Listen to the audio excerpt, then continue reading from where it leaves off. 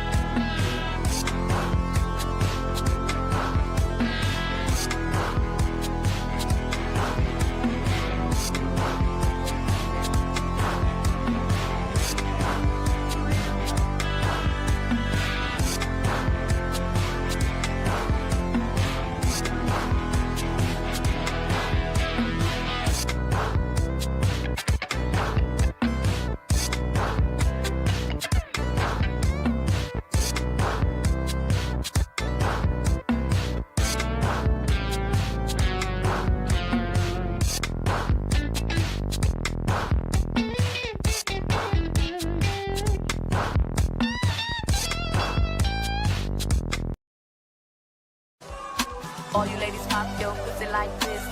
Shake your body, don't stop, don't miss.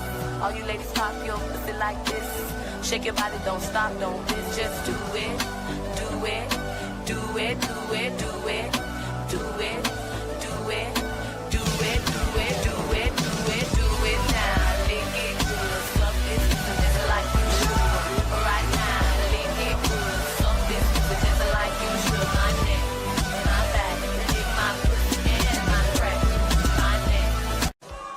All you ladies pop your pussy like. Just no. So let's do this. So yesterday I read all this 113 pages. I'm going to just kind of scan over it. So no strike. Yes. Is it because I have all the garbage on the screen? I'm kind of made it my own. Not garbage. You know what I'm saying? Like I got this outline. I have my face in the top right. I have this banner saying how much of an idiot I am. And if you listen, it's your own fault. If you listen to my, right here, look at it. It says it at the end. If you listen, I did get a strike. Uh-oh. Uh-oh, it's done. How do I fix it?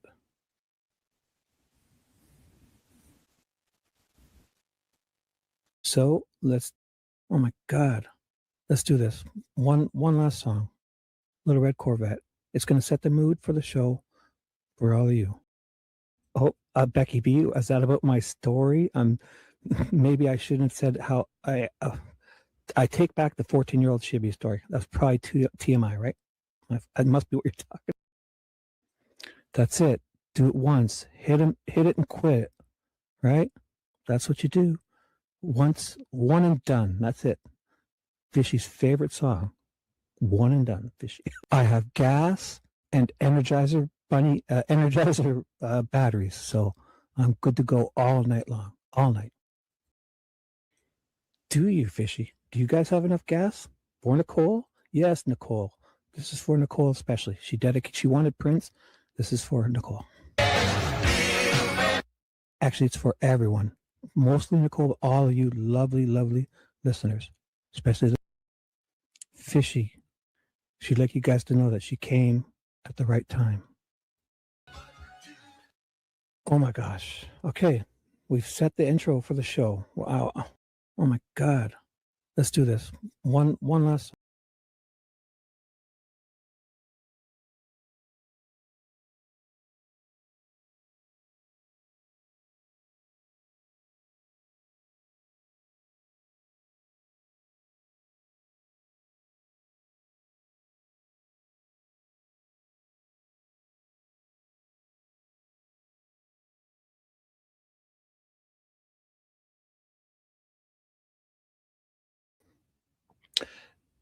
And away we go. Hello, everyone. Good morning, good evening, good night. I sound amazing. Keeping my other screen on. My microphone is perfectly working. I don't need to bug you guys about that. I got to use my snowblower tonight. Took a little while to get it started. Hasn't been started in a while, but it's older, but it ran great, ran beautifully. What is up? It's Friday night. Is it? Is it Friday night? Damn it. It is Friday night, isn't it? Oh, it is Friday night. I didn't even notice. Awesome. If you have obligations, don't you worry. Whenever you get here, tomorrow, Saturday, Sunday, Monday, Tuesday, Wednesday, Thursday, it's all the same.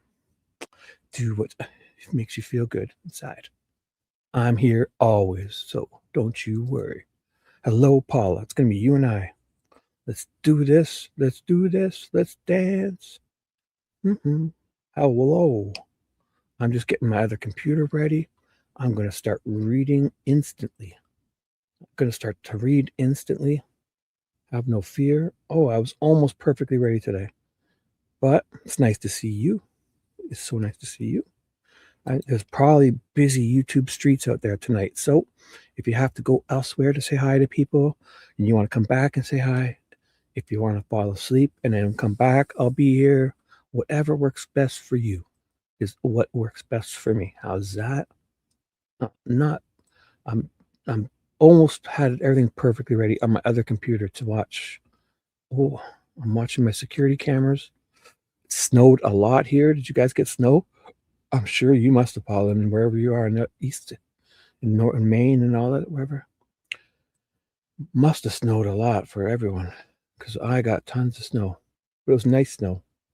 It was nice. It wasn't that heavy duty, hard to shovel. It was nice, and when it stays really cold, it's easy. It stays powdery, and it's much easier to shovel. So, and my snowblower works so great. I barely had to use my shovel just to get a few spots like the stair, Other than that, perfect. Everything is so perfect. Let me share my screen. And what I'm going to do is I'm going to start reading instantly. Serious, Shibby. Friday night, the people will be pouring in, I'm sure. I feel them whenever other people come off of the YouTube streets. It's so busy out there tonight. I understand if you have obligations. I understand. That's going to take me a long time to win over all the hearts of the people. There's 400 people here. I'm only kidding. There's 4 people. But when I say 400 or 48, I usually add an extra 0 to, so everyone know that I know I'm only joking. So when I say 40 or 400, I'm probably exaggerating. Yeah, look, I'm exaggerating because if I were to refresh this, I usually add a 0 or 2. So there's 3. So I'll say 30 people are watching right now. And when it gets up to, double digits, I'll add an extra 0 again. I've been doing that, and I think everyone knows I'm joking. But just so you know, if you hear me say 30 people, it possibly could be 3. If you hear me say 300, could be possibly not only, but 300. So if I ever accidentally add a 0, it's because I might be just joking, or I might have like a little spot on my glasses and it looks like extra 0, right? I'm sure you guys know I'm only kidding. Just loving having the fun. So let's do this. Any updates? Anybody want to update their lovely day, their weather, their plans, their hopes, their dreams? Anything good? Anything wonderful? Any thoughts? Any suggestions? Dave will be on tomorrow night. I don't know what I'll be doing. I might just play my live and read and listen to Dave in my other ear. I can still type. I don't know. Doesn't seem like people want to do the extra little party before Dave's. And I want to go to Dave's too. So if I start my live, maybe I'll just go there and listen and type, but keep also reading in the background late after. I'm not sure, but we'll see. We'll see. Doesn't seem like as many people want to do it that way, so we'll figure that out. So right now, I have this. I'll put this up just in case. Got my keyboard 125 usually gets me there. Look at that. So we're on day 15 of Dr. Polly Wescott. What is going to be read here? So all I will do is I will take the next 2 minutes to just do the responsible Shibby thing. And I don't believe I've saved all these. I'll have to check in my folder. So what I'm doing is when I have these, I have copies here and the links here, but this is my organization folder. Once I save things, this is my folder where everything comes to be organized. So then I can go to the date, right? Yesterday was Jamie. Oh no, I did. No, Max Baker. Oh, I did do it. I did do it ahead of time yesterday. Yes. So look I'm glad I came here to show you guys. So this is what I'm doing. I'm saving them on my computer as a PDF, and I'm giving them the date first. So in this folder, everything we're reading goes in perfect order. And like say the day before was 2024-11-01. You have to start with the year first to get it to help organize in order. I would never usually write the date first. I'd never usually write the year first. I like, November 1st, 2024. But in this scenario, it helps things to do the year first. So 2024-11, November the 4th, A. The first person is testimony of Dr. Polly Wescott. Then you give the same date. Everything else on the same day just gets the next letter. So the next person was Max Baker again. B. This is a new Max Baker testimony, not the previous one. He's there again on a new day. And then Jamie Jones, C. Brittany Zapanta, D. And that's all I have. So I more than likely won't get past these 4. So here we go. Boom. Look at this. I have my own copy. Where does it start? Right. This is 88 pages. Or did I save the whole trial? Yeah, Dr. Polly. Oh my gosh, 88 pages of Dr. Polly. Wow. Wow. So she comes in. So they show up. Let's bring the jury in. I was going to make sure I didn't miss anything here. Wow. A lot of pages here. So they're talking about coming in tomorrow, break court. Jury's out at 11:56:12. So, they went home early. Oh, right. That's when stuff happened. Yeah. Then, so look we're here the next day. Good morning. Show the defendants here. I should probably start there. Check. Yeah. This is just at formalities. So did I miss anything? Did anything just right here? What's this? I'll show that the defendant's here. No, it's the formalities. Asking the jurors if they heard anything or seen anything or did anything. No jurors had any troubles. So we'll start, obviously. The Diener jumps up. Oh, they wanted to make something for the record. We're going to continue with Rosie's next witness. Diener jumps in. Haha, something did happen. So just before they get started with Dr. Polly's testimony on the defense's day, Diener jumps in. Yesterday, I asked for an exception of the separation of witnesses for Dr. John Martin. I'm withdrawing that request. Oh, so she's withdrawing. He's not present. So somebody didn't show up for the prosecution, I guess. And I just wanted the record to reflect that he was not present for the testimony of Dr. Wescott. Oh, because they wanted to call somebody in to be there for the defense talking to this person, but they couldn't get him in or whatever. So Diener withdrew the person they wanted to, I guess. I don't know, to help them understand this doctor, or I don't know exactly. might have been their person, obviously, to, you know, they kind of have their own doctor, the battle of the doctor, the battle of the witnesses. So judge goes, all right, sorry, I didn't hear what she said at the end, and will not be for any other expert called by the defense. Okay, may I, Judge? Yep. So they're calling up Dr. Wescott, Polly Wescott. Then everything's perfect after that. So there's a tiny snafu for the prosecution, but other than that, we get to start on time today. Look at this. Serious. I got this folder here, and I'm going to go to the audio section of my YouTube folder, put a little bit of background noises on. Which one do I like? You know what? I haven't listened to these today, so I like this one, but I'm going to move to the next one. These really make me feel good inside. They help me get going. I won't put them loud, don't worry. I will be turning it down. So if you hear it now, it will not be this for too long. Ooh, 33 would be great. 33. So I will not play the next one. Maybe I will. See if I can do that. I'll play the next file in the folder. This is just to get us grounded, guys.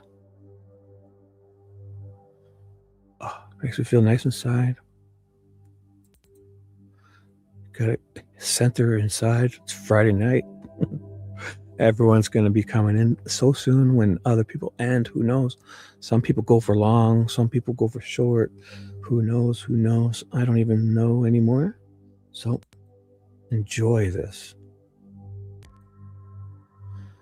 Makes me feel good inside. And this one here has a great sound. I love it when it starts the piano part. There's a little... There it is there. In the background, you hear that piano part. It's like listen, it goes, dun, dun, dun, dun. I'm great. How are you? I'm great. I'm just getting started. I'm ready to go. Listen to this piano part. Listen. It goes right here. It goes really slow. Dum, dum, dum, dum.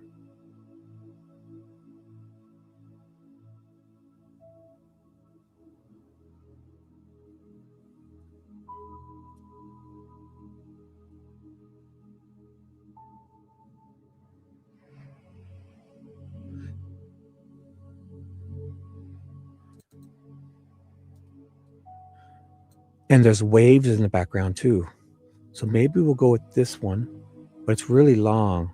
So I will have to remember to fast forward to the next one. It's like this one's 12 hours long, 11 and a half, 12 hours long. So I won't listen to the whole thing, but I do enjoy that. So if I fast forward to that one, but I'll have these other ones ready. I'm perfect. How are you? You're doing great. Let's get going. I'll start reading. How's that? Tonight, I'll start reading, and you'll see the people will be pouring in when I guess other people are finishing up. And I'm ready to start with this one I like, but I'm going to play a few minutes of this because I didn't have a chance to kind of ground myself today. And I'll turn it down as not to disturb. I'll put it to 19 because these ones are harder to hear in the background. Oh, other way. Not that high. Oh my God, I got lucky. 19% volume. I will double check. I'm listening on my laptop in my other ear. I unmute it.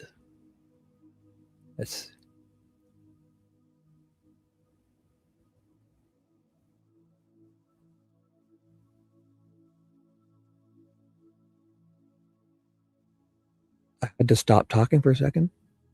It is just perfectly. Oh, this makes me feel so good inside. Oh, is he? That's cool. I didn't even know who's live. I'm not even paying attention. I just have to read. I have to read.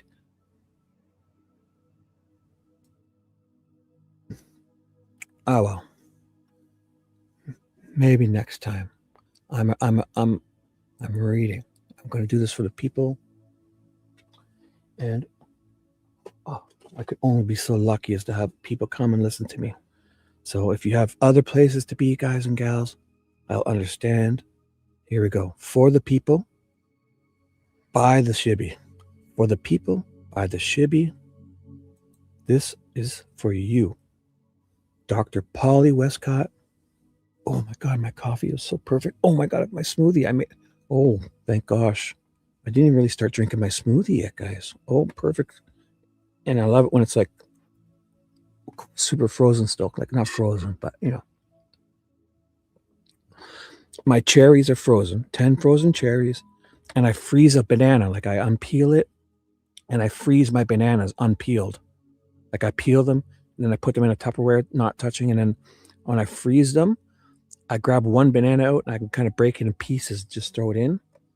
And it helps. It's more like ice cream when I do like the milk, yogurt, a little bit of the coconut oil, a scoop of protein powder. So it's like ice cream basically with yogurt on top, plain, sugar-free, fat-free yogurt. Looks like whipped cream, but there's enough sugar in all the fruit. So when you see the yogurt, it probably doesn't taste that great by itself, but when it's mixed in, it's perfect because I don't want it too sweet. But natural sugars are okay. So, So I'll start reading for the people. I have a coffee that's extra hot. Everything's perfect. So, and make sure I'm going to start reading. Update yourself. Anybody in chat, update. Feel free. Let's do this. Good. This is Mr. Rosie on the, what was it again? The day 15 of trial. So it would be around the, what is it again? November in 20, what was the date again? Oh my goodness. What was the date? Sometime in November 1st or 2nd, November 4th of 2024, Richard Allen's trial. I'm reading. Good morning, Dr. Wescott. Tell the jury your full name, please. Good morning. My name is Polly Wescott. Okay. And how old are you? I'm 49 years old. Oh my God. At this time, I would have been around 49. Oh my gosh. Wait, this is November. So I would have just in 2024. No, I was 50. What is it now? 2026. So if I go back a year and I was 51 and 20. So if I go back, I just turned 51 in November. So September, I had been 51. Definitely. So I turned 50 in 2023. So it's 51 for Shibby at this time. And since I've turned to the ripe young age of 52.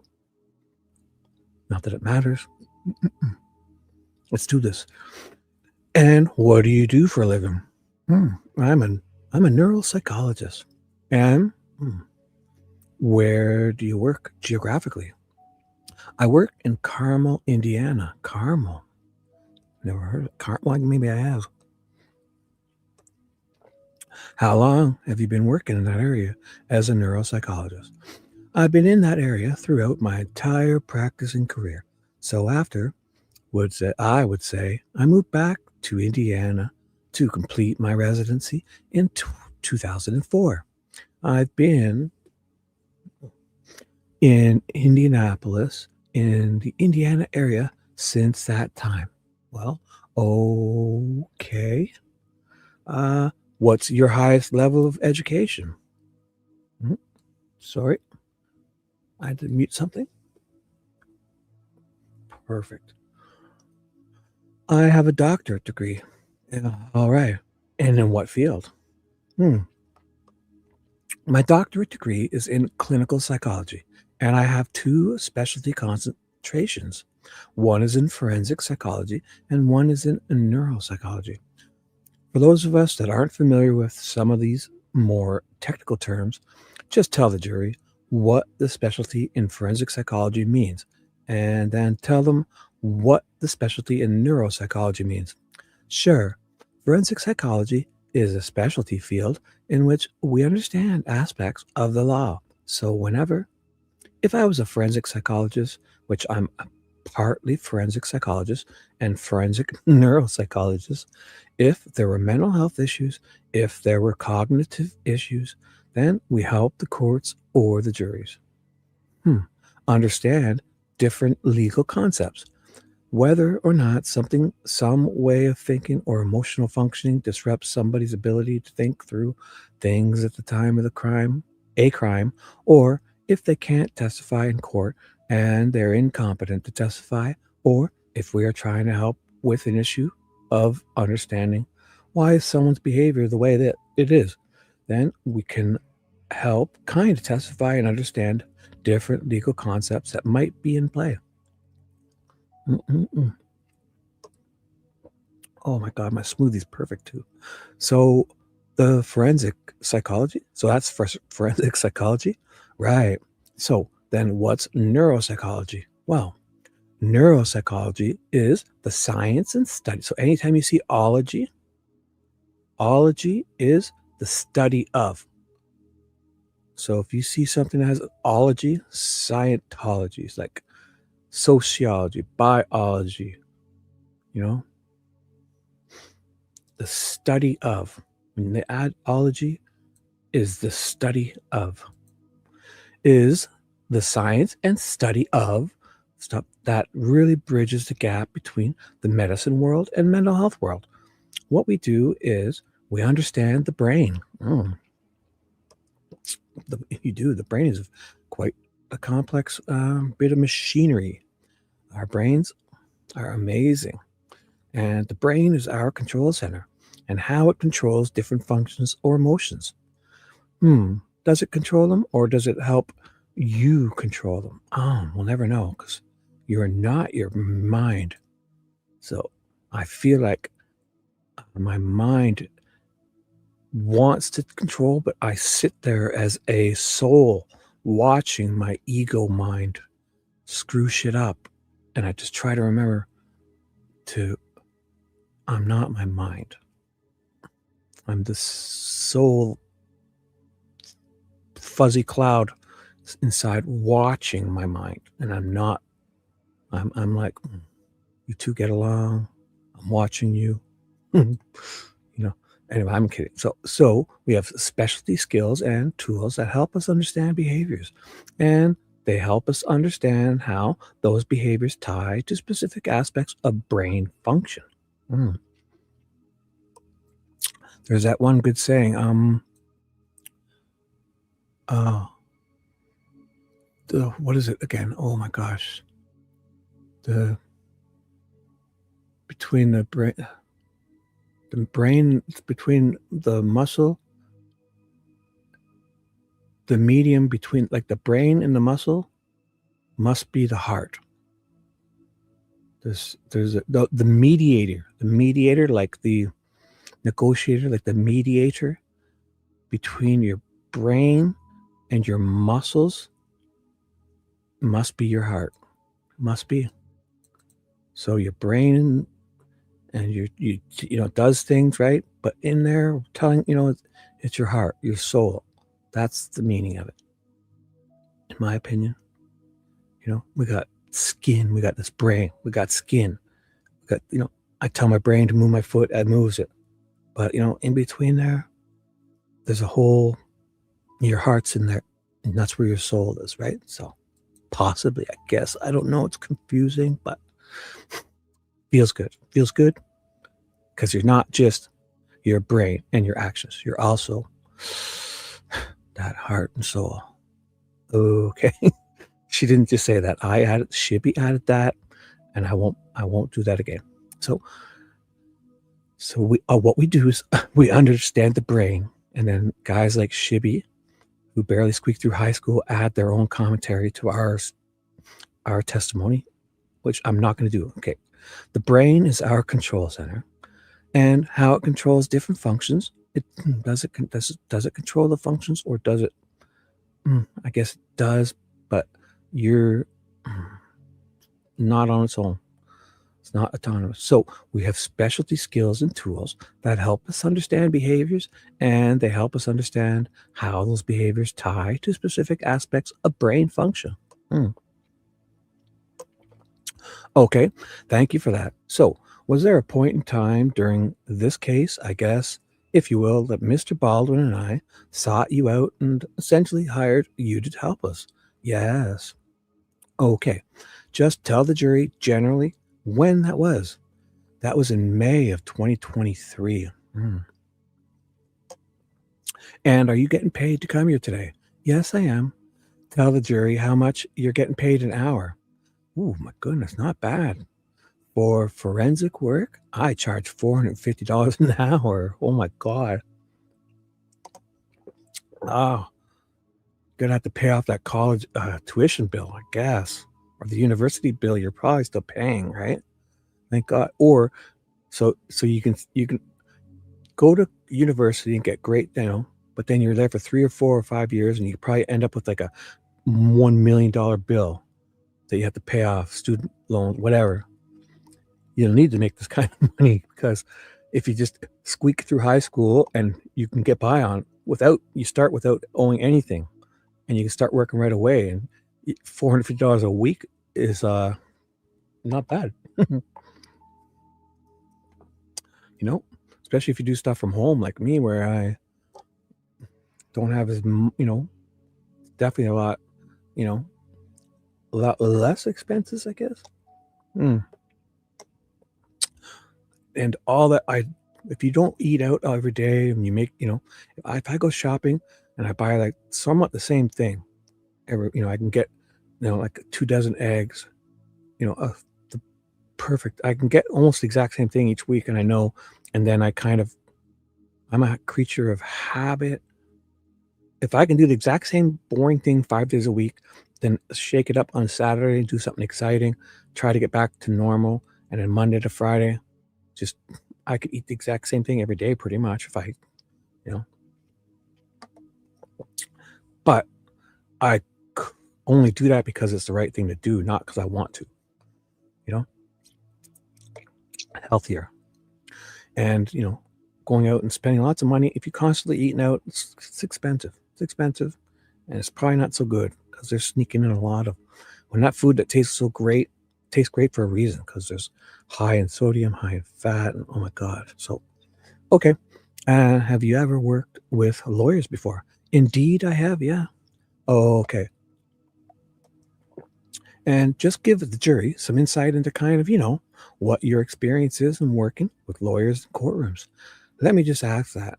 I guess I didn't. Have you worked on criminal cases in the past? I have. Oh, okay. And give the jury some idea of the scope of that.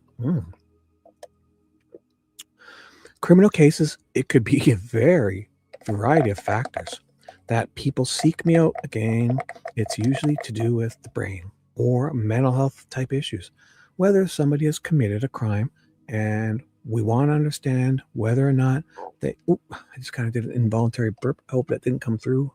I'm close to my mic. I'm sure it did. So please excuse me. It was like one of those little squeakers that got by. I'm sitting, kind of laying back down and chugging my coffees and smoothie. So if you hear any weird sounds, I'm usually in control of them, but I'm definitely drinking my smoothie faster than I usually would, but I'm only human, people. I'm a flawed human at best. Whether somebody's committed a crime, and we want to understand whether or not they knew right from wrong at the time of the crime. It might be that they have a mental health issue or background or cognitive limitations where they can't participate in helping with their testimony with their attorneys, or maybe they can't help to understand what's real or not real. So they can't testify in court. Or it might be, do we need to understand what's called mitigating circumstances? Somebody's committed a crime. But they have a mental health background, or they have cognitive limitations, and that might be taken into consideration for sentencing. Okay. Do you also testify in civil courtrooms? I do. Okay. And would it be with still within this field of forensics and forensic psychology and neuropsychology? Yes. All right. It's time to change this tune to the next one. I like this one. I'll turn it down. Don't want it to be too loud. I'll turn it down. Don't you worry.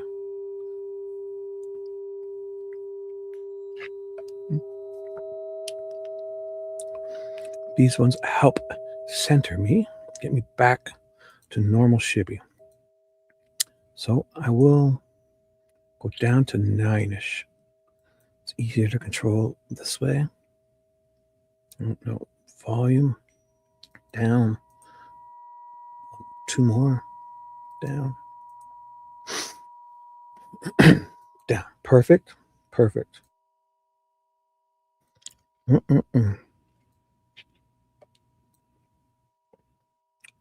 After playback, play the next file, yeah. Because this isn't like an hour. I'll turn it down a bit more in a few minutes. So. I do really enjoy this one too. Don't know why they make me tingle inside. Okay. Do you work with both sides, primarily with the defense, or do you just give the jury some idea how that works, if you would? I've asked to work with both sides, prosecution and defense, in criminal cases. Okay. Oops. Okay. And I mean, have you...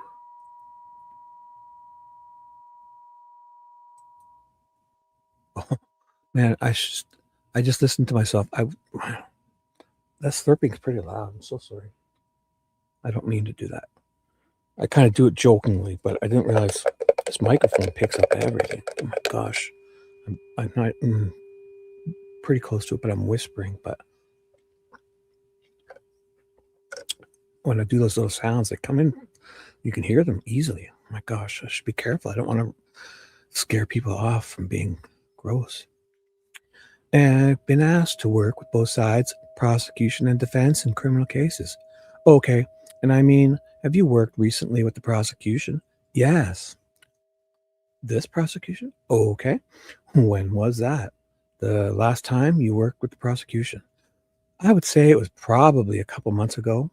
I often will have a question of the prosecution contacting me and asking me about different mental health concepts. What constitutes something like schizophrenia versus depression? If I would look at records to be able to determine if someone is faking a mental health issue or a cognitive issue. So I've done more recently, I would say, behind the scene work, helping prosecution kind of guide their direction of what they're doing in their case. Okay. And how many times do you think you've been in a courtroom and testified? If you just give us some idea. I don't know. If I can split it up for you, I know I've testified, whether it's deposition or testimony. This will be my 72nd time. 72 times. Oh my gosh. And I would say in a courtroom, I would say, I don't know. This is a guess, probably around 25 times, maybe 30 of those 72. So like 25 to 30 times as testimony in a courtroom, like on the stand, as she is now. And the other ones would be like in depositions and helping out, and probably being asked to help out in court cases. But as for being like a complete witness right on the stand, it's 25 to 30 times, which is still plenty, still a lot. She's got experience. Okay, let's talk a little bit about your professional experience and work experiences. Have you worked with prisoners in the past? Yes. tell the jury what your extent or scope of work is in that field. So I have a pretty extensive experience with prisoners. Is it started back actually when I was in college. I worked for 3 years at Wabash Valley Hospital, and even though it was an inpatient psychiatric hospital, we actually, she likes to talk, this person. Wow. I guess also when people ask you about your experiences and you have lots of experiences, your answers will be long. I think my answers will probably not be nowhere near. Give us your experiences. Here's Shibby. Here's what I would be answering with this. Tell me your experiences, Shibby. Well, I peaked in grade 10. I had kids early. I got married, did everything backwards. Then I got a house. Then I screwed up a bunch of shit, and I learned from a bunch of more shit. I screwed up more. I broke a bunch of things, and I learned how not to break stuff by breaking so many things.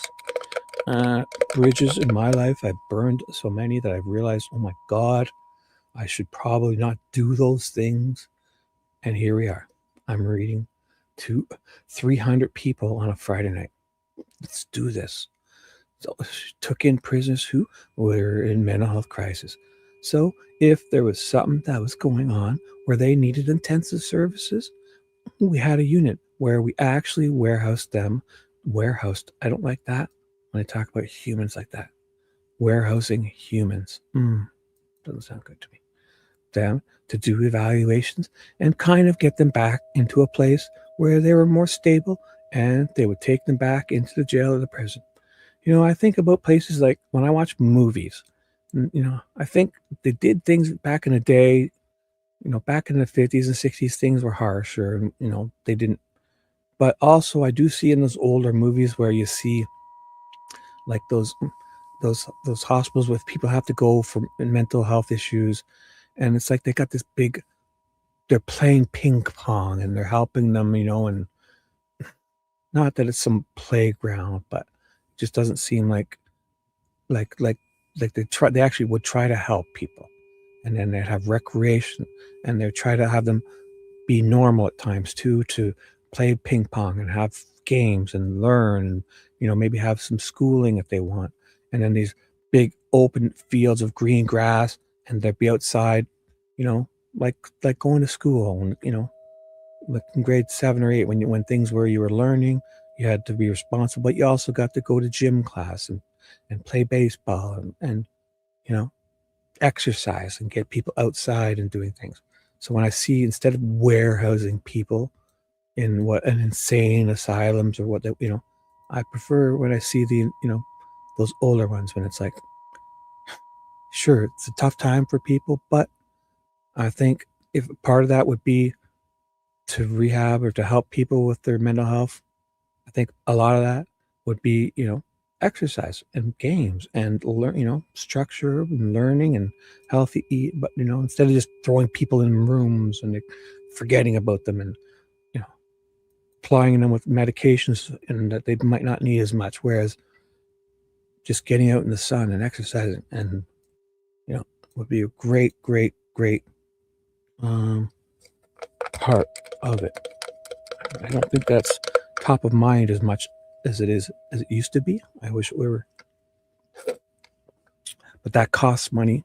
Yet, everything now is set up for profit, to make money, and so then from there, I've worked in various aspects.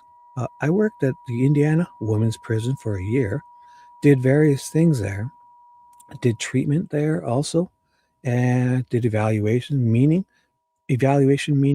and more testing. Evaluation meaning more testing. We have testing tools that we use to be able to determine what types of mental illnesses are present. And I've also worked throughout the years in my career in private practice, which has been since 2006. I've been asked to see various criminals in different types of situations. Most of the time, it's been pre-trial detainees. So there again, there's a question by an attorney, whether it's prosecution or defense, to go in, hey, Judy, what is up? Judy, nice to see you. Paula, thank you. Judy, nice to see you. Welcome. Busy YouTube streets out there tonight, guys. Awesome to see you. And so most of the time it's been pretrial detainees. So there again, there's a question by an attorney, whether it's prosecution or defense, to go into a jail or a prison and be able to evaluate someone depending on the referral question, and then to testify in court again. If you're not sure, this is Dr. Polly Wescott called in by the defense, being questioned by testimony given to like Brad Rosie. The defense is asking her questions, kind of like in this case. Yes. So I also noticed, I think at some point I was looking at your CV, that you have worked with police departments consistently throughout your career in crisis intervention. Can you tell the jury a little bit about that? Well, if you are talking about crisis intervention, especially in every police department. 1 second. I think it's time for some. I've now recalibrated young Shibby. And here's the deal. This is some great background stuff now. This is the nice quiet one. I've calibrated Shibby's soul to the proper frequencies and sounds. Now we have this lovely black background music. I love hearing this. And minimize, continue. Let's do this. Look at this. 800 people. Oh my gosh. About to finish my smoothie. Should I do the slurp for people? I have to clean the mug. I could mute it, but I mean, I think I really do. I think this is, the people love it.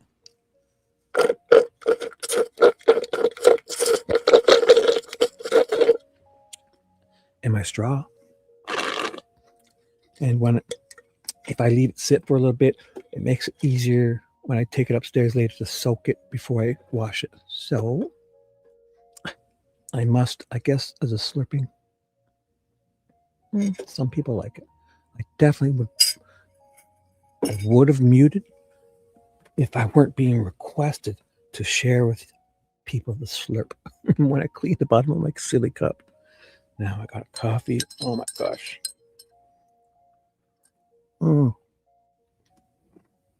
Perfect.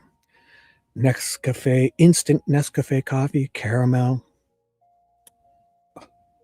Big huge cup with like a tablespoon of instant coffee, 1 tablespoon of sugar in a gigantic cup, super hot water, nice, good half and half cream, not full cream, but not anything less than half and half cream, which is like 10%. Has to be that, at least half and halves.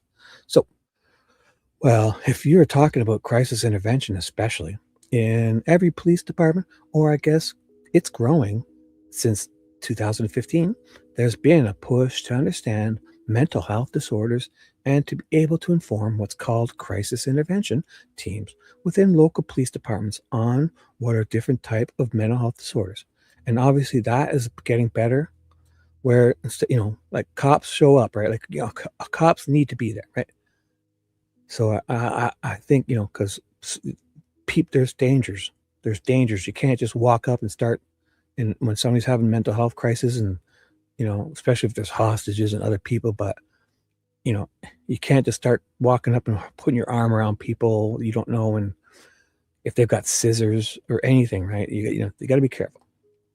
But in the old day, it was only the cops would show up and they'd all have their hands on their gun. And I mean, obviously it was necessary, but it seems like if the person were to kind of, you know, you don't get, they come running at you from 20 feet away, and especially if they have something there, you know, they shoot them.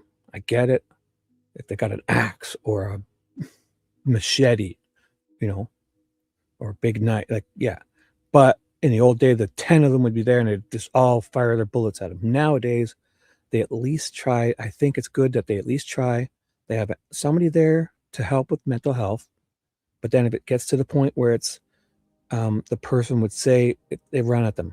If they don't have anything in their hands, then they could hopefully there's somebody there to try the less lethal first, meaning if they can, only if it can.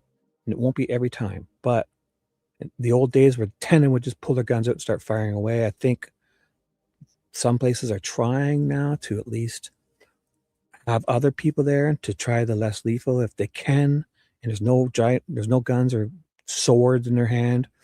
If they can try to taser them or use those bean bags to try to just immobilize them, or rubber bullets. But also they have a guy there with full lethal, like full, but he's not the first one. And you don't get people close to you, like you keep them 20 or 30 feet away until you've determined this. So I understand that you need to do the lethal, and when they do, they empty their whole, if it's to save lives, I get it. It's not easy. I'm not saying it is. I've never been in that situation, but I understand it must be difficult. But I do think in the old day, they would probably just start firing their guns off, whereas now they would probably try to have more mental health people along with the police and less lethal options. But also, you have to have the other ones, but just not all the time, and at least not right away. But it needs to be the option, just not the first one, I'd hope. I guess every situation is different. So I think you guys know what I'm saying.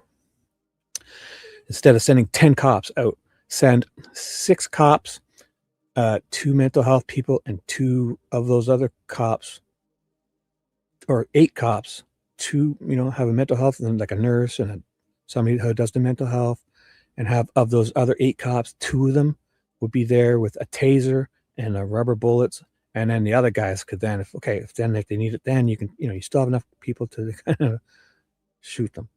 And sometimes you need to, because it can happen fast.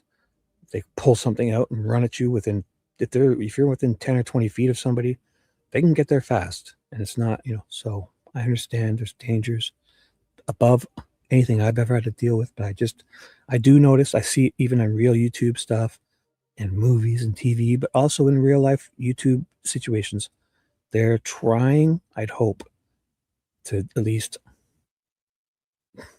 have someone there to understand the mental health stuff, because these cops, they show up and they have to deal with a lot. I get it.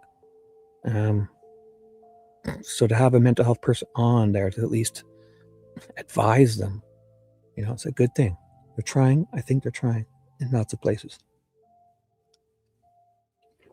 So how can they interact with people, who are mentally ill, or if they have cognitive difficulties? And so I take part, I'd say at least 6 times a year, working with various law enforcement departments and educating them on mental health issues or cognitive issues, right? And to at least, if they understand, because the cops are always they're the first ones to arrive, and I get it. So even if they just have a couple courses on this, it won't make them experts, but it could help save lives, and that's what they want, I hope. So giving them education about it, talking about how to interact with people like that. I actually, this summer, was invited to talk at the International Conference for Crisis Intervention and spoke on an international basis on those issues. But I also, for 12 years, worked as a contracting psychologist with the ISP, which would be different than the crisis intervention training that I'm talking about. That's another thing. I've seen a few of those YouTube videos where the cops are called, like, say it's an autistic teenager, and they think the guy's just not listening to them or acting, and they don't understand that the kid might be autistic and they kind of treat him and make things really bad when it doesn't need to be, so hopefully we're getting better with that, I'd hope. So you're pretty familiar with law enforcement functions and the administration side of it? Yes. Okay, may I approach, Judge? You may. I'm going to hand you what's been marked as Exhibit FFF, if you would. Just take a look at that. Can you just tell the jury what the document is?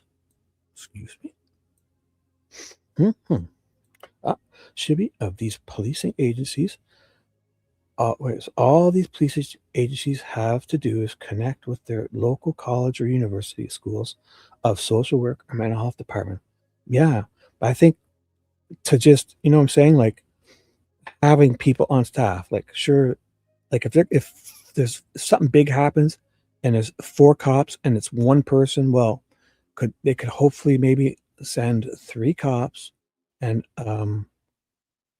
somebody on their payroll or somebody in their department that would, you know, or a cop that has good training, not just these courses, you know, like somebody like this who's also a police officer, you know, like just, you know, so yeah, because just having these cops show up, and I mean, in the old day, the first thing to do is just reach for the gun, boom, boom, boom, you know, and so I see what you're saying, yeah.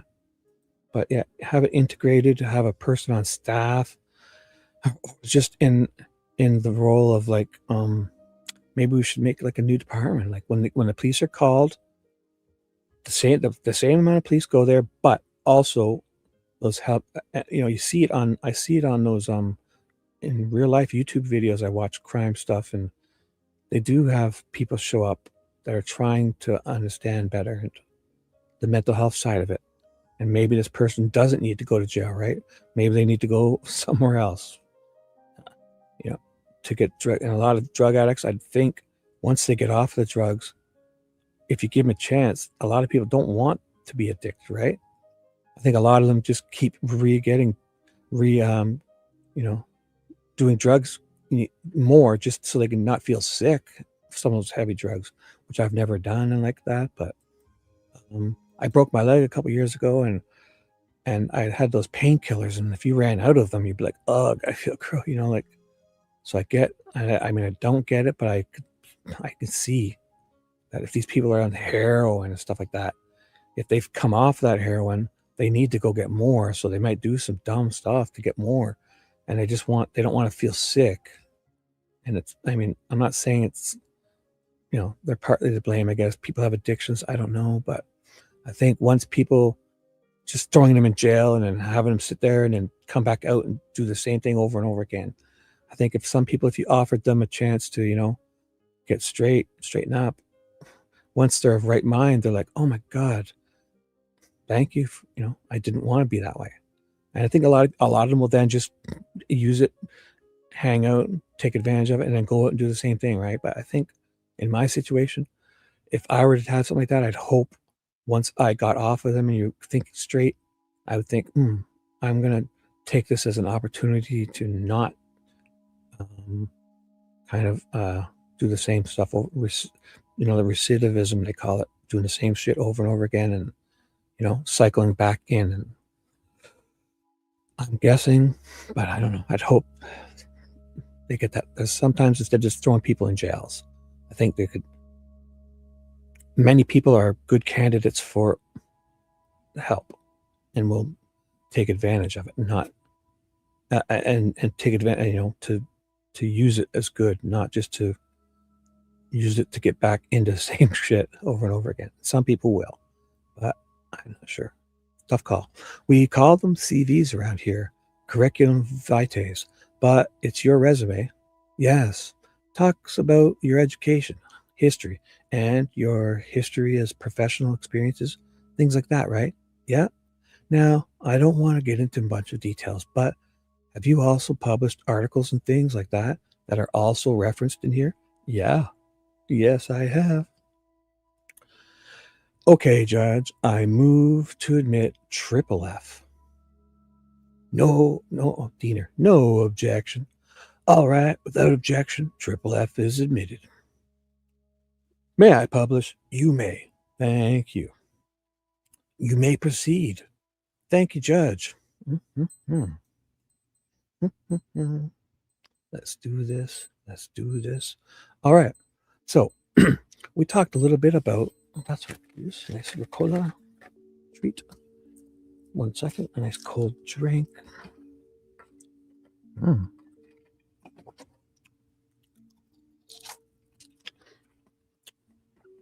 All right. So we talked a little bit about some of the specialty work that you do. Just tell the jury what you do on a daily basis, like when you go to work and what kind of things do you do while you're there. Every day is a little bit different, but I would say in general, what I have, what's called a clinical practice. So I do typical things that you would think of that a psychologist does. I have patients in my office that I see for therapy. I also, neuropsychology is really a niche of assessment, and our expertise is using these tools to understand and say what's going on in terms of diagnosis. Whether that diagnosis means that it's a brain based disorder or it's a mental health based disorder. So, in addition to my clinical practice, in addition to patients, I also get questions from from physicians, sometimes sports coaches, various psychiatrists, other people wanting to know that what's going on with this individual. And so I'll see somebody for what's called an assessment or an evaluation, depending on what the referral question is. And then that helps guide treatment going forward for those individuals. I'd say about 50% is also outside of my clinical practice, which is what we were talking about before. My forensic work, where I'm typically hired by a judge or an attorney who's asking me to perform some sort of an assessment or evaluation. Again, whether it's a civil case or a criminal case. Okay, you mentioned psychiatrists. Just again, quickly explain to the jury what the difference between a psychologist and a psychiatrist is and how you work together. Sure, the psychiatrists just look at education, different program.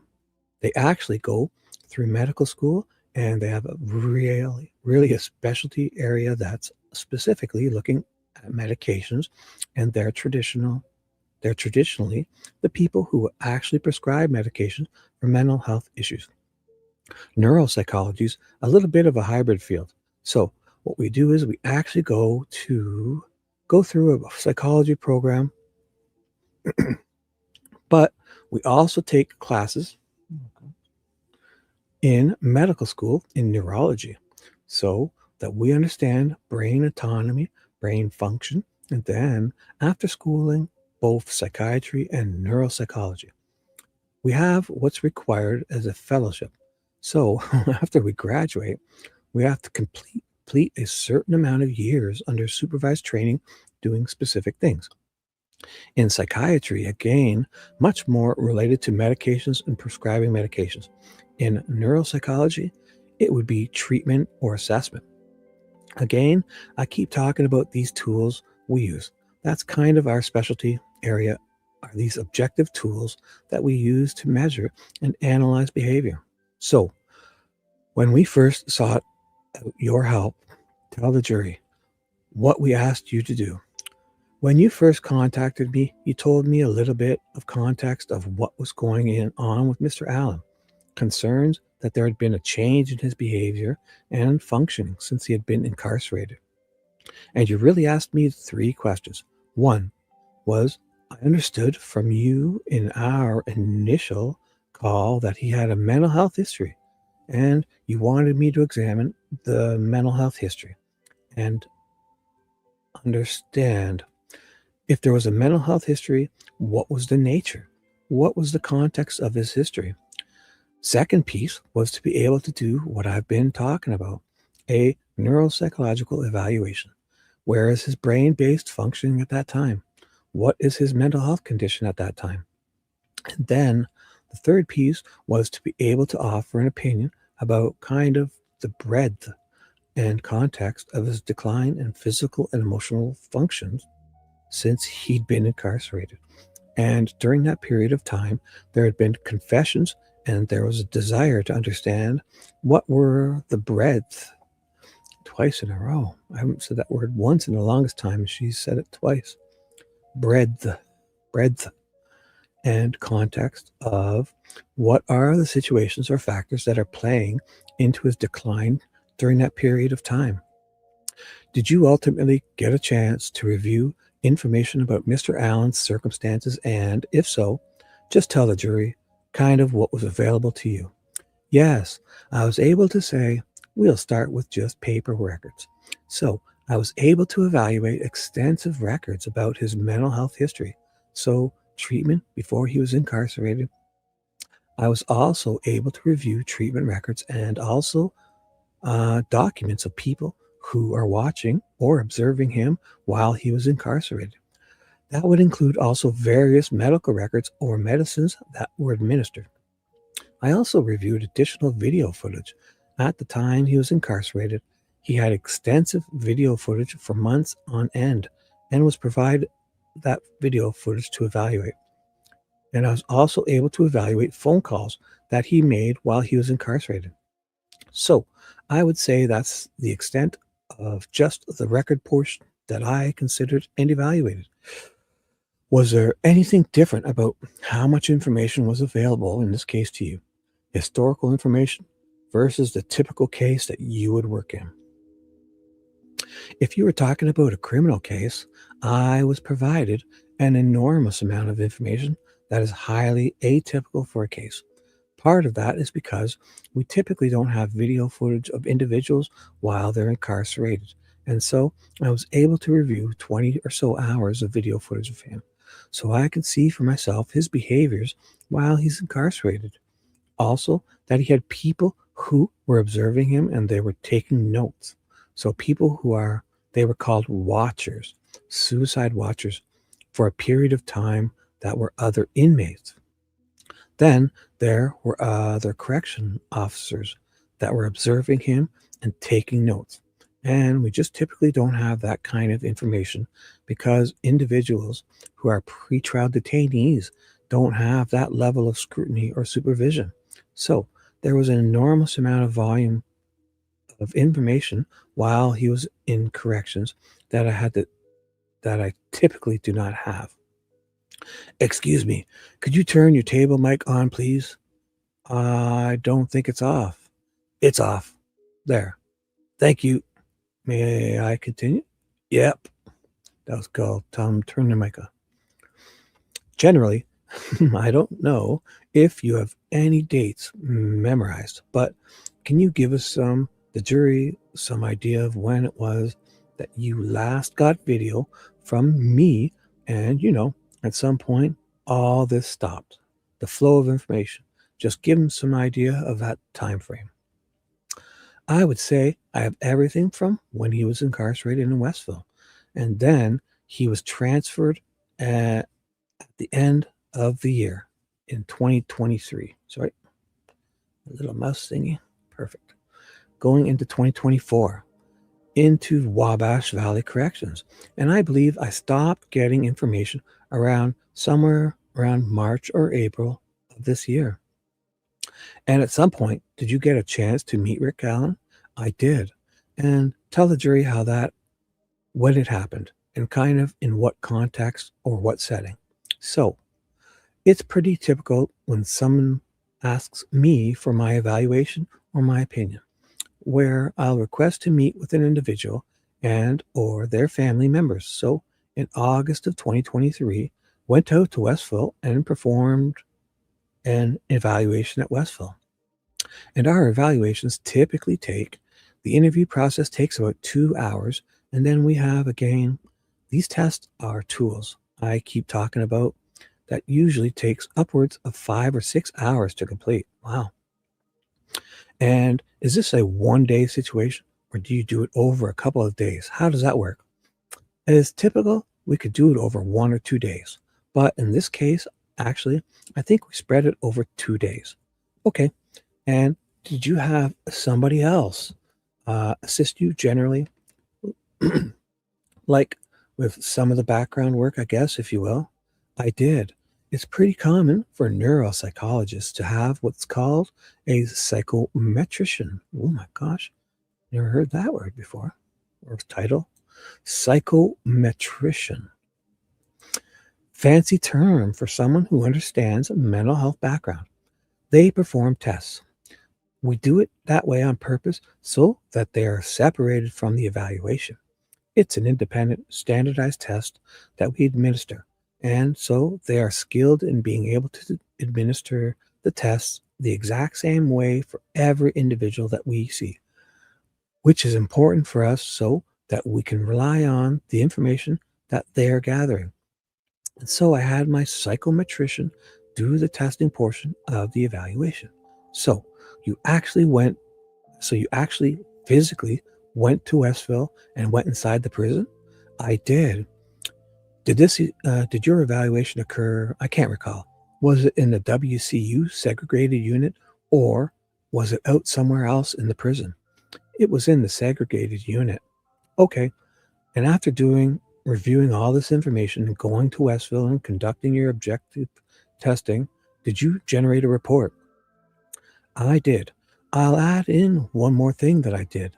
I always request to talk to a family member or loved one as well, just to give an additional component, a more comprehensive evaluation. In this case, I asked if I could talk with Kathy Allen, Richard Allen's wife, and I met with her several weeks after I met with Mr. Allen in my office. So then, did you generate a report? I'll add one more step. Oh my goodness.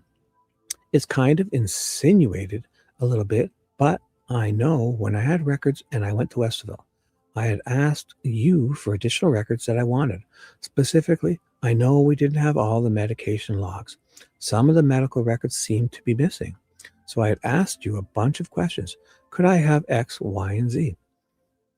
Some of the medical records were missing too. These people, these missing records, man, this is trouble. This is a problem.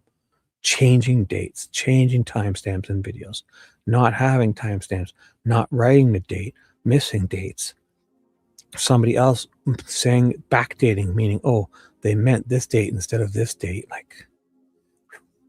I also had asked specifically about wanting pictures and handwriting samples and other things. Yeah, but yes, after I asked for those things, I received those things. I did eventually write a report. And that report's called an INE, right?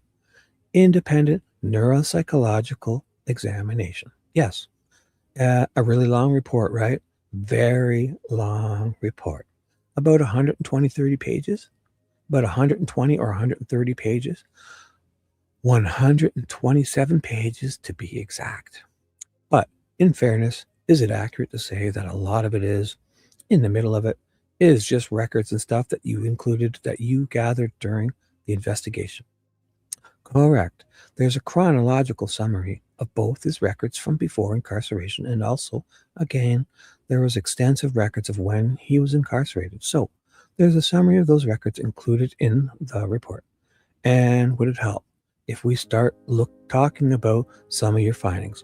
Would it help for you to refer to your reports to refresh your recollection? Yes, please. Do you have that with you? I think I do. Okay, well, we're going to talk. If you need to use that, I'll let you get it out. All right? Tell the jury what you learned about Rick Allen. Rick Allen's life from a mental health standpoint.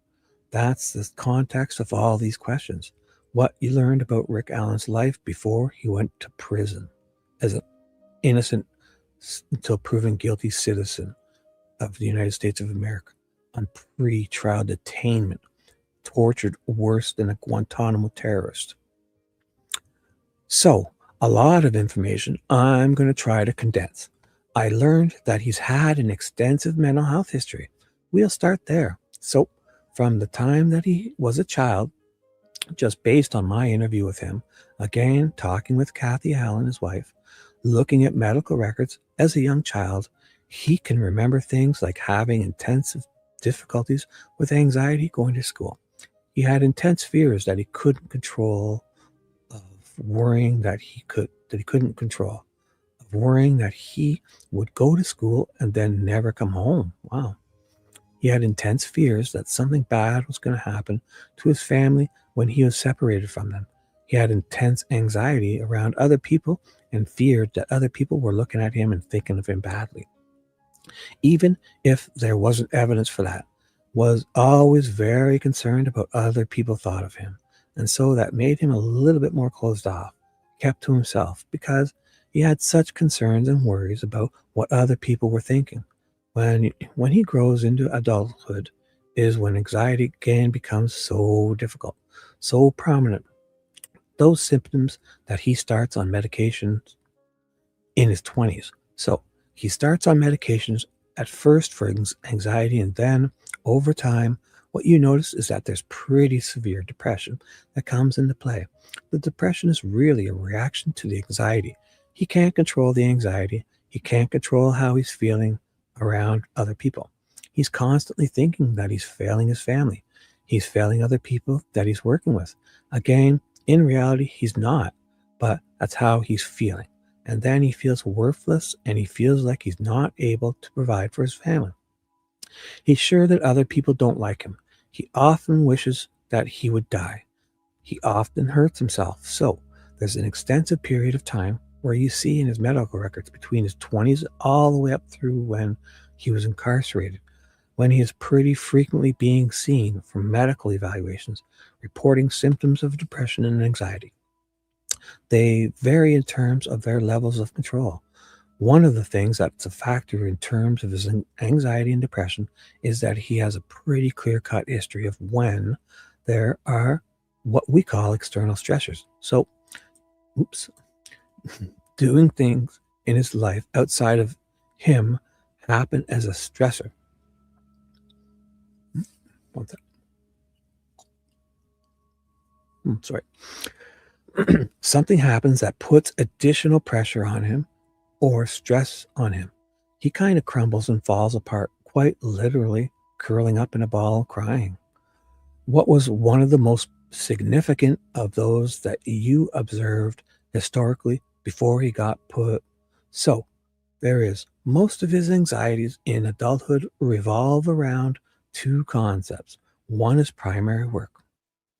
Finding that he feels like he's failing at work, that he's letting other people down at work, that he's not doing his job appropriately.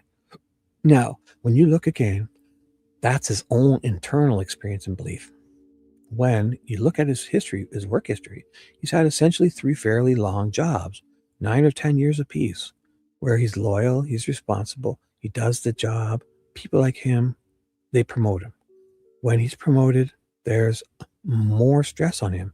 He's expected to actually tell other people what to do, which is something that causes him anxiety.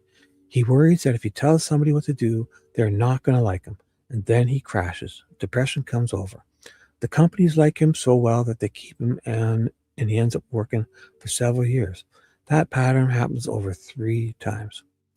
Where he stays within the job, they're not letting him go, but every time he kind of rises to the top and he's in a management position, he can't handle the stress of it.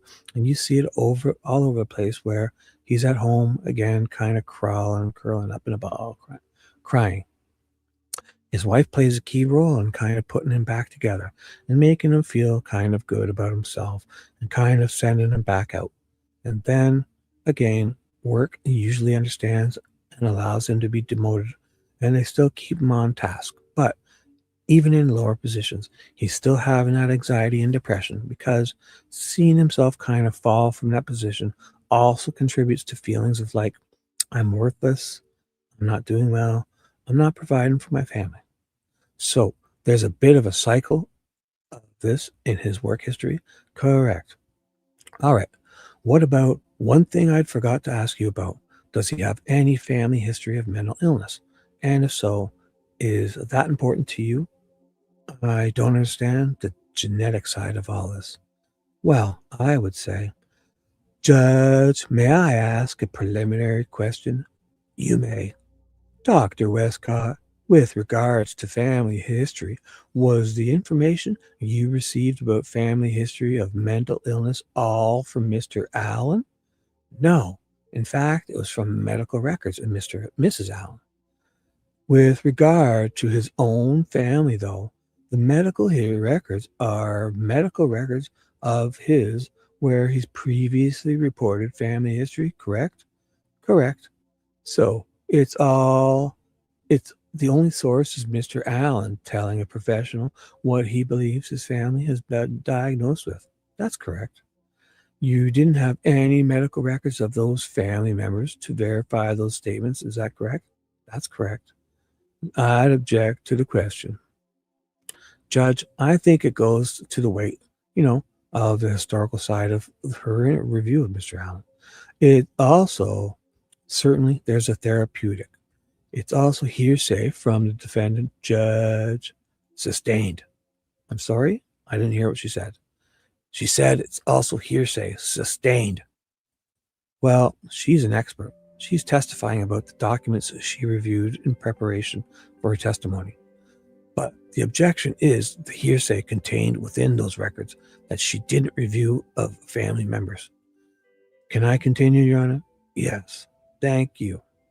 So, was there ever a time in Rick Allen's adult life when he was not suffering from depression and anxiety, based on your review of the records?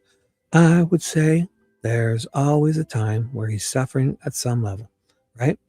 There's a spectrum for anxiety and depression. There's always some level of anxiety and depression. There are periods of time where symptoms have improved. Usually that's when medications have been switched around and or there's been a change in his work environment where there's less of a demand or perceived demand of him. And I would say, too, there was one point in time where, because of his job, he lived away from his family, which was also a point in time where he kind of crumbled and wasn't able to maintain his mental health. But once he reunited with his family again, they were a strong support for him. Did you also assess him for personality disorder? Yes. Okay. What were your findings in that regard? I found that he has what's called dependent personality disorder. Dependent personality disorder features are someone who really needs other people to be able to feel like they're a whole person. So alone, feels very worthless, doesn't feel like he's capable of doing things. Life isn't meaningful, but really relies, in his specific circumstance, on his wife heavily. And I would say, to a certain circumstance, his mother as well. To be able to be there and have reinforcement. Say that they love him, tell him that he's a worthwhile person because he's not able to do that for himself. Also, an abnormal amount of time in dependent personality disorder individuals they spend with their spouse. I mean, it's like they can't function alone. They have difficulty making decisions on their own. They have difficulty, just existing on their own. They really need that other person to kind of prop them up and feel a little bit better about their world and their life. What impact, in your opinion, would his incarceration have, or his dependent personality syndrome have, on his incarceration? It's pretty significant because take away the incarceration piece, with a primary feature of someone who has dependent personality disorders is they have constant feelings of fear and of abandonment and fear of rejection of other people. And again, they don't feel worthwhile on their own. If they're around their loved ones, then they feel a bit better. But they are separated from their loved ones, then they really truly can just fall apart. They really need that as kind of a vein to be able to give them almost like nutrients to be able to sustain how they can see and interact with people in the world. When they are separated from their loved ones, I gave you the example before. There was a period of time where because of his work circumstances, Monday through Friday, was living in a different place from his family. And it was very hard, a difficult time period. Even though he could still talk to them, his wife and his daughter visited on weekends, and, he had the ability to see them. He would fall apart when they weren't physically there and supporting him during that period of time.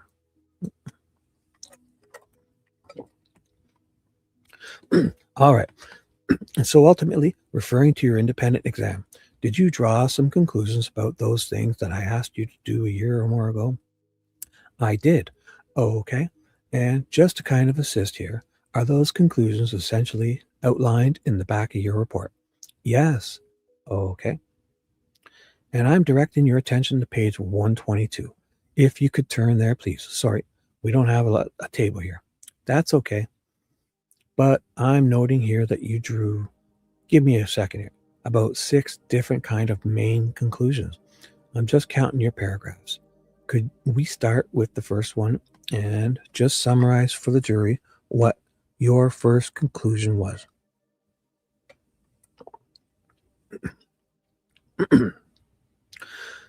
My first conclusion is that Mr. Allen had a long history of mental health issues. I'm going to use the analogy that essentially he was a fragile egg. So he was born, you think of an egg. It's got a smooth shell, no cracks. He had early in childhood, actually his father abandoned him. Now his mother remarried and her husband. Judge, I'm going to object to hearsay. Judge, may I ask a preliminary question? Yeah, go ahead. You said that you researched his history in terms of the documentation from other mental health providers. Is that accurate? Yes. And you also spoke with his wife? Yes. And you also spoke with him? Yes. Are those the types of sources of information that you routinely rely upon when you're generating medical opinions or psychiatric opinions? Yes. Judge, I think this is all just in the context and scope of an expert. Overruled. You laid the foundation. Good. Yeah, overruled the objection because she's talking about, she's asking his wife. And then the answers his wife gives, sure, it's not his, but she's a good one to go for questions like that. And this doctor's making their, assessments on some pretty reliable people and opinions. So for them to want to object to that, what are they supposed to do? If I'm giving an opinion on Richard Allen's health, do I need to also pull everyone else's health records or no? That'd be ridiculous. You can't do that. So, good. Gull overruled Diener. Good. Thank you for that, Your Honor. Okay, so long history of mental illness. We kind of already touched on that a little bit earlier, right? Sure. Okay. And your second conclusion, just generally tell the jury what that was. So, one of the things that we consider in every case, whether it's a criminal or evaluation or a civil evaluation, is whether or not someone's lying or they're exaggerating. Let's say they have mental health issues, but they're exaggerating them, or they're just out lying, because there's a term called malingering, where someone fakes or exaggerates symptoms because they are trying to, in criminal case, escape any kind of sentencing or culpability. And so that's part and parcel of what we do when we evaluate in our assessment. What do you do? Like, what part of your assessment is important to those drawing those conclusions one way or another? Hey, what's up, Dewey? Young man, how you doing? It's a long night. A long night, guys. Welcome. Let's do this. Welcome, welcome. It's if you're not sure, this is Dr. Polly Wescott being questioned by Bradley Rosie on November 4th, 2024, I believe. So it's a multifaceted, I would say. She has some long answers too. Oh my goodness. I would say if we talked hardcore, tell you these tests or tools we use. We actually administer tests or tools that have decades of research that detect whether someone's exaggerating or if they're underreporting and they're not telling us everything. So those tools, whether they're looking at as cognitive functions, we have some there, and or the emotional or mental health symptoms, we are looking at those.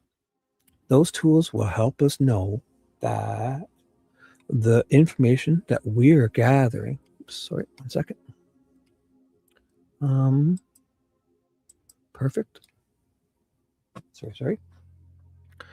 That we are gathering is real information. So it's not an under-report, or it's not over-reporting, or just an out a lie. The other thing is that I'm looking for consistency in behavior. And so there are a lot of things that we look towards in terms of analysis of symptoms that are reported in mental health issues and cognitive issues. What we know is that there are certain things that you look for. if someone's faking or exaggerating versus if they have real, for example, psychosis, or if they have real cognitive issues. So I'm asking questions about that. I'm looking at observations that I had when I met with him, certainly looking at those things and looking for consistency throughout the videos that I saw. The audio recordings, just looking for consistency. Is this something that's consistent with a true and real experience for mental health, or is it something that wouldn't be what you would typically see in a mental health issue? So, we've heard the phrase objective testing in the courtroom over the last couple of weeks. Is that really a big part of this? Not the only part, but a big part of it. Sure, yes. Okay. Now, let me just see could you explain to the jury, if you did your testing in August of 2023, if you can look back retroactively, tell the jury how that works. So, one of the things that we do typically is we look through again all the records that we have. We have plenty of records in this case, more so than in any other case I've ever been a part of. So not only do I have an extensive record, so not only do I have extensive records of people who are supervising and watching him constantly, I have videotapes that I've watched, audio recordings from every aspect of since he's been incarcerated. And I'm looking for consistency of those symptoms just across the time. What would the course be? In my opinion, of course, I'm saying that he had some sort of psychosis. I'm looking for what do I know about psychosis? What does it look like? Is it consistent with what I know about psychosis? Is it inconsistent? But a lot of that is not only just looking at written records, it's looking at the video and audio recordings to know, is that consistent with what I know of his psychosis?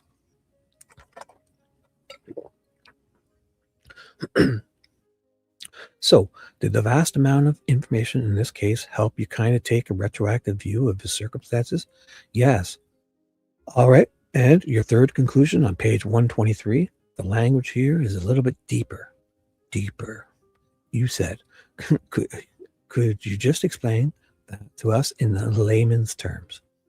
Essentially, the next point is talking about where are my findings from my tools and exams? What were my findings from tools and exams? We already covered that. I was able to rule out that there's any faking or exaggeration on those tools. There's nothing that would indicate exaggeration. There was nothing that would indicate that he wasn't putting forth an honest and straightforward performance on our tests or tools. So then we get to the heart of the tools and tests. I'll start with the cognitive. With the cognitive aspect, what we find is that he has a significant slowing. So in terms of his thinking, he's slower to understand things. He's slower to respond to things. In fact, we like our numbers in neuropsychology. He's performing about 5th or 6% compared to other people of his same age and education and background. That's pretty low or impaired. Are you talking about his problem-solving abilities, or am I grouping that's next? Okay. So this is just the slowing of his thinking. Got it. Hey, nature, what is up? Hello, my nature love. Love nature. I love nature. I love being out in nature. I like going into nature. I like when nature arrives. Hello, nature love. 82. Oh my God. What a great year 1982 was. Are you feeling better? You said you were sick? Love the woods? Yes. Mixing DNA with nature. Oh my God. We got DNA to mix. Let's get to it. Come on. Let's mix that DNA. That was funny. How do we start joking about that? Oh my God. We're going to mix our DNA together. We're going to make some soup. Some DNA, some nature Shibby DNA. Yep. And then we'll take it to the woods, and then we'll see Dewey there. He'll be with Critter, and they'll be mixing DNA themselves, right? Dewey and Critter will be mixing their DNAs. Oh boy. Yes. Hello. What's up? Let me get to reading. If you're not sure, this is Dr. Polly Wescott, Bradley Rosie. So she has some really long answers. So his thinking is slow. Did I read this? Thinking there's a portion? No. Then we look at what's called a portion of the brain that's called the frontal lobe. Oh my goodness. Frontal lobe is also known as your executive function because it acts as an executive over every aspect of thinking. There is a portion of the frontal lobe that warehouses problem solving, and problem solving meaning that you see a new situation. You try to figure out what's going on, and then you got to come up with what are the next steps to solve it and move forwards. His problem solving skills are also in that kind of 2 to 4%. It's pretty low. So his problem solving skills, it's pretty low compared to 2 to 4%. He's performing at the 2 to 4% compared to his peers of the same education, same age, and background. The other part of that same test looks at what's called preservation. So people who get stuck on concepts, they have something that comes to their mind and they keep thinking it. They can't get off that subject. Sort of like they loop and they loop and they chase squirrels, and then there's a shark, but the shark tells them to move on. Even if you say, come on, let's switch gears. Let's go over here. They have a hard time controlling their thought process. I don't know anyone like that. So they just think, rethink, and rethink again. The very low level, they kind of loop and they loop and they loop and they loop. He just has a very hard time jumping from, see, this is something I don't have. He just has a very hard time jumping from one topic to the next. See, I can very easily jump to the next topics. I'm not bad at finishing. I'm just really good at starting new things, you know? So it may look like I'm bad at not able to finish many things. It's just not that. I'm just really, really good at starting new things. Like, moving, getting distracted, getting right to almost finish, but then starting something else, instead of actually doing the right thing and finishing up what I was doing. But I do get them done. Just seems hectic to some, I guess. I have it all worked out.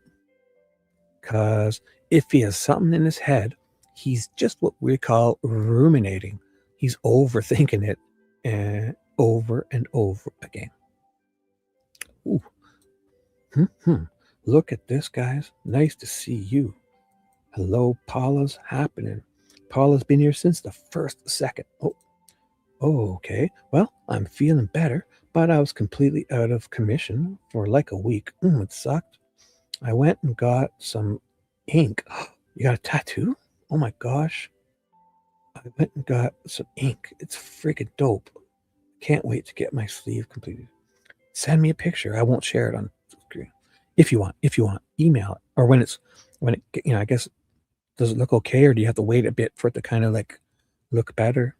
If you want. Oh my God. Do you have lots of tattoos, Nature? I don't have any. Does that mean I'm a big baby? I have 0 tattoos. God. Man. Maybe when we get together to mix DNA, we'll go get some tattoos. How's that? I'm down. I could use some. I don't know where I'd get it. Guess I'd start with the standard one on the arm, shoulder, my massive biceps. 1 second.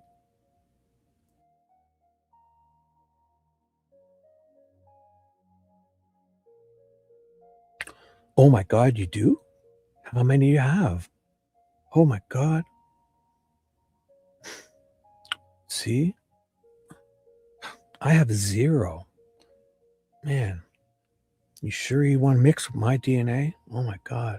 I have no tattoos. I'm a pussy. I'm a big baby. Well, I would say two things. One, before he was incarcerated, he would have this constant feeling that he's failing, that he's not living up to his standards as a father or wife, for his wife, as a husband that's not able to fulfill financially his obligation to his family. When he was actually pretty successful financially, didn't have any debts, there wasn't a reality component, but he could not stop worrying about it. Kept checking his bank account. Kept checking his stocks, those kind of things. Couldn't get the thought out of his head. Then, when he's incarcerated, one of the things that there are a variety of things that he becomes fixated on. For a period of time, he becomes fixated on just feeling guilty. He felt guilty before incarceration, has a history in the medical records of just, he's the type of depressive person who turns situations and makes himself feel bad for whatever's happening around him, and he feels like a bad person. His perseverance on feeling guilty, he feels bad about himself, feels like he's not a worthwhile person. Then it leads in, of course, to a period of time where he fixates on confessing to murders. Wow, she went right into that. So, self-blame is a theme for Mr. Allen, both before incarceration and after, yes. Okay, number 4 on your list here, page 123. What was your finding in that record? Wow, these answers. She's got some really long answers. Jeepers. Hey, David, what's up, big kid? Good morning to you, critters in the house. Look at you, fine people. 150 people. I know these YouTube streets are busy. I had to come on and get a jump on this Dr. Polly Wescott because look at her answers. She's asked a simple question. Okay, number 4. Rosie says, number 4 in your list, page 123. What was your finding in that record? Look at her. Look what answers. Oh, my God. So welcome, everyone. The streets are busy. If you have to be anywhere else, I'll be here all night long, mixing DNA with nature and watching Critter and Dewey mix. And the big kid comes in and having a great old time. And everyone's going to be showing up when they have their other stuff gets done. I'm here all night, guys. So if you just come in and say hi and have to leave or fall asleep or do anything else, I'll be here. Catch the replay, say hello, anything. Just this type of thing, an emoji or two buys you 1 month of love from Shibby. Okay? Just know that. I don't want to I'm on a lot. I feel kind of guilty in that sense where I've been on a lot. And if you just come in and say hello, I don't expect you to stay the full time.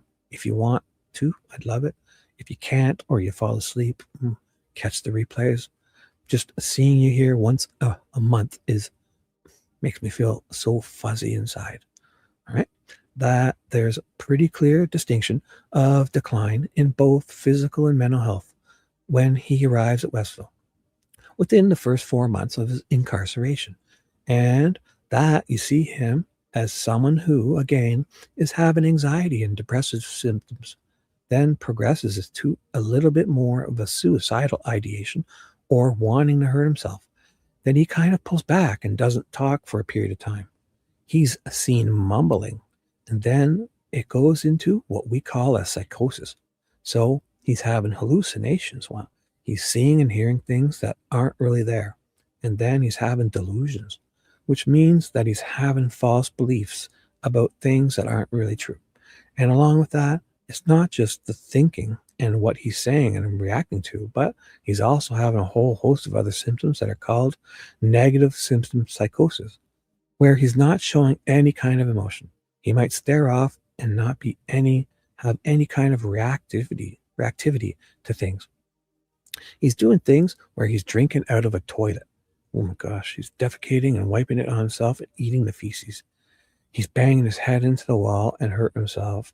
He's asking for Trump. He's saluting. Judge, I would object to her relating any statements by the defendant is hearsay.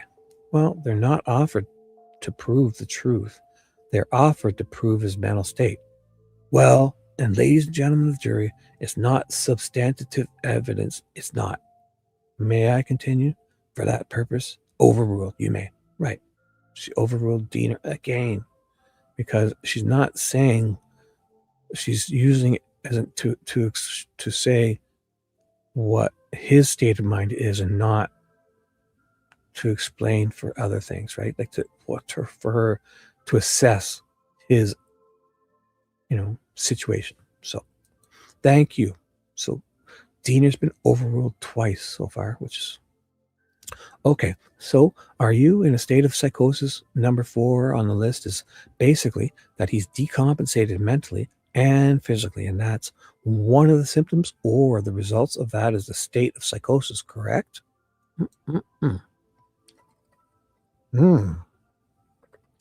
Oh my goodness. Squirrel. Nature. Love it, guys. Oh my God. Do I look now? Oh my God. Okay, here. I want my honest, I won't say anything out loud, okay? All right, nature, but I'm going to look. Did you send me a picture of your tattoo? Here we go. I'm going to look. Here's my reaction. You're going to get a reaction of me. Oh my God. I don't see it. Oh my God. You sure you sent it to me? You didn't send it, noodlehead. Oh, there it is. It is. It is. I have it. I have it. Here we go. I'm ready to open it. I haven't opened it yet. Oh my God. Here we go. Opening now. Ooh. Oh my goodness. The forearm. Oh my gosh. Beautiful. Beautiful. Oh, that's great. Love it. Love it. Oh, so the first one that I colored it in. Look at those colors. That is beautiful. That is beautiful. And the eye in the, what the hell? Kind of upside down, but I see it. Is that an eyeball inside a flower? Did you draw that? Oh my goodness, oh my God, what the hell? It's an eyeball in a, what kind, oh my God, very cool. I never thought of something like that. That is awesome, dude. Man, love it. Love it, love it. Whew. Man. So basically, nature got a cool tattoo, and maybe we'll show it some other time. I won't, but later on. I have it on my phone. I don't have it on my computer, and I don't. But it's a beautiful on her forearm. This flower. It looks like, what kind of flower is that? Not a lily, whatever they are, with lots of petals. And I guess it's a flower. And it's got an eyeball in the middle. Instead, oh my goodness. So here we go. Perfect. A lotus. That's what it was. Lotus, like something you'd see on a pond, like with all those, almost like it's almost like a fire. Like they're all kind of pointing up the lotus plant. In the middle is a third eye, like an eyeball. And it's on her forearm. And it's awesome. And then it's colored in a nice red and yellow and oranges. Oh my goodness. So here, it stands for overcoming addiction, spiritual journey, strength through chaos, and a journey just starting. Well, that is amazing. I'm here for you. We're here for you. Let's mix our DNA and we'll have many years of, you don't need those drugs. Just come for some Shibby. All right. 10 cc's of Shibby, and you get that inside you, and man, you don't need any drugs. All right, trust me. And I usually tell people, take 10 cc's, but I want you to call me in the morning, like the doctor. Eat an apple and call me in the morning, and you don't need anything else. We're here for you. All right, come. Becky B, did I not say hi? Hello. Critter, Zen, Lotus, Enlightenment, nice. Nature, beautiful tattoo. We're here for you. You just keep coming, you guys. You keep coming. I'm going to read to you. Let my voice inside. Let these lovely people talk to each other. Be there for each other. Oh my God. I swear to God to you, I feel like I've never really been to good therapy in a long time. And just doing this with you guys, and I read you guys in chat. And even when I watch the replay, I get therapy from all the stuff I miss. Hey, Mimi's here. You guys are like my therapists. And I watch the replays, and I sometimes don't even listen to I listen to my, and I just read chat. Like I'll listen to my music and I'll mute myself and just read you guys in chat. You're so goddamn entertaining. And you make me feel warm and fuzzy. Oh my God. Thank you guys. I don't deserve it, any one of you. I'm lucky to have all of you. So let's carry on. Just be there for each other and talk about anything you want, guys. Anything. Oh my God. Your tattoos, your favorite music. Like I said, your grade 8 graduation, where you plan to go in the future, where you've been in the past, your music, cars. Oh my God. Dewey had a van. Ask Dewey, if you weren't here the other night, you want to hear a great story? Ask Dewey about his van. He had a waterbed in it. Oh my God. Oh my God. See, I can drop that. Kumbaya. Kumbaya. Critter, you're awesome. Thank you guys. Just think of Dewey in a big van with a waterbed and Krager rims on it and those moon windows. And oh my God, one day we're going to do a show. So you guys, if you ever get photos of your cars and have them ready, okay? Any cool cars you had, or your dad had, or your mom, your family had, or your brother, or your friends' cars, anything from high school or anything from today, anything. We're going to, one day when we're doing time, just to, looking for something to fill, I'm going to ask everyone to send email photos of their cars. And we'll just talk about our old cars, right? Just on a show where we want to just have some fun or take a break from all the series. So have it ready, guys. It's going to be soon. Could even be Saturday night, waiting to go talk to Dave's show, or it's going to be soon. So if you can scan them old photos in somehow, or take photos with your iPhones and have them ready. Can't wait, because wait, you see, I had some cool Camaros and Mustangs and an old Chevette. Oh my God. Just any cars. We're going to do them someday. And we're going to see, hopefully, we're going to see Dewey's van with a waterbed and Krager rims. Oh, I could see Dewey driving around town. the splish splash waterbed making every time he hits a bump. Oh my God. Those old waterbeds in the 1980s were great. So basically, decompensating mentally and physically. And one of the symptoms or the results of that is the state of psychosis. Correct? Is that me being too general or too much of a layperson? No. That summarizes that point. Okay. And then number 5. Could you tell the jury what your findings are there? So that number 5, I'm saying that the totality of what I see on the videos and the audio tapes, the records all are consistent with someone who has major depressive disorder, which was well documented in his records. Then when you have major depressive disorders, what that hits is a severe level. This is what's known just in terms of research. When you hit a severe level and you have a high level of stress, whether it's stress in your environment, stress that you're experiencing internally, that it all can actually go into a psychosis. And it's my opinion that he had a major depressive disorder with psychosis. Okay, and number 6, again, some words that are a little bit more clinical. Etiology, the etiology of Mr. Allen's psychosis is multifactorial. Boy, have I never even said this word before. Ooh, multifactorial. Put that in lay terms for the jury. Speak English. Okay, so there's a couple different factors that go into him specifically in understanding this major depressive disorder with psychosis. I mentioned before that I would classify him as kind of like a fragile egg. So he was somebody we know beforehand. When he hit higher levels of stress, I talked about how when he was promoted at work, a lot of times that'd be a good thing for somebody. For him, that additional stress actually caused decompensation. He had a very hard time when he was in a position where he was dealing with external stress that's happening around him. He also had a hard time when he felt like people don't think that he's a good person. And so he also, we mentioned before that he was very dependent on his wife specifically. So when you separate him, he's never been incarcerated before. He's away from his family. He's in an environment where there's a lot more stress. So he's put in solitary confinement.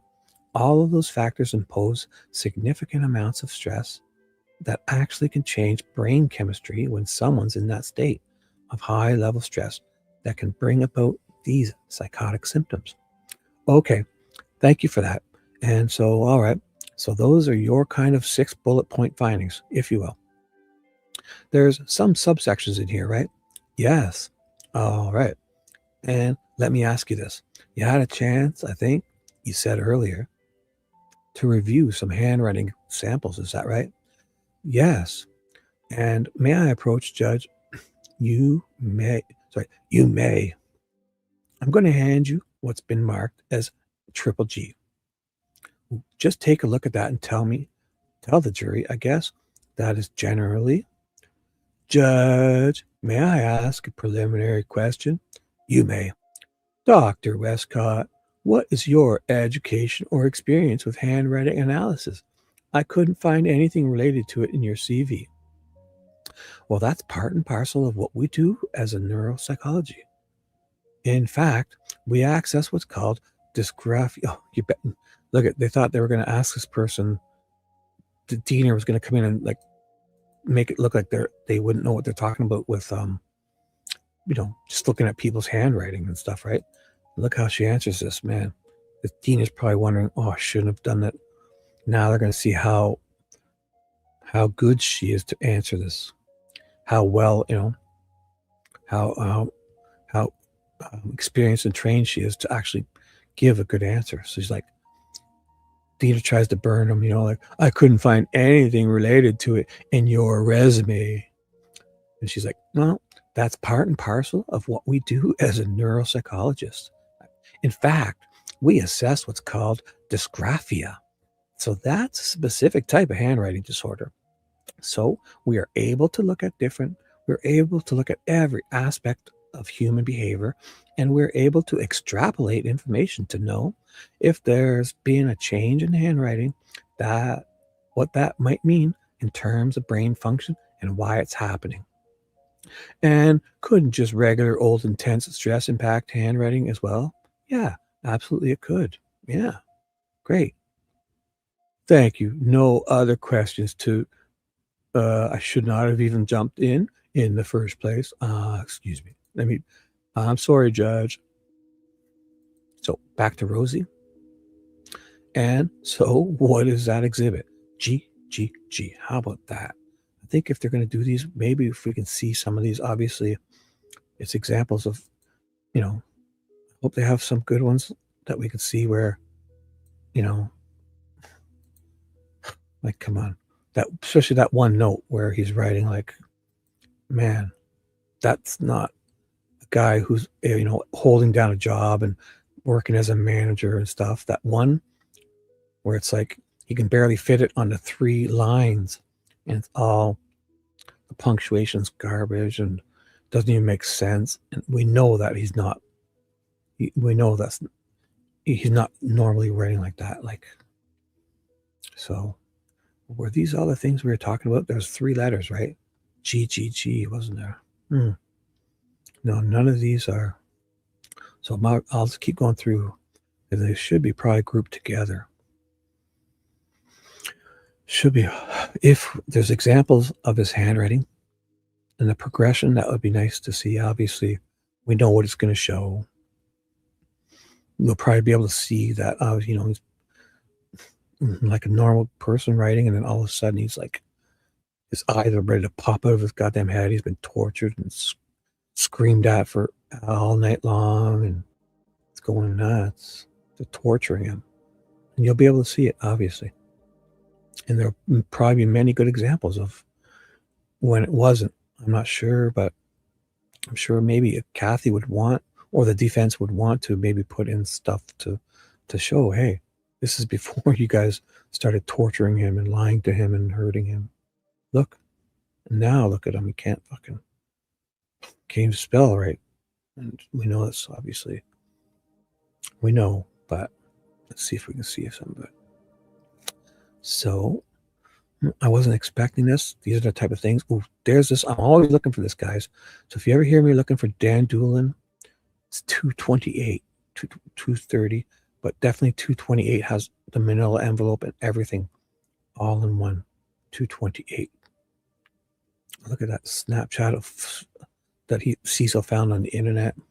But 228 is the Doolin manila envelope. Kathy Shanks fixing it. So, see, I find everything that I'm not looking for. Where it was GGG, but I'm just kind of, maybe we could find some of our own. If there's any, that letter and stuff, just instances of Richard Allen's writing. You know, like we know what it's going to show, but we could just at least see it. We should look at it. Because they're fucking torturing this guy. Photo of Brad Weber. Oh, there's Brad Weber's Ucky van. Did you guys see that? Look at this thing. Man, oh, that's not it. It's in the state exhibits. Somewhere 311's his van. No. Yeah, but not here, though. It looks like it has an extension on the back of Brad Weber's van. So weird looking. Videos. Nope. Oh, here's some letters. Nope. Flash drive. It was GGG, right? Man, I should probably be looking in this. This would be the defense stuff, right? Exhibits attached to motions. Frank's motions. How many pages are that? Only 2. Eh? Those are like depositions. State trial exhibits. I'll check that after. It's probably the defense stuff, obviously, right? Yeah. So GGG. Oh my God, it's not here. I do this all the time. I should. You watch. When I'm looking for those, I'm going to find them later. Watch. It's just how it works, I guess, right? I should pretend. I should say to myself, I'm looking for something else, and maybe I'll find what I'm really looking for if I trick myself. Because it's like I literally see everything I'm not looking at, and I hear everything I'm not listening to, and I find everything that I was looking for, but not right now. Everything but what I'm looking for is what I find. Oh my goodness. GGG. Ever since they've added those letters, I've had trouble getting stuff. The numbers definitely. I mean, not that it would be hard to find GGG, but it just seems like I've had bad luck with when I started switching to letters for the exhibits. Goodness. Oh my gosh. Last chance. Last chance. Cubed honeydew. Do you guys know what that is? Cubed honeydew. That is a person that was on Wheel of Fortune named Shibby. Shibby Daly was on Wheel of Fortune the other night. An Irish disco dancer, literally. A disco dancer from Ireland who lived in North Carolina. And her name is Shibby Daly. She was on Wheel of Fortune with the name Shibby. On her name tag, it said Shibby. It's funny. Just the other night, last week. Dan Doolin's written narrative. Oh, God. Wow. That's it. Yeah. No, nope, not getting distracted. I need some writing examples. Where's that letter and stuff? Like, all I can find with Richard Allen, if I've missed anybody, Nicole? What do you mean, Shark? You just get here and I've been here for 2 hours reading about Richard's handwriting, and I'm looking for examples of his handwriting, and you're telling me I'm sharking? No. This is very pertinent to what I'm doing.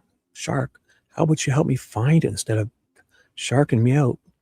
Shark with me. Squirrel with me. There's, like, I'm literally talking about it. His handwriting examples. And we know we have them. The letters he's wrote that, the one that was put under the door for the guards. He's wrote that long letter to the warden. He must have examples of these, right?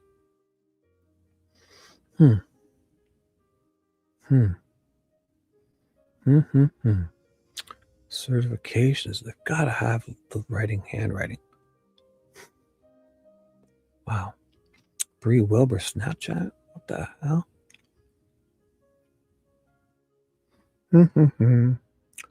Man, how do we not have those letters and stuff?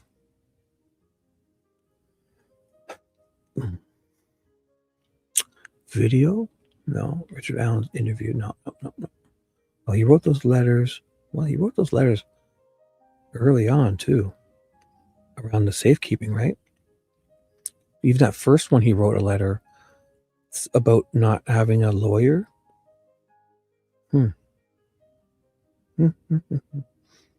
Anyways, I'd really like to have them for this. It's got to be letters. Why don't they put all the letters together? It'd be great. Although I should do better. I should know this. I should.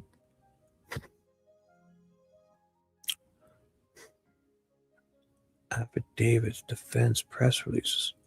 Seeing through the door with documents or paper. Oh. See-through door with slot for documents, papers, whatever to be passed back and forth. Is this that door? There it is. The computer desk door. I've been looking for that.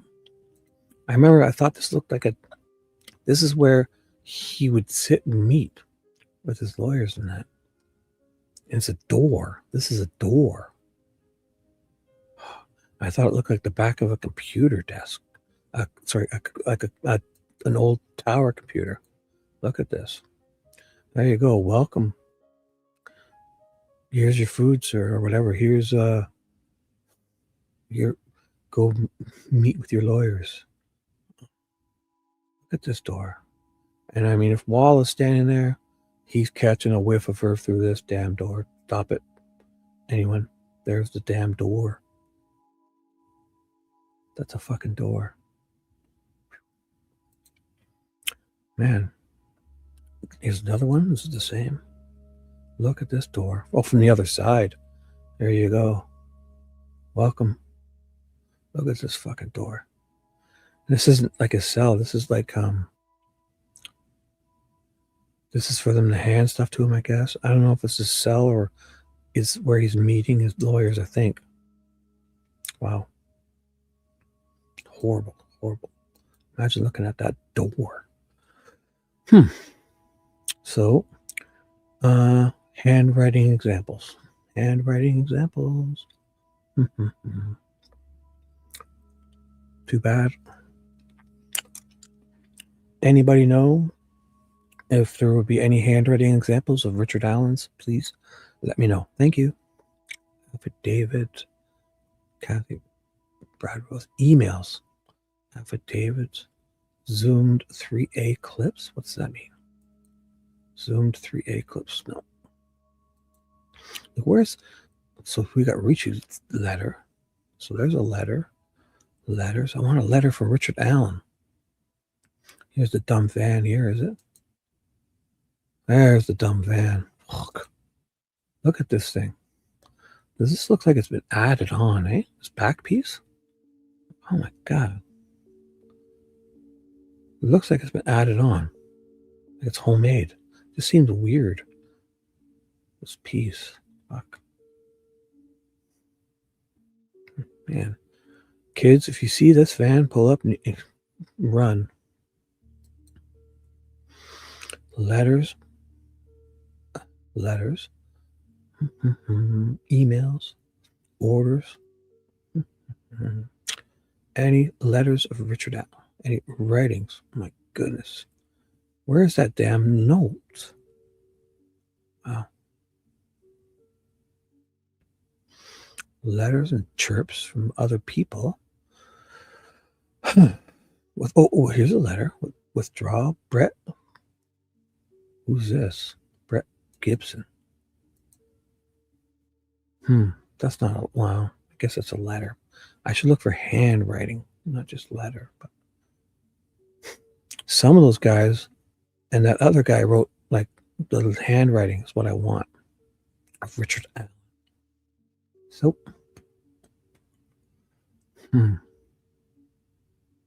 it's too bad. So I'll move on, but man, has anybody seen Richard Allen's handwriting? Would anybody know where that would be? Oh, maybe I look into the other stuff, the exhibit ones, the excluded stuff. Anybody know where one would find the examples of Richard Allen's handwriting? Any of it? That slip even that was placed under the door for the guards.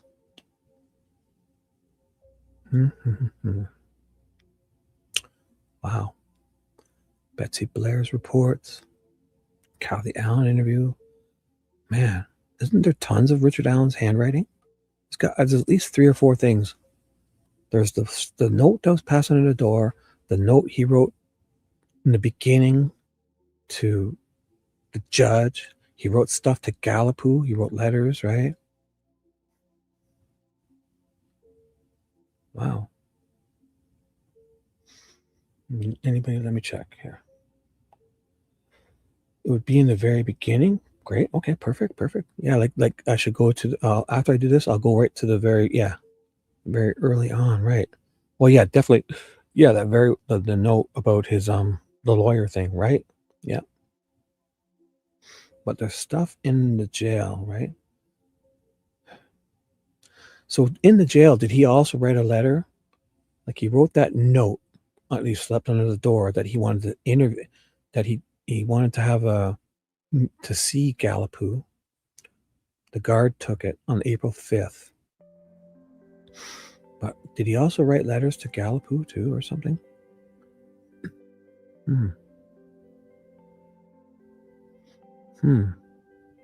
How about this? I'll move on if anybody feels like if they see it ever. We'll be covering it this whole. She's got lots to talk about this Wescott.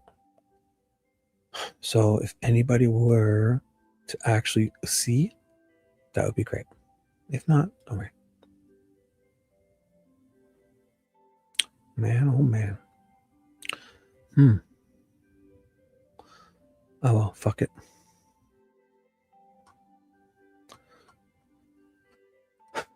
Fuck it, I guess. You know what? I'm just going to keep reading. Fuck it. And so what is the exhibit called that Shibby can't find? G.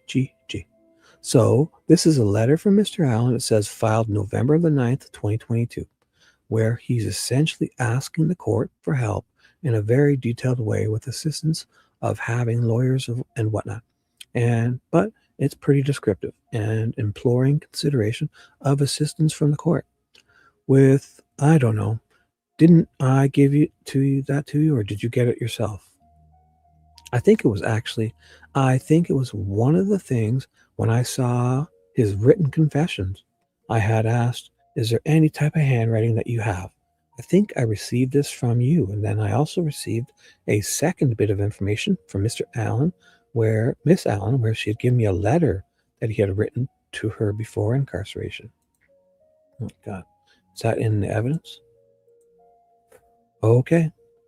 Yeah, because they would want him to see, like, before all of this, here's what it's going to look totally different, obviously. Punctuation, good spelling, and grammar, proper grammar, and staying within the lines and not scribbling things out. And, his eyes aren't puffed out of his head. He's not fucking tortured and confused and drugged. So I move to admit G. Yeah. So I have a comparison of whether or not his handwriting had changed over time. Do you have a one for me? I do. Sorry. Judge, I would object to the admission of GGG as hearsay. May I? Yes. Judge, it's not being offered for the proof of the truth of the matter. The statement's being offered to show the contrast between his handwriting in his letter in Exhibit 292. Ooh.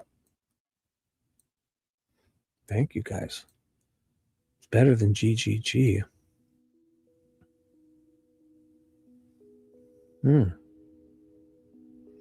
Ah. Fuck, it's about time. Jesus. I've already had this a bunch of times, but here. Fuck. Oh my goodness. Sorry.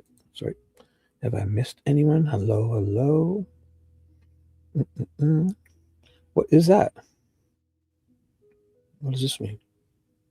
What's the link? Is that for 11? Okay. Cool. Oh yeah. Did you put a new one out already? Yep. Awesome. Go check it out. Kelsey. No, don't worry about troll. Just, if they're going to come, they're going to come. Just either ignore them, block them, delete them. I don't even reply to that stuff. I don't want to. Yeah. Talk about what's important. And if Kelsey, we have to talk about it. She's dropped them off. She's got fucking DNA in her hand. She's made some, contradictory statements over the years. Did she not make statements on video? Are those been all lost? Like what? It's you have to ask. Because the law enforcement, for some reason, either did and lost it all or didn't. Either way, okay, even if you think Kelsey and them aren't, the suspects, like in the beginning, we could use their information as a great way to know the timeline instead of just saying, here's Becky Patty's, Derek texted when he was here. So here's her receipt. Here's her phone bill saying that this was this time. Show us the other stuff. Wouldn't you want to? If it was my family, if I were there and my time, I would say, yeah, use my phone information. Find it here. Use the fog stuff. Use my GPS. Find my own phone and my health app data. Put it together. Because imagine we had Derek's health app data to say he did all that walking at this time. We got it for Betsy Blair, right? Imagine we had that for Derek. Because he says he walks in it. He drives to the Mears Point where Betsy Blair's. It should look like Betsy Blair's, right? Derek's app data, because basically he does what she does. He walks in at the Mears, goes down to the 501, comes up, goes to the Freedom Bridge. He's basically doing what Betsy Blair does when you think about it. And his should look very similar, probably a little slower. Then he comes back to his car, like Betsy Blair, like that's a lap. It's almost the same thing. Derek comes in at the Mears, goes towards the bridge, down the 501 to the fucking creek, comes up, walks to the Freedom Bridge, comes back to his car at the Mears entrance, then goes back to the bridge and comes back, like Derek's. Show us your health app data. Does he have an iPhone? Come on. Didn't even think of that before. But it should look exactly like Betsy Blair's, except way slower. So there's now Google history interview with Mullin. Nope. Interrogation. Nope. Could be around here. These idiots. Monica Wallace CV. Oh my God, what was that? So at least we have the one. So if anybody sees the other writing things, there's a few other writing examples of Richard Allen. Let me know. But yeah, this isn't a guy who's working at CVS and helping to manage people and not getting fired or yelled at work. This is a confused, drugged, tortured, broken man. And bullshit. They don't date it, right? I mean, if he doesn't date it, why is this? Because he's not dating it. How is this a confession then? The guy, obviously, he's not in his right mind to date it. Shouldn't they take it back and say, hey, can you please date it for us? Like, come on. This guy writes a date on it to backdate stuff. And, again, if this is so legit, he's not dating it. Come on. Horrible. So, which was offered into evidence by the state earlier, it's the letter to the warden. And it's also being offered to show the contrast between the logical thought process that's demonstrated in this exhibit GGG and States 292. Am I going to get an opportunity to review the exhibit to rule on it? I don't know. I'd like to do it too. How can we rule, Judge? How can we make our ruling, Judge? We don't see. Yes, I agree. Show her. Show Shibby too. I'd be happy to give you a copy. That would help. Fuck yeah. I agree. It's also in the independent neurological examination that was previously filed with the court many, many months ago. And there's actually an image of the two letters in that examination, specifically at page 116. So if we ever can see this, I doubt, but I'm saying it's in page 116 of her examination. Independent neurological examination, which obviously we're not going to get, but previously filed with the court. Now, it's obviously a whole HIPAA thingy-majiggy, but man, to just see those examples would be good. Could we have a sidebar? I mean, there's a lot of hearsay in here that wouldn't be meaningful to the jury. Well, Judge, so it's just the form, the structure, the writing, the grammar, so forget about the content. So if they can tell the jury they're smart, say, listen, it's not the content of what we're just looking at the handwriting as a whole to see that it's the spelling, the grammar, the punctuation, in the lines. Is it making sense? Like not the content. So Gull, she's going to come to that conclusion. I mean, this is reality. This is really, I think it's a classic non-hearsay. Yeah. I mean, I couldn't think of a better example. Well, true. It's also it'll be him writing it. So even if he does write it, it's not hearsay because it's him. It'll be Richard Allen's writing. So the content wouldn't matter because he's saying it. It's not hearsay. It's his trial. It may be about something else or another topic, but I mean, again, it's to prove, it's not hearsay. It's to prove 2 years before he was even arrested that, hey, he wasn't having trouble putting sentences together and spelling. And look at this. Fucking, he's in here 3 months and the fucking guy can't even stay within 3 lines. So, because she doesn't care entirely about what he's saying. She cares about the way this looks more than anything. Right. Well, I understand. Do you? So it's classic non-hearsay. Right. Even if it's his own writing too. So it can't be hearsay.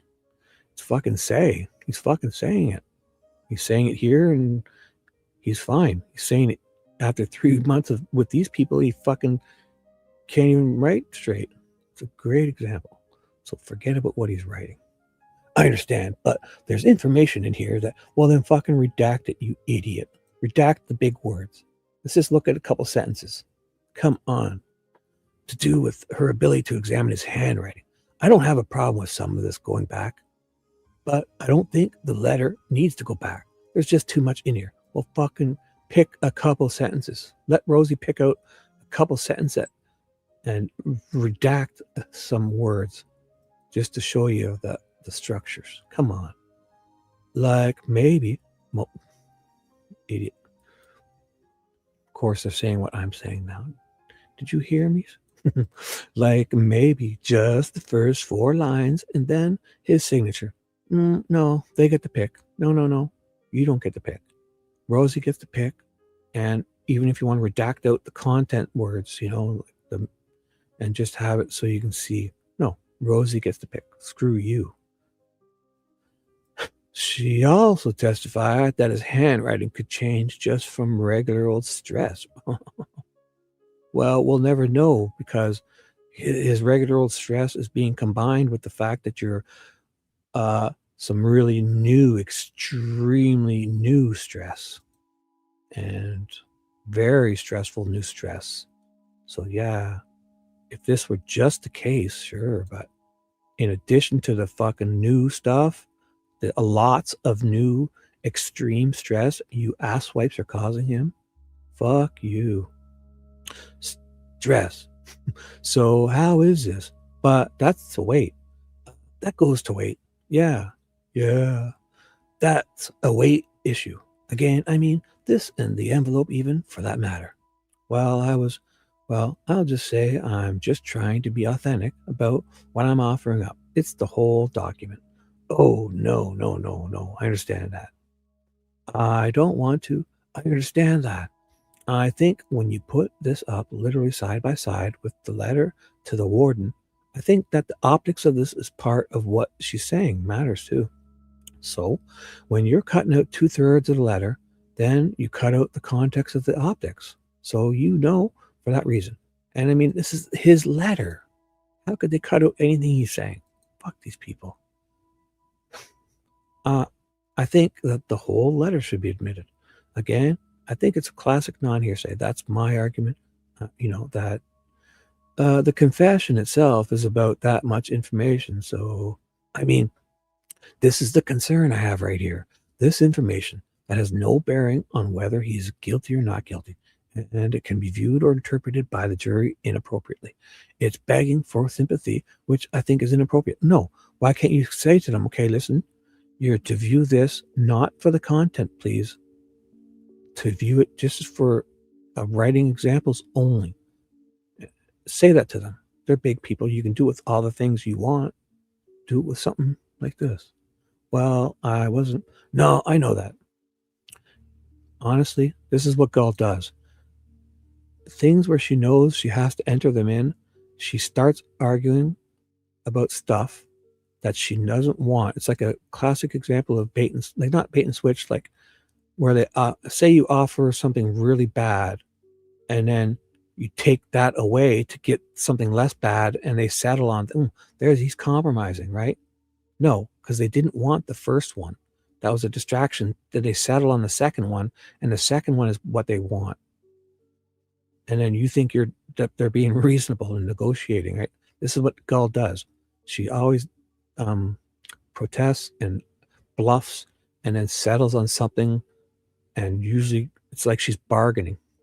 It's like she's bartering and bargaining and negotiating through these types of, but she never goes on like this. So she knows she's going to give in, but if she says no, okay, then, she's always doing this. So I wasn't even representing him at this time. You know what I mean? I understand that, but I mean, it's not like it's prepared in anticipation or anything, but that is clearly not, okay, I mean, this and that and the signature and that first 4 lines, and I think that's plenty to give him. Maybe what I'll do is, try to do this over the break, like maybe redact some other words, and okay. So just we're moving along. I'll show it admitted over objection. See, she was going to do it, but instead of the whole letter, now she kind of gets to, he's going to redact shit and maybe only the first 4 lines. She knew it was coming in, but with the redaction, and you can, with the redactions, can I draw the same lines that you're drawing? Why don't I just give them this back to you? That would be great. So this needs to be redacted. So then that gets, okay, that's fine. And this, and maybe the entire envelope, because there's a lot of writing in that as well. You want me to get rid of that? Inaudible. Nope. That can come in, because I agree. That can come in. Perfect. And that shows some inaudible. Yeah. I'm going to ask her a couple of questions just about the structure, if that's okay, even though I'm not going to talk about what it says. Okay. Does that make sense? That's fine. But I mean, it's basically what he said in the first place. They argued and settled on what he was asking for. Okay, very good. Thank you. Annoying sidebar conference concluded. All right, based on our conversation then, I'll show G, triple G I thought, is admitted as redacted over the state's objection. And then you can publish your redacted copy later. Very well. Thank you, Judge. I will do that. Miss Wescott, without talking about some of the words that are in the middle of that document, is the structure of the letter just the way it looks, visually. Is that important to you in your analysis? Punctuation, grammar, form, is it making sense? Is he fucking spelling things correctly? Is he staying between the lines? Yeah. Tell the jury why. Well, I'm looking at, when someone writes a sample or a letter like this, you can see their thought process. So it's very organized. There are a lot of descriptive words in it. Everything's spelled correctly, just what Shibby said. Punctuation is appropriate. It's a compelling letter, and it fucking makes sense. And it's between the lines. Oh my God. So you can tell a little bit about intelligence. But really, what I'm looking for is the integrity of sentences, and that our thoughts aligned in a way that is organized and makes sense. That's a reflection of someone's mental state, and it definitely, even a dope like I know that. I'll give a triple G to the court. Okay, thank you. I'm going to move to publish with the redacted portions. We'll figure that shit out later. Okay, maybe during one of the breaks or the overnight. That's fine. Offer that later. Thank you for that. Let's negotiate for half an hour to get something exactly what I'd asked for. Bargain about it. Just basically what I said we ended up doing. Just tell the jury in summary what, if any, assistance were the handwriting. I'll use the word exemplars, I guess, or the handwriting examples to you in your analysis. Oh my goodness. 1 second.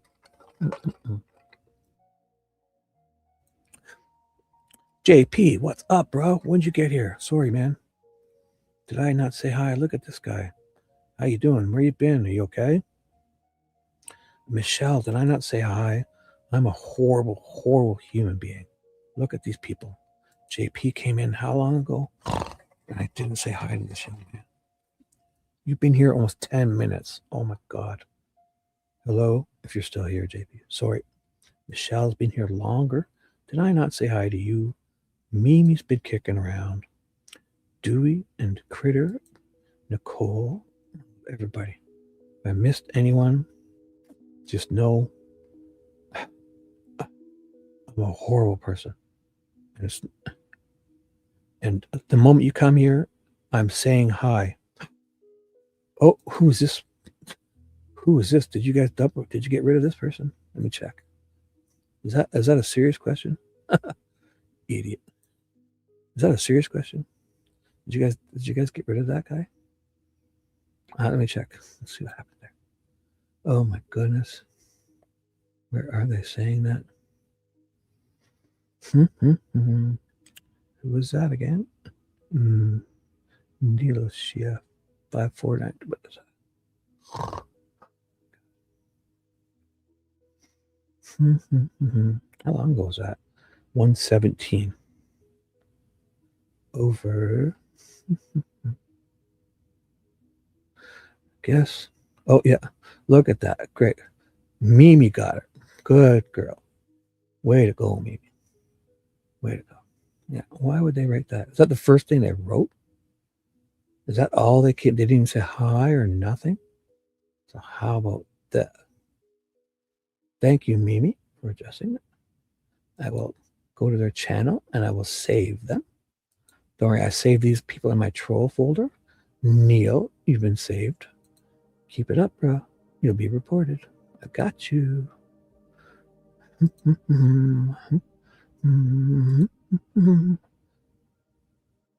Oh, and you got rid of them too. Good, good. Yeah, good, good, perfect. Thank you, Mimi. Young lady. JP, hello. Look at these people. Oh my God. Look at this lovely young lady helping out. Helping out, always lurking in the background. You guys are awesome. Paula, good, all good, Shibby.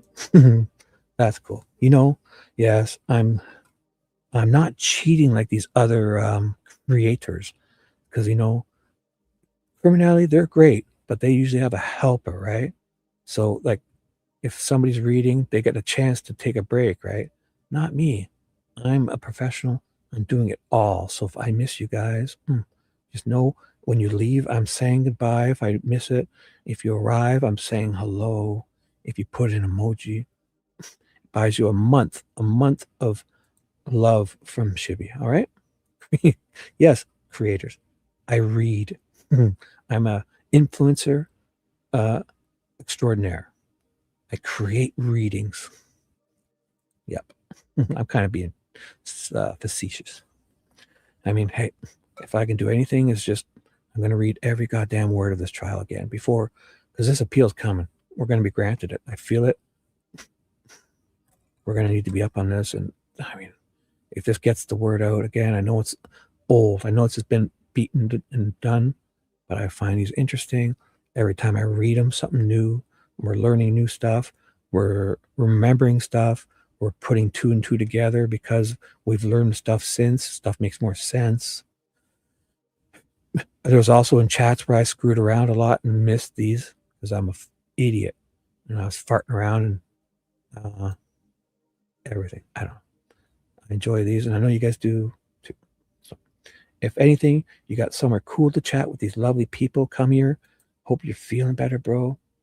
Sometimes I miss the people too. No worries. Yeah, it's hard, right? But even if you can mute me and I annoy you, come here and just get 1 + 1 = 11. We know that. Thank you. RC car, heavy machinery mechanic. Yes. I'm a heavy machinery RC car mechanic, and I'm also a security guard. 1 step above Paul Blart. I'm watching my neighbor's construction site, which is covered in snow. Snow is good for security because I can look at all my security cameras, and if I've missed anything, if you'll see snow footprints, they're great, especially deep snow. You can really see where people and animals have gone. And if you've missed anything, you can look at then you can go back in the security cameras and say, hey, I didn't walk there in my backyard. Like, who's walking there? And I go back and like footprints, yeah, in the snow. Like, I mean, a foot or 2 high snow. If somebody cuts through your backyard or walks around a construction site where nobody's been all day, you can see it. I mean, and if you've missed it, then you can kind of go back and look every 15 minutes until you no longer see the footprints. And then you watch the video and you'll see who it was and what, Yeah, it's one great thing about snow. If I look in my backyard or if I wake up and I see all human footprints and I wasn't out there, who the fuck is in my yard? Some people cut through or come to do, you know what I'm saying, right? Even animals too. So, just tell the jury in summary, what, if any, assistance were the handwritings and the examples or the handwriting samples to you in your analysis? Okay. From looking at it again, the comparison, that was from November, and then there's a confession statement later where you can see his handwriting again. Yeah. His eyes are going to pop out of his head. He's been not sleeping for days. People are screaming and yelling at him. He's confused. He's drugged. He's tortured. And lights have been on 24/7. Oh my God. I'm telling you, I swear to God, if I try to sleep in my pitch black room with my router has 4 lights, I have to cover them up. 4 little blue flashing lights, and it drives me bonkers. So imagine trying to sleep. I'm looking if there are changes that would be a reflection of some cause. Now, consistent with everything else that I'm noticing in terms of symptoms and videos and everything else around that time of when he wrote the confession statement, the handwriting looks very different. It's disorganized in terms of thinking. Yeah, there are fragments of sentences. The letter structures are not even formulated full letters. There's not grammar and punctuation. His signature looks different. So you can extrapolate what we know. There are studies that look at handwriting and how that changes if someone has a cognitive difficulty or if they're having a mental health difficulties like psychosis. That handwriting does indeed change, and the changes are exactly that you don't see a full letter construction. You see fragmented thoughts. It's not handwriting, it's not written linearly. You know, on the lines of paper, it looks very different than the November letter. And a lot of people will say, ooh, when he's writing to the warden, he's probably thinking, ooh, I'll trick them and I'll make this intentionally like this, right? As if, right? Man, those people will say that, I'm sure. But okay, let's, in this letter that you're talking about of November, the letter you were talking about that you are comparing with it, is this 292? Yes. This is a letter that's addressed to the warden. Is that right? That's correct. Okay. And you would have noted both of these actually put images of them in your exam. I did. Thank you. All right. So I want to talk to you about these objective tests. Let me hand you what's been marked as Exhibit Triple H, 2 pages. Just take a quick look at that. Tell me if you've seen them before. Do you recognize that document? I do. And please tell the jury what that is. This is a printout of one of the objective personality tests that I administered during my evaluation of Mr. Allen. And what test is this? It's called the MCMI. We like our acronyms. Okay, but tell the jury what this means in short. Essentially, there are 2 different testing instruments that we gave that are what's called comprehensive objective tests. What that means is we are evaluating with these tests. There are hundreds and hundreds of questions that he's filling out, and he's filling out true or false. They are symptom statements.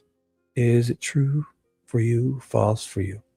They analyze or give us information if there's any presence of a personality disorder. We talked about before with dependent personality disorder, there are personality features that are assessed. So personality features being they are lifelong traits we all have. And that, I would give an example, is like some people are introverted versus extroverted. It looks at those factors. What makes us human? What do we like? What are our preferences? Yeah. Do you like Big Mac or do you like Whopper? Do you like Coke or do you like Pepsi? That are usually pretty stable over time. I like them all. It, it also looks at every kind of mental health disorder you can think of. So anything from like schizophrenia, bipolar disorder, depression, anxiety. It's analyzing or taking information from those responses to say, is this consistent with any of those major mental health disorders? 1 second. I'm going to grab a quick drink. Please hold.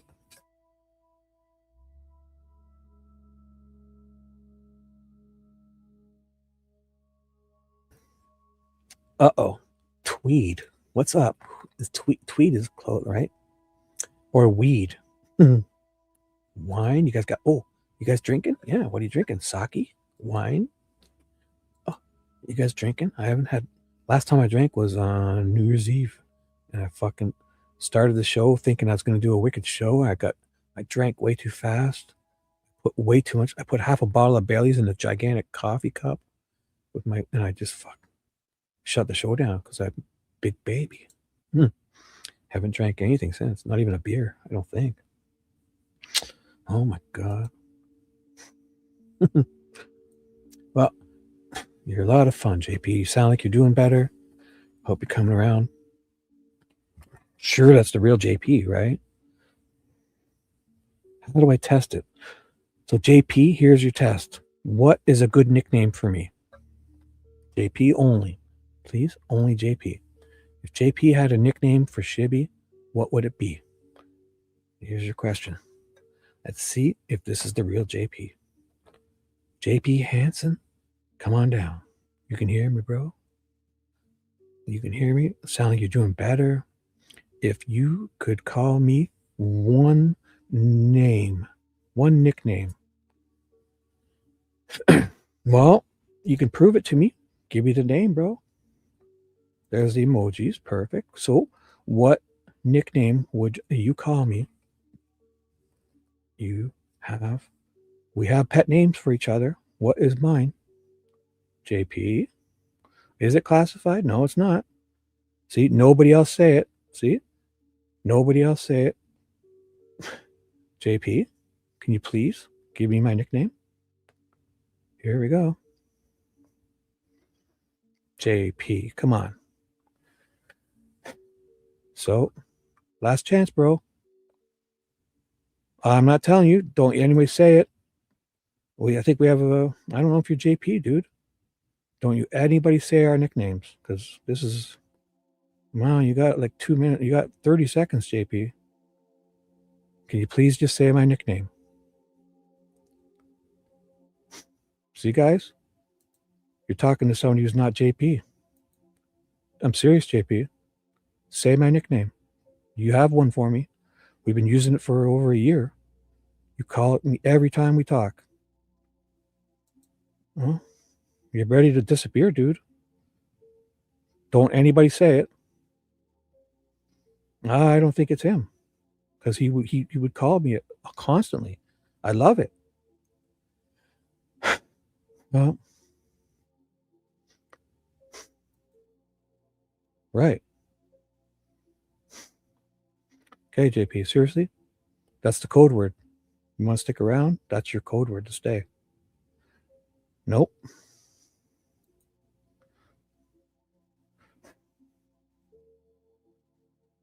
Dude. Oh, and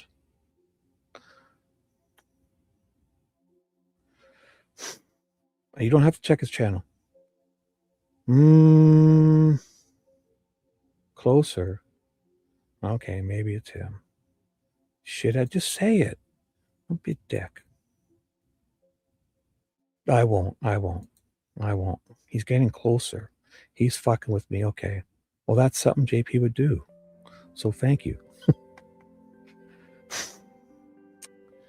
Dude, thank you. JP is here. Fucking guy. It's all you had to do. I know. Whatever. Still, it's not 100%, but I hope you're feeling. I see you're feeling. You're not going anywhere. I was just fucking with you. Thanks for being here, everyone. I appreciate y'all. I'm just a grumpy, confused old man. I'll send you writing examples to prove it. Before I started, I had perfect handwriting. Then I became this creator. Yes, I'm cool. Paula, Pop Culture Paula's here.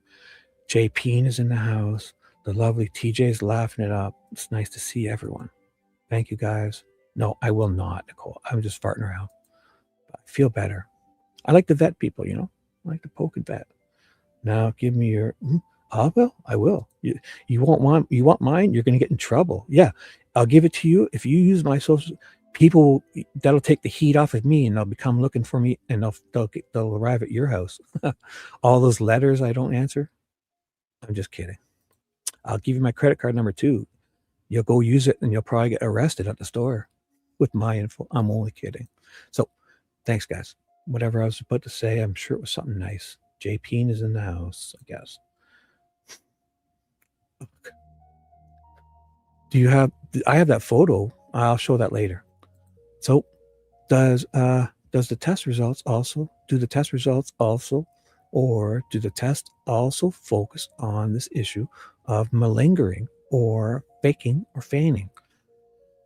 I mean, if somebody's able to fake eating their shit, then I think you should give them what they want. I'm saying that facetiously, like, that's just not happening. You can probably try it, and you can fake for what, a couple, but you can't do that over a long time. These are mean, sadistic people who would think somebody's faking eating their own shit. And then to say it like, oh, he's doing it so then the other guys don't want to sexually molest him. It's all his plan. Like, oh my God. That's all.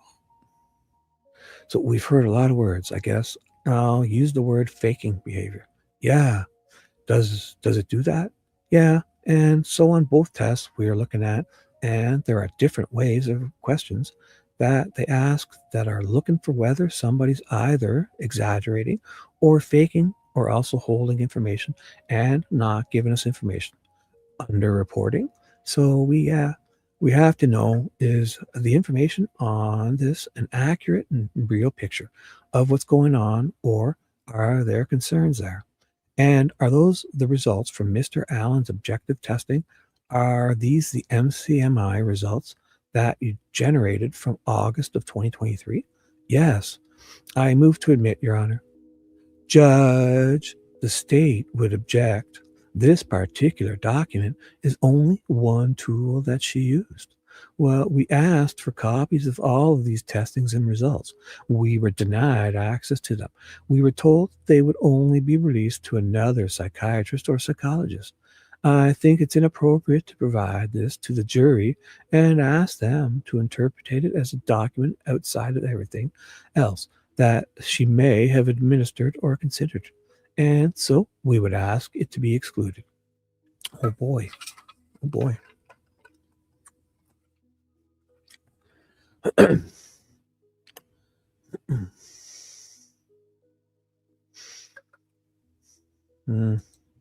Yeah, it's a little soon. A little soon. You have to prove yourself a bit more, dude. Don't you worry. Stop making different accounts. I don't like when people come in with different accounts. You know, you and Charles do it, and it drives me bonkers. Because just it's a vulnerability in the system. Just accepting anybody as anybody. I'm not about that. So I love you, but I'm just not about accepting different constantly. It just makes me nuts. Please just keep one good account when you come to me if you want. And you got to build rapport. You don't, right? Judge, first of all, they never even took the time to take a deposition of her in the last year and a half. Yeah, they're so worried about this. They could have talked to her and they chose not to. Yeah. But now they're all worried, right? They had an opportunity to do discovery. Yeah, I offered up this INE to them and the court. It was filed with the court. I don't want to get into the exact dates, but it was months and months ago. This information has been available to them for months, maybe even more than a year. I'm just losing my timing. There is case law that does support that the results of MMPI, which is kind of the sister test to the MCMI, is admissible. I have that case with me today. You know, it's part of what she relies upon in the course of her findings, so I think it's relevant.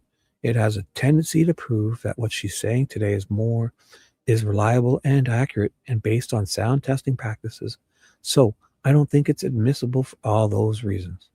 I think it is admissible for all those reasons.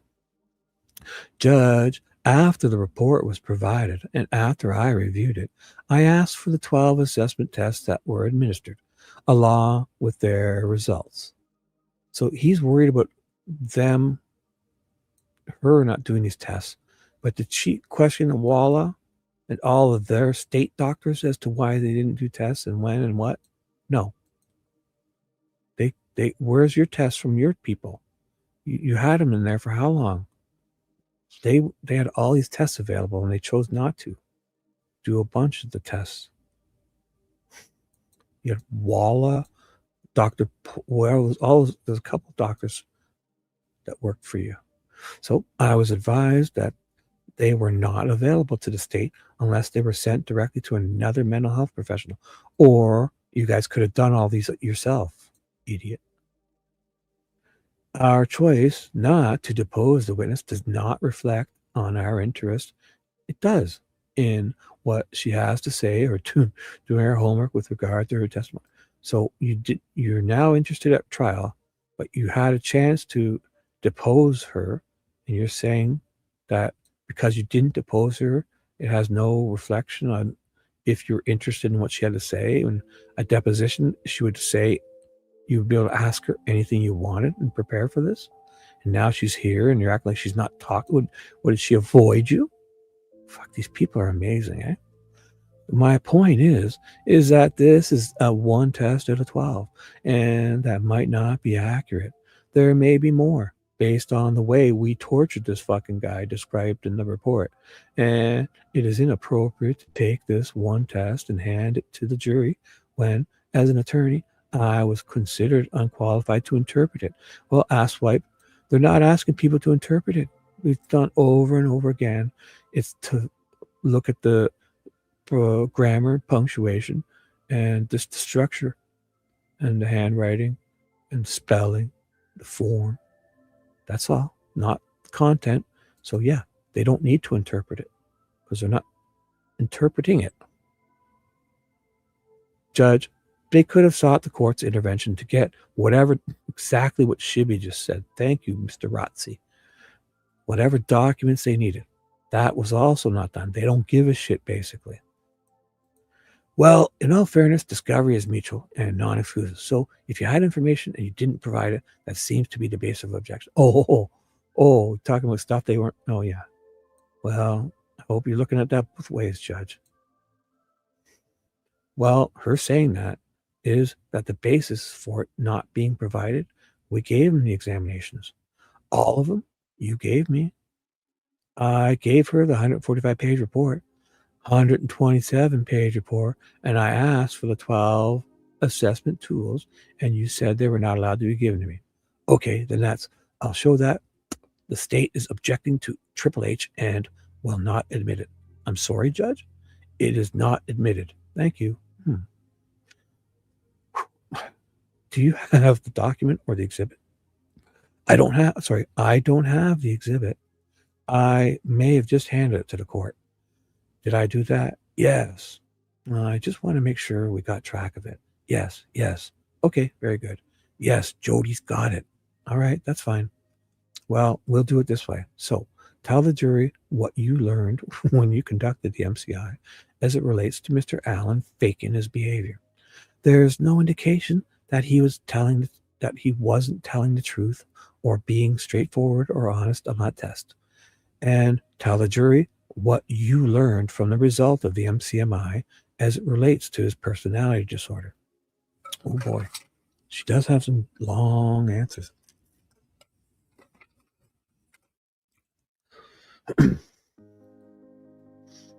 Right, but I think what they could do is, I would say to as Baldwin, or Rosie, I would say, hey, let's take out the big words. I'll take a black marker and redact them because you don't need to read it, but just look at the punctuation, the grammar, the spelling. Now, is it like, imagine getting this document and the person typed it and they fucking were typing way past the line and spelling shit. You'd be able, even in typing, you'd be able to tell a person if they're just doing run-on statements without a commas or proper punctuation, or even typing alone. Imagine they were like, okay, skipping lines or using gigantic font and and that's what we want. So I think the defense should just say, okay, let's take out all the words that will help you interpret this, and you're not doing that. You're looking at everything but. So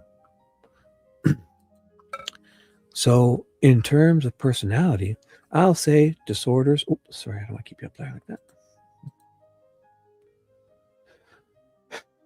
Heating pads? Yes. Well, I hope you're feeling better. That's good, though. Right. I know that. I'm just using that as an example. Like, I know it's the clerk, but I meant if Richard Allen had this type, we'd still see it. You know what I'm saying? So, yeah, I didn't mean to. I should have been more specific. Like, if Richard Allen didn't even write it, if they gave him a typewriter from 1980, said here, and if you had a typewriter like 10 years ago and then a typewriter now, like, even if it's not handwriting, you'd still see this ridiculousness that he's in a bad shape, what they've done to him. So, yeah, I know these are, but kind of, that's what I meant. Well, if Richard Allen had this typewriter and had to do it himself at this moment, and we had him, if he used a typewriter at his office 10 years ago, and then, that's all I'm saying. Not you'd still see it. You'd still see it. The words would be spelled incorrectly, grammar, punctuation. Forget about it. Even worse, when it's handwriting, there's more descriptors. But I can just tell you, Richard Allen, you don't hold a job. You don't get to work, you don't go work for Walmart. You don't get to be a manager at Walmart and work at CVS and have people working under you if you're typing, if you're writing shit like this. You don't. This isn't happening. This person isn't doing writing like this. Show me a form that he filled out at CVS. If you think he's fucking doing this shit as work, typing, not putting dates and words out of order, and he's got all this space here and he writes out of lines. It's just not happening. This is a tortured guy who can barely see. His eyes are popping out of his head, mostly because he's on heavy meds and his head's been banged. But those medications, they thought he was going to die. They're surprised he's alive. They tried to bury him in this place, in my opinion. So I think we're all pretty much saying the same thing. So in terms of personality, I'll say disorders are factors. I mean, I guess I'm going to make a distinguishing characteristic because the test, as I mentioned, goes through and talks about just general personality traits. For me, that's important because you have to understand how someone is in terms of their personality to understand if there's an event or something or stress happens, how we can expect that they might either decompensate or it might be a better situation for them. So you're asking about personality factors, what I was talking about before, things that are long-standing. He's somebody who tends to keep more to himself. He's somebody who tends to be extremely dependent on others to be able to feel good about himself. He's more passive. He avoids confrontation. He avoids conflict. He has a strong fear of rejection or abandonment from others. And he also is somebody who, again, in that piece of avoiding conflict or confrontation, he tends to be more quiet and pulls away and kind of steps back from situations. Those would be more of the personality factors if you're just sticking with that.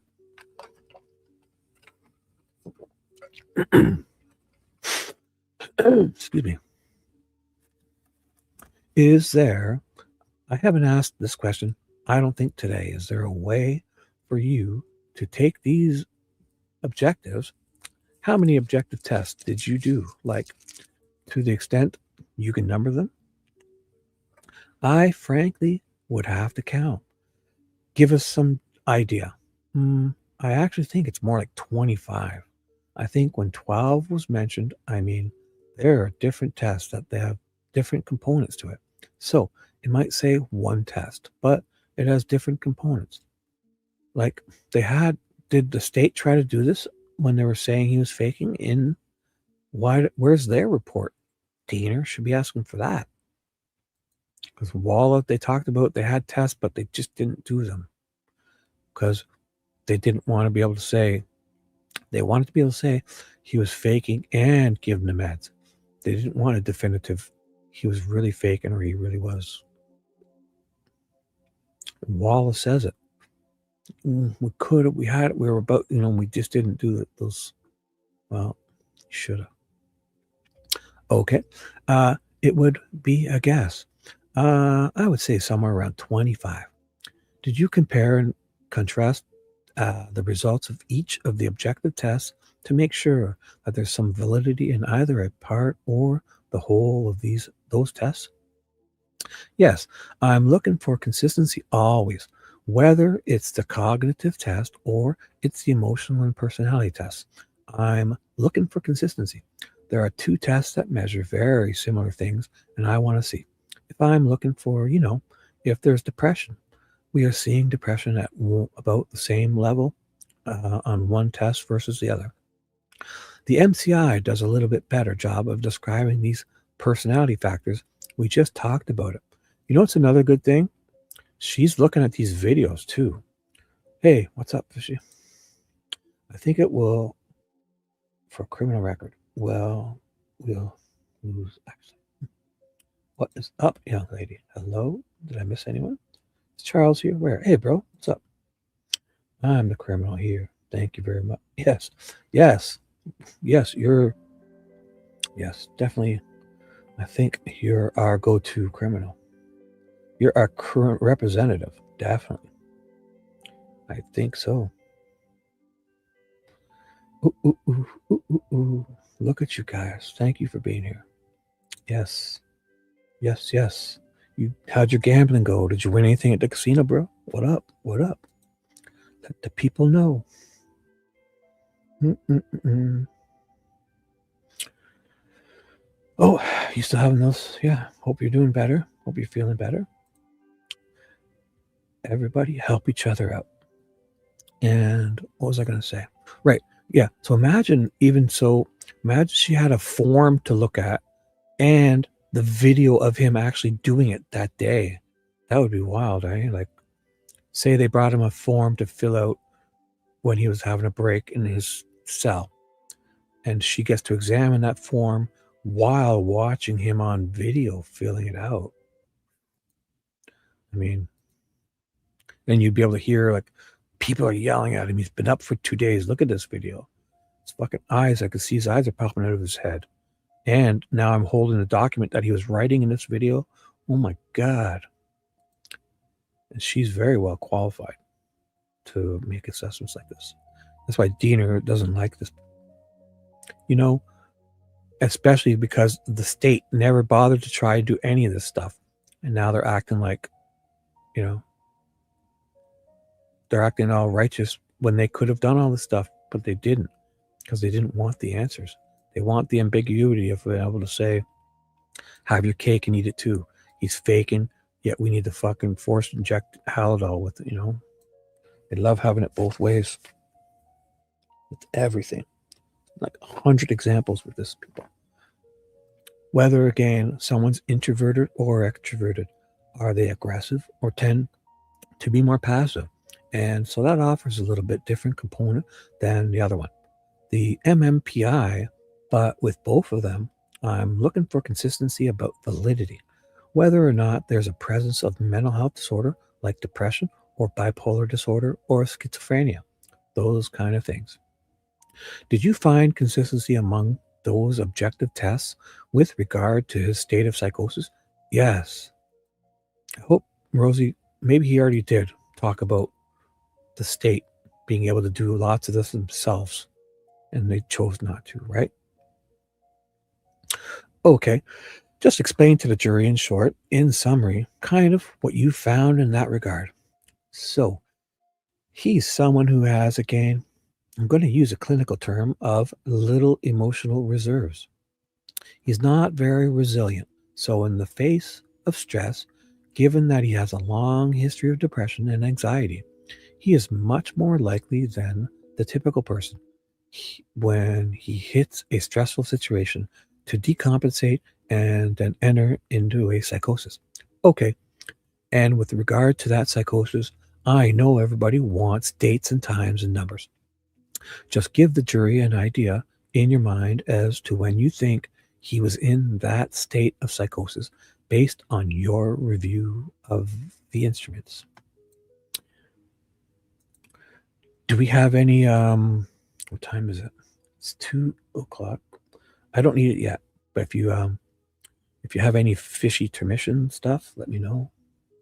You don't have to. So what are we talking about here? Psychosis, anything from Westville. Oh, that other one was great. Which was it again? There was an 11-minute one about the one we watched with, it had Bob Mata and that other guy, that Jose Baez guy. What was he talking about? Oh, right. That Jose guy was talking about how the state losing evidence and all that stuff. And if they're not filling out forms properly, then you should fucking fire them all. That Jose guy, that was a great speech when he's standing out in front of the courthouse or whatever. Not in this case, but something else. I love that part. He's like, yeah, man, if there's 4 guys and they're interviewing somebody important and they don't have audio recordings and video recordings, we should be questioning that. And it seems to be, there's at least 10 instances, hard drives disappearing, tape recordings, audio recordings missing. They say they recorded it, but they can't find it. Idiot Mullins has all that shit disappear, and it happens again And then by when he finds out about the first one, he's taking notes or filing a report. Then he doesn't put the date on that even. And then he says he no big deal. Oh my goodness. Man. So that was great. I don't know. Did he? Oh, is that the guy? Who knows? Was she his? What? I don't know. Did he? Who knows? Yeah, she's the Casey Anthony one. That was weird when her daughter was missing, and she was out dancing at the parties and that.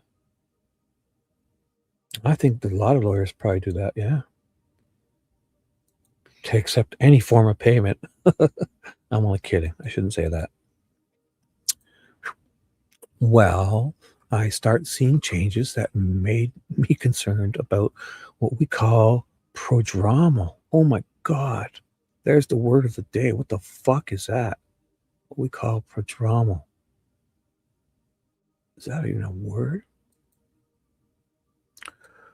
Prodromal definition. Relating to or denoting to the period between the appearance of initial symptoms and the full development of a fucking rash. Or obviously an illness, right? Man. Relating to or denoting the period between when you first see it and the full development. Okay. So I see it. Wow. You think barely squeaking high school, I would have learned that kind of word. But barely squeaking through high school, I should have. Maybe I skipped that day when they taught that word. Or initial symptoms of psychosis, even between December and March. December 2022 into March of 2023. Right, because it was the end of December. So all this time he wasn't on suicide watch up until April 4th. So the end of December to April 4th, he was not on suicide watch. So that's where you start seeing less of an emotional expression. They are called negative symptoms. So less of an emotional reactivity. There's notes and records where there's slowing of thinking. He's keeping more to himself. There are notes of him mumbling to himself.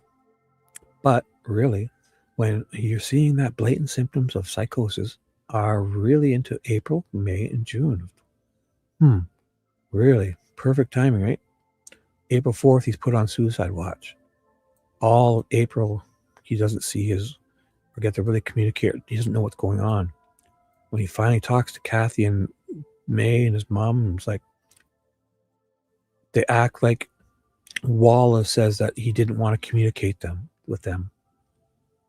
But then the first thing he says to Kathy is like, I don't know. They're not letting me call. They're not letting me do anything. I don't know what's going on. I barely know which way's up. I don't know if it's day or night. I don't know. I can't see it. They're torturing me. Then his mom's like, I've been writing you letters every day. Well, now he's on suicide watch. Oh, he is not getting anything. He doesn't know anything. And Wallace sits up at this trial and says that he's doing it because he's like mad at them, or he doesn't want to talk to them, or he's being, manipulative, like he doesn't want to communicate with them. Now, from that point in time, after 2023, there is some improvement in psychotic or psychosis symptoms, and you still see some residuals of psychosis going forward. But I wouldn't say it rises to the level of a full psychotic disorder after June, July time period. So there was some planning out of his circumstances, but there are dips? Yes. Okay, so tell the jury with regard to this objective testing in summary. Again, what you found. Well, whether or not your findings regarding his faking behaviors were consistent and what those findings were. On any objective test of personality, and I'll also say on any objective test of cognitive thinking. So his thinking skills consistently across everything, any way that we look at faking. which I would say that in itself could be upwards of, there may be 30 different ways that we look of whether someone's faking on these types of objective tests. There's no indication of any type of faking, exaggeration, or underreporting symptoms. Okay, thank you for that. A couple of, I guess, loose ends, if you will. There's been some talk in the courtroom about SMI, serious mental illness. Do you recognize that phrase? Yes. Okay, tell the jury from a clinical standpoint, what does that phrase mean to you in the course of your work, especially with Mr. Allen, but generally as well? Judge, I would object to the response unless it pertains to the definition in the DOC pertaining to Mr. Allen, which I don't believe she's qualified to answer because there could be a misapplication or a misinterpretation of the definition out in the clinical world where she's functioning. Judge, she's worked in the prison system. Well, let's limit it then to the prison system. Yeah, I appreciate that. I'll do that. So are you familiar with that designation? Yes. And are you familiar with it in the context of the prison system? It only exists in the context of the prison system. Boom. He probably knew that. And it's like, yeah, let's do this. They probably had this planned out. And they're now looking at each other, kind of smirking. Yeah, those fuckers. Take that, Diener. She can't talk about this, outside of it. Well, it's only it's specific to the prison system. Okay, great point. Glad we practiced that earlier. So yeah, my familiarity is when we mentioned before that I've worked in prison systems before. And I also tend to evaluate people in prison systems. So I've seen the definition and understood serious mental illness. Okay, so in a clinical setting, like in your professional setting, do you have, I guess, an equivalent to that? Yes. Tell the jury what it is. That is in talk. Objection, Judge. That's not relevant to Mr. Allen. Well, overruled. Right, because he's asking about the equivalent. And just because the IDOC wants to name it something differently doesn't mean she can't talk about what she's learned, which is the exact equivalent type, Diener is a wild one. Thank you. Overruled, dipshit Diener. I think it goes to the weight. I don't think we need to belabor this point because he's not in a clinical setting. He's in a prison setting, but she can answer the question. Thank you.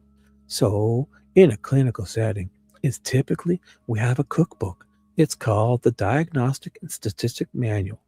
That gives us all our disorders, any type of disorder that we've been talking about.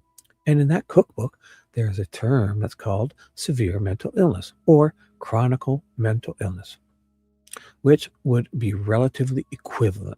Yeah. So in the prison system, they call it severe mental illness, and in her cookbook, in their book, their go-to guide, whatever, it's chronic mental illness. Okay, and it's relatively the equivalent. Okay, and did Mr. Allen fall into that definition when he hit the doorstep of the DOC?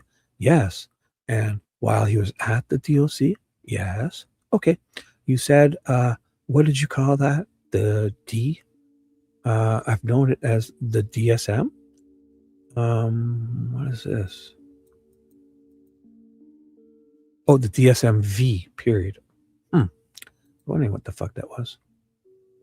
So I've known it as the DSM-V. Oh, again, we like our abbreviations. It's the DSM-V. Is that a brief or an acronym? What is it? That's an acronym. Or is it a short form? An abbreviation is short form. It's an acronym. Come on, lady, get it straight. Okay. That's the shorter version. Oh, it is the shorter. So what is it? Okay. So it's not an acronym. So you're right. Excuse me. Shorter version of what was the word again? Okay. Wasn't that? Oh, here's the book here. Oh, this is it here. So it's called the Diagnostic and Statistic Manual. So it is inaccurate, no? DSM. There's a V there for probably this. They didn't understand what it's Diagnostic and Statistic Manual.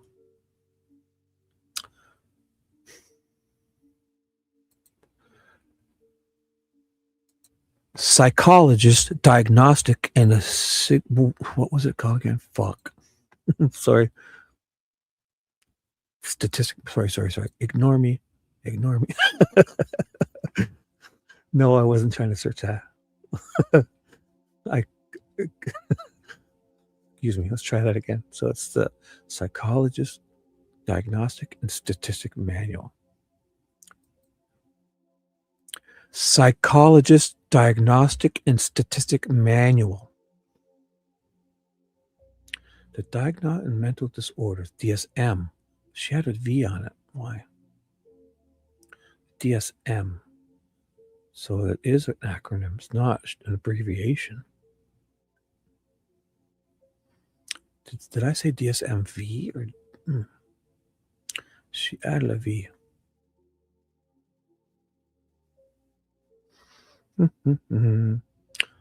Damn, that was funny, eh?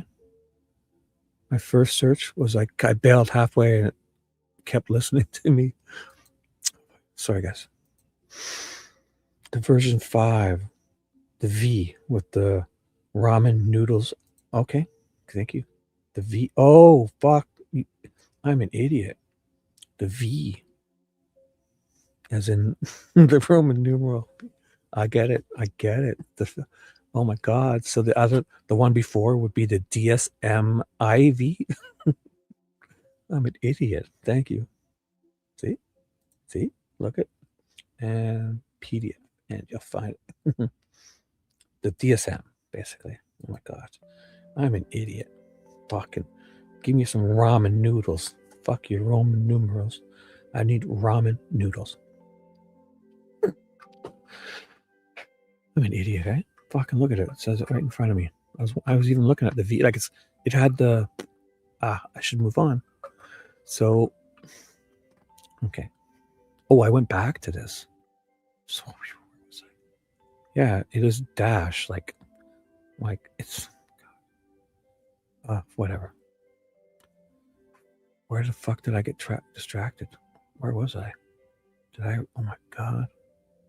How far back? No, I didn't read these numbers, so it must be around here. Okay, where did I get distracted? So, all right.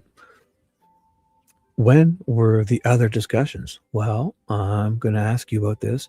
Did you have a chance to review F.G. Wallace's session reports or suicide monitoring reports? Yes. Can you just estimate for the jury how many of those you might have looked at? Again, I'm not going to be terribly accurate because it would be a guess. I mean, I think she had maybe 30 notes. 30 to 50 notes. Okay. And in those reports, did you observe any kind of trend or recording trend from her that you thought was unique to Rick's situation? I'm not sure. I understand your question. Fair enough.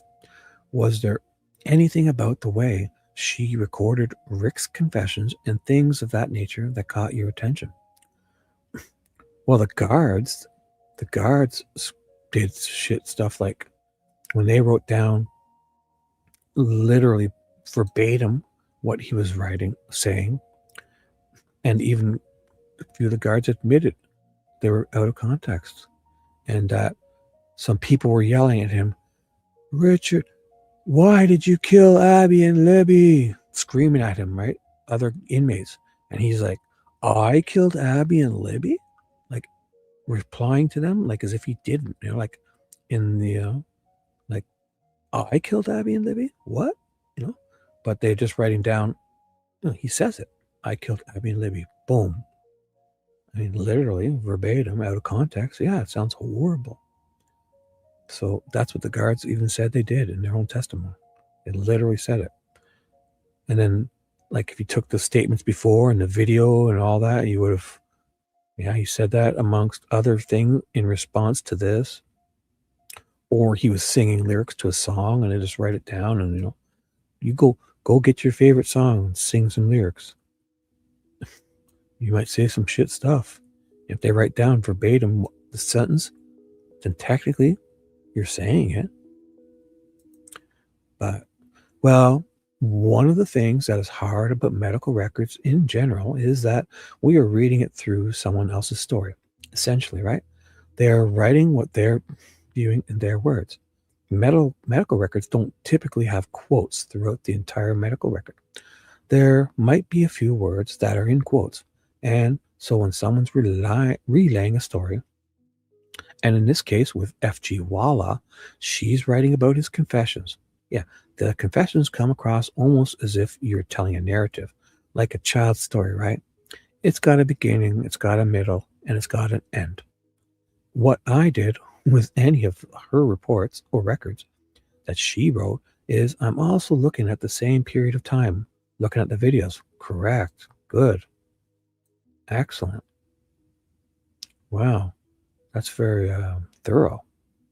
So she's reading F.G. Walla's reports about a day, and she's watching the videos of that day. Yes. Yes. Just what I was saying. Everything else, she's, boom. This is exactly what I was just saying. All the other things happening to him at this time. And is he saying it or is he replying to people? Is he, singing a song? So I'm looking. So she's looking at the videos of the same thing Wall is describing. I'm looking at the auditory calls, listening to the calls while she's talking about what he said on a phone call. I'm looking at what are the suicide companions saying. And during that period of time, those tend to be a little bit more fragmented in terms of what the words are. And in some of those same days where she's writing what reads as very much a story, beginning, middle, and end, you're also hearing behaviors about him drinking out of the toilet, saying things that are not in context, mentioning words that don't have anything to do with the conversation that he's having. It's not what we call logical and organized conversation. So there's just a contrast during that period of time of what she's writing versus what I was seeing on videotape and then seeing in her records. Right. So basically Wall is,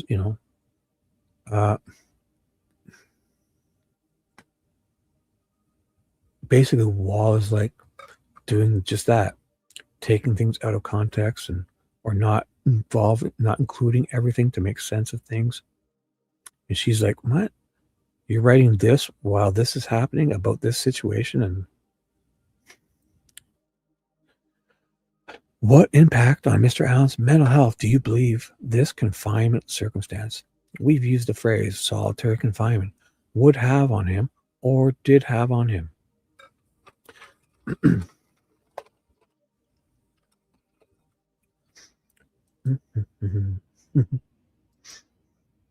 Oh, got to reboot. It's acting all. Yeah, I reboot my stuff daily. You should reboot your stuff every day. Your phones, your iPads, every night I reboot my stuff. My computers. Rebooting is good. I have my routers set to reboot certain times, or I just go in and reboot all my routers. Rebooting is a good thing. Clears caches and gets rid of a whole bunch of stuff. And again, I'm not exactly sure, like the totality of what you are asking, but in terms of what I was mentioning before, he's someone who, if you put him in a more stressful situation away from his family, those are two things that are kind of holding him together as having, before he was incarcerated, having organization in his day. Yeah. Knowing that he's going to see his wife every day, being able to call his wife if he's having a bad day or he's worried. that he's letting people down, being able to have her support him. You're pulling him completely out of the situation and putting him in an entirely new situation, you know. I would liken it, I mean, this is going to be kind of an example, but we all know what confinement is like with COVID. And a lot of people didn't find COVID comfortable because we are confined to our homes. Personally, me, if I didn't have the news or people talking to me, I might not even notice COVID happened. I'm just kidding, but you know, I was already depressed before that happened, so I was ready for that. For somebody like him, it's not even confinement; it's solitary confinement. He's entirely by himself. He doesn't have his family. During that period of time, he also has other prisoners yelling at him, telling him to kill himself, calling him a baby killer. Boom. He tends to be someone who highly values what other people are saying. We talked about that earlier. Like, imagine that. You're in there, an innocent until pretrial detainment, and you have like fucking convicts and killers screaming and yelling at you all night long, just knowing that they don't give a fuck that you're innocent. You're in there and they got a piece of you. Oh, the guards, half of those guards didn't even want to watch Richard Allen because of what he had done, which he had done nothing yet, because he wasn't convicted of anything at this point. He was innocent until proven guilty. And half those guards, even all of them, they were all admitted in their testimony to treating him differently because of what he had done. They didn't want to deal with him. They were horrified what he did. And this is before he had his court conviction. That is wrong, and says it, right? Perfect, exactly.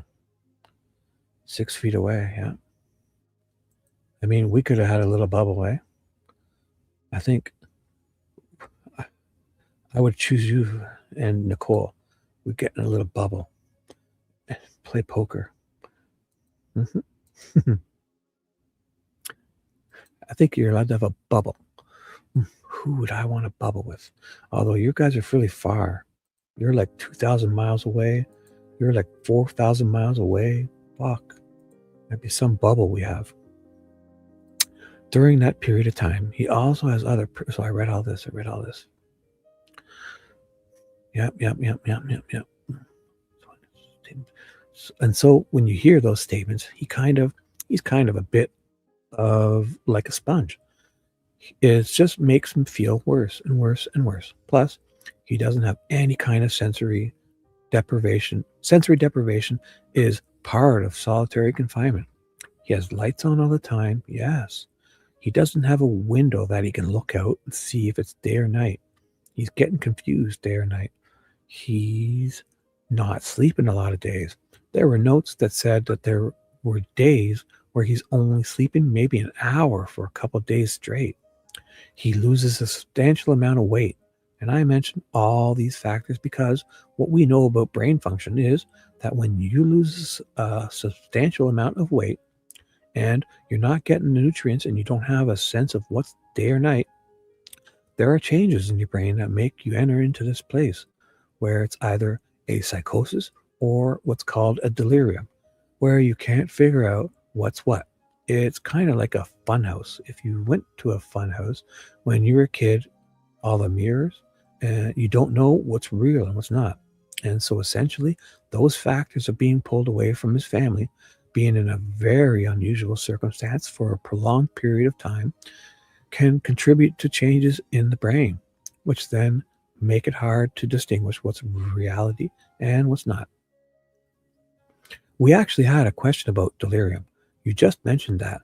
Tell the jury what that is and whether or not it's relevant to Rick Allen's situation. Judge, I would object. The previous testimony was that he was assessed for delirium and found not to be exhibiting any signs of delirium. So I would object to the question. Well, that would be a weight issue, that was. No, but that was the testimony, so I'm sorry. That was the testimony. So that would be sustained. Yeah, that was the testimony. But if she has a different opinion, she's able to communicate that. Judge, I don't believe any of her testing so far that she's testified to had to do with delirium. Well, she's saying that she watched Walla not assess something that she believes she should have. So this is the whole thing. The state does this all the time. Like, just because we lost evidence or we didn't investigate this person, you can't talk about it because it never happened. Like, fuck these guys. Like, Holman didn't go investigate the murder sheet for that leaked probable cause affidavit, Ron Logan's. Holman didn't go investigate Babs and McDonald for having the Odin report on court TV. Holman didn't go bust down Fig's door to see where he got that bullet from. The info, the report about that sealed law enforcement report, even though it's about before the gag order, it was a sealed report that wasn't released to anyone, to public. And Fig had it. Did Holman do that? No. Holman didn't break down Fig's door to see what communications he was having with Joe and all those, Therefore, they don't do an investigation because they don't. Then it's as if you can't talk about it. What? Fuck these guys, man. Dirty, dirty people. Basically what Diener's saying here. Well, he was never diagnosed with it. Well, she's saying, fucking, I watched that video of what the dates when she diagnosed him. Didn't diagnose him with, or diagnose him otherwise. And man, she's fucking a quack. She should have. Could I ask her a preliminary question? Yeah, go ahead. Is delirium a state of mental health in your industry? Yes, it is. We talked about the DSM-5. It's the DSM-5, right? Am I getting that right? As a mental health disorder. Tell the judge or the jury and the judge what kind of things cause delirium. Delirium can be caused by medical factors. So a lot of times you hear if somebody has a urinary tract infection or any kind of inflammation or infection that directly relates to brain function and where did I go? What the hell? What the fuck did I do? Oh, and can change brain function. I'm going delirious. I need to pee. Not yet, though. Do I have a fishy intermission video or should I choose my own? Let me know. Let me know. Let me know.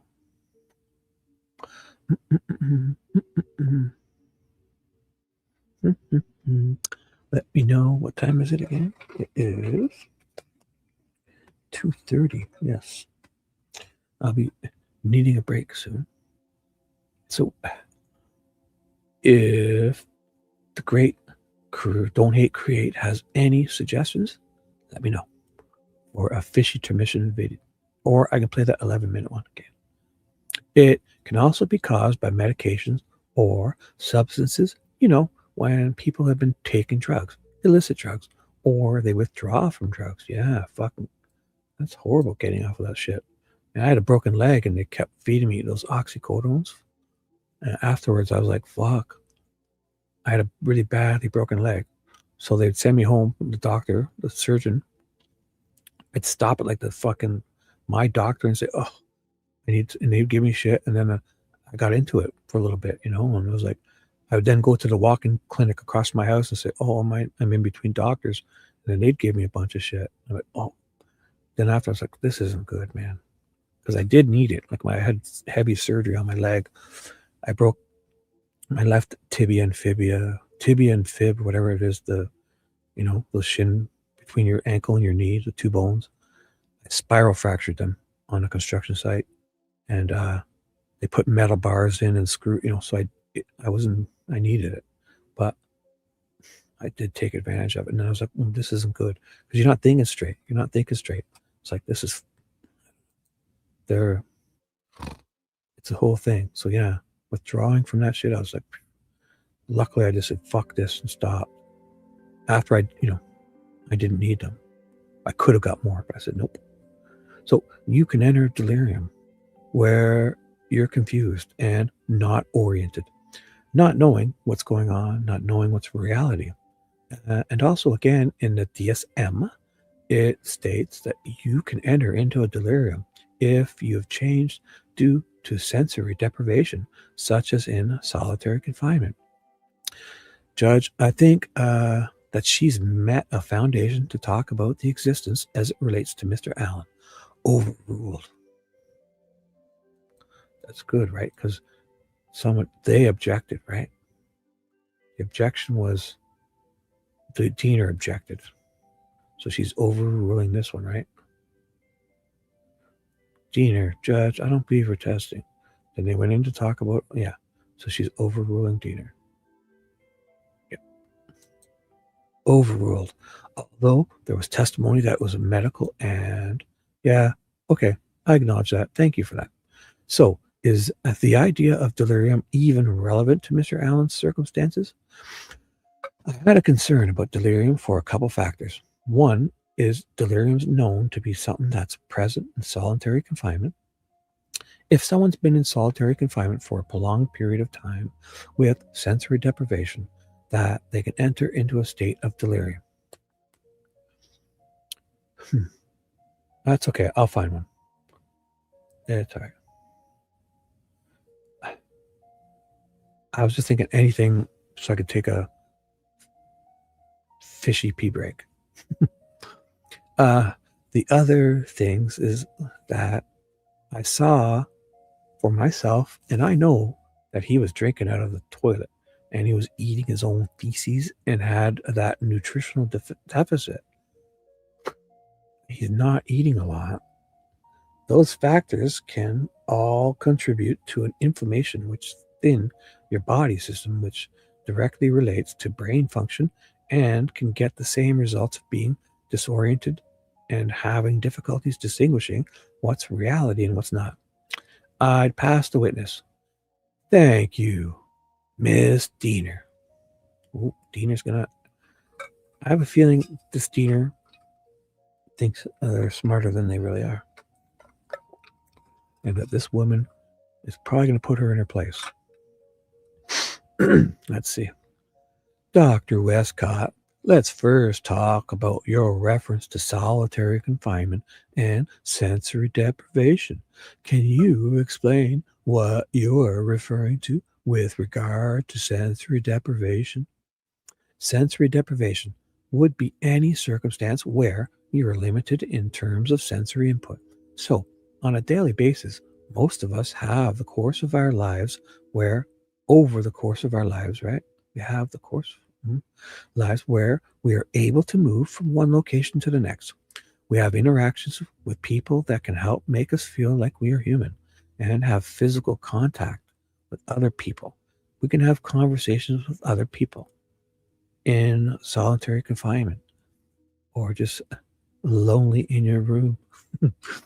You've put into a smaller space in some situations. Lights are on all the time, which can be disorienting, where you can't tell day from night. In solitary confinement in this situation, I saw on the records that there's evidence that his window was scratched and he wasn't even able to see outside, which can be disorienting for people.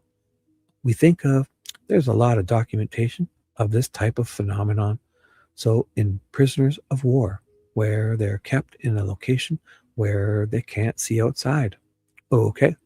So you were saying he was deprived of interaction with people, correct?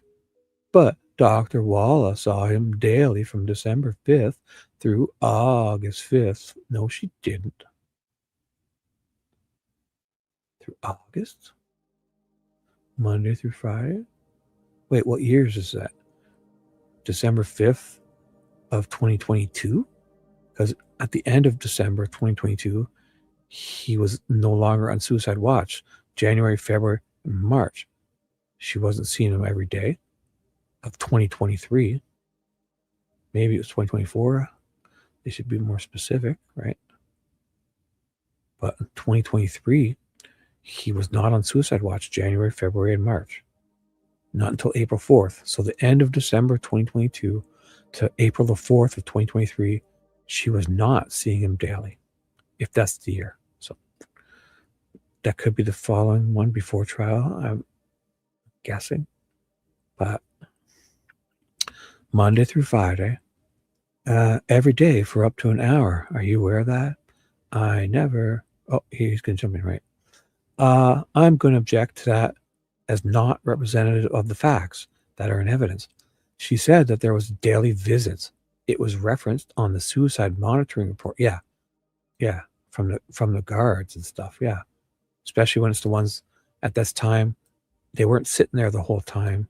If they're going around every 15 minutes and checking in, like that Wabash guy was doing. They come every 50 minutes and look in and write stuff down. The suicide one is when they're sitting there the whole time and writing down every 15 minutes, but also writing down everything in between that they felt pertinent to. But between the end of December 2022 and April of 4th of 2023, if that's what they're talking about, then he was not getting that, because he wasn't on suicide watch. In cross-examination, she acknowledged that many of those visits occurred because there was a mental health provider that would go to his door and talk to him. That was the evidence. So it mischaracterized the evidence. Ooh, are you here still, Fishy? Check it out. I found that, I found that fucking, where was that? That door we were talking about the other day. Shit. Of course I shut it down, right? I found that door. Damn it. Where the fuck was that? I found the door. That metal door we were talking about. I'm not sure if it's exactly where to the cubicle where Walla was. Hey, CN, what's up? Yes, 3 hours and 47 minutes. Let's get this party started. You're here, bro. What is up? What is up? Photo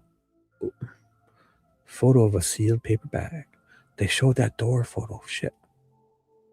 That metal door that looks like the back of a old desktop computer. I found two of them. Showed both sides of it, actually. I'm not exactly sure. I think it might be that cubicle. I don't know. Or if it was his cell.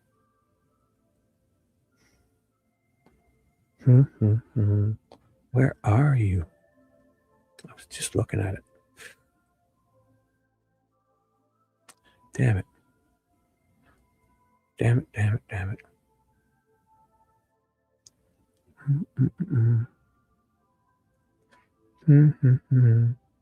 I should probably look back on this video to see. I'll be able to get the number exactly. And did anybody remember that number? Where the fuck was it?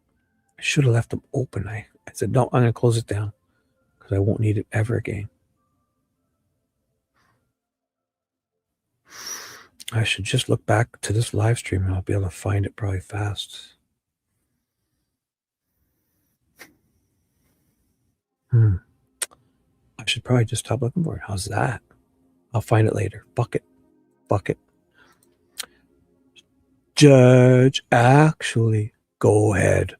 Yes, actually, her records reflect that she met with him daily, Monday through Friday, for 15 minutes to 1 hour. Well, what days? What year are you even talking about? You didn't say a year. Depending. If it's 2023, she didn't. Depending on Mr. Allen's preference. That is not to be confused with a mental health professional stopping at his door to ask if he needs anything. In addition to F.G. Walla, there are records in his admitted as exhibits that show that she met with him on a daily basis. The jury's been given a collection of those. There's a larger collection that was also admitted, and so she was having daily contact with him. No, she said it. When he was not on suicide watch, she wouldn't see him she would see him once a week. Overruled. So you're overruling what? And you're thanking her for overruling you? Fucking wild. Unless they gave a date and this person just didn't write them down. If that's 2024, then it could be right. But if they're saying this December to August of 2023, then it's not right. It's not right, because January, February, and March of 2023, he wasn't on suicide watch. He wasn't getting it. She says it. So that's probably what's going on here. So did you understand that FG Walla was having daily sessions with Mr. Allen? So I remember reading in her records that there were times that she went to his cell and wasn't able to get him to respond. And so she didn't have a session with him. Yes. Did you also see reports where she was getting him out every day, multiple days in a row? I wouldn't say that. So I'm confused. Because initially you were saying, my understanding of your question was that she was seeing him daily for an hour. That was not my understanding looking at the records. That she didn't have him pulled out of his cell every day for an hour. Good, you're specific. That there were times where she did have him pulled out of the cell. There were also times where she went by his cell, he was unresponsive, and she did not meet with him. And so you indicated that you reviewed 30 to 50 notes of F.G. Walla's reports. Are we talking about the same behavioral observation report where it starts with his name, his date of birth, the time, and then it has a patient complaint section? Then her clinical observations. Are we talking about the same thing? Yes. And so you only saw 30 to 50 of those? Again, that was an estimate. Unless I go back to, there were an enormous amount of records in this case. I don't remember how many records. That was a guess. I agree. She met with him every day from December 5th. What year, asshole? Got to be 2023. There's 2 years involved in this. Is it 22 and 23 or 23 and 24? December to August. What year? Probably December 2023 to August of 2024. But it could also be December 2022 to August of 2023. Use your fucking big words, Diener. It's twice you've done that now. What fucking year? There would be hundreds, correct? Well, again, what I would say is I see notes from her. Some of the times when she has notes, she's saying that he's unresponsive and she doesn't meet with him. So I would consider that a session, that she was meeting with him. Well, so who decided what notes you got? Did you get those from defense counsel? I asked for all the records from Westville, and you believe that's 30 to 50 notes.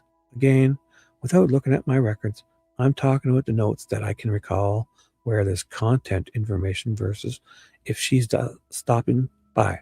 He's not responsive, and so there's not what I would consider a session. Okay, you indicate that one of the things that would contribute to sensory deprivation would be being confined to a small space, correct? Correct. Okay. Do you have any information as to the fact that his window was replaced so he could see out of it? Or to what extent it was scratched that he couldn't clearly see?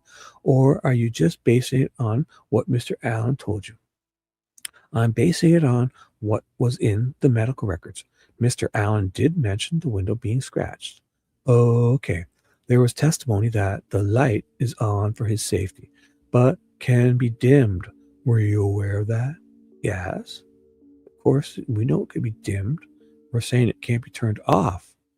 And if I could only turn my lights down to 10%, sit under lights that are only 20%, it's basically still on.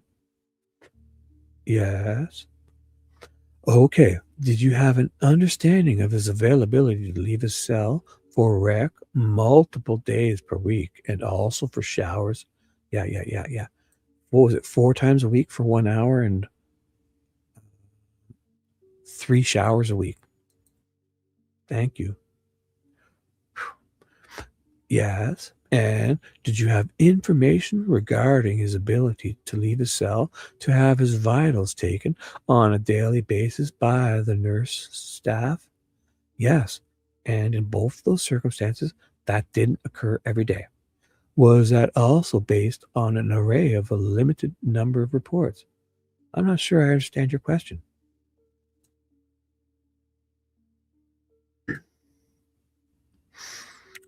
Ooh. Yes, drop your jokes, bro. Yeah. Ooh, I forget what it was. You said something super funny last. I was watching a replay, reading the chat. I remember what it was. It was super hilarious. Something about Oh, I can't even remember. Damn it. It was really funny though. Anytime, yes, jokes are always welcome, guys. Anything you want to talk about here. This is anything. You're smiling. I'm smiling. So was that also based on yes.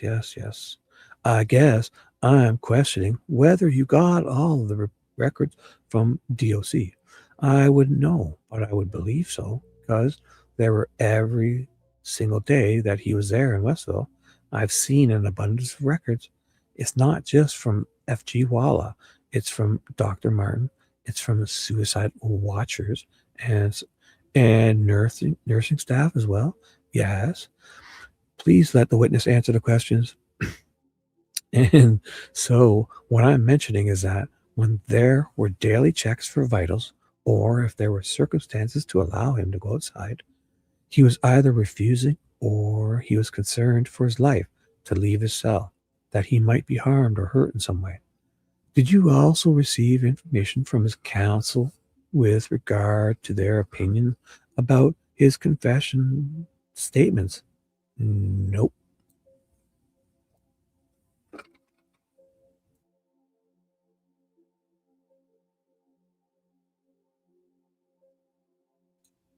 Sorry, guys. And so in your report, you indicate that he made confession statements inconsistent with known facts. How would you know that? Well, that I'm looking at information within the medical records where there's at one point in time, for example, he says that Satan killed the girls. So, I would make the assumption or have the opinion that Satan didn't kill the girls. That's not a confession statement, though, is it? Correct. Okay.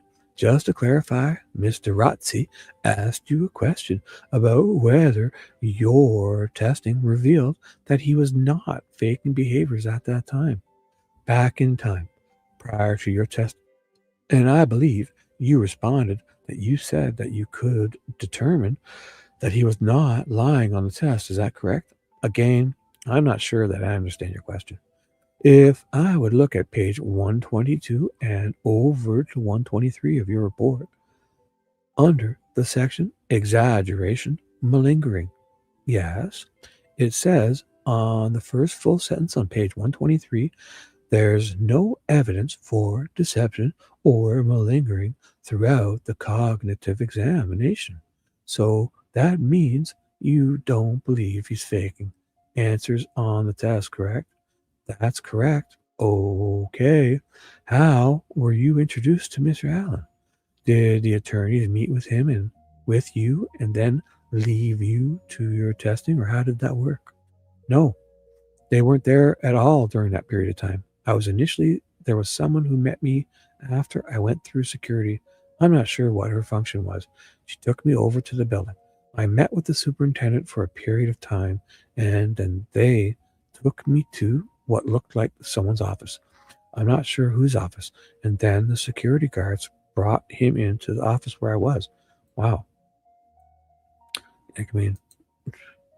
She remembers. Look at this details. Diener's trying to act like they're up to something and the defense is there, and that's a pretty straightforward answer there. Like, they're not even there. She's doing this all by herself. Was it discussed with Mr. Allen that you were there on behalf of his counsel to assist? I don't believe that I identified myself in that way. What I typically ask is if he was aware that I start with, are you aware what that the appointment had been made and that I was going to be here today. It doesn't seem like he had remembered that I was going to be there. And then I explained to him that I am going to do an evaluation today and that explained the limits of confidentiality in the evaluation and that it's part of the legal trial. And then I gave him, it's his choice to be able to consent for the evaluation or to not consent to the evaluation. And that's typically what we go through. So, in the same section, we were just talking about that ends on page 123, where you conclude all evidence supports that his presentation and testings are an accurate and valid reflection of his current emotional and cognitive functioning. That's referencing at the time of testing, is it not? That piece is referencing at the time of testing. Yes. Okay. I'd like to talk about his dependent personality disorder that you made reference to. That also appeared in F.G. Walla's reports, correct?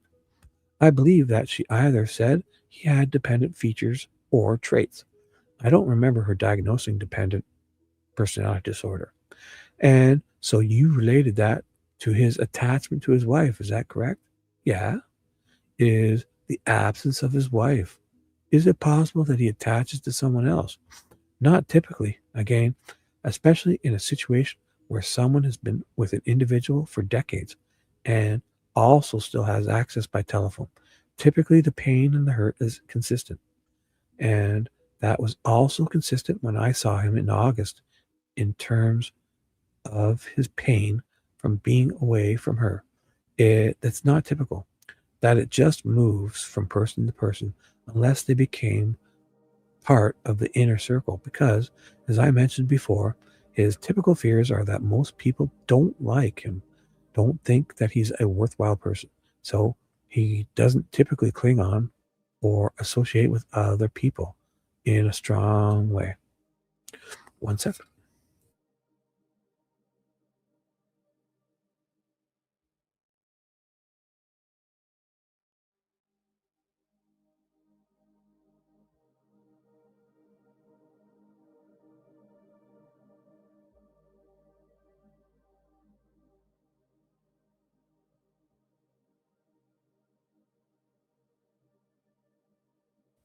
And we're back. Getting stuffy. Gotta turn some fans on. Alrighty then. You guys having fun? 130 people. Let's do this. What time is it? Where are we? 58. How about I finish this one off? Okay. She has some long answers, so that's a lot. Okay. And so when he was a person that he clings to, like his wife is. 1 second. Sorry, I have some fisherman's friends here, the good ones. I don't usually have, but that'll make it less stuffy, I think. 1 second. Right here somewhere. Please hold. I'll be right here. 1 second.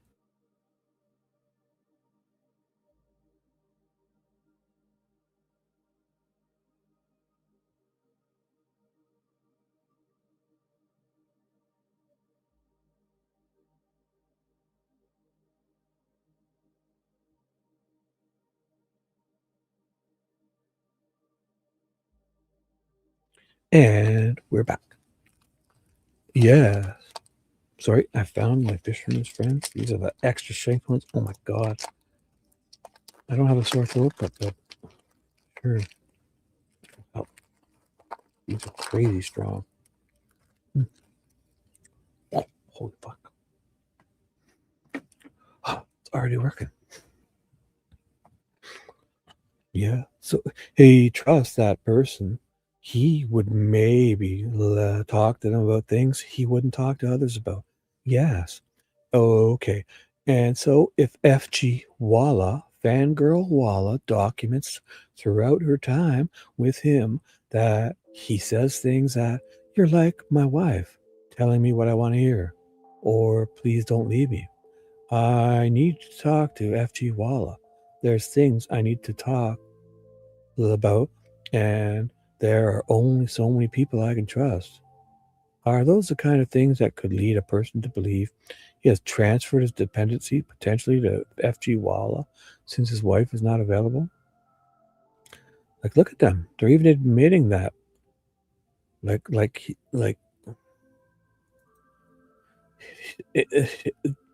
Diener wants to use it as an example, but I mean, the fact that he's looking at her like this, if it's true, is proof that like she's befriending him, and you know, what is that, the honey trapping type of thing, whatever that's called, and succubus trap that could lead, since his wife is not available. Yeah. Ooh, that's why I wanted to show you. It's that door, and the door, she's standing there talking to him. It's just that it's a metal door with holes in it. And if she's standing there talking to him, he's catching a whiff. And I know in his situation, if she's like the guards, there are female guards. I get it. But I'm sure those female guards have been told and are probably better off and not having super, using like certain stuff during the week, and not putting on certain things, maybe wearing less of certain products, or just a regular underarm deodorants instead of, the nice, pretty smelling ones. And you know what I'm saying, right? I guarantee you, they want Walla to come in there and just fucking trick this guy into speaking to her. So, in my opinion, she's probably upping the game, and not necessarily in this context. I mean, you have to keep in mind that she's one of the only people who is there and in helping profession and trying to talk to him. He doesn't have any other people that he can call and talk to. I mean, yeah, she's befriending him. So I wouldn't necessarily say that.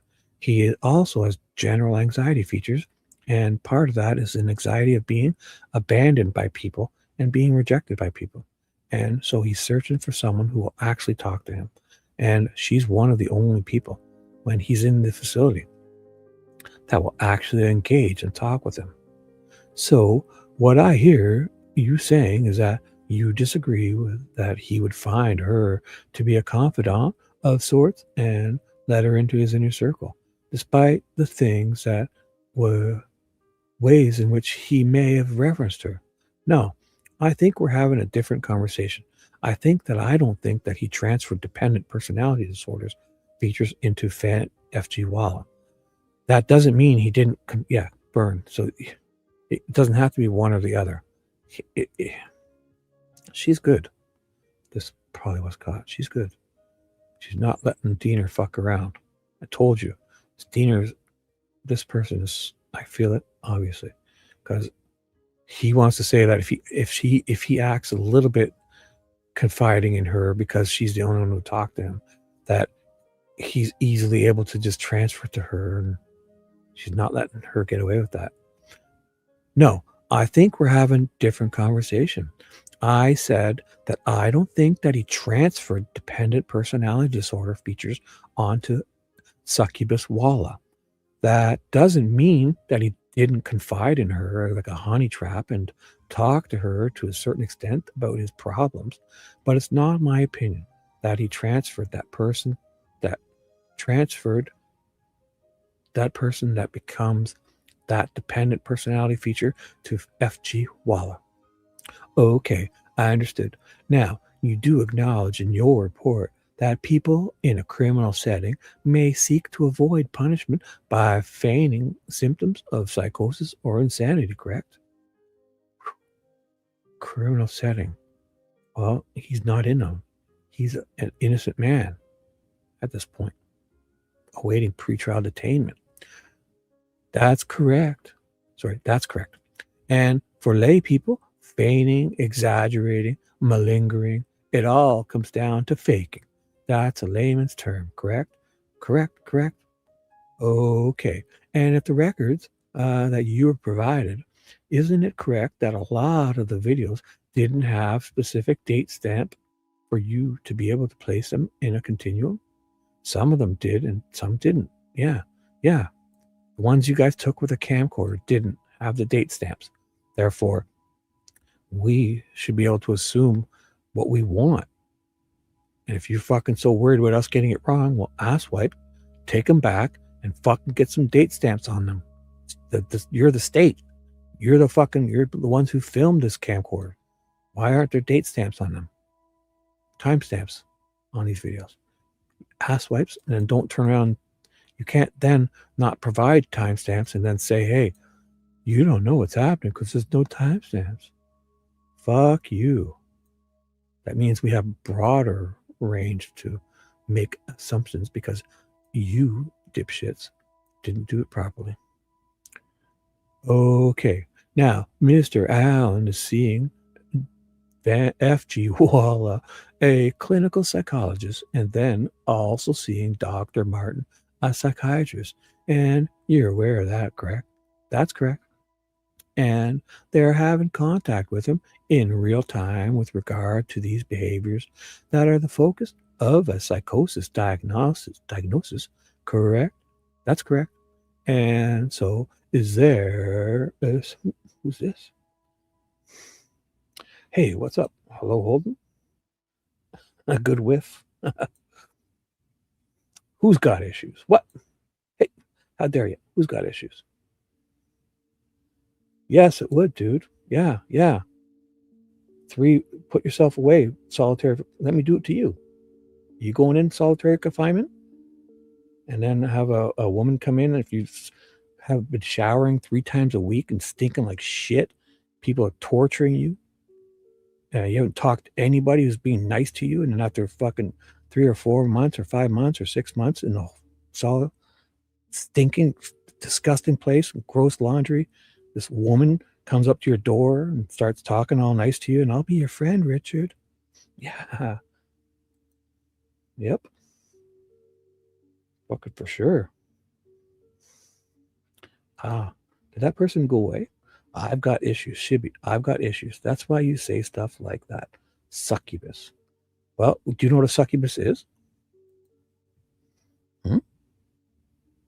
I got issues. Well, you're an idiot. Fuck you, Holden. Suck me off, you loser. Definitely honey trap. You think it's a joke putting somebody in solitary confinement, you idiot? Fuck you. Go away. I'd love to see how long you would last in solitary confinement. Piece of shit. Garbage, sadistic human you are.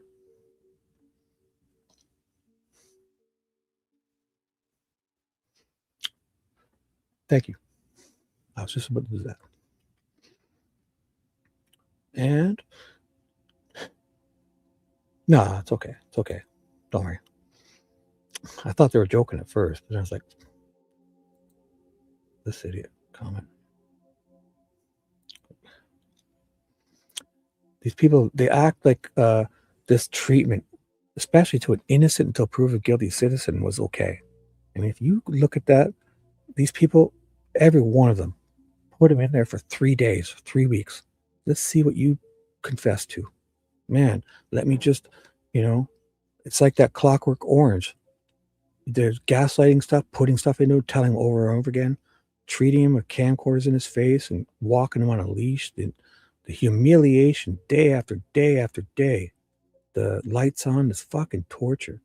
For people to be so dismissive of that, man, that's a sadistic human being who would be so dismissive of that, especially to an innocent until proven guilty person on pretrial detainment.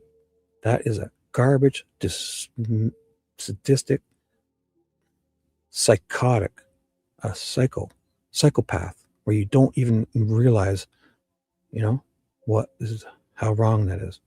It's lacking empathy and just doing this to an innocent until proven guilty person. Guantanamo terrorists don't even get treated like that. So, oh, sorry.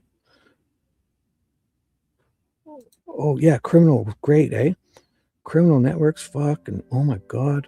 That feature-length film, I'm telling you, it's going to be an award. That was great. That was a great stuff. You putting out more of those? Is that like a series, CM, if you're still around? Man, hope to see you. Wayne. That was great. Seems like you're putting out a series, like the whole type of that first one was amazing. So, and I'll move on. So, and is there a certain amount of confidence you can have them being there to observe daily functions of Mr. Allen? Well, I'll take their observations into account. There's no doubt about that. The other piece that, again, is extremely unusual and helpful to me is that I have an abundance of videos and other reports besides them. Yeah, right. She said it. While Walla was explaining a diagnosis of what, and she was diagnosing him of that day, she's able to watch videos of him that same day, and she has more info. She has her diagnosis and all this videos and phone calls, and she's able to put it all together. So yeah, I mean, these suicide watch reports are almost down to the minute at points in time of what they're noticing. So I'm seeing a lot of other information in conjunction with that. Their reports are when they're seeing them, right? So if she says her report is, was from 3 p.m. on this date, she's going to watch all those videos before and after and see that Wall is either, doing a little malingering of her own. So in your evaluation, you were given weight also to suicide companion notes in order to assess the circumstances, correct? I wouldn't say assess the circumstances. They're talking about what his behaviors are.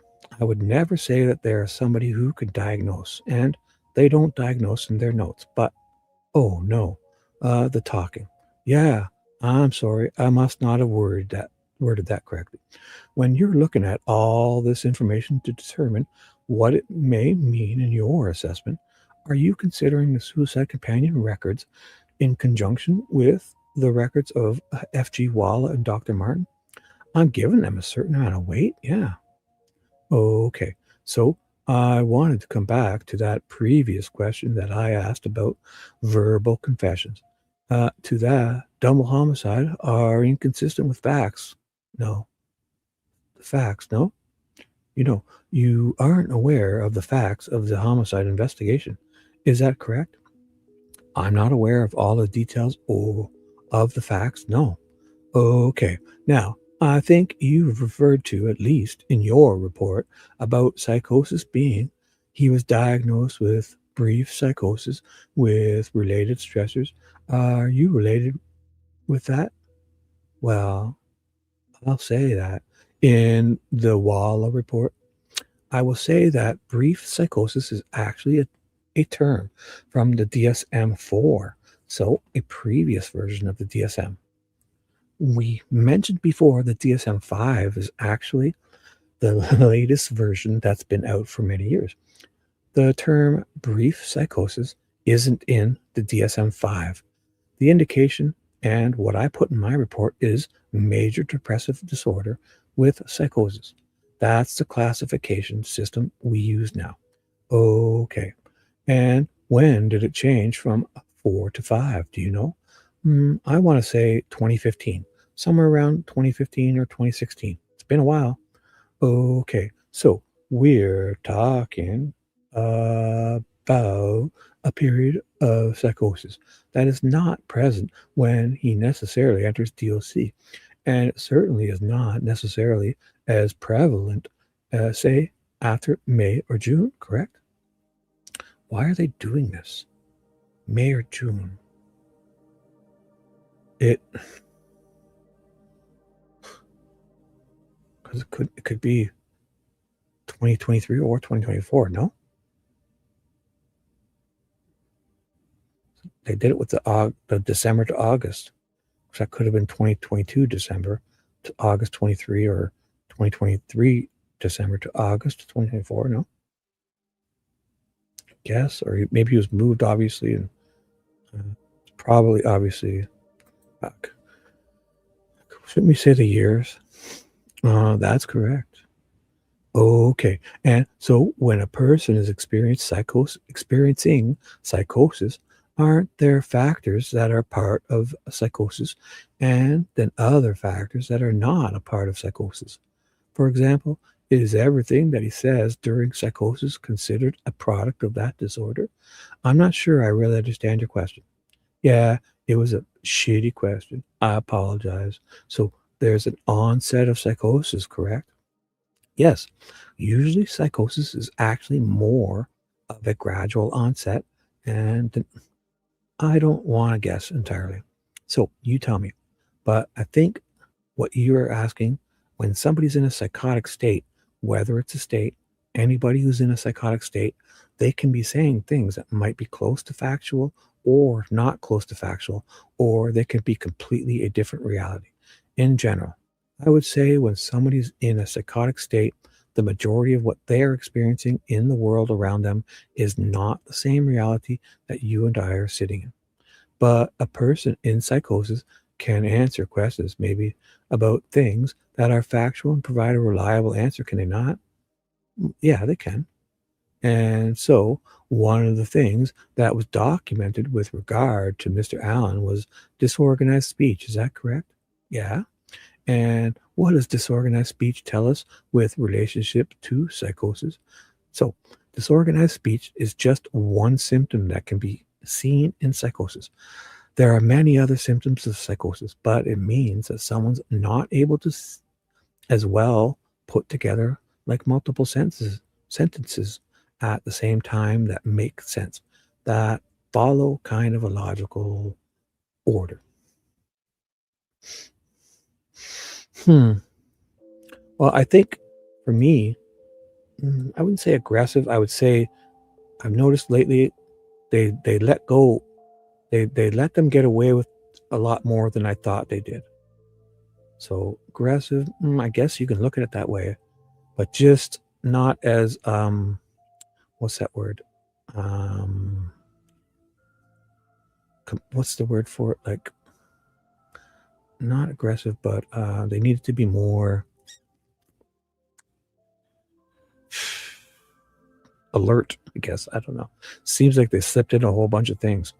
And why they were a little bit too agreeable. They let the state, like just entering things like that, the Snapchat photo, and then that becomes a part of the timeline. When they didn't find it on Libby's phone, that Cecil guy finds it on the internet, and it has a timestamp of 2:07 p.m. or something, and it's from 7 hours ago, and I don't know. Things like that. I think they let them get away with it, or they took the bait and fell for certain wordings or distractions, like the 4 guns, talking about 4 guns, and if I had the defendant's gun at the same time I had this bullet, which the unspent bullet was 5 years earlier, I would have been able to make, they let them, so I don't know if they needed to be more alert, more diligent. That might be the word, more diligent. But aggressive, it's tough to say because, again, it looks bad now, but 60% of the state's discovery handed to them, law enforcement's investigation, 30 or 40% of it was about Odinism. And so the defense, when you receive that much discovery, and then the rest of it's all those other third-party suspects, I mean, the only reason they were so easily handed that over, in my opinion, is because they knew Gull wasn't going to allow any of it. And the state, I guess, took the bait, because why wouldn't you? When you're handed that much evidence about a certain topic, you go with it. They did. And the only reason it looks weird is because Gull didn't allow it. Because forget Odinism. Who would have thunk that Elvis Fields and Dave McCain and like Brad Holder and stuff like that, and some of those other sketchy guys, and all those interviews being like that, they forget Odinism, just not Elvis Fields especially. Like those people were, I don't care what you want to call them, persons of interest. When you're fucking doing investigations like that of especially so close. Like, they're the first few people they're investigating. They're getting their guns. Holders and Logan, all these people get their guns. Like, they're when you do that, when somebody goes for Stephanie Thompson said, when somebody is sent for a polygraph test, that's not one of the first things you do. That's when you're pretty sure somebody's involved. So for them to polygraph Elvis's sister means they thought he was a suspect. They weren't just thinking person of interest. To do that, Stephanie Thompson in her interview said that if you're getting polygraph tests like that, that's later on. That's when somebody, and then, picture what V always says, that 8 cops from Unified Command got into a van and went down to investigate Elvis Fields, and they questioned all the 4 members of Mary Jacobs' household. There was 8 cops went there at the same time, and they went off in pairs of 2 cops and questioned each of the 4 people. They drove down there about Elvis Fields, and then Murphy says a cop investigating it has Elvis Fields say this directly to him about the spit and DNA, and then the things Mary Jacobs said he said, and then passed the polygraph test. Like, I mean, all of that, to think that he's not going to be allowed to be at trial is amazing. He looks exactly like that Teresa Liebert sketch, Elvis Fields. Him or McCain, if you saw that video of McCain with those bags, I mean, it's not often you see guys with bags that big under their eyes, man. And Liebert saw it enough to get in that sketch. Man, I don't know. Yeah, it looks weird now because when October 2024, when all that Odin stuff dropped and all those Frank's hearings, you couldn't find a single person who thought that wouldn't have been at trial, even on the pro-prosecution sides, especially on, to think that they're going to get that much discovery and then not be able to have it at trial.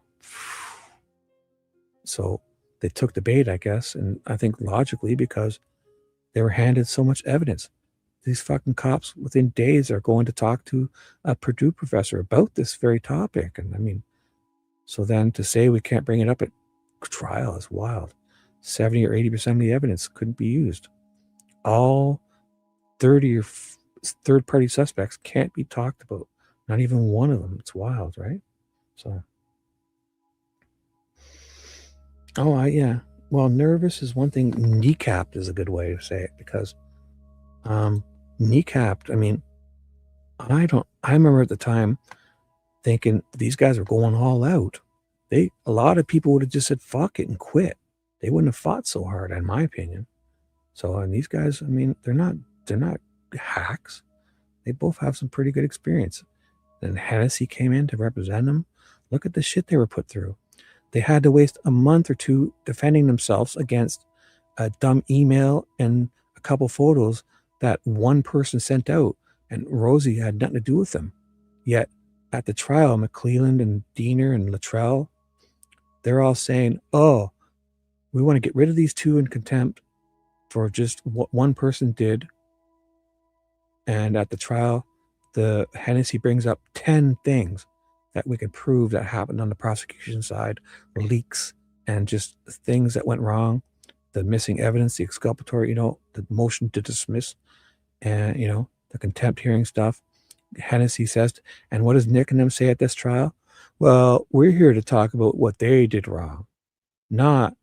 We're here to talk about the 2 things that one of them did wrong, not the 10 things that I can, and law enforcement and Jerry Holman and all of us have done wrong. So how do you when that's allowed to happen like that? And then at that trial, the motion to dismiss about the exculpatory evidence, the fucking Diener and them were on the attack. And they're the ones that lost all the evidence. They're like, man, we lost this evidence. You can't prove it. Fuck, the nerve. There's so many things. Gull wasn't an arbiter. She wasn't a neutral party. She wasn't a judge. She'd be like a referee, bias. And she fucking was all in helping that side, man.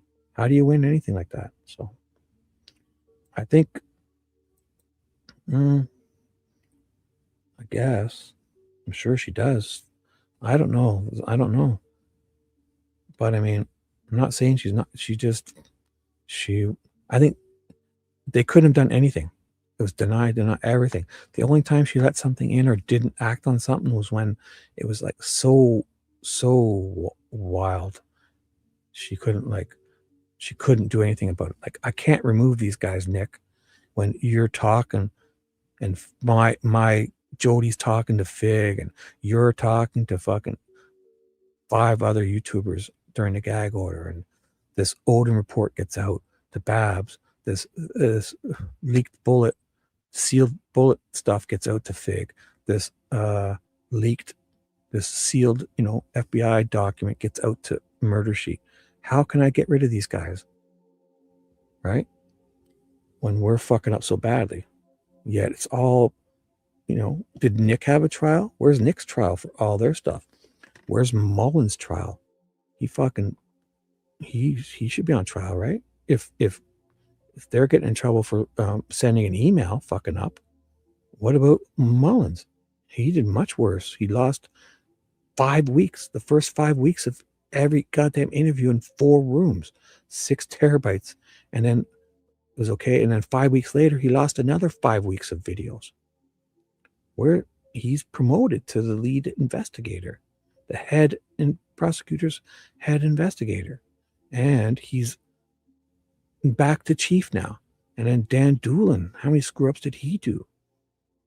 He had the most epic screw up in Department of Natural Resources history.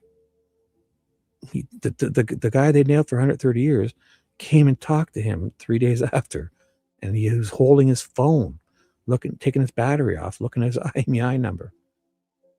And he then forgets he talked to this guy while he's every day looking for this guy.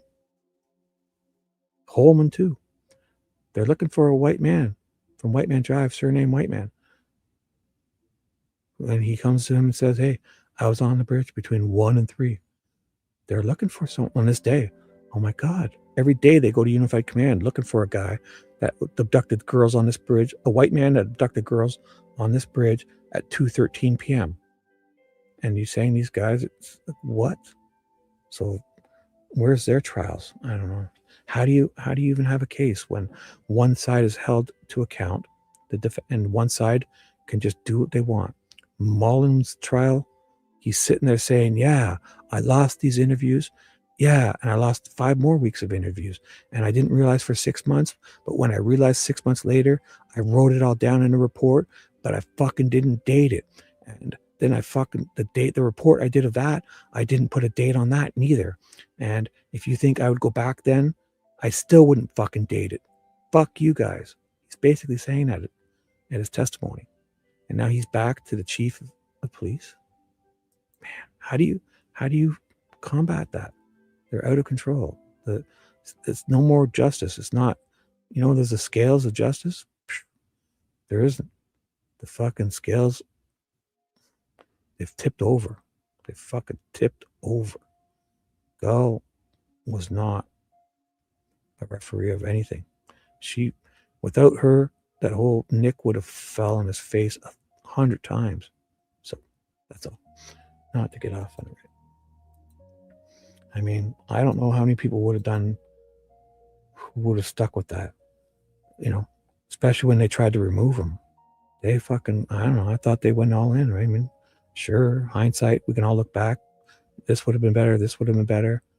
But I mean, if you could say that now, then are you telling me at the time some people would have predicted that, well, when this stuff came out in October of 2024, if I had asked you, do you think 80% of this and all these third-party suspects will not be allowed to be talked at court? If you said yes, then you would be right now. But back then, nobody was saying that. Therefore, it's easy to say that now. But I want to hear somebody saying that back in October of 2024, because nobody was. Not even those people on the prosecution side, pro-prosecution. Nobody would have said that. Imagine all that discovery that popped off with Odin and third party, all those guys. Did you hear anybody saying, well, they're not going to be allowed to mention people's name at trial. They're not going to be able to talk about any of these guys. And 80% of this discovery will not be at trial. Who said that back then in 2024? Show me anyone, and you won't find anyone. It's easy to say that now. Go back. Nobody was saying that. Who'd have thunk? The fuck? Here, we'll give you 80% of the evidence you can't use. It's from our discovery. Then think of all the stuff they lost and didn't even bother collecting. Where's the investigation on Fig about him getting that info? Where's the investigation on Jody for talking to Fig? Where's the investigation on Nick for talking? Where's the investigation of Nick talking with all those other YouTubers in the gag order? Where's the investigation of Murder Sheet getting that Logan PCA? Where are those? They don't happen, therefore we can't mention them. This is amazing, right? How do you go against it? You don't. You can't. You can't fight that. They're out of control. Right. Right. I mean, even if we don't, so let's say we're not blaming the family, right?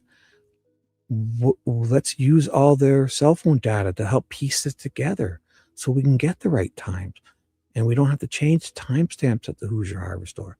And so we don't have to have Cecil change timestamps of Libby's health app data, or say that he wrote things down wrong and from 231 to 213 changed them. And Liggett changed timestamps of Logan at the fucking dump in the videos.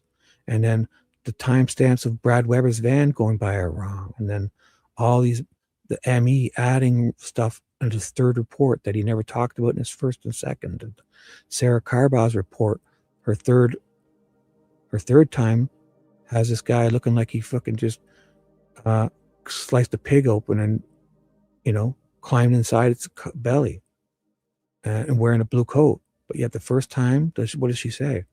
Tan coat and just muddy. Like, how do you come, Betsy Blair saw a puffy-haired young guy. And then we're to believe that she sees the same guy that's in the Bridge Guy video, and that Bridge Guy video is the same guy Sarah Carbaugh describes as having a tan coat. They're seeing three different people. Riley and Bree Wilbur. Riley Voorhees' description. 2 days afterwards, on the 15th, the chief of police, Steve Moonman Mullins, comes to talk to Riley Voorhees at her high school. 2 days earlier, during the day, a man walked past her on a trail in the middle of the day. And 2 days later, she gives her description 1 day after her friends are found dead at her high school. The chief of police comes to her high school to talk to her.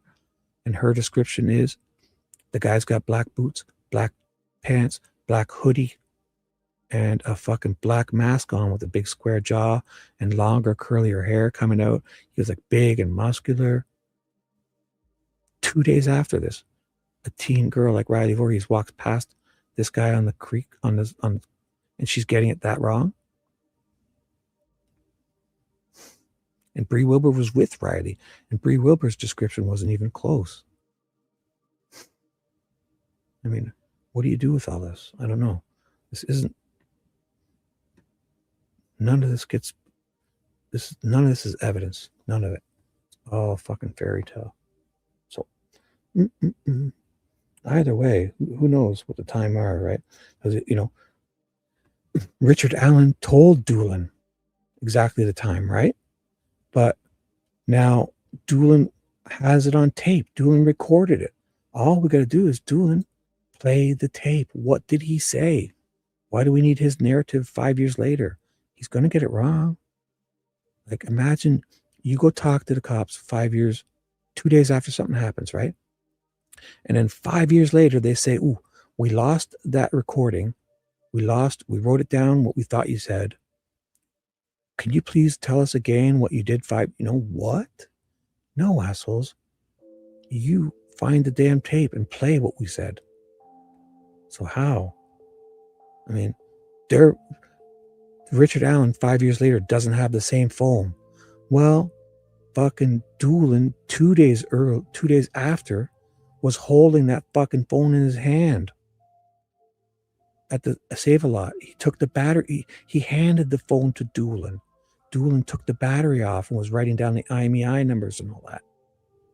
And then 5 years later, you're thinking Richard Allen is being elusive because that phone, he doesn't have that same phone and whatever, or that's the only one missing. Well, if you're pissed at that, then you must be fucking really pissed that 2 to 3 days after, on the 19th or whatever, 18th, Dan Doolin was holding that phone in his hand, holding it. Richard Allen handed it to him. That's the person you question. Doolin, not anyone else. Where's that fucking recording? Why are we questioning what he said 5 years later? Play the tape, Doolin. You fucking recorded it. I know you guys. I'm not mad. I'm just, you know what? I'm cranky. I need my fishy intermission.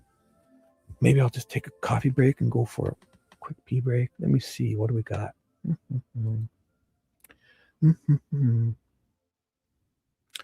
me see. I'm on my other monitor. 1 second. Let me find something. Or is that okay, Fishy? Are you even still around? Can I play one of those? Let me see. What do we have?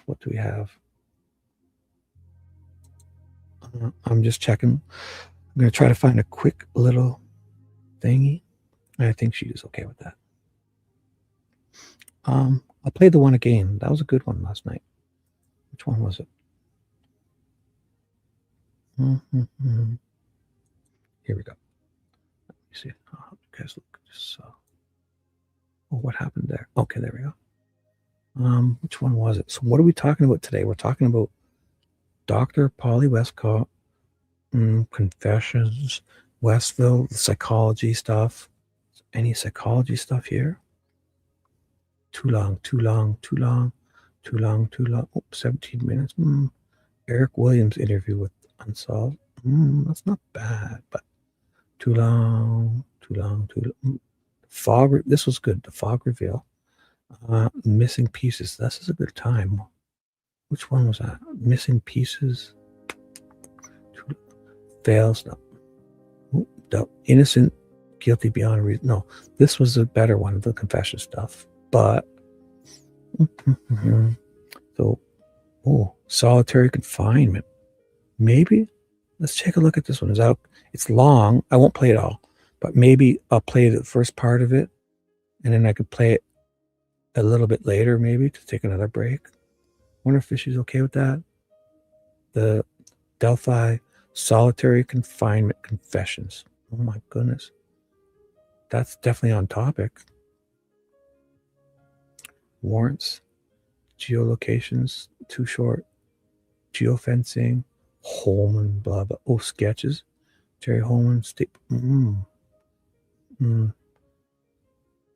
Defense is negligent. We were kind of just talking about that.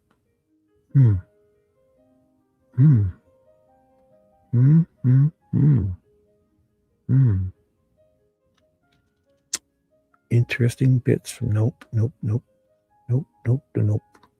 What's this one? Statement of murder. Click, no. Ooh, Richard Allen, newest attorney. How Baldwin runs his. Baldwin hired. No.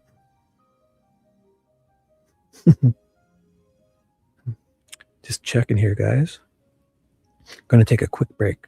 I thought I'd give you a Fishy's Tradition video, if I know she's okay with it.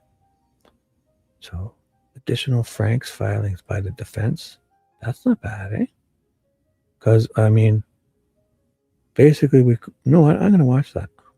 I think, is that okay? I think, because basically 2 years ago, so if she gets anything, or we've learned a lot since. So, again, just note that if there's anything in here that, let's see.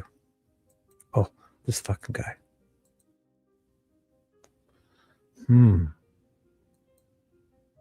If it's really loud, I'll turn it down. Okay, I'll turn it down. Fishy and her disco music. So I've turned it right down to below half. You know what I'll do also? I'll turn off my background music.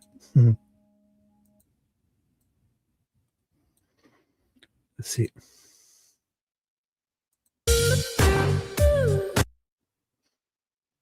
Put that a bit more. How's that? So, additional Frank's filings. So again, I'm not even sure what this is about. You know, I hope I wonder what it's about. Looks like she's just reading stuff. Or any type of group that would have conducted the crime. Holman, deposition, page 63. Yeah, so basically just what I was talking about.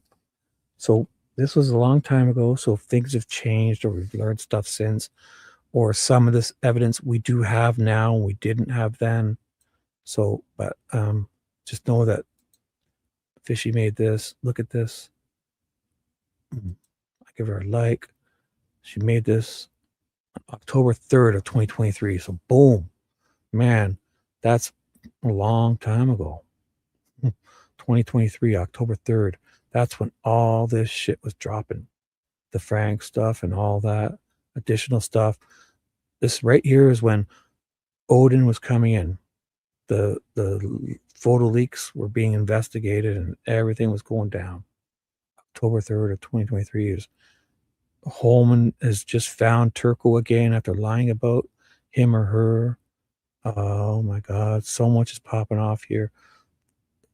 100 third-party suspects are mentioned, and nobody's thinking none of this is going to be at the court date. Nobody was. So here's what this lovely serpent, snake-eyed creature put out to us way before people were even looking into this case. This one here is making Don't Hate, Create videos. So she's going to have a big comeback. Do not lose. If you have a staring contest with this guy, just stay with it. You're going to win. You're going to win. I'll put it on a loop, but I'll be back just in case. All right. This is who we're going to watch. Let's do this. It says on October 3rd of 2023. So things have changed since then. We've learned things since then. Things might have been different. So she's going to read stuff, but this is basically what we knew when all this weird shit was popping off. We can't talk about any of these guys now. Listen to what you hear in this evidence of the Frank's report. Nobody thought none of this was going to be allowed at the trial. Nobody. Go back to then and find me one person that said what they're saying now. Good luck.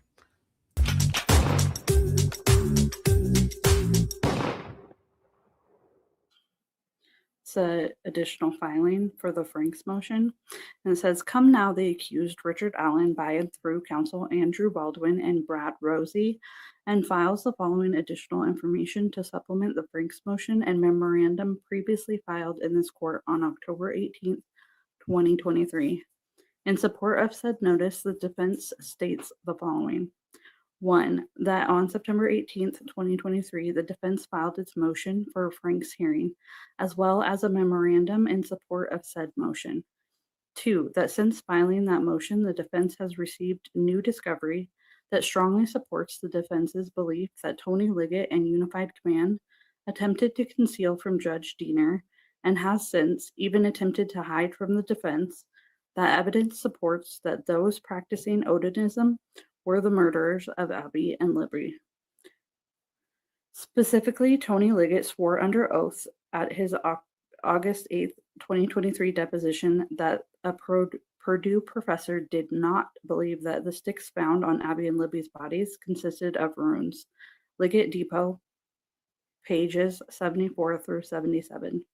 Furthermore, Sergeant Jerry Holman swore under oath at his August 10th, 2023 deposition that a Purdue professor said that the sticks found on the girls did not represent Odinism or any type of cult worshiping or any type of group that would have conducted the crime.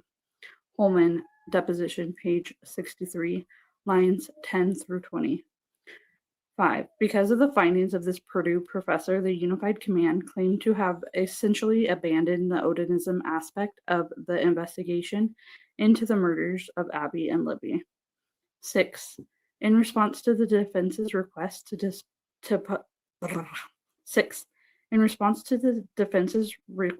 dispose this Purdue professor on September 6, 2023, the prosecutor, Nick McClellan, told the defense via email, "As stated before, we are trying to identify the Purdue professor, but no luck yet. Detective Holman has reached out to the FBI and Purdue and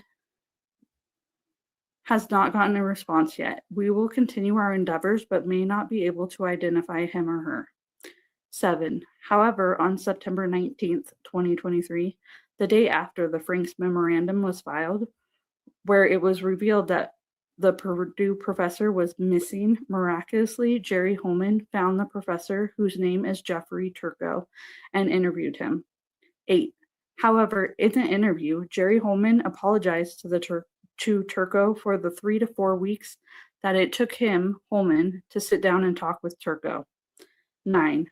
This means that Holman was aware of the Purdue professor's identity since mid to late August, but nonetheless told McClelland that Unified Command could not locate the Purdue professor, and furthermore, that they may not ever be able to find the Purdue professor. 10. However, after it was obvious that the Purdue professor would probably out himself as the missing Purdue professor following the Franks memorandum, Holman went and interviewed the Purdue professor the day after the Franks memorandum was filed. 11. Why would Holman and the Unified Command try to hide the name of the Purdue professor, even risking ridicule for the absurdity that they could not remember his name? The answer is obvious once the taped statement was played. A. Dr. Turco stated that after viewing the pattern of the sticks on the girls, that it was a given that someone was trying to replicate a Germanic runic script. B. Furthermore, Dr. Turco consulted with a colleague from Harvard who had even more knowledge on runes, and this Harvard professor was in agreement with Turco. C. Furthermore, Dr. Turco stated that Odinism is an extreme neo-pagan, neo-heathenism ideology and has right-wing racist connotations. D. Furthermore, Dr. Turco stated that according to the 19th century sources, that Vikings practiced ritual killings and sacrifices. E. Furthermore, Dr. Turco stated that although he could not necessarily interpret these runes, that the sticks configurations were pretty clearly runic, and that he could certainly imagine that this was somebody's idea that when you do human sacrifice, you carve runes. There are some poetic sources that would sort of support that idea that somebody might have come across. That scenario seems entirely plausible to me. Turco, taped statements 1500 to 1550. F. Furthermore, Dr. Turco discussed how runes were thought to have magical significance and would be used in incantations and rituals, and that there is a sacrificial connection and a mythological poetry. These things were again where somebody who was sort of an Odin fanboy would likely come across. Turco taped statement 1440 to 1500. That on September 8th, September 18th, September 21st, September 27th, 2023, the state of Indiana made available to the defense a total of 14 hard drives, 5 flash drives, 3 disks, and what appear to be hundreds of pages of paperwork. 13. Particularly contained in the state of Indiana's September 27th, 2023 evidence drop was a thumb drive that contained an interview of a Jeffrey Turco, not marked as a Purdue professor. 14.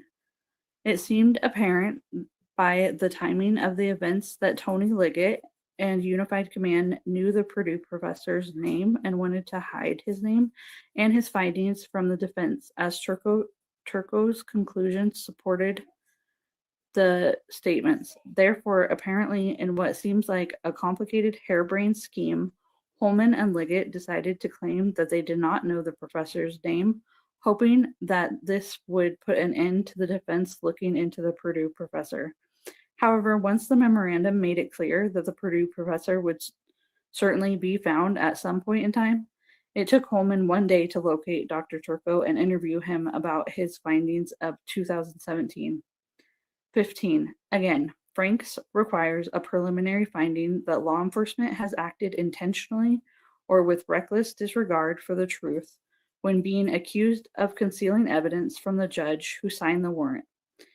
It would be difficult to find a more outrageous set of facts to support that Liggett and the Unified Command intentionally concealed the Odinite information from Judge Diener. If Liggett and Unified Command were willing to try to get away with concealing a Purdue professor from the defense counsel, then it is easy to see that they would have no problem concealing all the evidence detailed in the Franks memorandum from Judge Diener as well. Wherefore, defense counsel respectfully files this additional Franks notice and requests a Franks hearing. Say what? That's crazy, huh? Say what?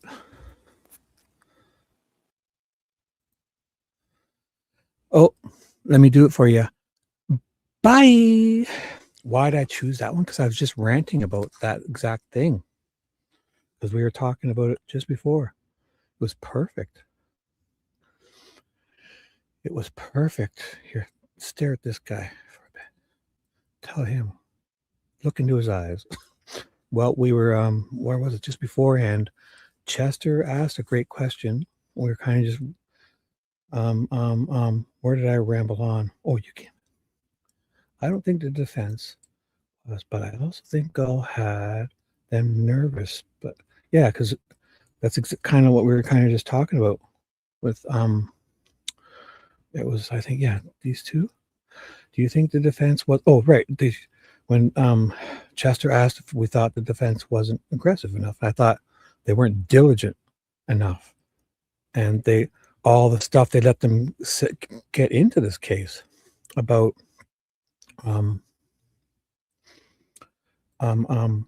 all this stuff that happened and around this time. So you made this right at this time I was talking about all the evidence and all the discovery that was handed to them. 60%, what was it? 50% of it, 40% of it was about Odin, right? Then they can't mention Odin at trial. Then there's 30 third-party suspects all wrapped up in this.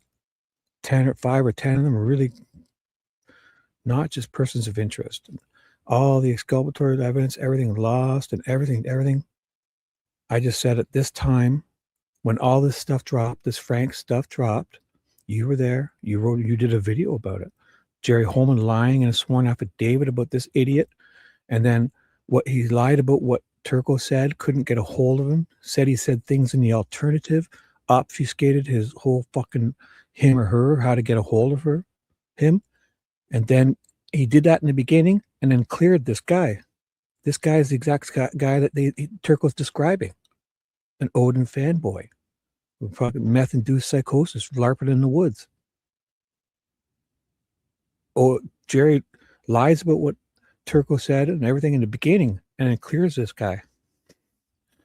And then all those photos come in from what's his face? Brian Boucher from Georgia. Boucher takes all those screenshots to Liggett, and Liggett says, "Get lost. We've cleared this guy."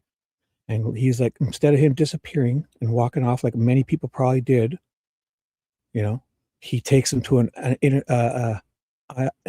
Indiana state cop, like a trooper in the state police. And Winters almost jumps out of his chair and bumps his head on the, because when he sees this guy's hand tattoo, after he's been cleared, he sees his hand tattoo or whatever he drew on his hand, or a tattoo, whatever it was. He thought it looked exactly like the real crime scene photos Ryan Winters saw, ISP trooper Ryan Winters saw. His hand tattoo, he said, looked exactly like his son's dead girlfriend's stick configuration that he saw in the real crime scene photos of her body, the sticks that were on her body. So he fucking jumps out of his chair as Winters and says, "Go investigate this guy again." And then he goes back to talk to Holman and says, dude, you got to reopen this. So Holman's like, oh, I guess we'll have to, right? So Purdy, Roland Purdy and Murphy then start going back to talk to this guy. And then Purdy ends up going and talking with Lourdes, the female that he was having his girlfriend. I don't know. The other cop, Roland and Lourdes, Laurie something, Lourdes, Laurie Loeffler or something. The two ISP officers go and talk to this guy after that. And he sits down with them. And what does he tell Purdy? Purdy says it in his deposition. Purdy's a cop. He says to Purdy, I like to walk through the woods and I listen to the tree branches. I listen for Odin to speak to me through the tree branches. And what does Holman and Liggett do? Clear him again. He's cleared. Whew. So why I picked that one is because it was very pertinent to what I was just ranting about. It was amazing. Fishy, that was a great video. Man, you did that in August of 2023. So honestly, you remember that time well, Fishy, right? Forget about our opinions. Do you remember anybody at that time saying, after hearing that fucking stuff dropped by the defense and all the discovery stuff and everything they were trying to smother and bury, when we found out about some of that and those 30-party subjects, and do you think anybody from either side, any side, was saying that none of this will be allowed at trial? Honestly, I didn't hear nobody say that until recently, until after the trial. Man, do you think all those third-party guys, even the first 3 or 4 or 5, and all that discovery that given it to them, and all the lies they made about, and all the evidence that was lost, and everything about this Odin and everything, Becky Patty from day one was saying, talk to this guy because he's related with Odin, and everything that I'm forgetting? Can you honestly say that in October of 2023, when this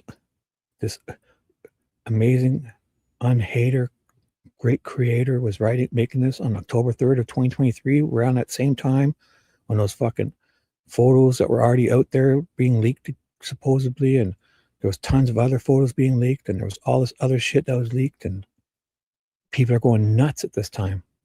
Not one person was saying this won't be a trial. Gull's going to not allow this a trial. Like, who thought? No, you would have thought they were nuts if they said that at this time. Man, look at this. All this, none of it's getting to trial. All this discovery, none of it's making it into this case. All these guys we're talking about, you're not going to be able to mention their name. You can't even fart in their direction. Elvis Fields, all these fucking guys. So forget about Odin, even just the third-party bullshit. So that's just my opinion. Nobody was saying that here. Nobody at this time. So there's that. What an amazing 120 people watching this guy. Oh my goodness. Whew. Thank you, Fishy. You're so amazing. That was great. That was fucking great. Where is that Fishy? Find her. We need her back. I command you. Find this person. No. All right. Fuck this guy. Fuck this guy. And go find her. This idiot is telling you, find her now. Fucking ignore this. Start reading again. You idiot. All right, let's do this. I had a muffin and I made a wicked coffee. Took a pee-pee. So that was the Fishy Termission. The Fishy Termission, it's called. And it's a little segment that she insists I get my cranky butt out and get something to eat, so I'm no longer hangry, and I empty my bladder and make a fresh coffee. She insists, and I agree. It's a great segment. It's called the Fishy Termission. And to prove it, here's what I should have done earlier. What color? This is a great fishy color. Oh, wait a second. Start it again. Let's take 2. My mouse. I went off the edge of I'm on my recliner arm. Oh, what is happening? I can't do different pages? Damn you. So it wasn't. I got to stay on one page, I guess. So this is what I should have done.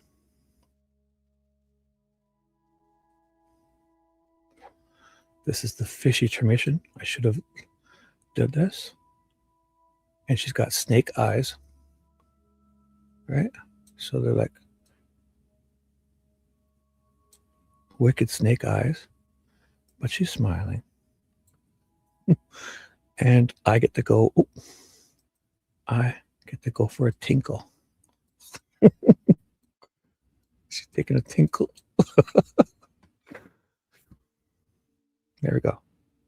Now, let's read. So that's the fishy intermission. And, oh, I forgot the coffee. Get a coffee. Make yourself a coffee, young man. Make yourself a coffee. All right. Thank you. Thank you. Ooh. There. Perfect.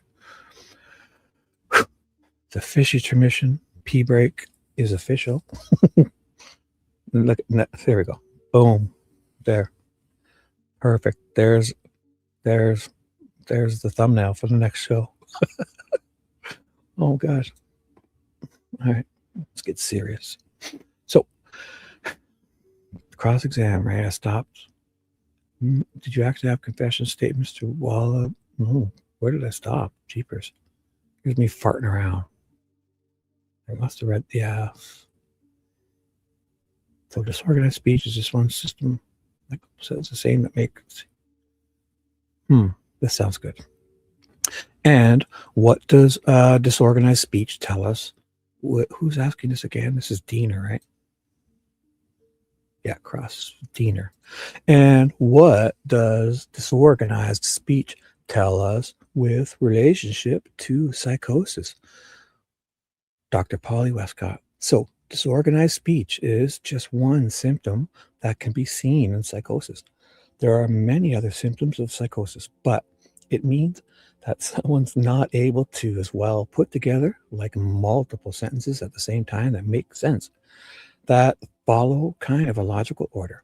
So did you actually have the confession statements documented by F.G. Walla on April the 5th and May 3rd? And you were, that's 2023, sure. The 5th is the first day it starts, 2023.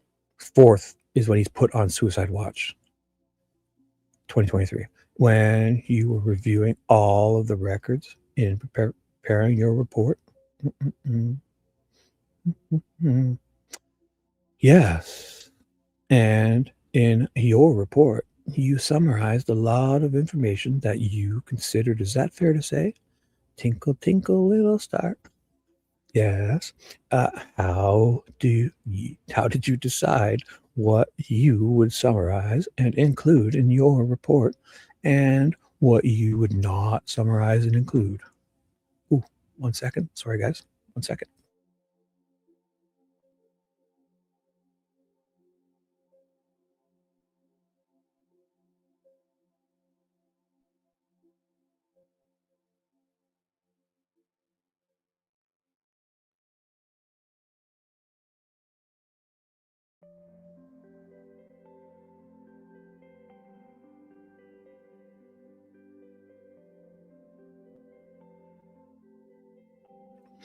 And we're back. I forgot to get myself a quick drink and a new fisherman's friend because it feels stuffy. I don't have a cold, but I feel stuffy for some reason. Well, actually, I turn off all my fans and stuff, so because I don't need any background music and noises. Yeah, it's perfectly quiet when I take my earbuds out. So I do it for the people. All right. How did you decide what you would summarize and include in your report and what you would not summarize and include? I'm trying to, as best as I can, put in the key factors of symptoms or changes in symptoms, or if there are particular things that I find unusual statements that would be an indicator of someone who is in a mentally healthy state. And so when I read through your report, finally get the date, the year. When I read through your report, the detailed statement by Mr. Allen to F.G. Walla on April the 5th of 2023 was not summarized. Is there a reason?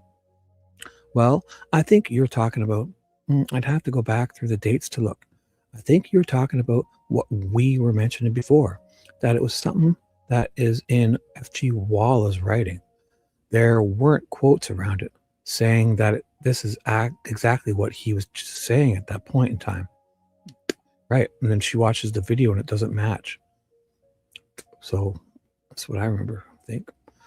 Sounds good to me. So I do mention several other times when he has confession statements to F.G. Walla that were more quotes.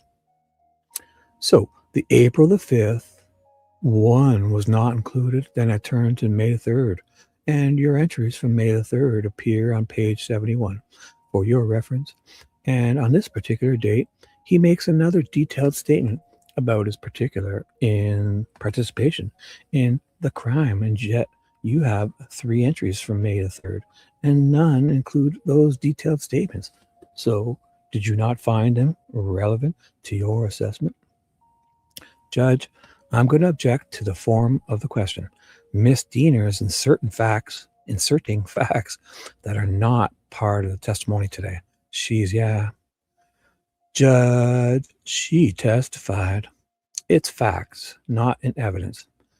That she reviewed lots and lots of medical records, had 30 to 50 notes of F.G. Wallace that stand out to her, but that she had all of them available to her.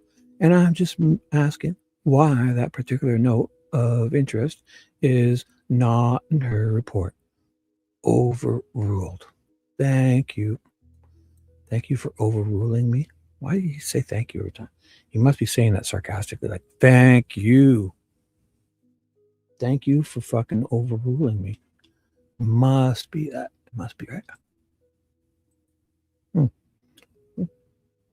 This cheap Amazon mic sounds pretty good, eh? It's like $50. Lights up and has a little pop filter. Pop culture Pala filter. Pop. And so the question was, you have 3 entries from May the 3rd of 2023, and none of them do you reference the very detailed statement by Mr. Allen to F.G. Walla. Is there a reason? Well, when we talked before about what was my job in this evaluation, my job was to be able to discuss and evaluate what were the breadth and extent of the symptoms while he was there during this period of time when he had confessions. And I'm looking specifically at mental health symptoms or changes in his behavior or thinking status, which if you look at those dates, I'm just back at the 5/3, May 3rd, I'm actually describing some of the mental health symptoms that were existing there that helped me understand that he's still having a psychotic state.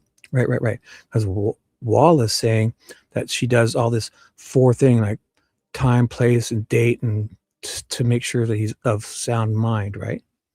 So then these confessions will make sense because he's of sound mind to Walla. Yet when this woman looks back, she's not seeing somebody she's seeing him still in psychosis. And all these videos are before it, same day or during or right around the same times. So Walla, I remember, was saying that, yeah, every time, just to make sure it was good, his confession was, believable. It's like, I asked him, like, what time, what day is it? What time is it? Who's the president? Those type of things, right? And Wall was like, good for me. You're perfect. Yeah. He confessed, and then she's looking back at the videos around the same times of all Walla's filings. I'm like, what? So, but the fact that FG Walla indicated on that date that psychotic symptoms were not present, you did not know. So I would disagree with you on May 3rd. It says that he's diagnosed with brief psychotic disorder, and that's characterized by disorganized speech, grossly disorganized, and catatonic behavior. I mean, she's talking about symptoms of psychosis that are present. Yeah, burn. Man, this Dr. Polly Wescott is, I'd like to see her. She sounds really, she's not, it doesn't sound like she's simping for the defense, that she's just well spoken and well, she's great. She's very, how would a dumb guy say it? Awesome. So there's actually an addendum on May the 3rd to her May 2nd report. Yeah. Right. She has addendums, like different days. It's like, oh, let's add shit. Days and weeks later, these people in their addendums.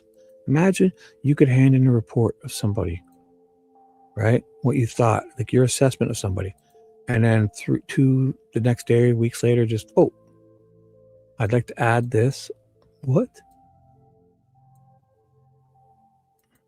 No. Make a new report. We'll just get to fucking modify that one. Add addendums and backdate stuff and change dates and timestamps. People are amazing. And then Walla gets rid of all her notes, right? But turns out she was supposed to keep all her notes, not destroy them. So when she entered them into the computer, she was supposed to keep all the hard copies, because it's the APA's best practices. They say, if it's going to court, has any court stuff involved, legal stuff, keep them. She didn't.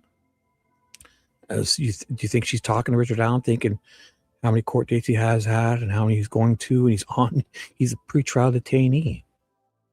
Everything she does with him needs to be kept. He's a pretrial detainee. Therefore, he's waiting for his trial. Everything she talks to about with this guy needs to be kept. I don't know how they say, put it in a lockbox, hide it under your pillow until we need it. This guy's a pretrial detainee going to court. Their practice, keep them. What does she do? Fucking shreds them all the shit, gets rid of them. Oh, here's my report of what I said that was said that day. No. So to all those people that were simping for fucking Walla, yeah, it's they're supposed to fucking shred them if it's not heading towards a legal court case or whatever. And if they are, then you're supposed to keep them. Where are those people now? Are they simping for Walla still? Wall apologists, I used to call them. I don't have that in front. Oh, sorry, I finished this. That diagnosis to explain behaviors for the previous months. Do you recall that? I don't have that in front of me. Okay. And then on May 10th, and I promise this is the last one I'll ask you about, page 72. Now, May the 10th, if you may recall, is a session with FG Walla where he asked her to stay in the room while he called his wife. And you indicate in your note, Mr. Allen had a call with Mrs. Allen. Do you recall that? I recall it too. And before that, he tried to get a hold of her and couldn't, right? And then all of a sudden, he does some stuff, confesses, gets a few, then he gets like a few things rewarded back to him, and his iPad or something, or then, now it's like, now you can call his wife. How do we know that what she said, Wall at this time said, well, he tried to call his wife but couldn't get a hold, and all this suspicious stuff. Basically, like, and when he calls, or if you listen to those calls, someone's standing over me now. I've been trying to call you. They won't let me call you. They're standing over me now. I did it. Is that good enough for you? Like, oh my God. And boom. Oh, now we can get a hold of your wife. Thank you for the confession. Here. In my opinion, that's what's going on for sure. Yeah, and I'm trying to find it on the page because there were chunks that I grouped together. It's on page 72. Yes, the very bottom entry. Oh, yeah, spreadsheet. Thank you. I'll give you a chance to take a look at that. Yes, I see it. Okay, so on that particular date, you note he told her I did this and said, I think I'm losing my mind, correct? Yeah. Did you listen to the phone calls that Mr. Allen made to his wife that day? I listened to the majority of the phone calls that he made to his wife. I don't remember particularly on that day. Okay, I have no other questions, Judge.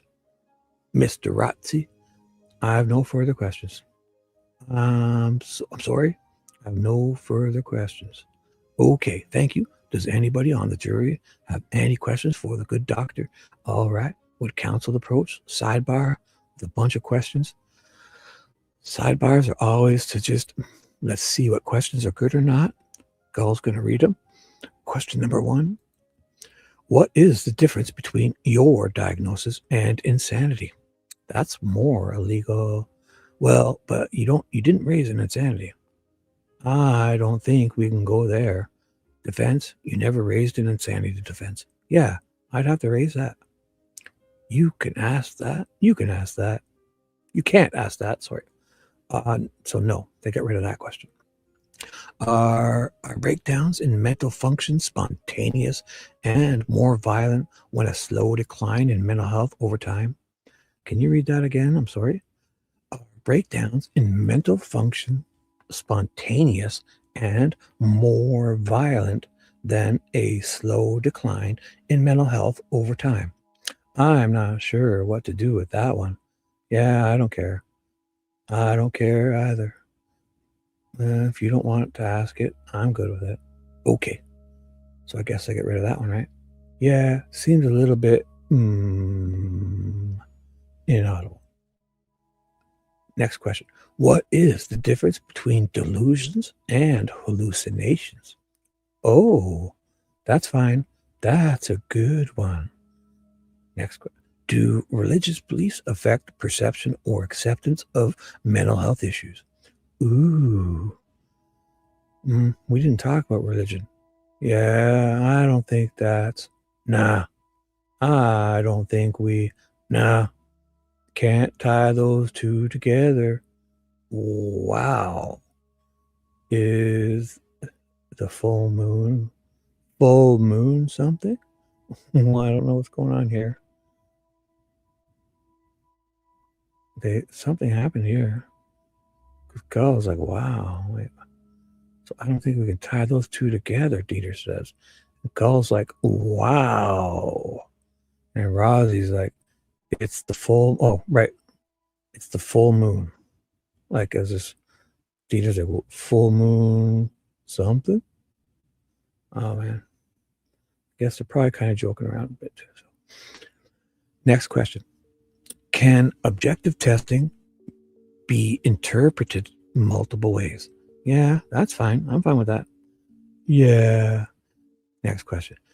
Did your medical records prior to incarceration include any objective testing by the mental health providers who prescribed medication? That's okay. I don't know. Next question. Are you able to diagnose dysgraphia, or does that usually require a medical diagnosis? That's not her. Yeah, I don't see the relevance of that. Pardon? We're going to be talking about the common cold before this is over. Next question. So they're going to scratch that one. Next question. Is it your opinion that Mr. Allen's diagnosis is major depressive disorder with psychotic behaviors, or that he has a full diagnosis of a psychotic disorder? I don't care. She talked about those. Inaudible from Diener. Yeah. Next question. Is the MCMI considered a test that determines the control groups of his personality? Oh dear, that's a no on that. Yeah, I don't They don't want anyone else to understand that, and I don't either. Would the MCMI be an indicator of his honesty regarding some circumstances? I think we can ask that. Either it's, okay.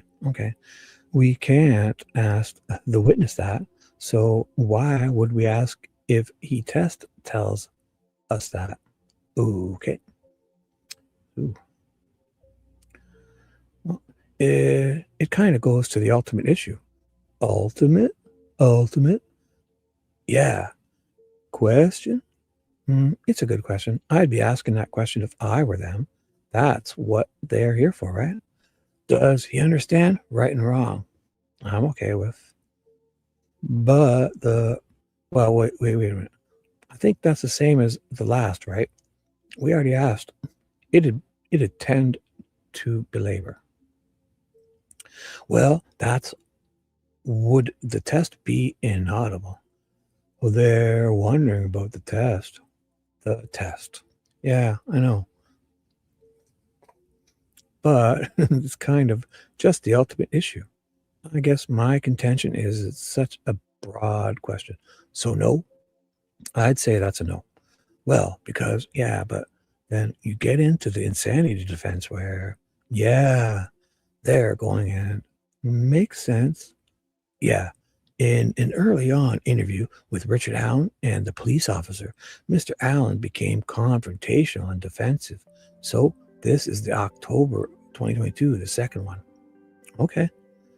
Did you watch that video pertaining to your opinion that Mr. Allen avoids confrontation?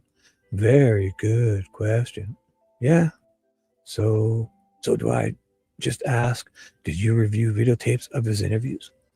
Yeah, I think the notes were, okay, did you watch? I don't care. The videos of his interviews. If they didn't, then we can't really ask the second part of it. Yeah, right. Yeah. Pertaining to that, yes. Did you watch the police interview videos? So if she says yes or no, did she? I think she's going to say no. If she did, then ask because I don't know that they were on the list. Did you watch the police interview videos? If someone has depression or anxiety as a child, would that cause them to commit crimes as an adult or become a sex addict? Oh, goodness. It's a fair question based on her evidence. I object to that. Okay, if someone is a slow thinker, is it possible that they can commit crimes because they aren't thinking fast enough to be able to control their action?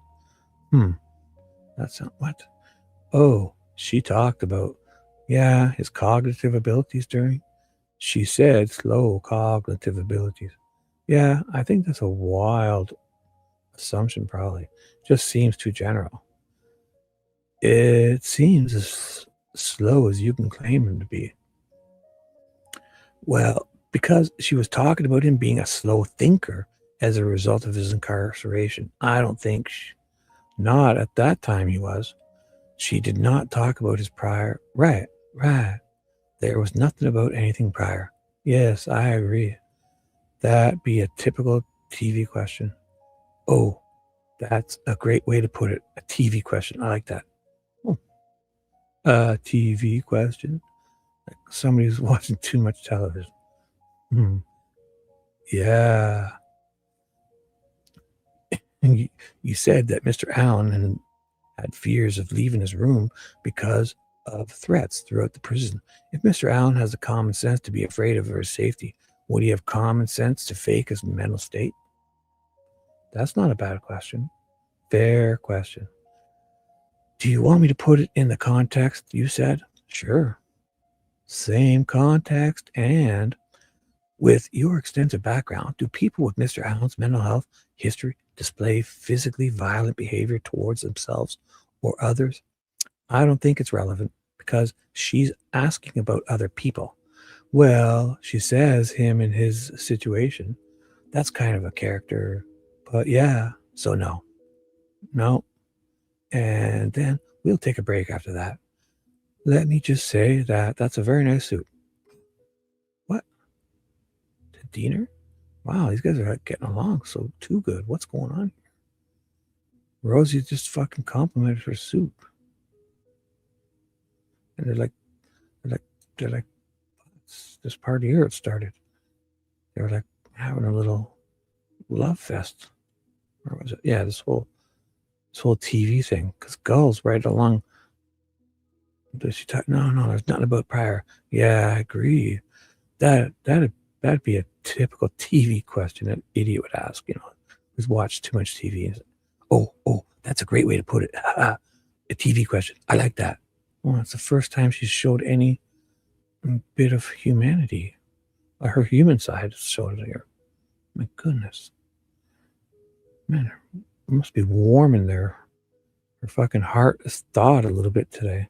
Sounds like. Yeah, TV question. Like somebody's watching too much television or YouTube. Yeah, those YouTube idiots. Those podcasters. So, where do we get to here? And then he's like, fucking, after this whole thing, they're all buddy. That's kind of, yeah. Rosie's known. Judge goes, and then we'll take a break after that. Rosie just jumps in. Let me just say, that's a very nice suit. Thank you. I like your socks. Wow. I like that. My God. My daughter picked it out. I said, I'm wearing the Jackie Onassis suit today. She said, I'm going to want one. Oh my God, girls. The Jackie Onassis suit? This is awesome. I see we've got several no's, but you two can continue this later. In my chambers. All three of us back in my chambers. Yeah, you hear that? What do you mean? He fucking hid me. He axed me. He got rid of me. What are you talking about? I got fucking hidden. I got disappeared, dude. Where you been? I'm not too cool. I got disappeared. Ask Nicole what happened. Yep. Ask Nicole. You think I'm too cool to go places or I get disappeared? I don't show up or I get disappeared. Come on. How can I? Man, look at these two. They're about to have an orgy and you're jumping in with this? These two are about to go back to their chambers and have, oh my God. At least they're paying attention. Yeah. That's good. We've reacted. I'm really impressed with, I'm barely paying attention. The jury, yeah, very impressive. Oh, look at it. He calls her Jackie. All right, Jackie, because she's wearing a Jackie. Look at these guys. All right, Jackie, because she's wearing a Jackie Onassis suit. They're fucking, oh my God. These two are passing notes to each other. What's happening? Oh, okay, thank you. I mean, again, I don't want to see them hate each other, but man, it's a little bit too lovey-dovey. Okay, thank you. Now, I've got that in my head. Even Gull's jumping in. This humanity, what's happening? Did somebody slip something in Gull's drink this day? She's like smiling. I feel it. She's smiling right here. Now, I've got that in my head. You guys, let's get serious. Come on. All right. Sorry, doctor. Now she's back to her cold, sadistic, heartless self. That's okay. A lot of questions. Holy fuck. So the first question for Dr. Polly. I don't know, dude. Ask Nicole. Okay. You stated, Mr. Allen. Okay. You stated, first question. Now they're going to get answers this time. So the approved questions will be asked by Judge Gull to Dr. Polly Wescott. Okay. You stated, question number 1. You stated Mr. Allen had fears of leaving his room because of threats throughout the prison. If Mr. Allen has the common sense to be afraid for his safety, would he have common sense to fake his mental state? That's a really good question. So the comment that I made about fearing to leave the cell was actually made. Those comments were made before the point in time where I was saying the psychosis came on. So there were early symptoms I mentioned that I was concerned about in the records where he pulled back. Had that slowed thinking, that was more towards December. Oh, this is that doctor. So that was more towards December and March. Through March. And during that period of time was where he was making more clear statements. He was reporting, other people were calling him baby killer.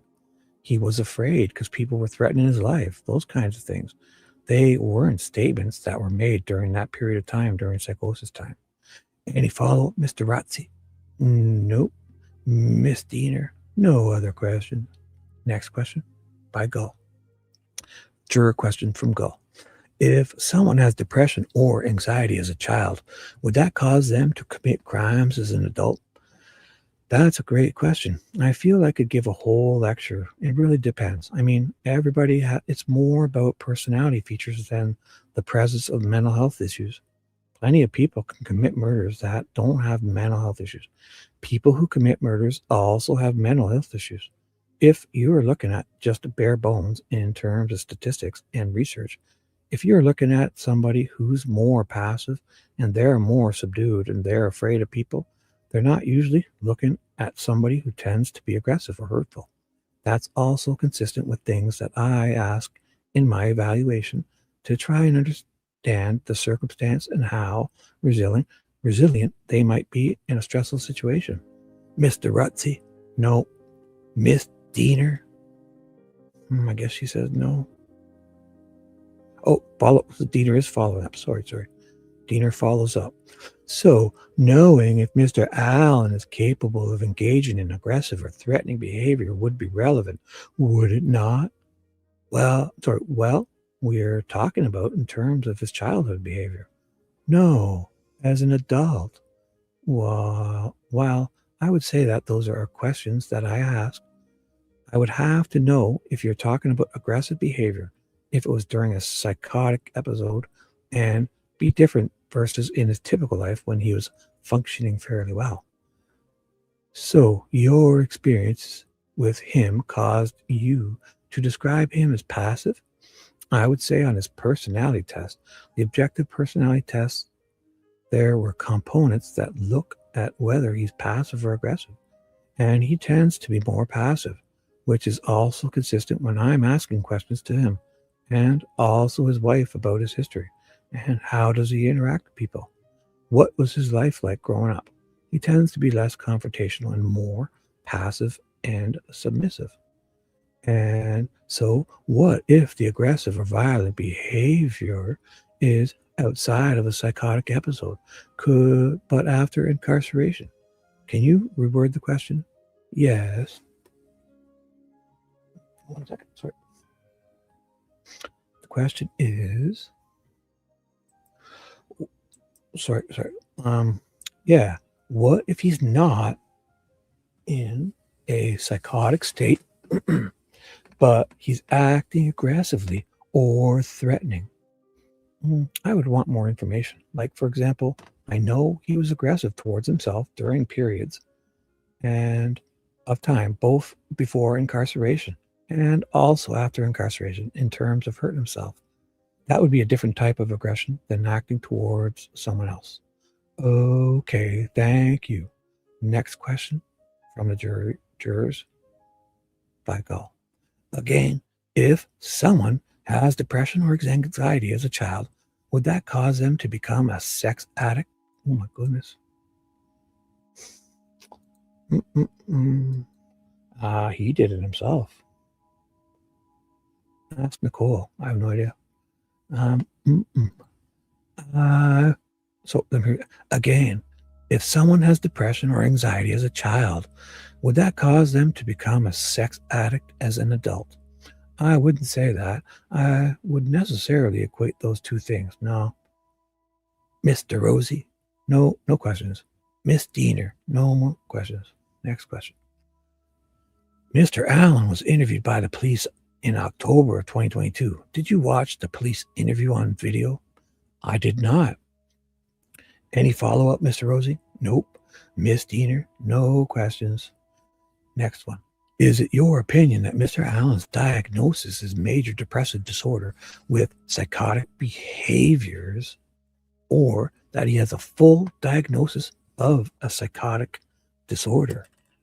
So, one second.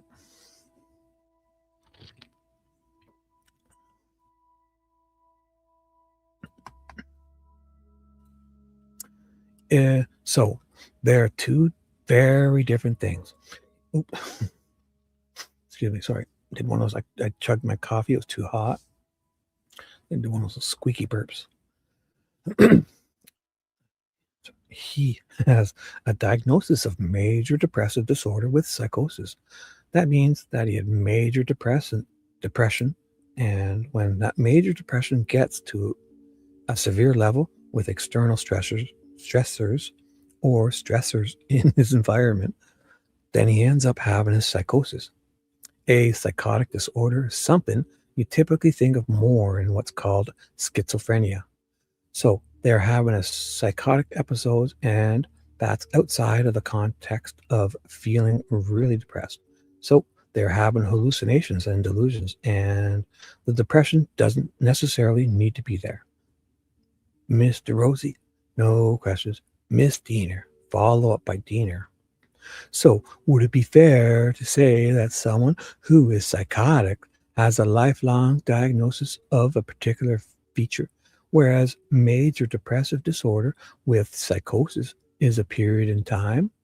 Not necessarily, because what we know is that when people have, if they have a major depressive disorder and then they have a psychotic episode or psychosis is part of that major depressive disorder, they're actually 25% more likely to have psychotic episodes going forward. So it hits a threshold, and then they're more likely to have subsequent psychotic episodes.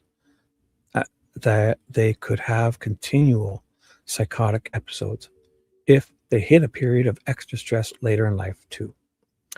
But again, it's an episode. It's not the other diagnosis you were referring to that was a person diagnosed as psychotic, correct? We were talking about an episode. Well, again, in the DSM-5, it's a major depressive disorder with psychosis. And so there's not a starting point and end point in the DSM-5. But is that person in a constant state of psychosis? It can ebb and flow going forward depending. If you treat the depression, that's usually what ends up improving symptoms of psychosis going forward. But even if you treat the depression and the psychotic symptoms decrease, they still have potential of returning back at some point in time. Okay, next question. Can objective testing be interpreted multiple ways? I would say no. I mean, again, it kind of depends on what you're talking about. If you're talking about the personality test and the cognitive test that we are using, there's a pattern that you see on cognitive tests and personality tests that are very well accepted in the field. In fact, we have kind of cookbooks that she's brought the cookbooks up again that help us interpret personality tests. And not to get too technical, but there are codes that come up with each one of the personality tests. So if you're looking at the cookbook's kind of telling you exactly what those features mean. So there's not typically a lot of variation amongst psychologists who are looking at personality tests. Mr. Rotzi, no questions. Miss Diener, no questions. Next question. One second, quick.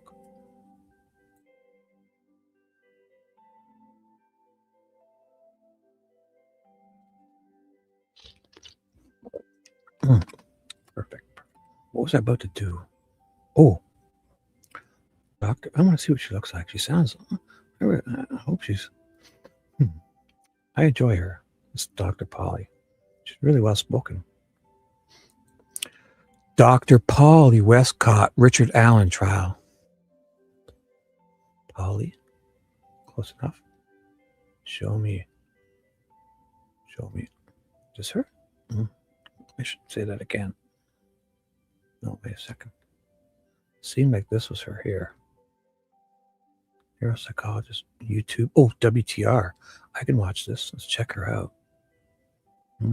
She looked cute there for a second. Day 15.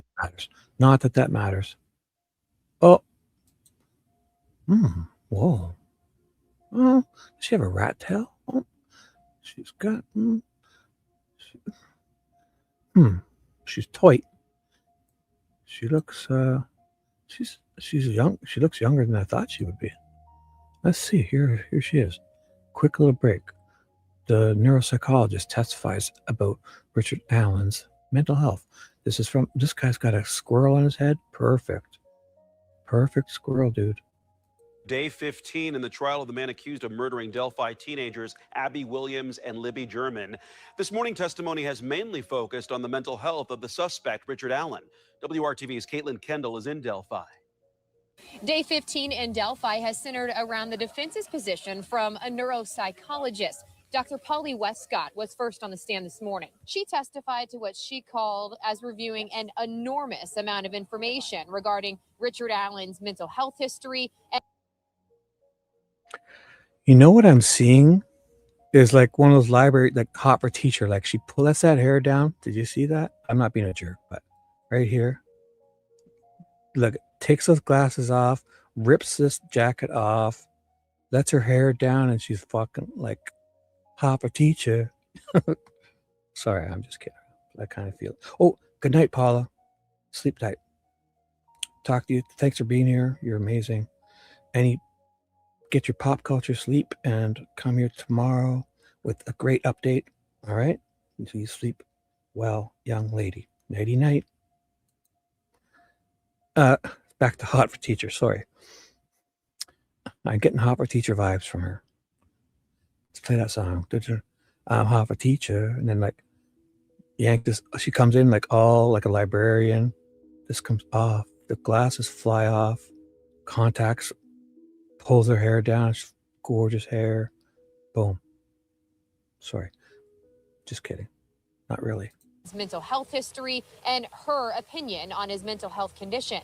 She also testified to having some concerns about Richard Allen's behavior changing while inside the Westville Correctional Facility, saying that she examined his previous mental health history and said he had mental health issues prior to being incarcerated. In fact, she said many of those mental health issues started when Richard Allen was a child. Some of those mental health conditions, she says, centered around Richard Allen's father, leaving him when he was a child, and immense fears of failing people and letting them down.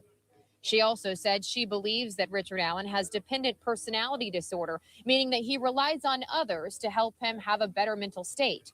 Dr. Wescott also believes that Richard Allen being in solitary confinement could have negatively impacted his mental state, saying that for someone like him to be in confinement, it's sort of like a sponge, saying he just sort of absorbs it all and can have some negative impacts. Dr. Wescott also characterized Richard Allen's personality, saying that he was more passive, less confrontational, and submissive, saying that he had more aggression towards himself and not usually towards others. Dr. Wescott says it is her opinion that people with those types of personalities don't normally commit crimes, and it's her opinion that Richard Allen was in a state of psychosis while making those alleged confessions inside the West. Well, I'll add to that. People with no history of criminal activity, people with no criminal records, people who are married for 35 years or whatever, don't have this MO. People who can hold employment and not get fired from a certain place, landfill sites, people that can hold a job and for long, he's had 3 or 4 long jobs, as help CVI, that's not the type of person that does this type of stuff. He probably doesn't have a single tattoo, or he has tattoos. That's a bad example. He doesn't fit any of the MOs. So when we find who really did this, young lady, you're going to see he's nothing like Richard Allen. He's going to be the exact opposite. Richard Allen's the only one in this town who's probably got nothing to do with this, in my opinion. Correctional Facility. It is important to note that Dr. Wescott was hired by the defense and was even being paid to testify. We'll bring you the very latest. You know, we should be looking in the background of these. We could see a bunch of people. I'm going to go back because there was a bunch of people on the sidewalk. So I'm going to go check it out in a second. Latest on the Delphi trial, day 15 on WRTV News at 5 and 6, and also on WRTV.com. Reporting in Carroll County, Caitlin Kendall. Because when she comes out, when Polly, right here, there's people all over the sidewalk. I'm going to check. I should look more. So who's with her? Who's this? Of information regarding Richard Allen's mental health history and her opinion on his mental health condition. She also testified to having some concerns about Richard Allen's behavior changing while inside the Westville Correctional Facility, saying that she examined his previous mental Okay, that's the WTHR guy. health history. Probably just trying to get to the store, go grocery shopping. And said he had mental health Going to the salon to get her hair dyed. issues prior to being in. Were you with her assistant? Probably her assistant.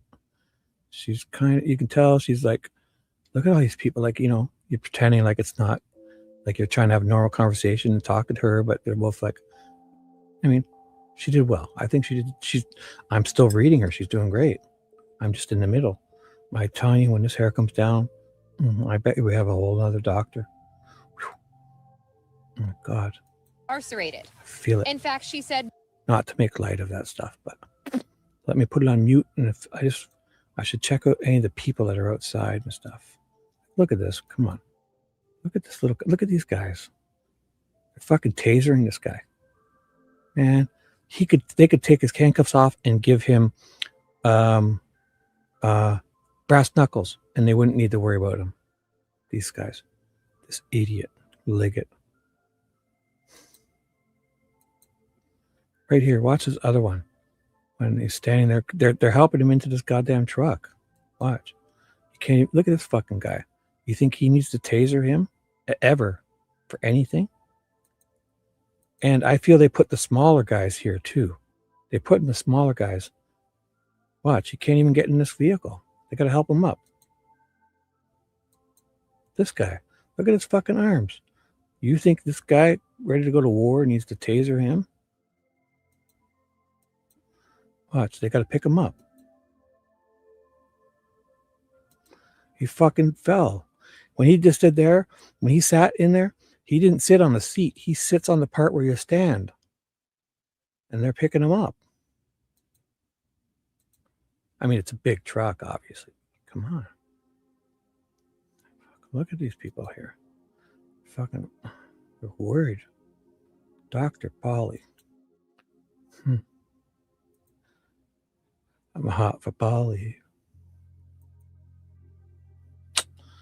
So she said she was what? She said she was a lot older, eh? So she looked good for her age. Thank you. Sorry, I shouldn't be doing that. That's creepy. Creepy? I'm not a creepy guy. All the time. So here we go. Oh. Why the mix of the professionals being paid to testify? State professionals, witnesses get paid to. Well, yeah, of course. Yeah, of course. All of them do. I mean, she's getting $450 an hour. Fuck. No wonder. She's still paying off. She's in her 50s and she's still paying off her student loans. Right, Didi? I'm like it. That's why some people just squeeze through high school. Get a breaks here and there, I guess. Anyways, let's go. Did your medical record, this is Gull asking questions. Did your medical records prior to incarceration include any objective testing by the mental health providers who would have prescribed medication? I'm going to say generally no. The only thing that you see is when there was a good point in time when he actually was inpatient and they gave inpatient, but it's more self-report, I would say, than objective. That's asking him questions about symptoms. They're having him rank as symptoms. And so you see really small scales. But I'll tell you, on those scales, they don't have factors like we were talking about. Is this truthful? Is this exaggeration? It's just a way that they kind of marked things as treatment goes by to no. Is treatment helping or are symptoms improving? So you'll see like a 1 through 10 kind of scale of depressive symptoms or anxiety symptoms. But I would not call those objective. They're typically seen as more subjective, even though there are numbers on the scales. Mr. Rotzi, no questions. Miss Diener, no questions. Next, your question. And what is the difference between delusions and delirium? Oh my goodness. Oh my goodness. She does enjoy answering questions, Pierce. My question, Miss Dr. Polly, do you remember the video hopper teacher from Van Halen? No further questions. Sorry. Another good question. Delusions are, again, it's a symptom. Delusions mean that someone has a false belief about something, and there can be lots of different types. It can mean that they feel like I come in and I say, I'm the president of the United States, and I'm telling you all about how I'm president of the United States. But, I'm not the president of the United States. It's a false fact. It could mean that they have delusions, like in this case, where you feel very, very guilty about something. And it could be guilty that's based on something that is not a fact. I mean, it's a false belief. Delirium is something that is very different. It really refers more towards someone who doesn't have an idea of where they are, who they are, time of day. They're confused. They have poor attention. Yeah, use delirium. I used a little bit of that funhouse analogy. They don't know top from bottom and can't really have the accurate perception about what's going on in the world around them. Okay, Mr. Rotzi, no question. Miss Diener, Judge, may we have a sidebar? Sure, so they're having a sidebar. So she said, like in this case, when you have a false belief, and I've got the inaudible statement of the defendant with regard to the confessions. Since that's inaudible, I don't want to make a big deal of it in front of a jury, but I would like to ask about if she's insinuating, that the false belief is related to whether this confession is true or not, because she can't speak to that. No, she can't, and we can't. I know. Put the toothpaste back in. Yeah. Yeah. Tube. I mean, it was her question. No, Rosie, sorry. I mean, it was her question. Yeah. I just think we just let it go. I think they're going to be less likely. It was not my question. It was, a juror's question. A juror's question. Yeah, I'm sorry. I said, when you said false belief, yeah, well, I mean, it's a problem. We shouldn't be trying to fix a question that they answered because she was asked by the judge. I mean, it's a juror question. Yeah, I'm like, I think we're going to draw more attention to it than we already did, okay? Okay, yeah. And I appreciate that, but just letting you know my opinion. So, Miss Diener, any questions? No. All right. Well, thank you, doctor. You may step down and go check your emails because Shibby just sent you an email. Just kidding. Thank you. Thank you. Thank you all. Thank you. Thank you very much. Thank you. Thank you, Shibby. You're welcome. You're welcome, Polly. See you later. Yeah, we're still on. Call me. Have your people call mine. All right. Well, ladies and gentlemen, this is an appropriate time for us to take a quick break, give you an opportunity to get and move around a little, While you're outside the courtroom, please keep your minds open. Please don't form any opinions or conclusions about anything. If you don't even fart in the wrong direction. If you do discuss the evidence, please only do that if all 15 of you are present in the jury room at the same time. And please don't deliberate. Gentlemen, all rise. Oh, still early, 11:10 a.m. Imagine that was, oh my God. All right, let's take 15 minutes. Jody, you can go off the record. Oh, they do at 11:11 a.m. Oh my God. Not that I care. I don't even know why. Back on record at 11:29 a.m. So they're off on. All right, we're back on the record. Are we ready to proceed? Yes, Judge. Yes, Judge. I put some fresh TikTok socks on for you. Can we get a sidebar real quick, please? Jackie Onassis, Mr. TikTok dancer, come on up here. Yep. Goodness. A lot of fun wordplay here today. Or is Shibby adding that? I can't tell. Sidebar, they're having a sidebar. I just want to kind of get an idea of where are we doing something with the videos again? Yeah, I think we're going to finish.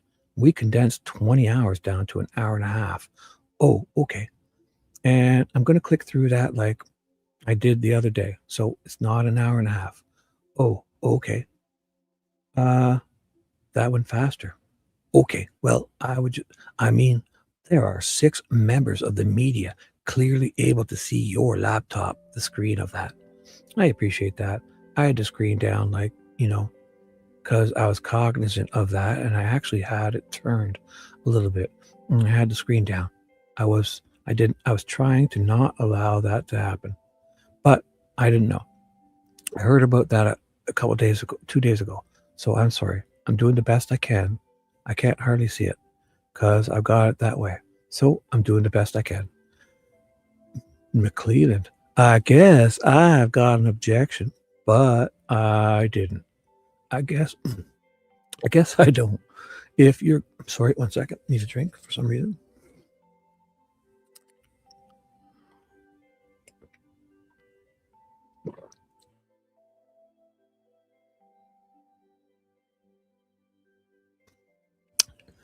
Let's do that again. Take 2. Boss McClelland. I guess I've got an objection, but I didn't. I guess I don't. If you're going to play the videos, one was, I guess, 5 hours long. That's been condensed. The other one was 2 hours long, and I don't know. Are you going to fast forward it or? Yeah. So I said the other day, like, for example, one of the videos is like 2 to 5 p.m. And when we took the screen grabs of it off and we'll put them like in double time so that you could play them quicker and it doesn't skip or anything. You know what I mean? How if you speed it up too much, it'll skip on you.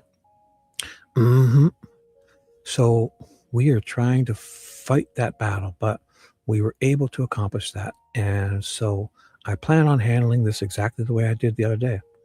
So these are showing. So I'd have the same objection. I'm sorry, Latrell. And they're April to May of 2023. Inaudible.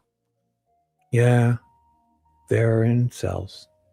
Yeah, these are the incel videos. And this is not incel, so inaudible. 6 hours of stuff. Yeah, we're not, like I said, we've got it pared down. The total time is like an hour and a half. And I'm not even going to show, I'm going to ask you for permission to move this along, So I'm going to narrow that way down. Yep. That's why I'm trying to accommodate what your rule was the other day. McClelland, will you show our same objection? I don't functionally know. It's this objection in perpetual motion. Everything he says, I'm objecting to. Just know that. So I don't have to stand up and constantly interrupt like a douchebag. Just know my perpetual infinite objection starts now. You're fast forwarding this. Are you going to have the jury back in to watch the video thing? the whole thing at some point, or is this just basically he's skipping along to the part that he wants to show? The jury's not seeing the whole thing. I'm not suggesting I want the jury to see the whole thing. I don't want to watch 5 hours, but I don't know that's going to function with the jury not well. Yeah, he's asking to skip, and Jody has to keep track of that. That's going to be extraordinarily difficult to do, to see that where she is. And maybe you are going to delineate that request because I can't monitor that. Jody can't monitor it. You may have to put that into the record. You know what I'm saying? Yeah. Controlled, yeah. I don't know any other way on planet Earth to do this. No. It's, with all due respect, this is their information that they were gathering and using. And I'm just trying to put it in this palatable form. I mean, if they have a problem with that, what I'm showing, and they think it's misrepresenting it, then I don't know. Well, they could play the whole thing. Yeah, they gave it to me. The point that Jim brought up is I don't know which videos you are showing and what the content is. But if there's a part in there where he's interacting with someone else, like maybe washed in the shower, if you play it at a fast speed, it makes it look like they're being rough with him, when in reality, they're not being rough with him. In the shower? What? Rough play? In the shower? What? He's got people rough playing him in the shower? It makes it look maybe washed in the shower. If there's a part in there where somebody, when he's interacting with someone else, like maybe washed in the shower, if you play it, it makes it look like they're being rough with him, when in reality they're washing him. Is somebody scrubbing him? Like, oh my God. Yeah, I don't think there's any shower scenes, but it's like in double time. It is. This is from Incel. Yeah, this is the Incel stuff. Yeah. Oh, so he's just by himself. Yeah, it's all Incel, like I said. It looks like it's inaudible. I don't know if I've got the right one, but yeah, Judge, I guess it's inaudible. I think it's all on them to calculate 10 minutes they believe would be indicative. Well, all the rest is the same. No. Well, if that's what we get to, yeah, I'd ask that for you to stop it and we have a sidebar. He did spend 2 years in solitary confinement. No, I understand that. So they're not. He just said it to her, and she's like, "Yeah, imagine that, eh?" He says to the judge, he spent 2 years in solitary confinement. She says, "No, I understand that." Yet their policy is 30 days. The United Nations and the rest of the world is like 15 to 30 days. The fucking Geneva Conventions and all these wars. And the Nelson Mandela, whatever those are like 30 days, it's like, we'll drop bombs on each other. We'll burn each other with fucking flamethrowers. We'll shoot each other with bullets, blow each other up. But we will not we'll agree that we'll not be using solitary confinement and stuff as a tool. It's just way too much. The rest of the world, 30 days. Maximum. It's this fucking lady's like, he did just spend 2 years in solitary confinement. No, I understand that. No big fucking deal. Indiana. Oh my God. How are the citizens of the United States? This is a fucking pretrial detainee getting this treatment. Innocent until proven guilty on pretrial detainment. No, I understand. He was in solitary for 2 fucking years. Who cares? He had an iPad. Ooh, motherfuckers. How else am I going to demonstrate? No, I understand. He had an iPad. How cumulative his life was, you know what I mean? Like, yeah, no, I get it. And that's why I gave you the ability to play the videos. You really, yeah, these are definitely different circumstances. Not our objection, Judge. Note, sorry, note our objection into perpetuity. Yes, infinite objections, Judge. Just so I don't look like more of a douchebag. I will. And I'm making a continuing objection again. Thank you. Whew. All right, sidebar's over. Oh my goodness. Hey, Lucy, what is up, young lady? Good morning. Love the emojis. Just in time. I have 180 people listening right now. Thank you. Hello. Morning. Oh, all right. Judge Gull's asking, I guess, more juror questions, or is that over? I'm not even sure anymore. Judge Gull. Oh, no. They're ending for the day. Look at, oh my God, I'm ready to move on. All right. So thank you for the sidebar. Again, the state's objection to what is going to be coming in is cumulative objection. I overruled it on Saturday and I allowed all of the movement video to be shown. But to the extent that this video starts becoming cumulative, I'll ask for a sidebar and we'll have a further discussion on the state's objection. Are we ready to bring the jury back in? Yeah. Judge, I guess scheduling is the plan to play the video and then break for lunch and do a cross after lunch. So I need to go powder my nose, Judge. Is this going to be the last time you're going to use Mr. Baker for testimony? We didn't really talk about that, Judge. So I don't know if Mr. Baker's planning on. I think after the videos, yes, you would have the opportunity. Okay. To cross him. If they're putting him back up for other reasons, you can deal with it then. Okay. Thank you. Okay. You're ready? Yep. Bring them in. All rise. Thank you. You may be seated. The Unhonorable Judge F. Seagull is presiding. All right. Mr. Rotzi, you may call your next witness. We'd call Max Baker, Your Honor. Oh boy, Max is back again. Buck and Max. Whew. Direct exam of Max Baker. Where are you?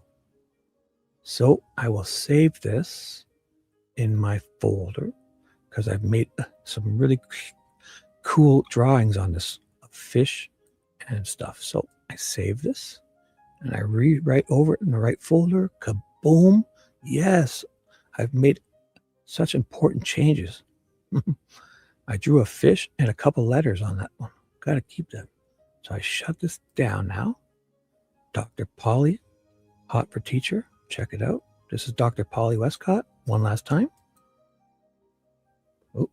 She also testified to having some concerns about Richard Allen's behavior changing while inside the Westville Correctional Facility, saying that she examined his previous mental health history and said he had mental health issues prior to being in.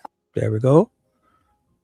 When these glasses come off and that hair comes down, I bet she's still a vibrant young lady. Perfect. No, I really enjoyed her testimony. She was like, she just the way she talked, I could tell she was a great witness. She was super smart and didn't let the prosecution get away with anything. She was very well informed, and I don't think they wanted to deal with her. They wanted her out of there because she was making too much sense. So thank you for that. Now let's go find Mr. Max Baker. Oh, I have him in my folder. This one. And this one. And this one. And this one. Look at me. And I'm naming them all perfectly. So look at this. So I've learned to name them with the year first, the date and numbers, and each person, Dr. Polly was A, Max is B, and the same day will be Jamie Jones, Brittany Zapanta, and the other ones I'm probably not going to get to. So Max Baker, let's do this, bro. 27 pages. Max Baker's up on the stand again. And let me say hi to everyone. Look at this. 170 people. Lucy, Morning Star. What are you doing up so early? Are you a night owl too, Lucy? My coffee's so perfect right now. I'm working hard. I'm in the East time zone. It's 5:15 a.m. I have another 3 hours of hard work. Hard work. If you guys only knew how hard I was working. And doing this as a creator of readings. I read. Oh, God. So, if anyone's still here, I'll try not to wake the rest. That's my secret. I start at like 11 p.m. or 10. I captivate the audience. They fall asleep. And I just talk quietly all night long. And it looks like I'm talking to 180 people. And so, oh, good. So you're a night owl too. Good. Good. And Eastern too. Oh my God. Cool. Yeah, those weirdos that like to wake up in the morning. Fuck them, eh? They're nuts. Definitely love. The best part about nights is like so many less people to bump into. So Max Baker is back up. It's gonna be some videos. It's 27 pages, so something's got to happen here. Let's do this. Love the emojis. Thank you for being here. You're great. Let's do this now. Dedicated to Lucy, Morningstar. I think it's just you and I. So let's do this. All right? Yep. Love the emojis. That's my thing. NHL hockey, MMA fighting, racing cars, and cool emojis. Fucking love them. What's your name? By Rosie to Baker. Max Baker. Max Baker. All right, Max. We offered up some video a couple days ago of the movement video. You recall that? Yes. And he sounds just like Dr. Polly Wescott. Yes. I'm in my spinny chair. Because one of the times Max Baker, you know how you have the office chair, like the computer chairs? He called it a spinny chair. A spinny chair. He literally called it. He's like, yeah, because he was talking about Richard Allen. Richard was at the jail. He was in this. They took away his spinny chair and gave him a plastic chair or something. It's like, what? It's fucking those. What is it? Millennials, or even he might even be younger than that. Well, he's a good guy. He's really good kid, good dude. So a spinny chair was pretty funny. I never heard that before. And is there a second set of video that exists from Westville that we've extracted and kind of condensed and combined? Yes. And tell the jury what that is. That is the video inside of Richard Allen's cell that's recorded and kind of sent to the observation room where they can, a guard is watching. Guards are watching at all times. Okay. And is that video, Morosi does that a lot, eh? And is that, or is that video that we, so is the video, one that we received, like, is that video that we received from, Rosie does that a lot, through the state, from the DOC? Yes. The IDOC record, if you will. Yes. And is it the incel video? Is it accurate that look at, he did it right here. Fucking does that a lot. Is it accurate that is it accurate that the video doesn't have audio? He loves doing that. Try to be bonkers. I gotta read it again.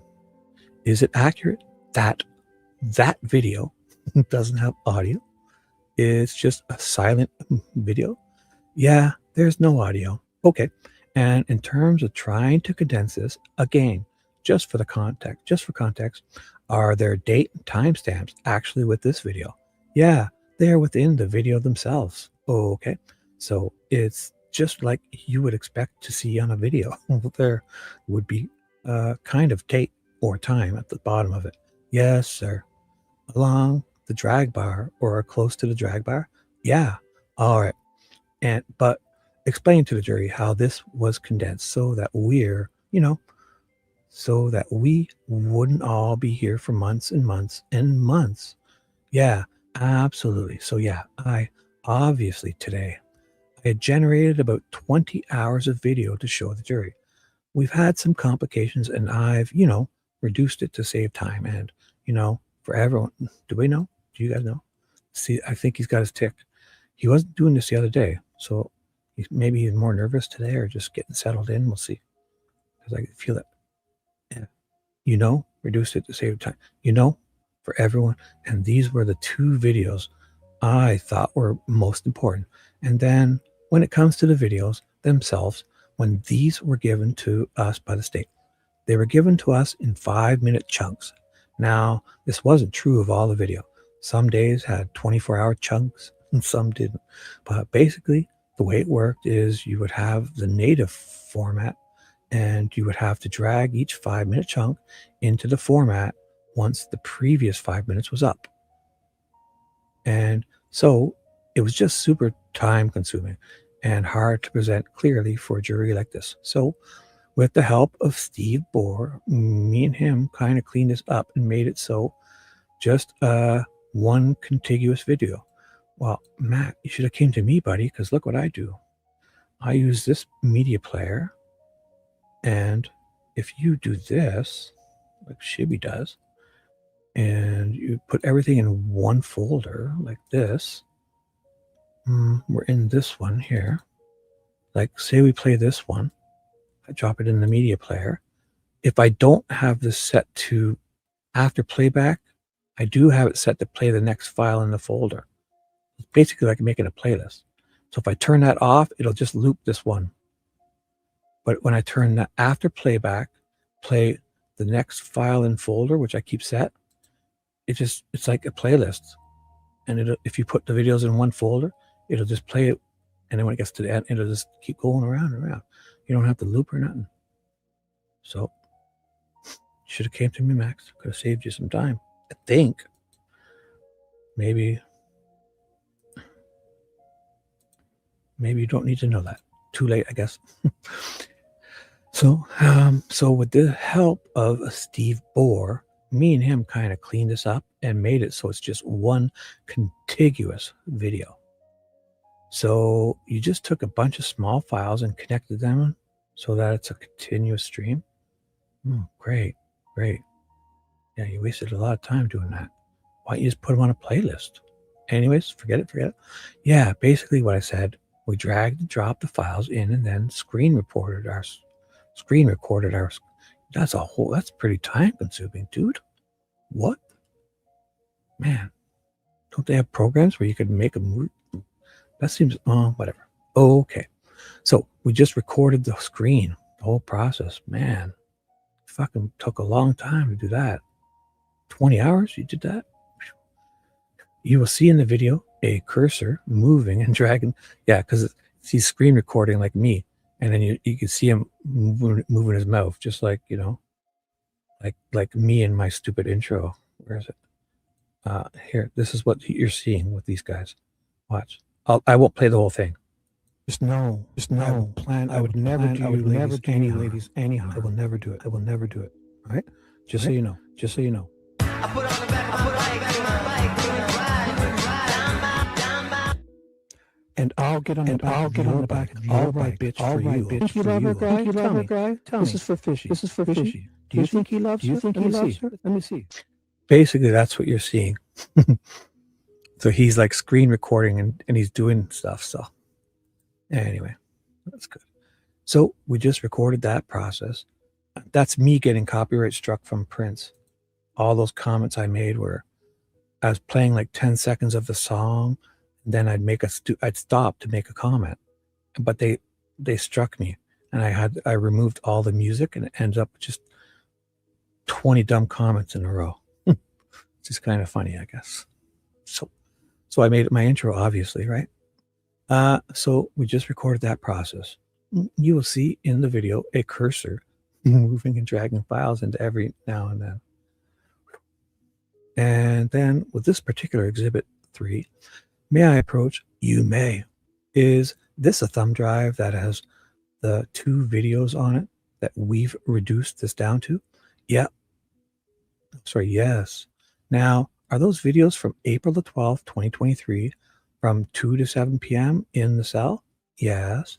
And the second one from May the 25th, 2023, from 8 a.m. to 10 a.m. in the cell? Yes. Now, for example, with the April 12th, 2023 video, it's a 5-hour block, right? Yes. It's 2 to 7 in real time? Yes. But is that even condensed down? Yes. I fast forwarded the video. So we're not sitting here for 5 hours. Okay. So it is sped up. Yeah. And were you making an attempt to do that to the point where it wasn't skipping? We weren't going so fast that it was skipping, but yet we could show more. We could show 5 hours in a much smaller period of time. Condensed is the word you're looking for. Yeah. So basically, me and Steve Bauer accelerated the video to the point where it wouldn't corrupt the video. Couldn't you just accelerate the player? Because look at idiots. What are they doing? Because when I do this, I could speed things up here. Look at. See, you just fucking do this. I got it 3 times speed. And then you can just turn it down. Like YouTube has that setting too. I'll turn it down, sorry. It's just my background music because I fear I'm extremely boring. This helps. This helps captivate my audience. And I lull them to sleep.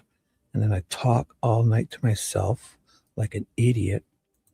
And YouTube sends me notifications saying, hey, you're doing something. Mom, fuck it. Keep doing it. Maybe in a couple of years, we'll send you $5. So, yeah, where did I go to? Where did I get to? So there's a point of negative return when you're speeding up these videos to where you are getting less of the frames and it's just kind of skipping across it. It makes it look bad. So we kind of sped it up and we kind of subjectively decided it wasn't ruining the video and it was still, you were able to see everything. Move to admit I. Does the video accurately reflect? Oh, there's going to be more of this. I might just skip through this, guys. But I think they kind of just, this is like the formality. I guess. I'm guessing. Let's see. So does the video accurately reflect what you've seen in the actual raw video that we have? Yes, it does. And we have a year's worth of this raw video, right? Yes. Maybe more. Actually, I think less. Okay. From Westville? From Westville, yeah. Oh, from Westville. Yeah. How much would you estimate we've got? I've worked off and on the case. You're getting this from your boss. You've been hanging out with Rosie too much, doubling up words. Definitely, you definitely is an intern. I've worked off and on the case. Actually, that's different. That's different. That makes sense because it's not the same on. The last I saw of the discovery, we had up till like July-ish of in cell security video. Okay, of 2023? Yes. That's the last you saw? Yes. Yeah. Your Honor, I move to admit 3. Aye. Judge, just know the state's objection that we discussed at the sidebar, and that is a continuing objection into perpetuity. Just so I don't sound like a douchebag and constantly interrupting, just know that this is I object to everything these people are talking about. I'll note the continuing objection into perpetuity in infinite objections. Yes. And I'll admit 3 over objection with the provision that we may have a sidebar. You may. Should I just give this to? Yes. Thank you. So Max, the first video is April the 12th, 2023, 2 to 7 p.m. Is that correct? Yes. And this video technically in total is an hour and 12 minutes, right? Yes. So if they're just going to do this again, I'm going to skip through it. So I'll try to pay attention to see if they add something, but it feels like they're going to do this. They're going to just, because we can't see the videos. Nobody sees the videos. We don't get any updates of what's happening because these videos are like so awful. They don't even want to talk about what's happening. So they're kind of just doing this to admit this.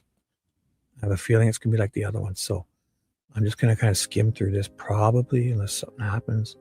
So I appreciate the court, the patience, just until they can start, stop. They're not going to describe the videos. Nobody's going to see the videos. They're moving ahead. They did this the other day. The rest of this testimony may be just the same, nothing. Because they have to do this to show the jury, but they're not commenting.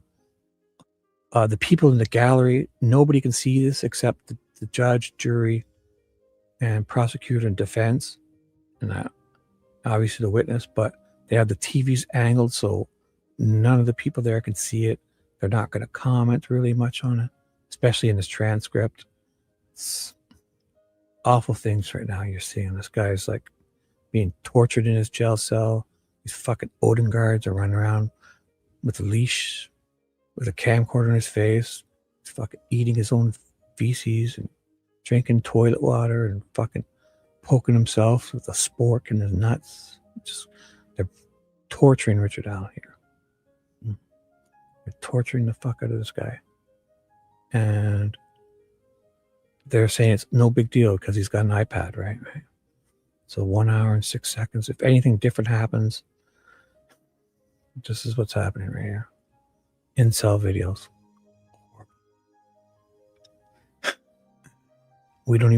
It's so bad they don't even want to write what they're saying.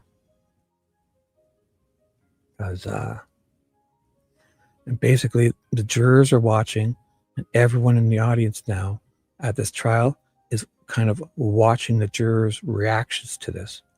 And they're probably horrified what they're seeing here.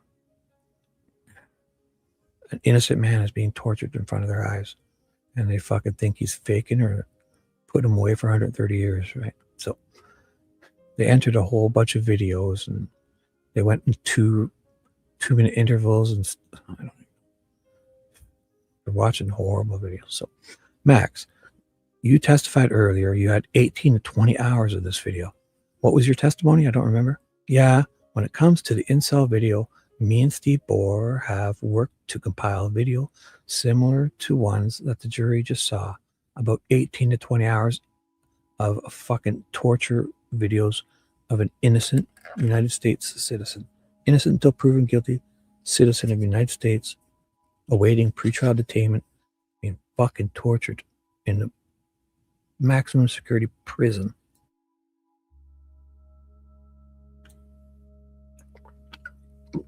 Forced Haldol injections, lights are on 24/7. So, and in terms of the April, May, and June videos, so April the 4th is when he's put on suicide watch on the 4th. And guess what happens? 5th, 6th, 7th, 8th, all those juicy confessions come in. On the 6th, 7th, he's not allowed to talk to his wife. He doesn't know where he is. He's stunned. April 5th, 6th, 7th, 8th, 9th, and 10th. Look at one after another. Those guards are marched in to say that he's confessing everything to him. The day after he starts the suicide watch. Yeah, that you can, June videos that you cut out. Would they be kind of similar as to what we saw today? Yeah. The conditions of the cell and the circumstances surrounding the detention? Yes, yeah. I don't have anything further, Judge. So Diener's going to, or McClellan or Diener? Oh, McClellan's coming up. Watch how insensitive this douchebag is. You just watch. I don't know. I probably heard this before, but I don't have anything further, Judge. I don't know how you want to handle this monitor before Mr. Boss McClellan crosses. We can move it back. Move it back. Move it back. Do you want me to help with that? Yeah, if you would, please, Mr. Boswell Cleveland. Thank you, Judge. Let's see how insensitive I can be. Mr. Baker, in the video that we saw today, Mr. Allen is in the cell by himself. Is that correct? Yeah. And he's got a cell to himself. Is that right? Yes, sir. Like comfy. He's got great accommodations. Thanks, Nick. Yeah, good point. He's not stuffed in there with anyone. And do you believe that it's safer for Mr. Allen to be in a cell by himself as opposed to general population? Well, dick shit, he's fucking not convicted of anything. How could you even think of this? He's innocent until proven guilty on pretrial detainment. Are you going to put him in with other people that are innocent until proven guilty? Other safekeepers? You think you're going to just throw an innocent citizen of the United States in general population, maximum security? You fucking insensitive asshole. How would you even think that? This is an innocent until proven guilty pretrial detainee in a maximum security prison. And this dipshit wants to put him in Gen Pop with a bunch of fucking killers that are there for on their own 130-year sentences. I'm going to eject outside the scope. We laid the foundation with this. Put this video in. Max did not render an opinion about Mr. Allen's mental circumstances or his physical circumstances. It's foundational only. Sustained. Oh my God. So she's sustaining for Nick, for Brad. Nice. How many hours of a video have you watched with your involvement in this case? Probably hundreds. I've watched some horrifying videos multiple times. I mean, obviously, I've not seen every video. He was being recorded 24 hours a day, every day. That would be inconsumable, in my opinion. But I've seen a significant portion of it. And the other day, when you testified, I believe it was Saturday, you chose 15 of the movement videos to play. Is that right? Yeah. And then today, there were 2 videos that you chose to play. Yeah. And at least today, in your testimony, you testified you chose those 2 because they were most important, correct? Yeah. I mean, I can expand on that if you want. Sure. Why do you think out of all those hours of video? Well, let's back it up. Out of all those hours of video that you reviewed, why did you choose the 15 camcorder videos? The 15 camcorder videos filmed by the gigantic Odin guards who were walking him around on a leash to play for the jury. Well, they showed different aspects of Rick's life in the prison. So him going to the nurse, to where he meets with FG Walla, to, getting x-rays in one of the videos. Yeah. Strapped to a chair and fucking basically a zombie, slobbering, catatonic, staring off into the wilderness. His fucking eyes are ready to pop out of his head. To what the showers look like. To the incidents of him being tased in prison. Did it have that on video? Oh my God. Fucking little garden gnome. 5'4" garden gnome gets tased by these gigantic 6'2" guards. Odin guards. And they post photos of them. Both, one of these guards, I swear to God, he has a photo in this. He's bench pressing 3 plates aside, guys. You don't know a man who could probably bench more than 2 plates aside. I'm talking bench pressing 3 45-pound plates each side. Plus the 45-pound bar is 310 pounds, I think. So these motherfuckers are using their tasers on this little 5'4" garden gnome who's been tortured, broken, near dead. And he's innocent. And he just had his hands out the cuff port, and wouldn't put him back in. They fucking tased him. He was locked in the cell when they're tasing him. I just wanted to record all the different times he was being taken out of his cell and being taken to other places, but I did not get all of it. So there are other videos with those that show him showering, showing him being taken out of the cell, but you chose the 15 specifically. They're fucking recording him showering with camcorders. Imagine that. These fucking Odin guards are there, patches all over their tattoos on their face, fucking standing there with camcorders while he showers. Because it's for his safety. He's on suicide watch. They want to keep him safe. Why did you want the jury to see these 15 specifically? Because they also, I think, give an accurate impression of his mental state at the time to curry sympathy with the jury for Mr. Allen, right? Fucking believe this guy said this? That is fucking definitely worth highlighting. Holy fuck, a human being said this. A human being said this. But a guy who's being fucking tortured.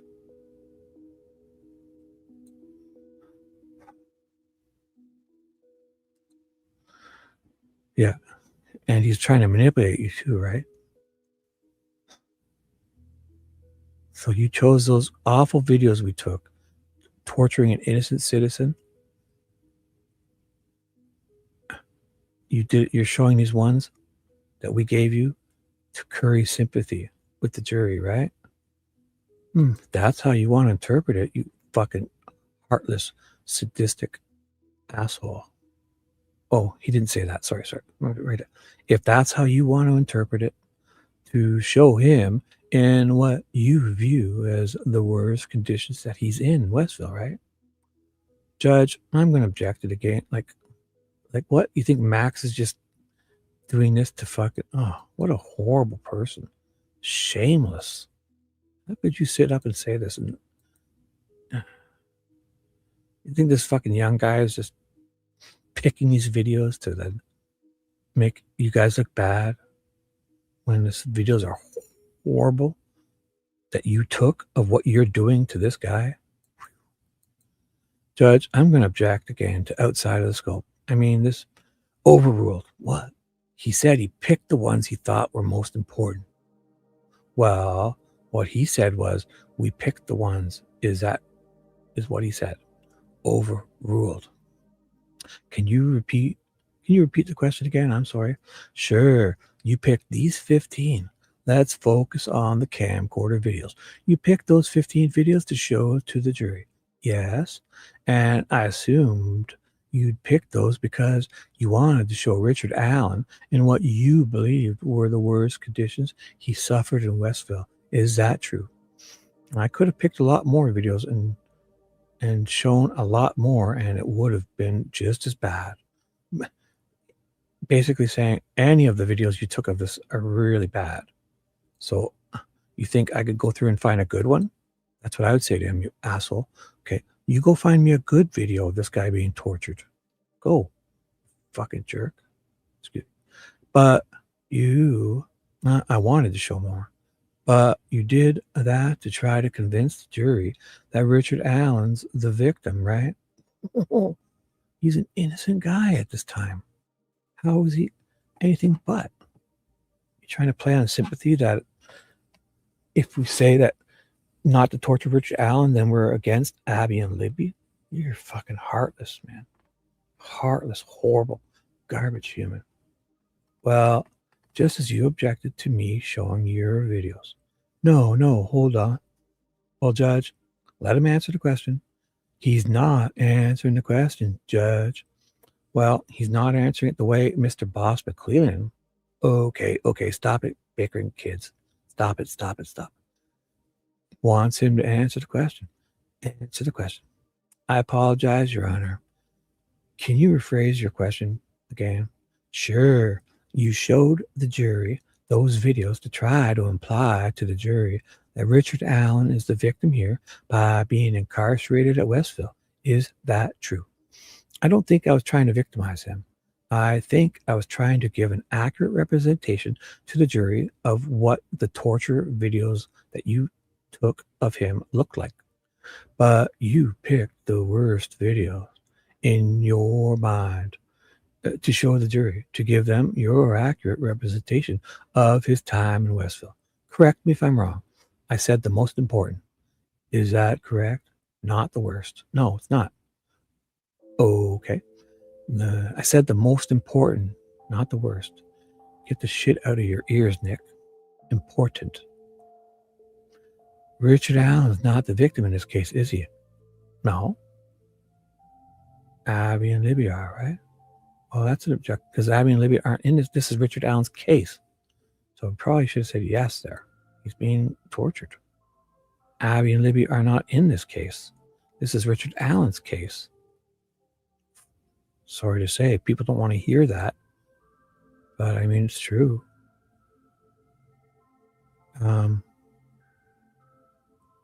I'd object to relevance at this point. You know, girls like sustained. Come on, Nick, get better. I don't have any other questions, Judge. Mr. Rosie. Questions by Rosie. Did you pick some of these videos to show these people the truth? Yes. I have no further questions. Mr. McLean. Okay. That's the truth as you see it, though, right? Because you could have shown them other videos and you chose not to. And you could have not objected, you know. I wanted to show more. Right. Burn. I remember this. Burn. Yeah, he wanted to show more and you objected. So then you're fucking saying, oh, why aren't you showing the other ones? Fuck, asshole. You object to me showing other ones. You're fucking tied my hands up. Hold on. I have 20 hours. Hold on. Worth of video to show. Hold on. Quit making me look like an asshole. Slow down. Whoa. Stop it. The 15 videos you picked, you thought were the most important out of the movement videos, right? Asked and answered. Sustained. Of the 2 camcorder videos you picked today, why do you think those are most important? Do you mean the incel videos? Not the incel videos, correct. Well, because they depict events that have been referred to throughout this trial. Rick eating his own feces and banging his head against the wall. That was the main reason. And you think those are events where Richard Allen was put in a bad situation? I'm going to object. That's a simplification. Too outside the scope. Sustained. Direct at this point. And you think those events were important for the jury to see? Objection. Asked and answered. Objection. Asked and answered. Sustained. You didn't pick to show the jury other incel videos. Objection. Asked and answered. Overruled. Yes, and as far as I can tell, you didn't either. Burn. I remember this. Good answer.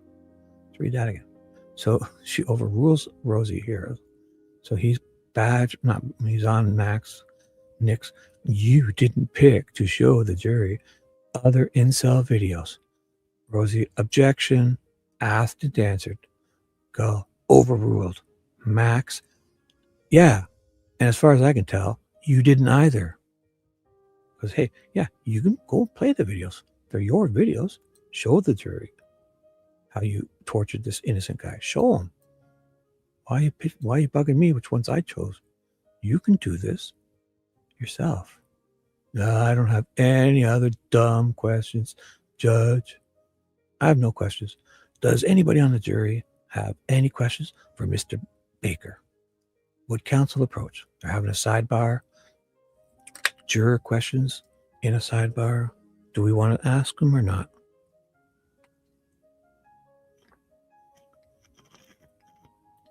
Oh my God.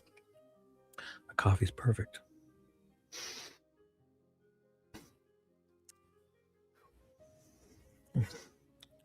Questions? Oh, didn't want to. I gotta stop. I'm like laying down on my recliner. So when I chug my coffee, it's kind of like squeaky burps try to sneak out. Catch me off guard. This damn mic I know is picking it up. Question. Since you work for the defense, could you confirm if the defense attorneys prompted you to choose the worst videos? Yeah, I'm okay with that. I'm good. Okay. And then we're going to break for lunch. That's fine. That's it? What? Sidebar's over?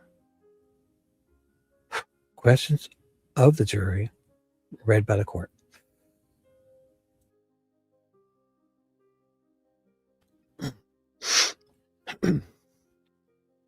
Boy. Was that it? Oh, right. Yeah. I didn't read this yet. I read it once, but now it's going to have an answer. So, questions from the jury read by Gull. Since you work for the defense, would you confirm if the defense attorney prompted you to choose the worst videos? I was given discretion to choose these videos. I had viewed more of them than the defense attorneys had, and they kind of trusted my judgment on that. Mr. Rosie. Followed by Rosie. Max, did you compile videos from December, January, February, and March where there was nothing going on except him in a cell? Yeah. And up until last Saturday, I was ready to present those to this jury. Stuff where there's just nothing, right? Yeah. Him just walking back and forth. Yeah. I have nothing further. Mr. Boss McClellan. Follow up by Boss McClellan. During the phone call, were you in court when we played the phone calls of his confessions under duress, tortured? Yeah. I'm going to object again to outside of the scope. We're talking about it goes to the reasoning why he picked the certain videos he did, Judge. This is based off of a jury question. Well, I understand that, but he's allowed to ask. Go ahead. Were you able to hear the phone calls that we played in court with his confessions? Yeah, I was in court. Were any of the videos that you played from any of the dates he made those confessions? The videos. I don't have the dates in front of me right now, so I can't say with 100% certainty either way. I don't have any other questions, Judge. All right. Thank you, Mr. Baker. What's going on? You may step down. There's 10 more pages at least, so thank you, Your Honor. Well, ladies and gentlemen, we're going to go ahead and break for lunch. While you're outside the courtroom, please keep your minds open. Please don't form any opinions or conclusions about anything. If you discuss the evidence or fart, make sure you do it in each other's presence. Please only have all 15 of you present at the same time. And please don't deliberate. Gentlemen, all rise. 12:21. Jury goes out. Oh, they're going to do stuff without the jury, probably, obviously. So, Judge, you may be seated. The jury's out. And they're making everyone sit back down. All right. Is there anything we need to do outside the presence of the jury, Mr. Boss McClellan? Judge, could we discuss a few, witness issues that I anticipate coming into this afternoon? I don't know if this might be a good time to address this. Sure. If you'd rather address it after lunch, Judge, that's fine. No, we can address them now. Could we have a sidebar? Oh, a sidebar. Okie dokie. Sure. Having a sidebar. Are you going to call head investigator Steve Moonman Mullin today? Yeah. And Steve Moonman Mullin, and if anyone's curious, David Rogers, a subscriber of mine, heard me asking because I was looking for a nickname for him, and he wanted me to call him Moonman Mullin. And I agreed, and it's kind of stuck because he's an idiot. He's a dope. He's an IT extraordinaire who's the pointer's not working, the microphone's not working, the TV is sparking, the wires, there's fire, there's smoke coming out of everything. Nothing works. Videos are being deleted.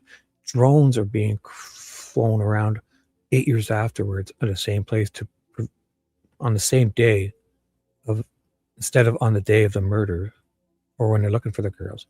Idiots got the drone out there in 2024 on February 13th. Is that just to address the issue with the police report? Yeah, plus something else he said. Another stupid thing he said. We're going to introduce the other Ford Focus. What? Other Ford Focus? Did he mess up? I missed that. Information. Ford Focus information that we had talked about. Try to get the Blotcher report in that we talked about. He had said on his direct, mainly, you don't have to tell me anything. Okay. I mainly just wanted to address the Blotcher report. The Blocker report. Oh, okay. I was able to find some case law, and I think some stuff that's applicable. Okay. To that, I was going to give it to you now, so you can review it. Oh, okay. So I could look at that over lunch. Yeah. I'm sorry. What is the Blocker report? The famous, I'll go grab one for you, Judge. Yeah. Okay. So this has to do with, there's a police report from Steve Moonman Mullin, and it's got statements from, you'll get, as Jennifer got it. Well, I can handle this, inaudible. What's going on? This is the highlights was the way we received it for your information. Okay. So this is a report that did Jody take it? No, because you showed it to Steve. I don't remember. Okay. This is a report from Steve Moonman Mullins. From that report, it's got testimony from Master Trooper Blocker, deceased. The defense moved to admit it under, I think, 8036. Yeah. And so our concern is, I think the police report can be admitted through that. But all the things in that are hearsay, it still has to meet the exception to the hearsay. So if they're going to move to admit, based upon this case, all the hearsay stuff, there has to be an exception to that stuff. The hearsay rules still apply. So that's the state's objection. Yep. And that case, and that's that Myers case. Okay. I have a hearsay exception. Okay. Is this yours? Yes. Okay. Go ahead. I'm sorry. No, that's okay. Go ahead. There's exceptions. Baldwin. There's in the March 18th, I believe, it was in the contempt hearing, the state, we objected to a hearsay statement. You said course of investigation, and the court overruled our objection and sustained it. So we would say this is in the course of an investigation. That's why this is going in. I guess I don't know what exception that would apply to. I just don't know what exception that would fall under. Judge, I don't. These are his statements. I can't cross-examine, and they are certain it's for the truth of the matter or what they're saying is true. There's no exception that it falls under. So your exception, you are saying, is course of investigation? Correct. Course of investigation that Steve Mullins was conducting? Correct. Based on this report from an officer? Correct. It's Mullins' report. It's his Mullins' report. It's Steve Mullins' report. And what he did was, in order to continue to investigate, he dispatched Mitch Blocker to assist him in trying to ping these phones, and that Mitch Blocker did ping those phones. Yeah, go ahead. OJ jumps in. That's not quite. They had dispatch send the pings, email evidence of the pings to Blocker, who was a member of the ISP. And so he looked at, inaudible from Nick. Okay, that speaks for itself. Okay, all right. Okay, all right. Yeah, so I've got the case law. I got the report. And the next issue is, Kevin Murphy going to be called? Is Kevin Murphy going to be called? Yeah, he's not Odinism. He's being asked one question and then, well, I mean, there'll have to be some lead up questions, but I assume it's going to be about how many people, yep, he thinks are involved. Yes.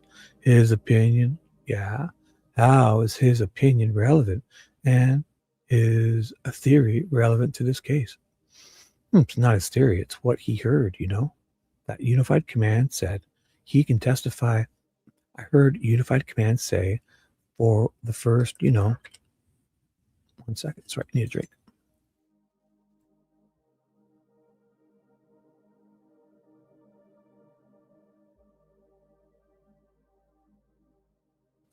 And we're back.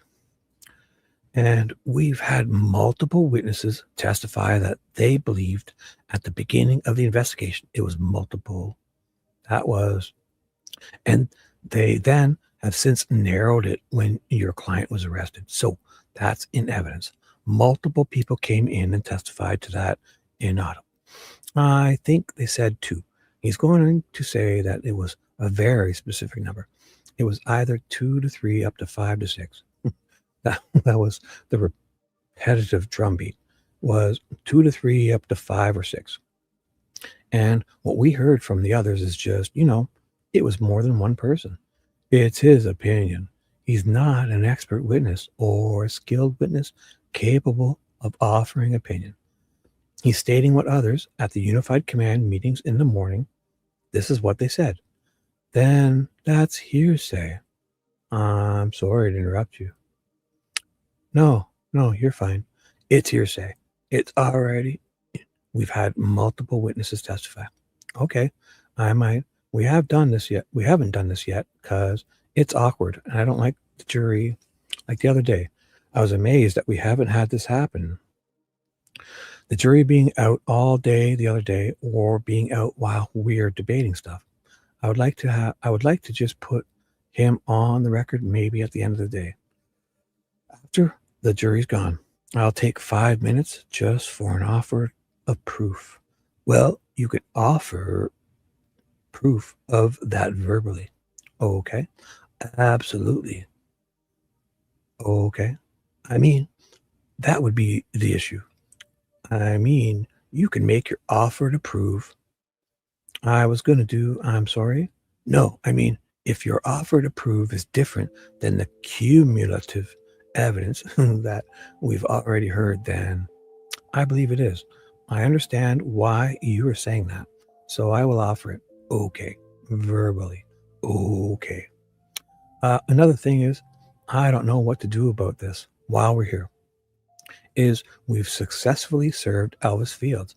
And I know that would not be done in front of the jury. He's not here. I've been looking out in the hall. I would ask for a warrant for his arrest if not coming in. So I don't know if you want to do that here on the record. Yeah, we can do that on the record. Okay. All right. So we're done then. Yeah. So Elvis was supposed to come up, and they're going to arrest him for not showing up. We're breaking for lunch. Yes, Judge. I need to powder my nose again. Okay. Sidebar concluded. Okay, it's 12:30. So why don't we recess for lunch? I'll be back here at 1:30. Thank you very much, Jody. You can go off the record. 12:29 off.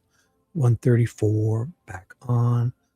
Okay, we are back on the record after lunch. Are we ready to proceed? Yep. Yes, Your Honor.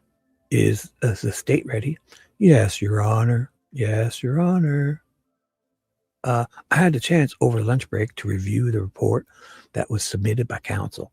While it does fall under the hearsay objection of the police report, there is what I would characterize as totem pole hearsay contained therein. So unless you can cite exceptions to each individual hearsay, the report can't come in. Love that totem pole.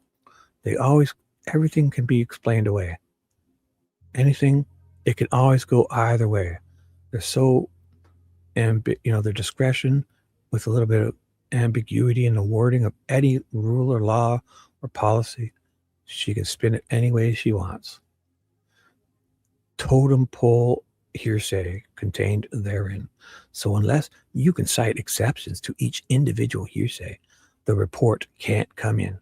And was this yours? Did you give this to me? Yeah. Fucking totem pole. Oh, let me give that back to you so I don't lose it in my pile of shit up here. Okay. So are we ready to bring the jury back in, folks? Yes, totem pole, Judge. Great one. Winky wink from McClellan. Okay, gentlemen, all rise. 1:37 p.m. Thank you. You may be seated. Thank you, gentlemen. All right, Miss Auger, you may call your next witness. Thank you, Your Honor. Oh, Jamie Jones coming to town. Look at this. Save all my changes. I think I underlined a couple words. Boom. Watch this. In the right folder. Oh my God, I'm so serious. Yes, I want to overwrite my extensive changes I made to this. I think I drew a picture too here. Well, now, let's go and get from my folder this. Oops, get back here. Where are you? Get back here. Nope, get out of here. There you are. Delphi. New PDFs. Where are you? This is here. Jamie Jones. Let's do this, Jamie. It's just you and I. Oh, only 5 pages. Who are you, Jamie? So there's what they did this. Jamie Jones. Questions by Miss Auger. Jamie, I'm going to tell j'aime. That's how you say j'aime in French. I forget what it even means. I am, probably. There'd be an apostrophe, but Jamie, I'm going to tell you right now, you're going to have to speak up a little bit so that we can all hear you, okay? Because these microphones suck. Oh, so Jamie, this is a girl, I guess. Okay. I couldn't hear that. Okay. Okay, thank you. And can you tell us your name, please? Jamie Jones. How do you spell Jamie Jones? With a bunch of cool letters. Jamie, are you related to Rick Allen? Oh, this is his sister. Oh my goodness. I am his sister. Oh, I didn't even remember that. Jamie Jones. Oh, cool. So I'll be super nice with her. Oh, and it's the defense. So are you a full sister? Or, well, we have different dads. Do you have the same mother? Yeah. Okay. And how do you and Rick compare age-wise? There's about a little over 5 years. Who's older? He is. Oh, I can ask that because it's a man, right? Okay. What? Yeah, only because it's a man. Okay, right. She's being affable. Okay. Did you and Rick always live together during your childhood? Yeah. Okay. How old was everyone, if you remember, when you and Rick kind of moved out of the house and went on your own? He left pretty early. He went to basic training, so he was out of the house around 18. And he got married shortly after he got back. How long was he out in the army? He was gone twice for that, and then he did the weekend thing for a long time. Reserves? Huh? Reserves. Yeah. Okay. And I'm just going to ask you, Jamie, did Rick ever molest you? No, he did not. Did he ever touch you in any kind of sexual manner? No, he did not. And do you love your brother? I do. Would you lie for him? No. Nothing further. Mr. Luttrell. Thank you, Your Honor. Questions by Luttrell. So, a little over 5 years younger than your brother, Rick Allen. Yes. There were lots of neighborhood children. Sorry. At the time you were growing up in Mexico, is that correct? Correct. And I'll just ask you if these names are familiar to you. Chris? Yeah. Your Honor, objection. Outside the scope. No response. It is sustained. At least they should give full names, right? Like Chris. It could be On the Chris's, right? More or less she jumped. No. That's all they asked. But the defense objected and Gull sustained her rope. So no further. What? That's it? No further questions? Miss O'J? Nothing, Your Honor. Obviously, so they just wanted to make sure that it was part of the confessions. Coerced confessions were something about this type of stuff. So, yeah, that's good. Where did I end there? I just jumped off. So, children, so these names. So that's it. Jackson, no, Your Honor. Does anybody? No response. No further questions. Miss OJ, nothing, Your Honor. Does anybody on the jury have any questions for Miss Jones? No response. Nope. All right. Thank you, Miss Jones. You may step down. You may call your next witness. Thank you, Your Honor. Brittany Zapanta. This is his daughter.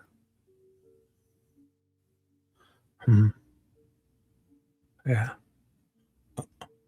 Shut this down in case I should bring up a fresh one, because in case I ever have to make changes, like underline anything important stuff. That's why I'm doing this. So, all right. To start, no. Brittany. So, okay, so start. Yeah, here's where I finish off. So she's sworn in. Direct exam of Brittany Zapanta. Questions by OJ. Brittany, can you tell us your full name, please? Brittany Zapanta. Okay, and how do you spell that? Zapanta. How do you spell Brittany? Brittany. It's Brittany, bitch. Just kidding. Okay, and you're going to have to speak up a little bit. Try to reach your voice to me, because these microphones suck and they're trying to keep this information from getting out to the public. How are you related to Richard Allen? He's my father. And who's your mother? Kathy. Kathy Allen? Mm-hmm. Okay. You also have to answer a loud yes or no, okay? Okay. All right. And did you live with both your parents, Rick and Kathy, your entire childhood? Yes. And when did you move out? It would have to have been around 2015. Why?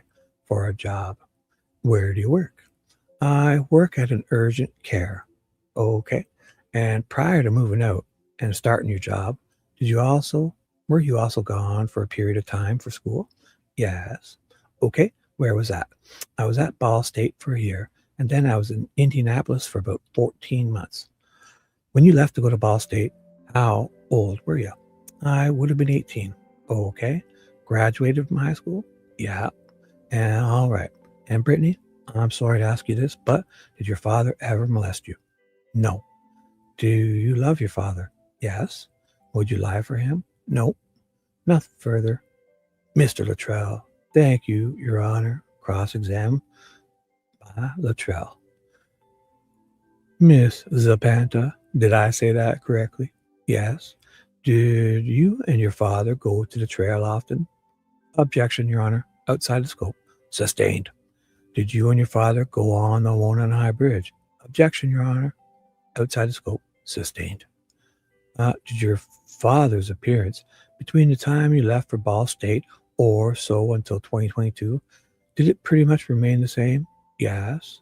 Just generally his height, weight, and his hair and facial hair that he had, did it pretty much remain constant? Objection, Your Honor. Outside the scope. I'm trying to clarify the previous question. Your Honor, the answer to the previous question. Okay, overruled. Regarding the appearance of your father, ma'am, I want to show you 4 photographs, State's Exhibits 306, 307, 308, 309, and ask you if those are a fair representation, if the way he looked soon after you left for college and then up until 2022. Your Honor, may we approach? Yes. They're having a sidebar. OJ's not happy. Your Honor, the only relevant time as to what he looked like was February of 2017. We've already been through this, so to the extent that his appearance has changed, his hair has grown, those are not relevant and could be prejudicial. So if he wants to ask her about February 2017, I don't have any objection to that. She just stated that his appearance from the time she left for college until 2022 had been the same. She already said that. So this is his following up on that and seeing if these are a fair and accurate representation of how he looked if he stayed the same. Oh, you're still here? Hello. Nice. I haven't heard her testimony. When did you say that? Just now? A few minutes ago. What's up, Dee Dee? I think it's just you, me, and lovely Lucy Morningstar. I believe. Probably Mimi. I know Mimi's always lurking. Mimi's my new lurker angel, I believe. Right? Right. She's watching out for me. Just now. Look at you. What's up? If I Discord you, are you going to accept my friend request again? And this time, don't block me or delete me, okay? We'll catch up, don't you worry. I know you need some advice. I know you need life. I just sense it. Everything's falling apart, and you need a guru. I'm there. I'll get back to you. Don't you worry. Look, see, Mimi pops in. I knew it. My lurker angel. I got like 4 amazing lurker angels in the sky. Thank you. I don't deserve any one of you, but I'll take you all. What's the time period? 2015. Wait, what did I end at? Right. OJ is objecting to all this bullshit. Except those aren't the same. What do you mean those aren't the same? Those pictures don't look like the same. His hair is different. His facial hair is different. Remarkably similar. In that time frame? Well, in the time frame, if that. The thing is, it's prejudicial. It's inaudible. She's indicated his appearance didn't change, and it covers that. Inaudible. Sidebar's over. Miss Zapanta, I'll just show you these 4 photographs. Again, that I stated for the record. If you would look at those and tell us whether that's how your father generally looked in the years that you described, 2014 or so until 2012. Your Honor, may I ask preliminary questions? You may. Thank you. Brittany, Exhibit 306. Do you know what year that was taken? No. 307? Do you know what year? No. 308? No. 309, what year? No. Do you know if this looks like what your father... 2017. Yes, I do. She showed one. Okay, Exhibit 306, February. Did he look in February 20? Yes. And Exhibit 307, yes. 27, yeah. Exhibit 308, yes. And if these pictures look different, what was that from different times in 2017? Yes. Okay. And do you know when in 2017 these might have been taken or what he looked like? No. Your Honor, we renew our objection. Mr. Luttrell, Your Honor, she's testified to the foundation adequately and even more concretely now. And I will show 306, 309 have now been admitted over objection. I'm going to show you a few more photographs. State's exhibits 315, 316, and 317. Your Honor, these are outside the scope of direct. These are the questions that go to the questions where our objection was previously sustained. I don't know what they are, so I don't know whether I should sustain or overrule your objection. I'm sorry. I can. May we approach? Sure. Have another sidebar. I'll just concede to the extent that she objected to the question. So I concede that point. I was just going to ask her what they are, if those are on the trail. Okay.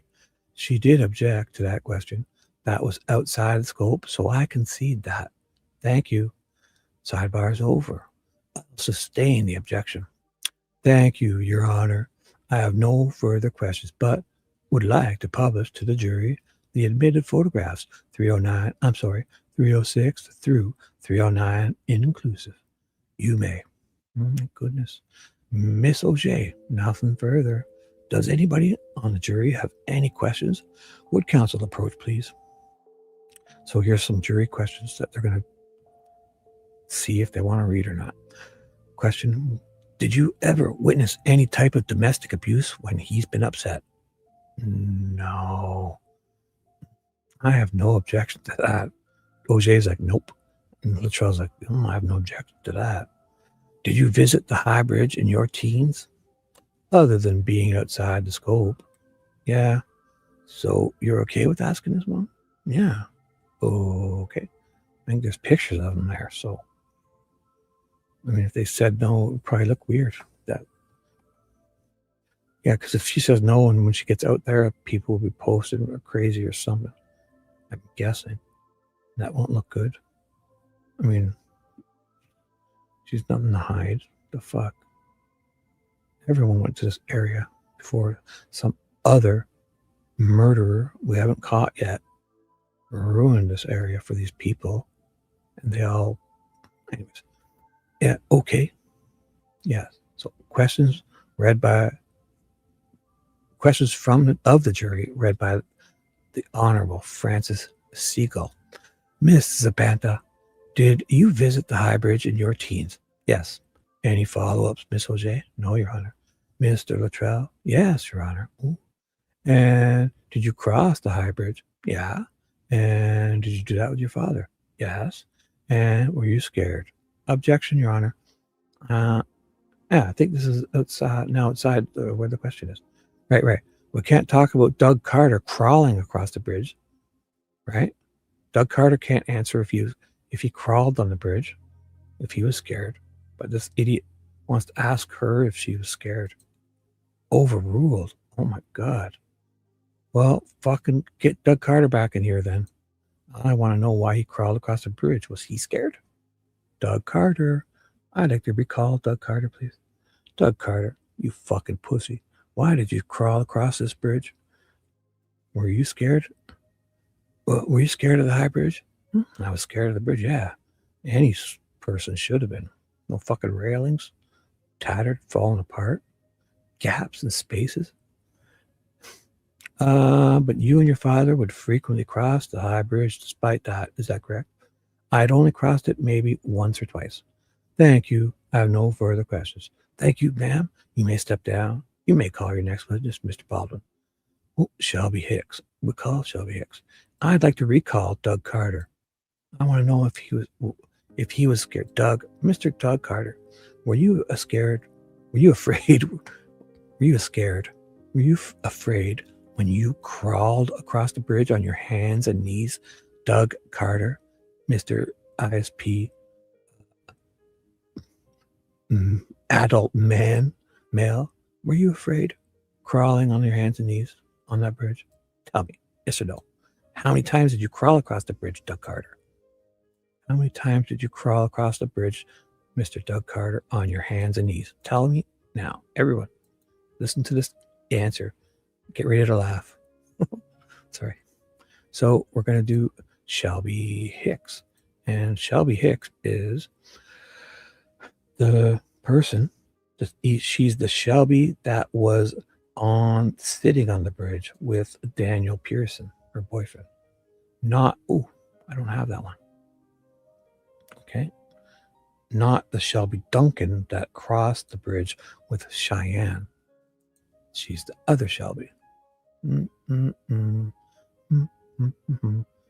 I have it here. Sorry.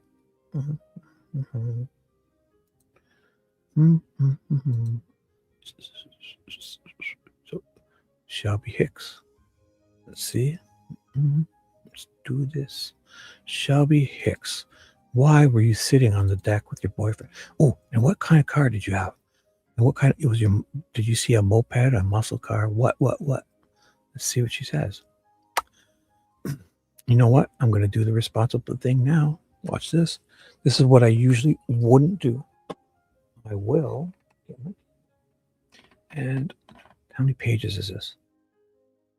18 pages. So what you do is you save it. It's November 4th of 2024. You save it in the right folder. Then, oh, what is she? C or D? E, probably, right? So you go like this. 2024. November is 1104 underscore. Is she E? Yeah, she's the fifth person. So E, right?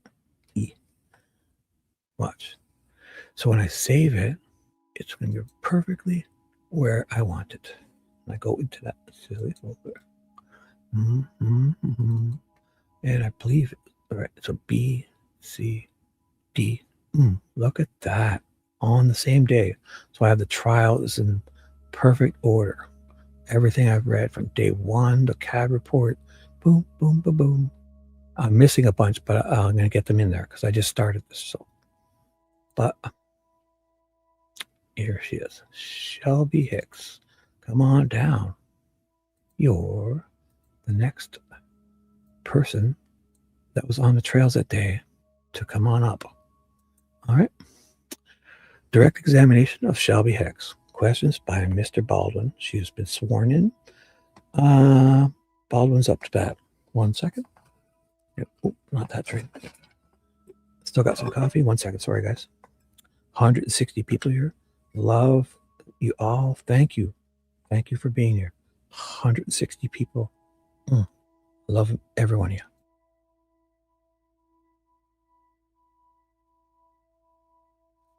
And we're back. Maybe it says 16. I think it says 160. I'm not sure. Let's do this. Dee Dee's chatting up a storm. Look at this. I wish the damn disheveled male juror would come out and speak. Oh, man. I'm scared. Yeah. I guess we have. How many jurors have we heard from? Is it just. I don't even know. I just. This appeal better be granted. And I would even like them to see. They do that. They call it Casanova or Desanova or something like that. Deranova or something. Where it's going to be like so bad they're going to start fresh, like this didn't even happen. Like give them a whole new fresh start. Anyways, an appeal, man, just on the Westville crap alone has to be granted. Has to.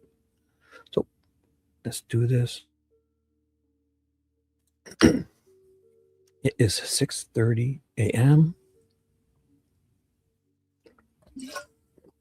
in the east, 5:30 a.m. central, or 30 a.m. in those mountains, and 3:30 a.m. over on that wacky west coast with this young lady. I'm at work, hard at work for another hour and a half. So let's see what we can get done here. Let's see if this should be good. So Shelby Hicks. I'm going to stand over here. Baldwin's going to question her over here. Okay. Kind of speak up if you could. State your name for the record, please. Shelby Hicks. And seems pretty easy to spell out, but just in case I'm wrong, how do you spell both of those? It's with a lot of letters. And how old are you? I'm 30 years old. How old were you in 2017? You didn't know you were going to have to do math today? Yeah, no, just busting her chops. No, what? 25? 7 years ago. Yeah, 23. Okay. Close enough. You weren't a kid. That's, I mean, your friend was married. Well, not you. The other Shelby, the Cheyenne, was been married once or twice already. So you weren't a kid. 23. 23? Yep. Just very briefly, well, tell the jury a little bit about yourself. Where are you from? Yeah, I'm from Monticello area. Born and raised, grew up there. High school? Yeah, high school. What high school did you go to? Twin Lakes. Twin Lakes in Monticello. And what do you do for a living now? I'm a realtor with Keller Williams now. Oh, and where is that? In Lafayette. Oh, very good. let's get right to it. Do you remember February the 13th, 2017? Vaguely, yeah. And what were you doing? Tell the jury what you were doing if you remember on February 13th, 2017. I just bought a new car. So I had to take my car to get fixed down in Lafayette at Twin City Dodge. The company, the car company, and so we got that fixed. And when I came back, it was a beautiful day. So I went and stopped at the trails with my boyfriend to go hiking. And that was the name of your boyfriend? It was Daniel Pearson. That was then, at the time, yeah, And so when you say trail, what are you talking about? The High Bridge trails. Oh, okay. Yeah, the trails here in Delphi. Yeah. Had you ever been there before? I have. Had you ever seen the High Bridge before? Yes. So what time is it? Do you believe that you arrived at the trails? I believe it was around 2:30. Could it be a bit later than that? It could have been, yeah. You think it could have been earlier than that? Could have been. What makes you think 2:30 is about the right time? Two things I know. My car was done around, I took my car in around 12:40. And also, when I was at the trail, my dad called me and had timestamps of it at the time around 2:30 mark. And I'm sorry. Where did you park, if you remember? It was the trail connector. I believe that's what they call it. It's a little pathway for the vehicles in between the bridge where the high is and the highway and the high bridge. 1 second. Sorry. Hey, TJ's back.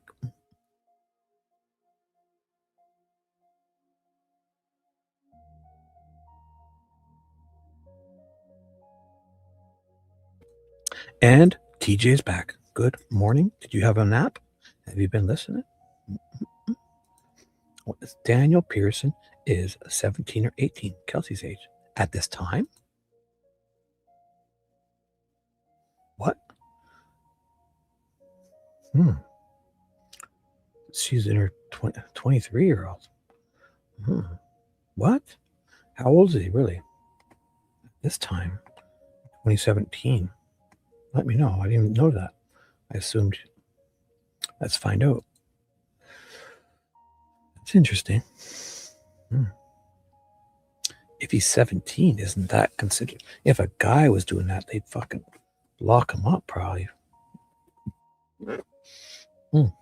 See, well, it's Indiana too. Who knows? Let me know.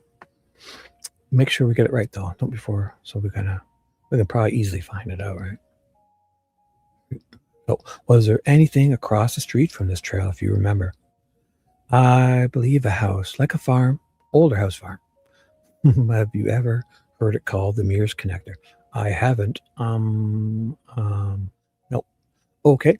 Well, can you describe for the jury, just so that we know we're all talking about the same thing, what that connector parking lot area kind of looked like? Where would you go after you would leave to get to the trails? So I believe there was a gate you parked in front of. You walked around and then you had two options. Like the trail went to the highway and to the bridge. So we came to the middle of the pathway. Okay. Very good. Were there any vehicles that you remember parked at the parking lot of the trailhead? I don't remember sitting here today.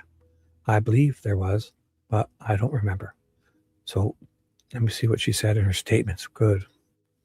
So she doesn't remember now, but she's obviously said stuff in statements, right? Would it help? I know it's been a long time. Do you remember taking a deposition? Yeah.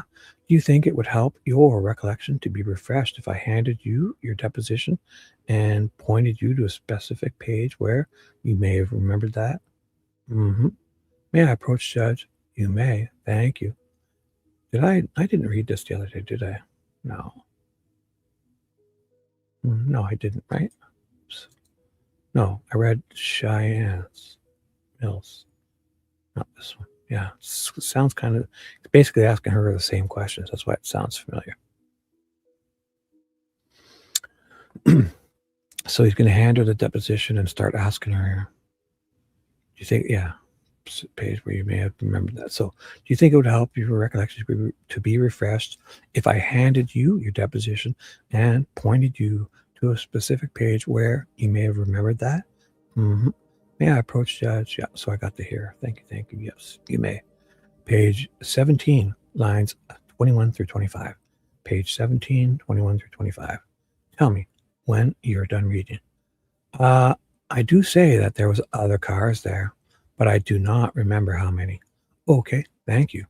And do you recall when you got, if you go down the connector, if this is where you parked and you were just walking down, you can turn this way or that way, correct? Mm-hmm. What goes that way? To the highway. All right. Well, is that the high bridge? The high bridge. Okay. So she's saying you walked in to the right is the Freedom Bridge, to the left is the High Bridge. Right. The High Bridge. Okay. Mm-hmm. Which way do you turn when you get there? I believe we went towards the highway first. Oh, okay. So they turned right to the Freedom Bridge. Mm-hmm. They go for a walk first. How long do you know roughly? Strike that. You then walked that way to the right. Yeah. Toward the highway, probably 5-10 minutes down. Okay, that way. And then what happened? Then we went towards the High Bridge. All right. How far do you think you had gotten when you stopped and turned around and walked toward the High Bridge, if you know? Pretty far to the end. Would it help refresh your recollection? I'm sorry. Yeah, page 19. Judge, if I could. The first time she just read what she had in her deposition. If he could take it away and ask her if her recollection is refreshed, I would appreciate it. I can do that. So when you're done, just stop and I'll grab it. Gotcha. Okay. Then I'll ask you if that refreshes your recollection. Page 19 through 25. All right. Lines 20 through 25. All right. Okay. Does that help refresh your recollection? Yes. And the question was, I think that what that was being refreshed was how far did you go when you turned right toward the highway, Freedom Bridge? I believe halfway to the highway. So the middle part. Okay. So not completely to the highway. Oh, okay. Halfway towards the highway. Very good. And then once you turned around and headed toward the High Bridge, how long do you think it'd take you to get there? Probably 10 to 15 minutes. Yep. Did you see anybody on your walk to the bridge? I remember seeing another gentleman out there. Yeah. And then 2 other friends from school I saw as well. And was there anybody else that you saw?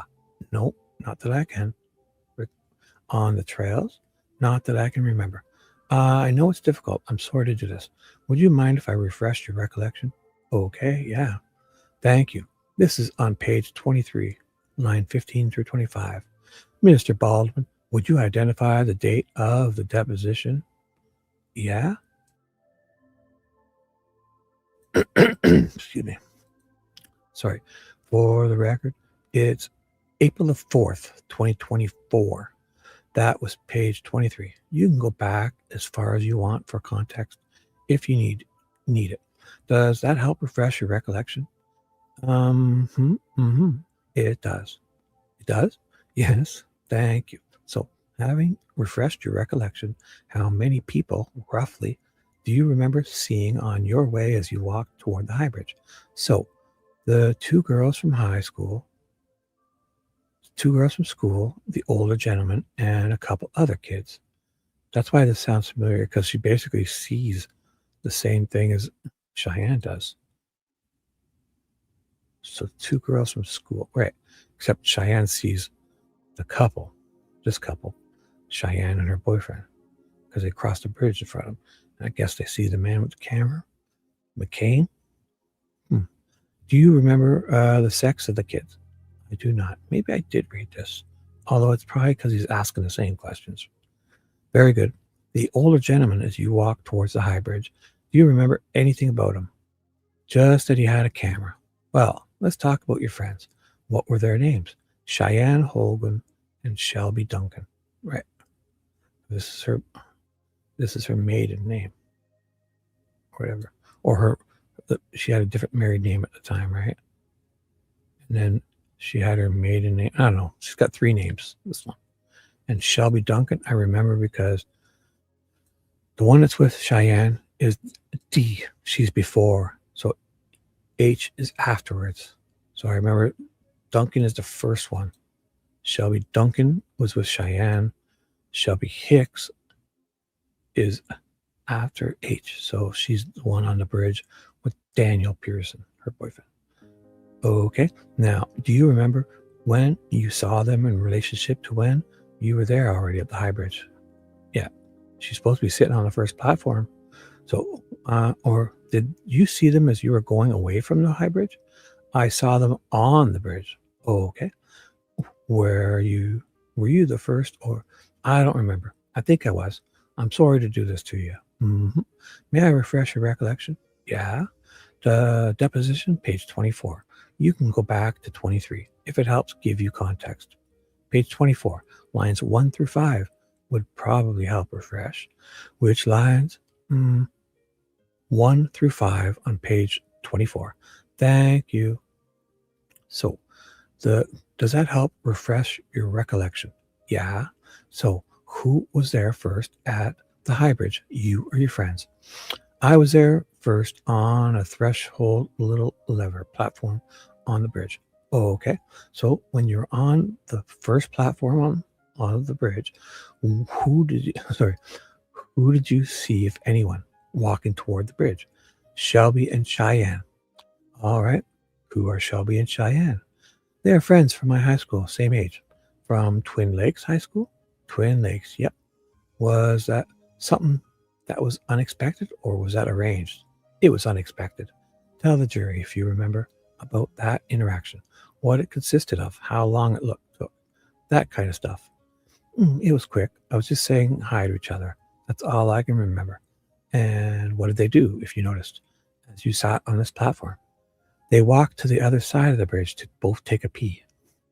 Who was on the platform with you? Daniel. And which platform was that on the bridge? The first, second, third, if you know? I don't know. Do you feel like you were on the right side of the bridge as you were headed toward the end of the High Bridge? Were you on the right-hand side of the platform or on the left-hand side? I was on the right-hand side. Right side, okay. Did you watch your friends all the way to the end? I watched them go in that direction, but I can't remember if I watched them to the very end of the bridge. When you saw the old man with the camera, was that as you were approaching the High Bridge? I believe so, yeah. He was coming from the High Bridge, walking toward you.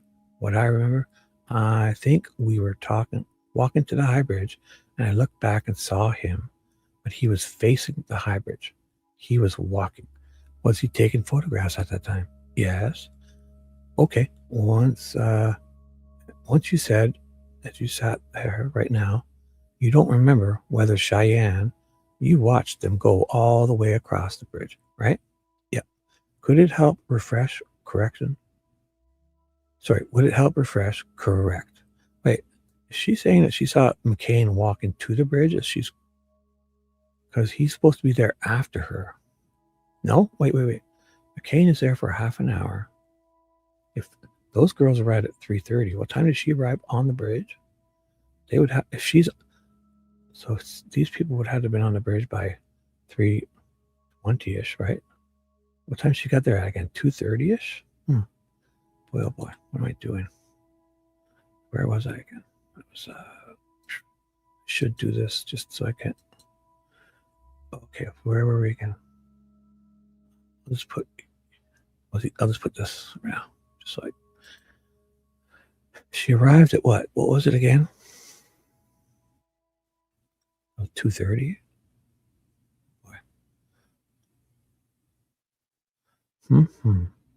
Pretty sure it was like 2:30, right?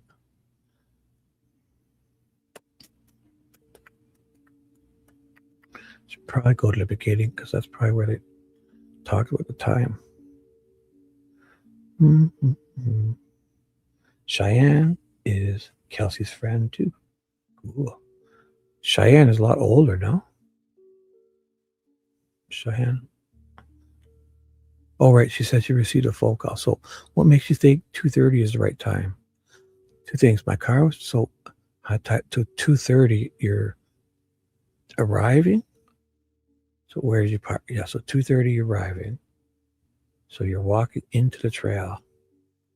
Or you say you're there. If you go, you went to up a bit first. So by 3 p.m. or so, you're at the bridge. 3:10. Because you come out, you turn to the right first, and then you go back to the high bridge. So what's that? Can't be there by till 3:15. And that's when McCain was already there. No?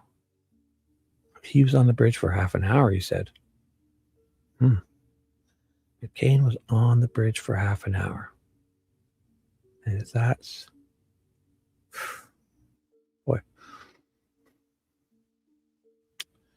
McCain says he was on the bridge for half an hour, right?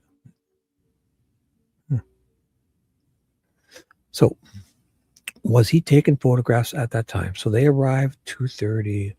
They come out. They turn right, left. So they got to be getting to the bridge by 3 or 3:15, because the other ones arrive at around 3:30 and they're already on the bridge.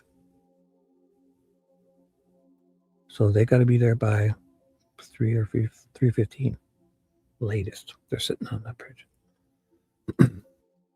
Okay. Once you said, and you said, as you sit here right now, you don't remember whether Cheyenne, you watched them go all the way across the bridge, right? Yeah. Could it help refresh? Correct. Your recollection if I gave you your deposition. Okay. So page 27, lines 4 through 8.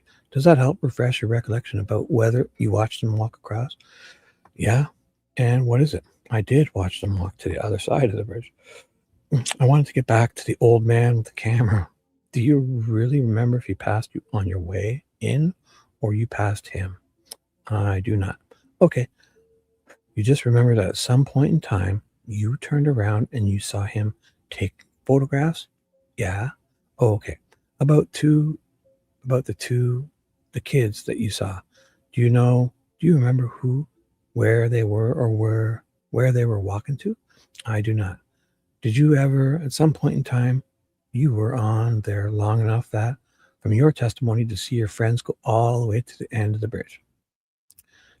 How much longer, if you know, did you stay on that platform with Daniel? Probably 10 minutes or so.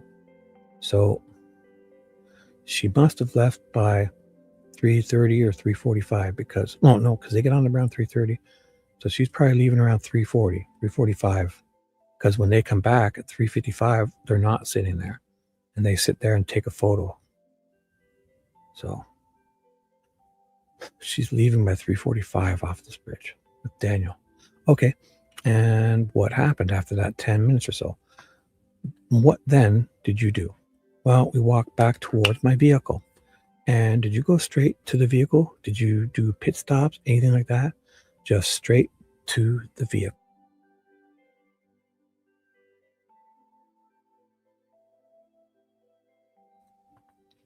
So Derek is here at this time. So again, so it's 3:40. They're leaving the bridge. They're back, getting close to the Mears entrance by 5 or 10 minutes to 4, 5 minutes to 4 p.m. And Derek has been there. Derek's already been walking around bumping into McCain, he said, at 3:30 at the junction. And do you remember if any, were there new cars at you said you remembered cars when you got there, is that correct? Yeah. Do you remember, were there cars when you returned? I don't remember. When you were on the bridge, how long? Like on platform 1, I guess. It's not technically on the bridge. Would you consider that being on the bridge? I would. Yeah, I don't know. It's off of it. What? It's on the bridge? What are you talking about? It's a fucking platform on the bridge. On the fucking bridge. Just because you're off the main trail, the main track part. So just so we're all talking the same language, I mean, if you stepped on that bridge, you're on the bridge. What are you talking about? Why? Just so we're all in the same language. I mean, when you were on the platform or on the bridge, you're on the platform that's on the bridge. Both. How long do you think you were on the bridge? Probably 15 to 20 minutes. So they're on. They got to be 15 to 20 minutes, and they stayed for 10 minutes. So they're getting on the bridge by 3:20. 3:15 or 3:20. They're going on. Has to be.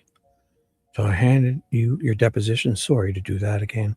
Pages 29, lines 6 through 11. 29, 6 through 11. Did that help refresh your recollection? Yeah. How long? Do you know? Now that you have your memory refreshed, how long do you think you were on the bridge on that platform? Less than 30 minutes. Okay. Could be as much as 30 minutes. Yeah. But no more than 30 minutes. So, for her to be gone 10 minutes, they're gone by 3:40, 3:45 from that bridge. So 3:15, they're on this bridge. They're going on at 3:15.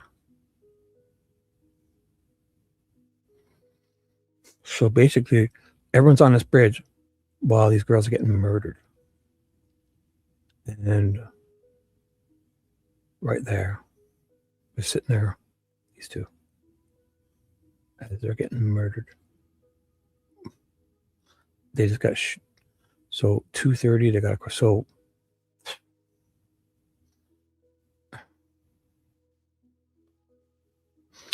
but no more than 30 minutes, right?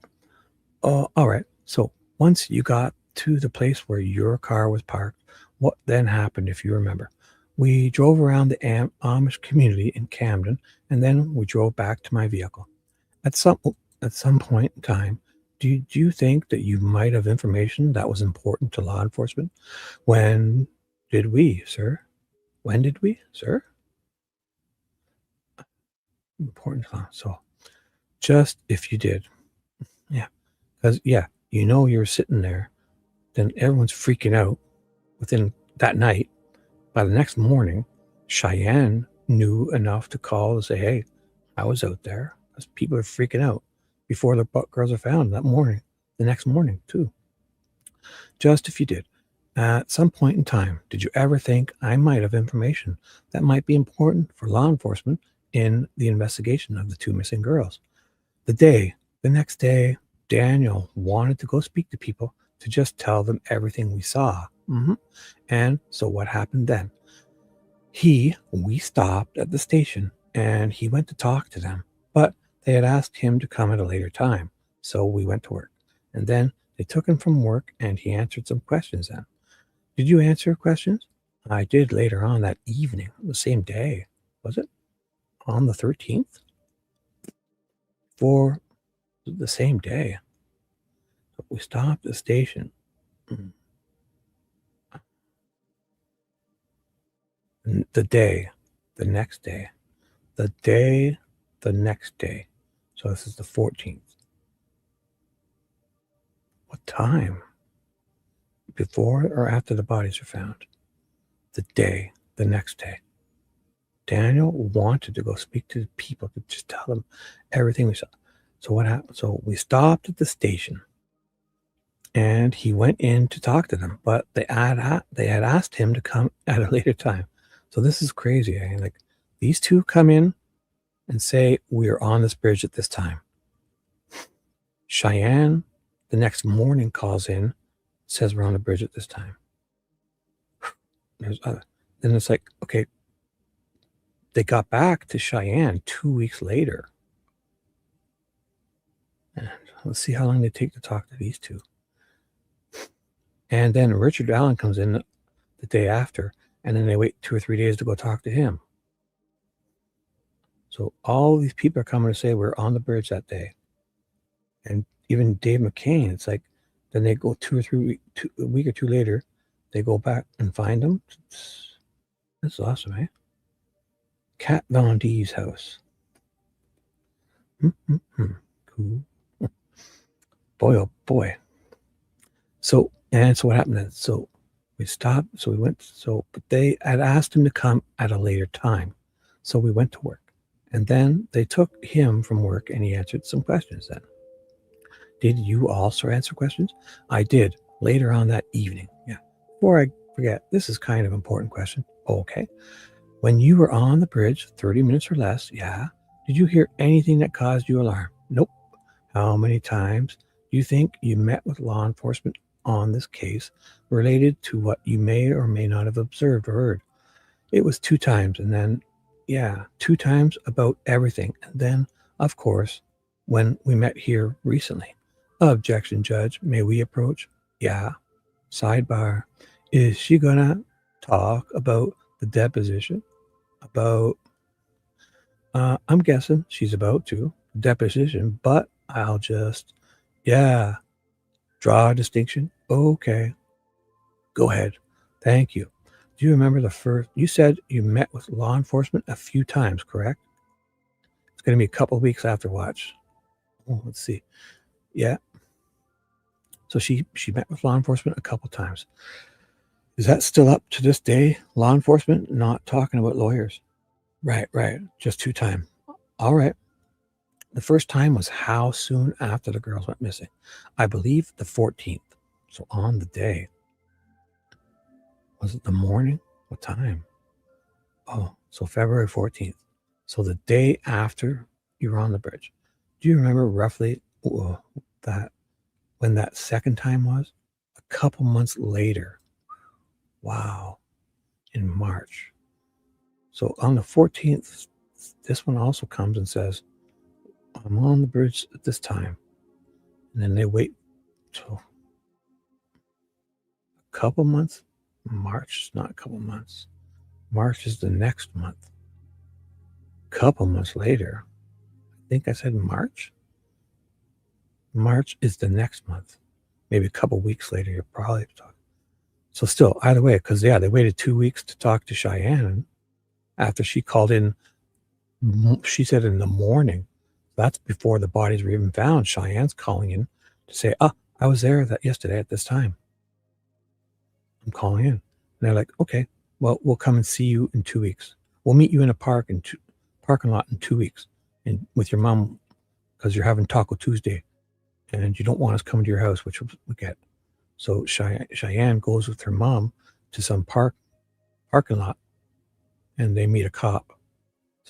But Cheyenne says she calls in the next morning, and the girls aren't found till the afternoon, 12:15 or 12:30.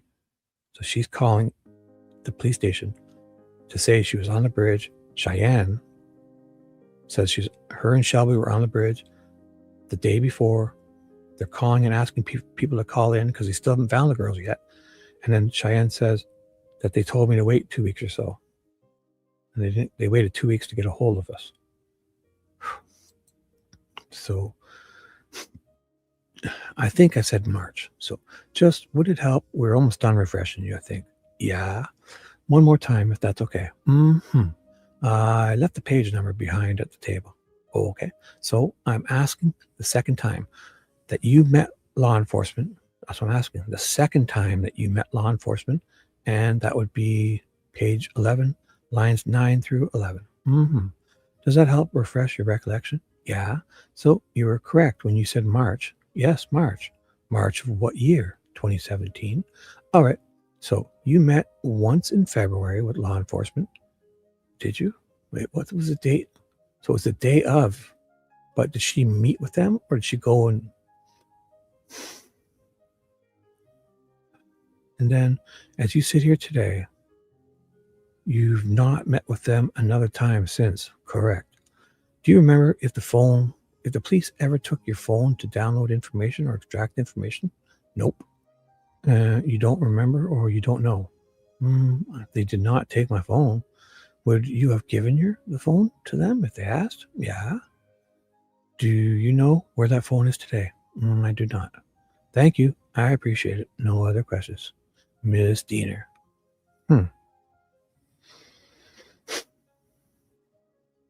So what did she say? Cross-examination. So Diener's starting. So where was it that she said the first one, yeah, that day, the 14th, she calls the police. Yeah, because they don't know. So she has to call the police on the 14th. So basically the 14th in the morning, Cheyenne Mills and calls the police Tuesday morning, the 14th, she says. If she says Tuesday morning, I don't know what time, that implies the bodies haven't been found yet because they were found in the afternoon at 12:15 or 12:30, right? Well, 12:30ish, because the shirt must have been found around 12:15, whatever. It's not morning when they're found. Cheyenne says she calls in the morning of the 14th to say, Shelby, Duncan, and I were out there at this time. We left by 3:30, 3:45, 3:50, 4 o'clock. So we're calling in. And then they tell Shelby Duncans, okay, we'll get back to you. And they wait 2 weeks to go talk to her. This one calls later that day, obviously, on the 14th, and says, my boyfriend and I were on the bridge at this time. And then they wait, what? Till when to call her back? Second time was, what day in March? Why is it? Oh, here it is here. You were interviewed March 1st. So they wait 2 weeks also. Right. Exactly. That's exactly when they called Cheyenne back. Right around this time, March 3rd or something. Yeah. They waited 2 weeks to go talk to her too. So you got 2 people calling in to say 4 people were on this bridge and they saw other men there. And then this is the 14th. Cheyenne Mills and calls in the morning of and says her and Shelby Duncan were on there. They say, okay, we'll call you back. Then later, Shelby Hicks says she calls in to say her and Daniel Pearson, or they stopped off at the police, whatever it is. I mean, they're like, okay, we'll get back to you. And then they call her 2 weeks later. Then on the 15th, Richard Allen calls the 16th, 2 days after this, on the 16th. So it's Thursday when they were found on Tuesday. So on the 16th, Richard Allen calls in and gets a hold of Jerry Holman, or emails him, or they go in. Either way, he communicates with Jerry Holman, says this, he was out there this day. And then Jerry Holman's like, okay, well, we'll get back to you. And then he puts it in the system and it gets triggered, and Doolin goes out and talks to him on like the 19th. So they've had all these people say, man, wow. So cross-exam, boy, oh boy. 1 second, 1 second.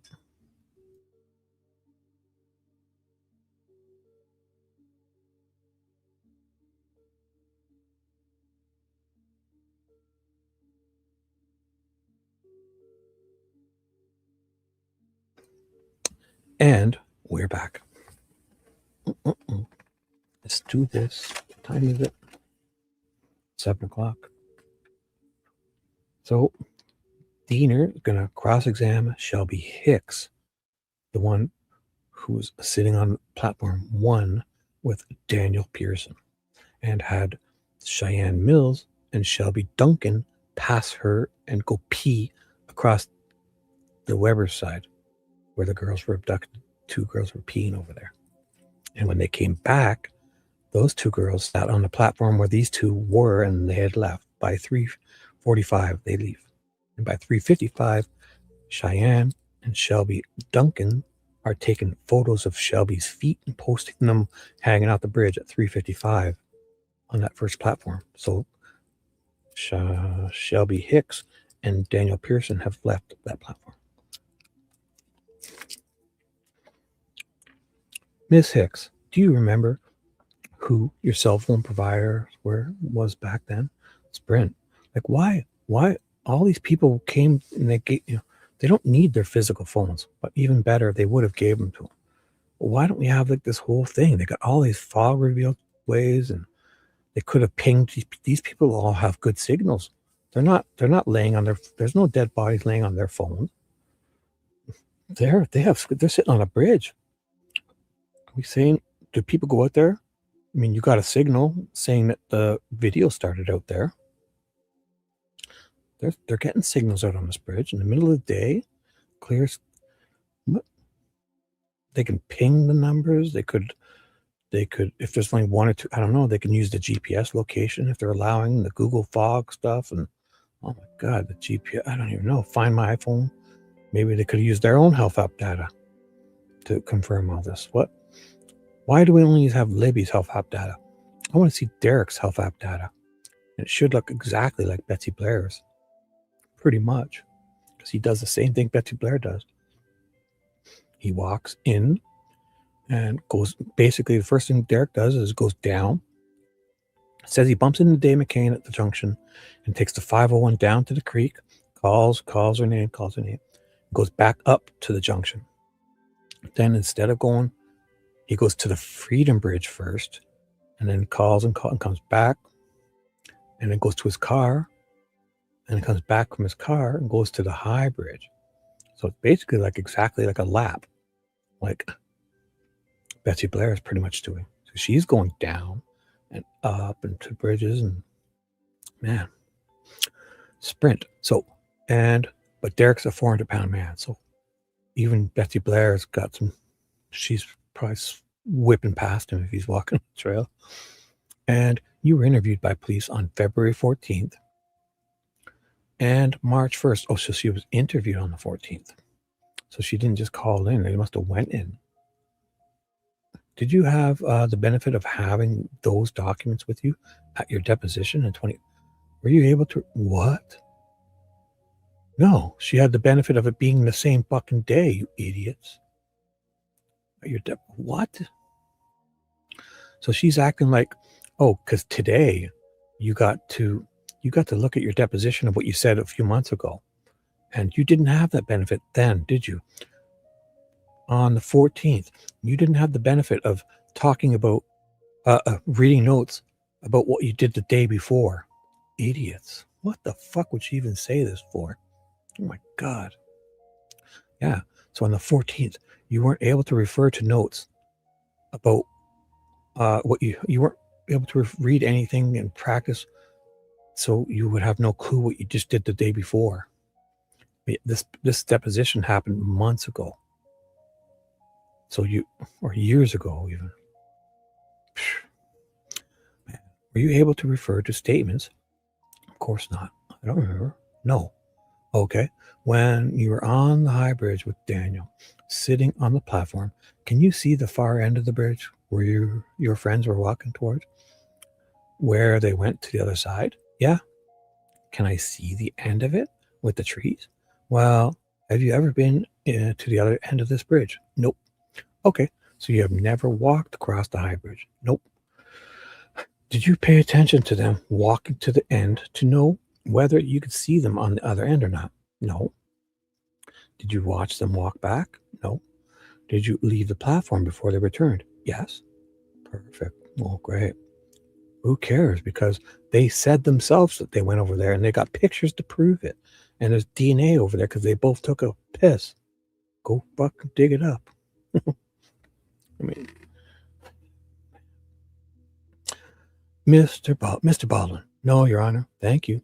Does anybody on the jury have any questions for Miss Hicks? Okay, counsel. So they do. Was the man with the camera old? Yeah. That's a good question. If you arrived at the trails at 2:30 and walked toward the bridge, which took, they didn't, She says she walked towards the Freedom Bridge first and then went back towards the bridge. So you would say you're at the bridge around 2:55 or close to 3 o'clock. So 2:30 they arrive. They walk out and walk to the right and back. Yeah, by 3 p.m. they're at the bridge. Close to 3 o'clock, right? That's a good question. Yeah. Can we ask just the bottom part? Yeah. Without all the other stuff. Would you say you're at the bridge? Yeah, just clean it up. What? What time? No. High Bridge? Okay. So questions by the jury from Gull. Miss Hicks, was the man with the camera old? Yes. Any follow-up? Mr. Baldwin. No, Your Honor. Thank you. Miss Diener. Follow-up by Diener. Would you say you arrived? Oh, no questions. Sorry, no questions. Next question. Would you say you arrived at the High Bridge around 2:55 or close to 3 o'clock? Could have been, yeah. Mr. Baldwin? Nope. Miss Diener? Wait, Baldwin does have a follow-up. So she's Mr. Baldwin. No, Miss Diener. But then questions by Mr. Baldwin. Something's not right here. Maybe they meant Diener said no. I don't even know. It seems like Baldwin does have a question to follow up. Could you have been earlier that day? Earlier than that, if you know? Could have been. Could have been later than that? Could have been. Yeah, that's basically that's kind of how Baldwin asked her the first time. Earlier, later. So no questions. No other follow-ups, no question. Thank you, Ms. Hicks. You may step down. You may call your next witness. Recall, head investigator, IT extraordinaire, Steve Moonman Mullins. Head investigator, Moon Mullin. Sworn in. You may proceed. Thank you, Judge. Oh, boy. What time is it? Oh, boy, it's 7:10 a.m. I've only been here for 8 hours. Oh, boy. I can't. Still working hard. I've got to stay awake for another hour. What does one do? Do we look? Wait, cancel? Oh, I see. I got to save all my extensive changes in the right folder. Kaboom. Yes. Thank you. Bye. Now, let's pull up. Do I get a jump on Moon Mullins or what? Oh, get back here. Where are you? There. So it is. Oh, did I even save them? No, I didn't. So I should do that now. The responsible Shibby. So it's F and G will be Mullins and Leesenby or Liggett. What the heck?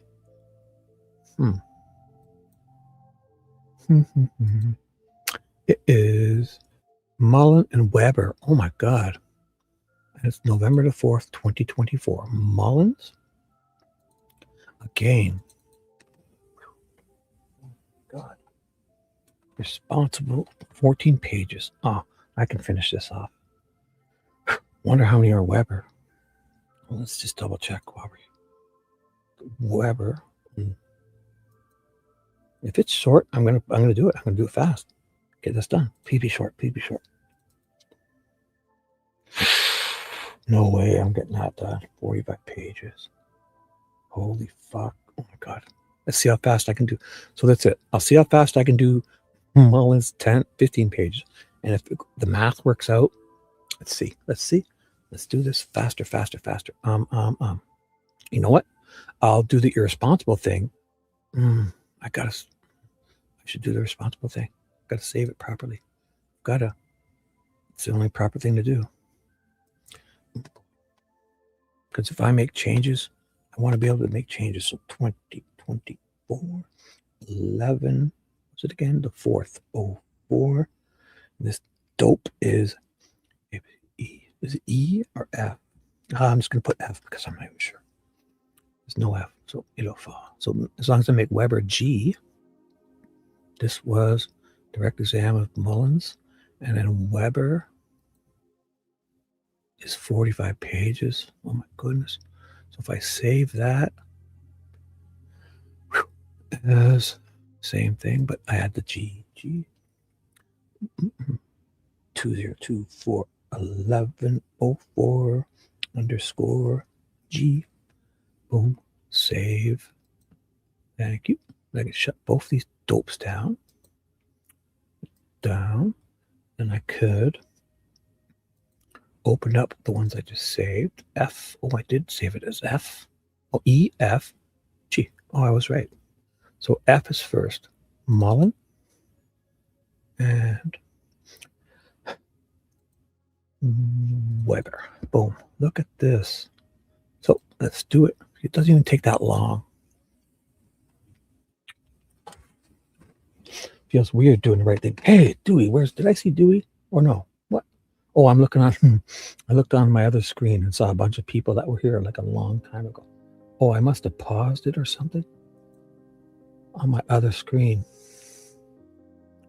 Oh, the chat is, oh my God, the chat wasn't moving. So I'm looking at like 3 hours ago. Fuck it. I didn't even gonna look at it. Forget it. I saw a bunch of names. I was going to say hi to people, but that was like 3 or 4 hours ago. So we got Dee Dee and Mimi and me and maybe TJ. Lovely, lovely people. If I've missed anyone, get your button here and say hello. Drop an emoji, something.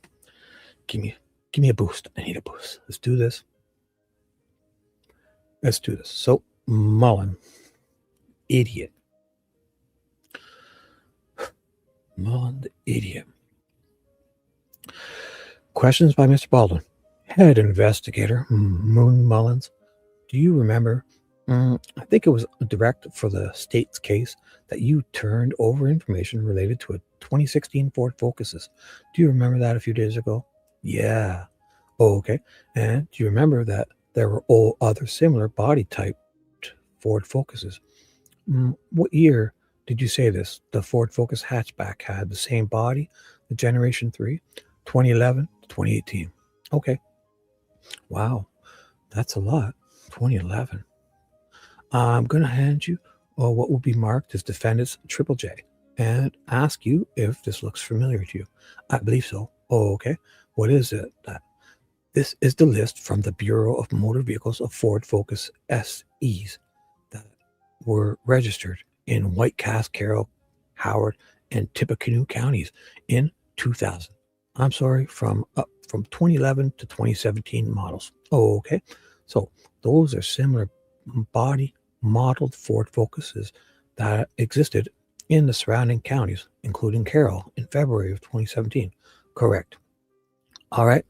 And do you know among all of those how many were hatchbacks?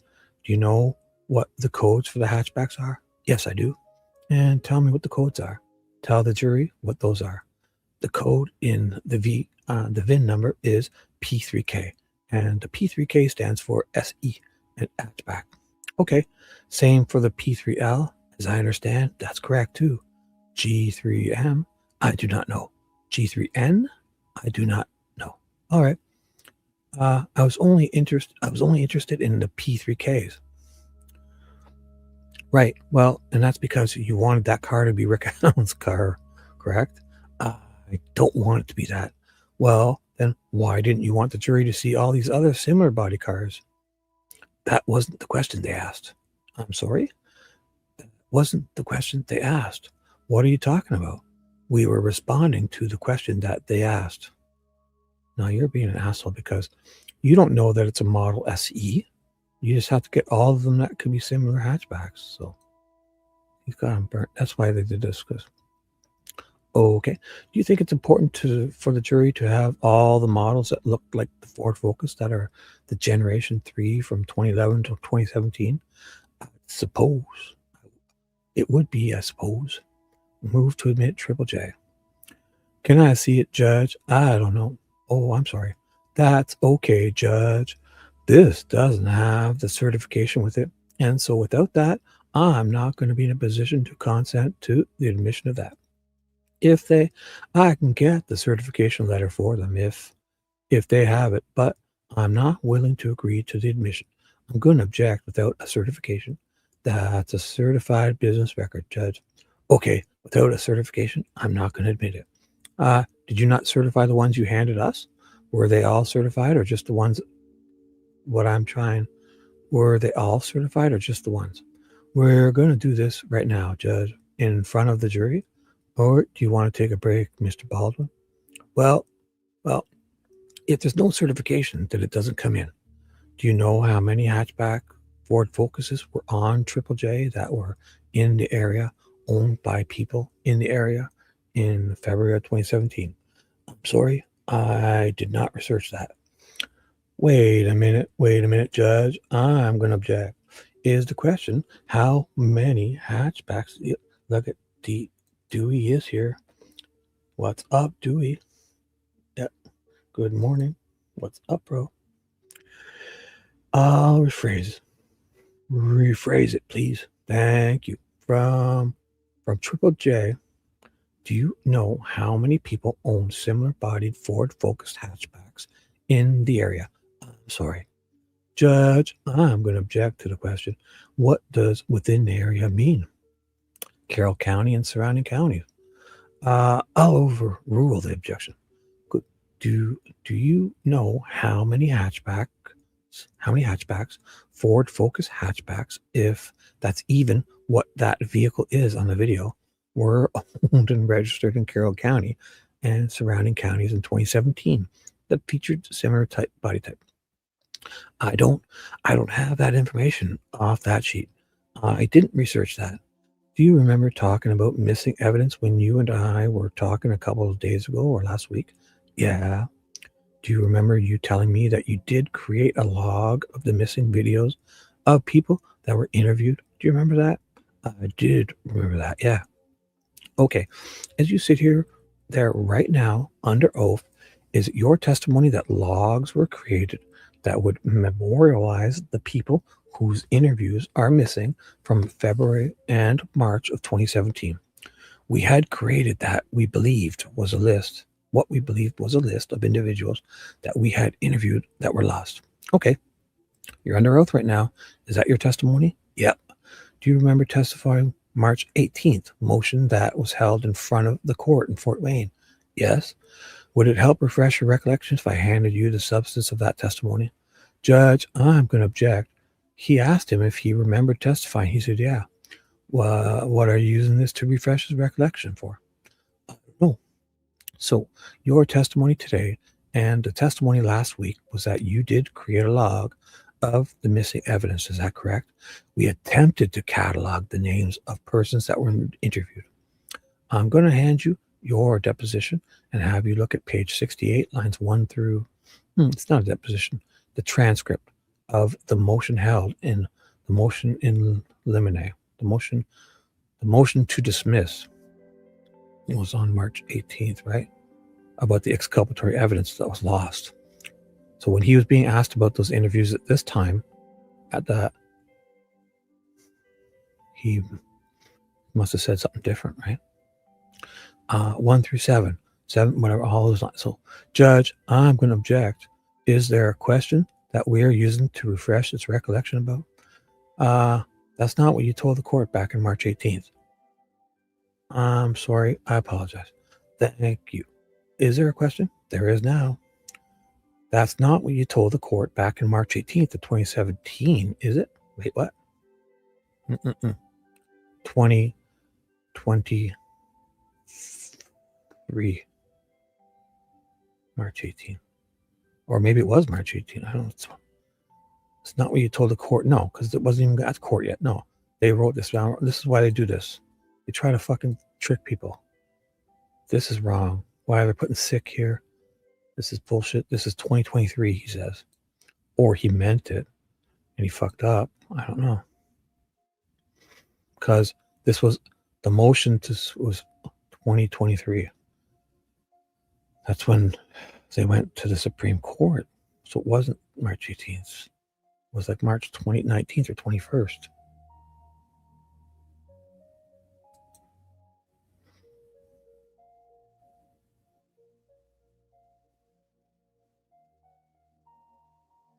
It was this one here. Motion to dismiss. Oh, it was March 18th, 2024. I did a whole 9 hours and 51 minutes on it. And this was the afternoon. So it's the exculpatory. So the morning was the contempt. No, the contempt was the morning. This contempt hearing was just that one morning. This contempt one. Contempt hearing part 1. The contempt hearing part 2. The contempt hearing part 3. contempt hearing part 4 was the morning about the contempt. And it also included like the week, we did the whole Supreme Court thing and everything. But then the contempt was, and then the motion to dismiss was in the afternoon about the exculpatory evidence, March 18th. And this is probably where obviously Mullins says something he probably wishes he didn't, because it was about the exculpatory evidence that they lost, about all the stuff they lost. Definitely March 18th, but not 2017. So I'm not certain if I remember exactly what I said then. Turns to page, let me remind you.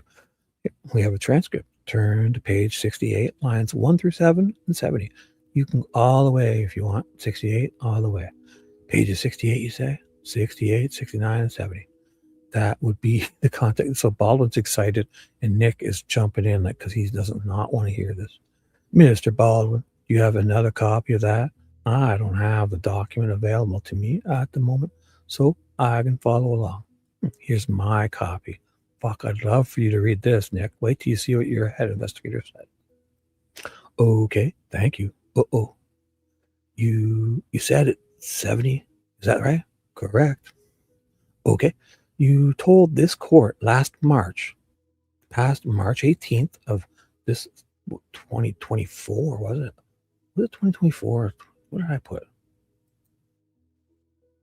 It was 2024. I'm thinking of, so the previous was the one at the Supreme Court of 2023. Oh my God. So it was 2024 for this stuff. Right. Yeah, it was 20. Yeah, because we're in 2026 now. Duh. It was 2023. The trial had even started. Right. So this was no, the trial hadn't started. Right. It was before the trial in 2024. Yes. Sorry. I forgot we went into a whole new year. Forgot we just had New Year's. I'm excited now because I just know I remember this. He contradicted some stuff. So you told this court last March, or this past March 18th, 2024, at the motion to dismiss about all the shit you lost, that there was no logs. Right. And then he says there was. But we don't know who was interviewed. Wowza. They busted you, asshole. Who was even doing the interview, right? I did say that, yeah. Okay, so that's different than what you said today, correct? It would be different. Oh my God. So I lied and watch. Nothing happens to this guy. Could you imagine if they lied under oath? From what you said last week, under oath as well. Yeah. So he's lied again. Today, he lied. So there was no log created of who was interviewed among these lost interviews from February and March of 2017. Is there? Yeah. Was there? Yeah. Answer the question. Sorry. What was the question? So there are no logs? Are you asking the question? What an asshole, eh? Look at him. He's not afraid of nothing, this guy. He fucking gets caught lying about, because he said last week there were logs, and today, and then this is logs of all the stuff he lost. And at the contempt hearing, he said there wasn't. Then last week he said there was. And today, then he forgot to date them. This fucking guy is not worried about anything. Judge Gull is just fucking lapping it up. And Baldwin sits beside a guy who sent an email to the wrong person, and he almost gets fired. And this motherfucker gets a promotion for this shit. Excuse me. Yeah, I'm asking the questions. So there are no logs of the missing interviews from February and March of 2017. Isn't that correct? Oh, thank you. That is not correct. There is a log of the interviews that were done early on.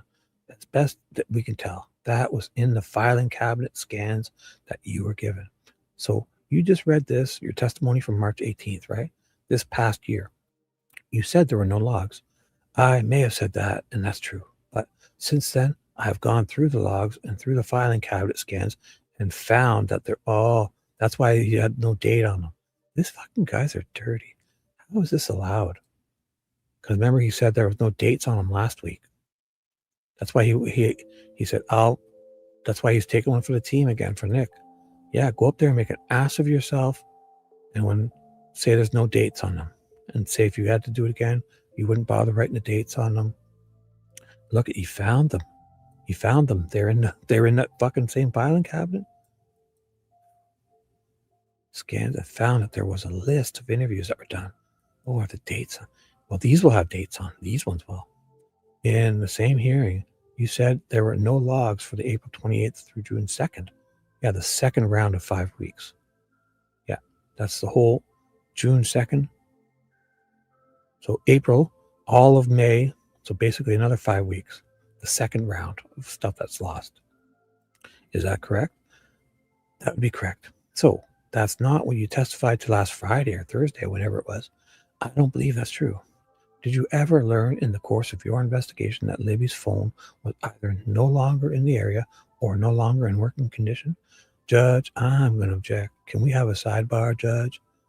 Yep. Sidebar. Judge, I think this has this goes to what Mitch Blocker did, and so I would object to hearsay. He can answer yes or no. I mean, I can ask him, but you are trying to get into the Blocker statements. Inaudible. All right. Sidebar's over, and I'll sustain the objection. You heard State Trooper Harshman testify. You were in here when he testified about the van. Were you in here when that happened? Yep. And did you hear Trooper Harshman say that there was no social media, Twitter, Facebook, Instagram, Reddit, where a van or white van was talked about? Did you hear him say that? I don't remember that exactly. But, well, do you know if F.G. Walla was a fan of looking at the Delphi sites that talked about the case? You've heard that testimony, correct? Heard something to that effect, yeah. And therefore, I'd presume, tell me if I'm wrong, that it would be important for you to find out whether or not there were social media sites, Reddit, Instagram, Twitter, and all those where a van were discussed to determine whether or not she knew that information when she was taking care of Rick. That would be important to know whether she could be feeding him info about a van, right? Oh, yeah. Okay. So when you looked at social media between 2017 and 2022, when Richard Allen was arrested, did you see anything on social media about a van or a white van? I did not. Did you even look? I did not. He said, did you see anything? Did you look? No. Do you know if Harshman looked? I don't know. I don't recall. Would it surprise you that there's dozens of these out there? Dozens of mentions of vans from 2017 to 2022 on social media? Judge, I'm going to object. It calls for speculation. He said he didn't look, but he doesn't know. He can't answer the question, Judge. Sustained. You don't know what F.G. Wallace said to Richard Allen when she was taking care of him, do you? No. No other questions. Mr. McClellan? Thank you, Judge. Investigator Moonman Mullins. When Richard Allen made the admission about the van and the statement to Walla, is that the first that you had information that a van may be key to the investigation? That's correct. So what does it matter to him? What does that matter? Who fucking cares? He has nothing to do with it. Walla, if he just because you don't know about all the stuff that's on the internet, Walla definitely was knowing about it. This is so ridiculous, eh? And after that, it was when you proceeded to interview Mr. Weber about the van. Is that correct? Yes, it was. I don't have any other questions, Judge. Mr. Baldwin, no questions, thank you. Does anybody on the jury have any questions for Mr. Moonman Mullins? Okay.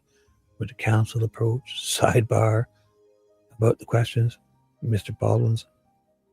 All I've got left is Weber. So we're going to have an early day. Before I forget, we need a Triple J back. Thank you. Okay. Yeah. Because, I mean, you left one. Yes. Why would anyone discuss the van prior to Richard Allen's confession that a van scared him? I don't have a... That's a good question. Okay. Why the juror questions, Why would anyone discuss the van prior to Richard Allen's confession that a van scared him? I'm sorry, could you repeat that question once more, please? Certainly. Why would anyone discuss the van prior to Richard Allen's confession that a van scared him? That was the reason why we looked into this, because we had no information about it being a van that was on the trail or the path back to Mr. Weber's house. Mr. Baldwin. Follow up by Baldwin. Was there any other stories out there or interviews involving, on February 14th, a suspicious white Ford cargo van with no windows about half an hour from Delphi, a thin white male in his late 40s to early 50s, asking kids at a bus stop if they wanted candy? Did you ever hear that? Could you repeat the events you were talking about? Because yeah. Did you ever hear in the course of your investigation or through looking at social media about whether there was about a suspicious white Ford cargo van with no windows about a half hour from Delphi, and a man is thin white male in his 40s or 50s asking kids at a bus stop if they wanted candy? Has that ever been talked about among the people that are investigating this case? I don't recall. Oh, so that's why, right? So they look back, there's probably a van, there's probably stories of this van, right? Asking kids. And it turns out Weber's got a white van. So if we use Weber to say that his white van, I don't even know. I don't even know. That was weird. Sorry, forget it. Has it ever been talked about in social media if you know about a white van being near? Judge, I'm going to object. It calls for speculation. It's the same question he asked before. Sustained. You ever hear in the course of your investigation or through your look of social media about a white work van being driven by a man named Aaron?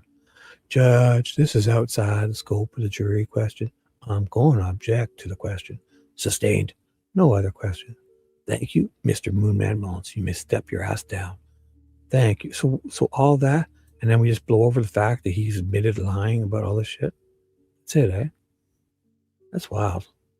Fucking, he's sitting there saying he's in his deposition. In the one trial last year about the exculpatory evidence, he said there was no lists or whatever, and then now there's lists, and amazing.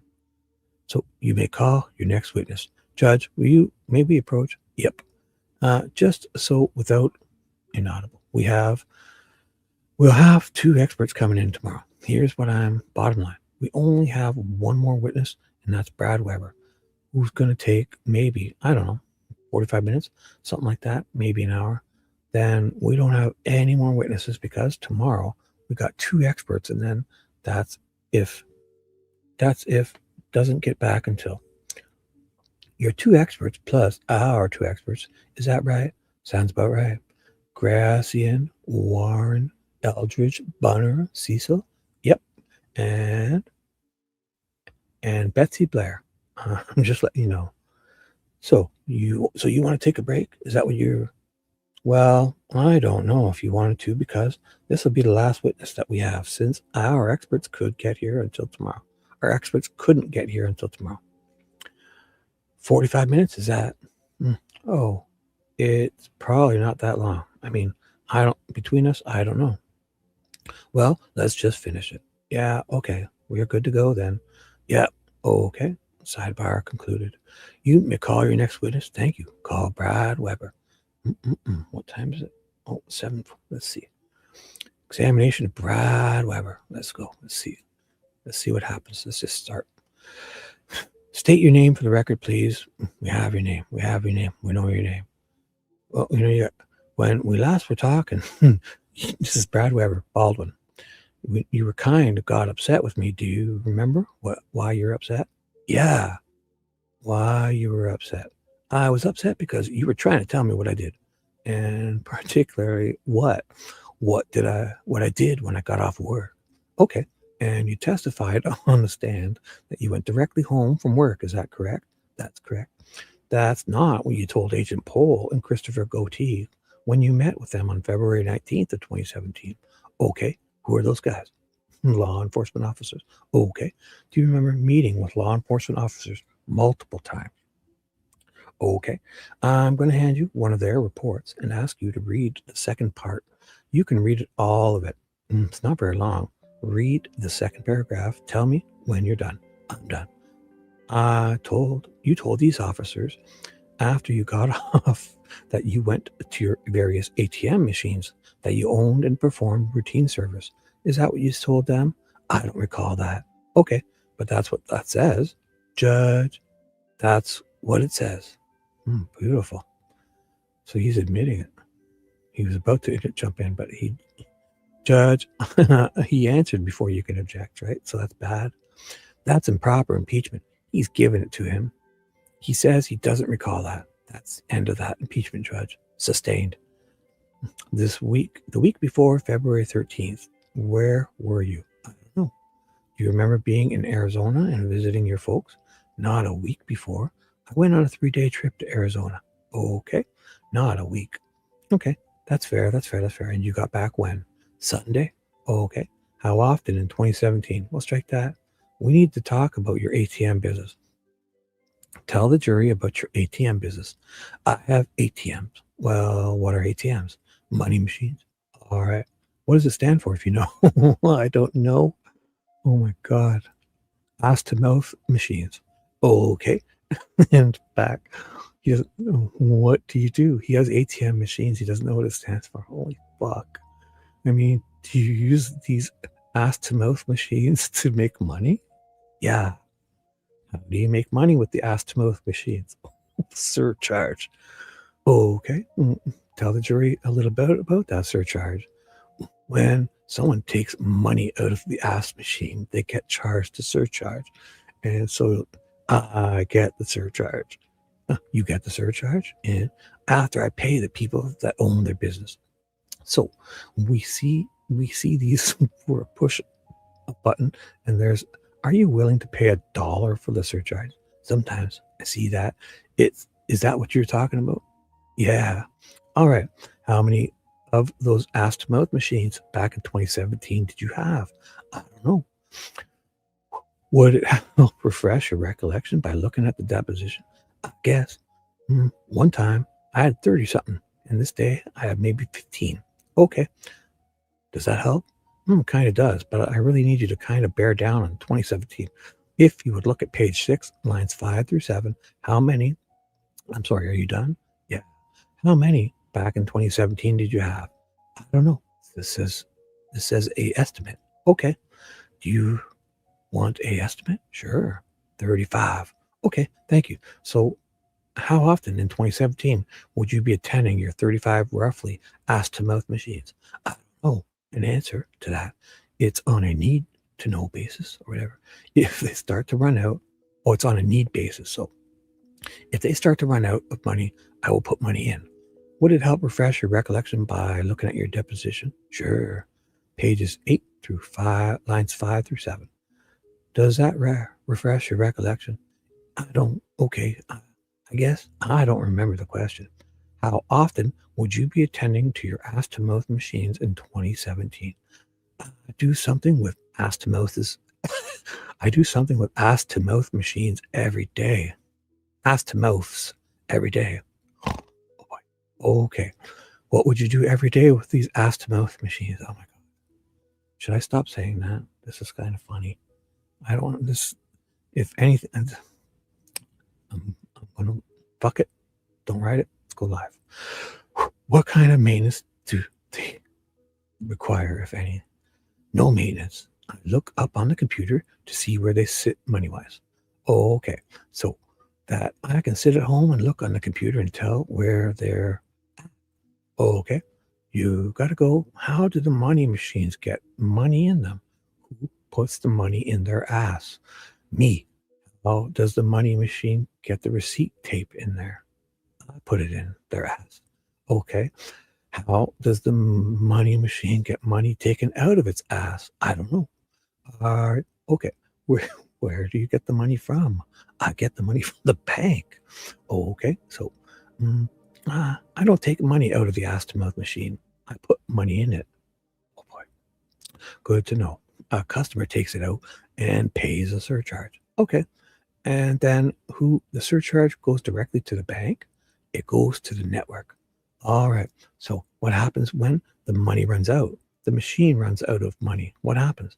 It has a screen that doesn't let it go, doesn't let it dispense any more money. Well, it can't. There's nothing in it. All right. Are you making money when the machine runs out of money? Nope. What about the receipt when there's no receipt? That that don't bother me. Oh, okay. I mean, yeah, I put the receipt paper in there.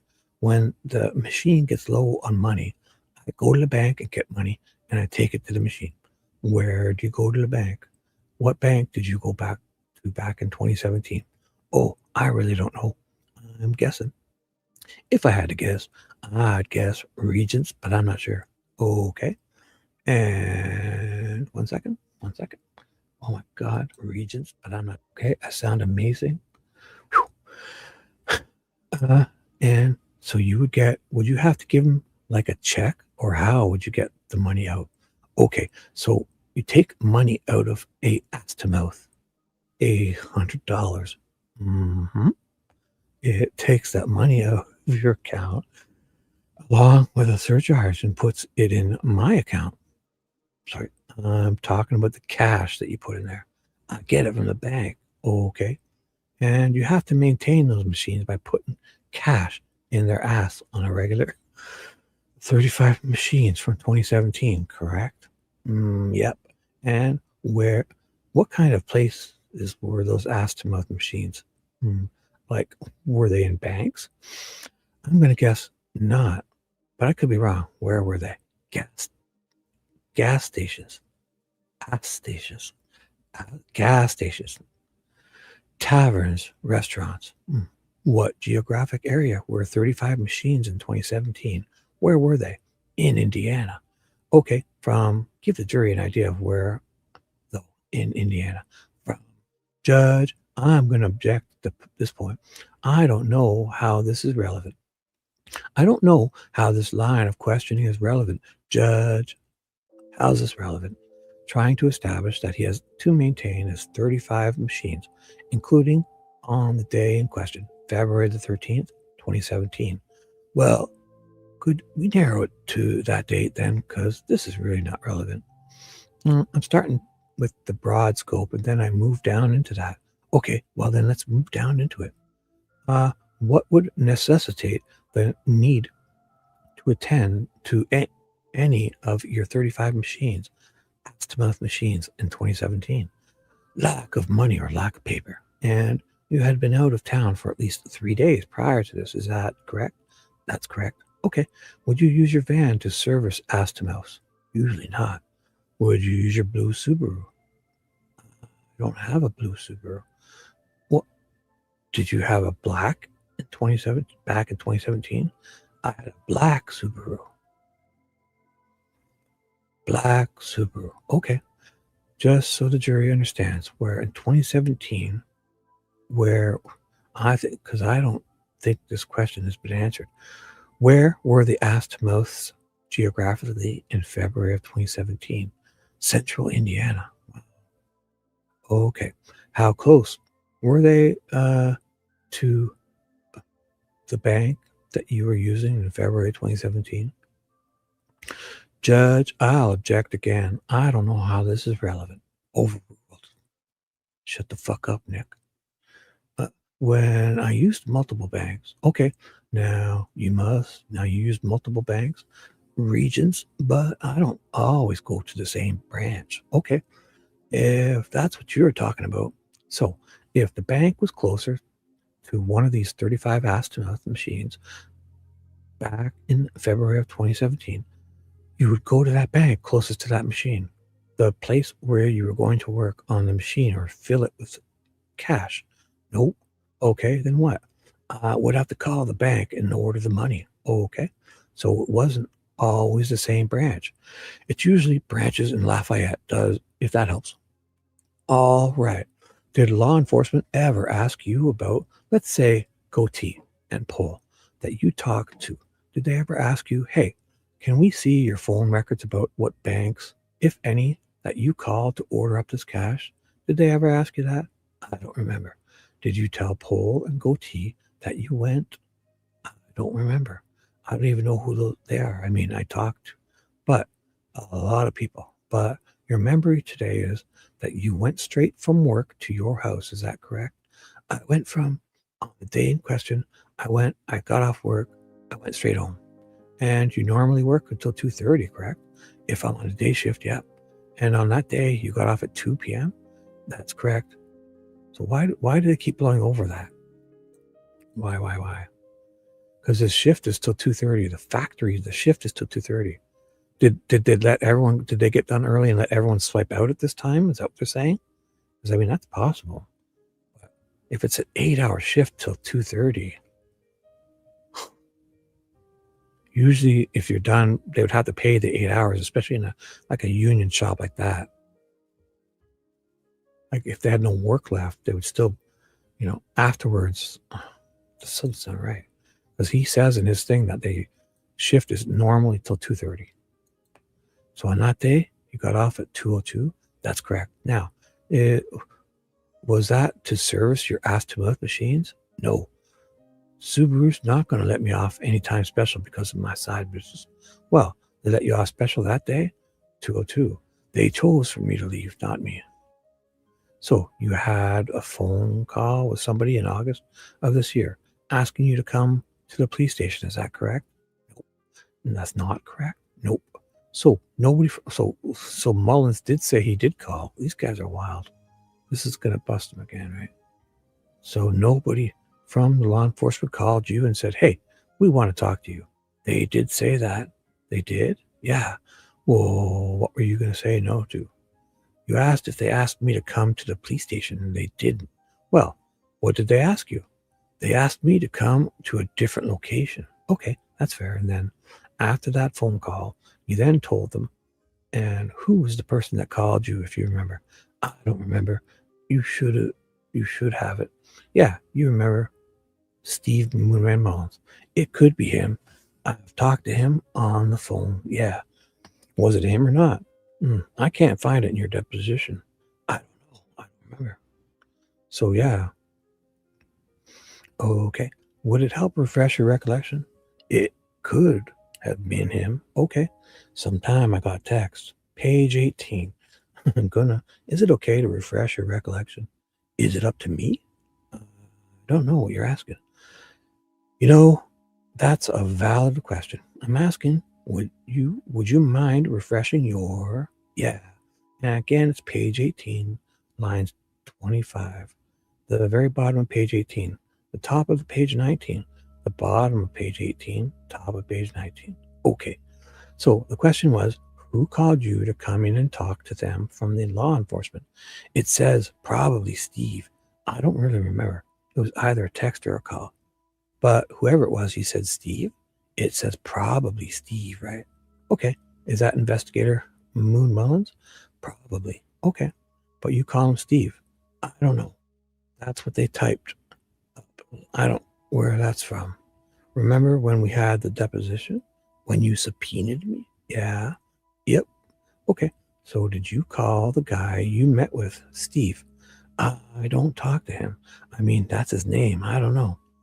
After that phone call with Steve, you came in and told them that you drove directly from work in a van. Is that correct? Judge, objection. It's a leading question. Ooh.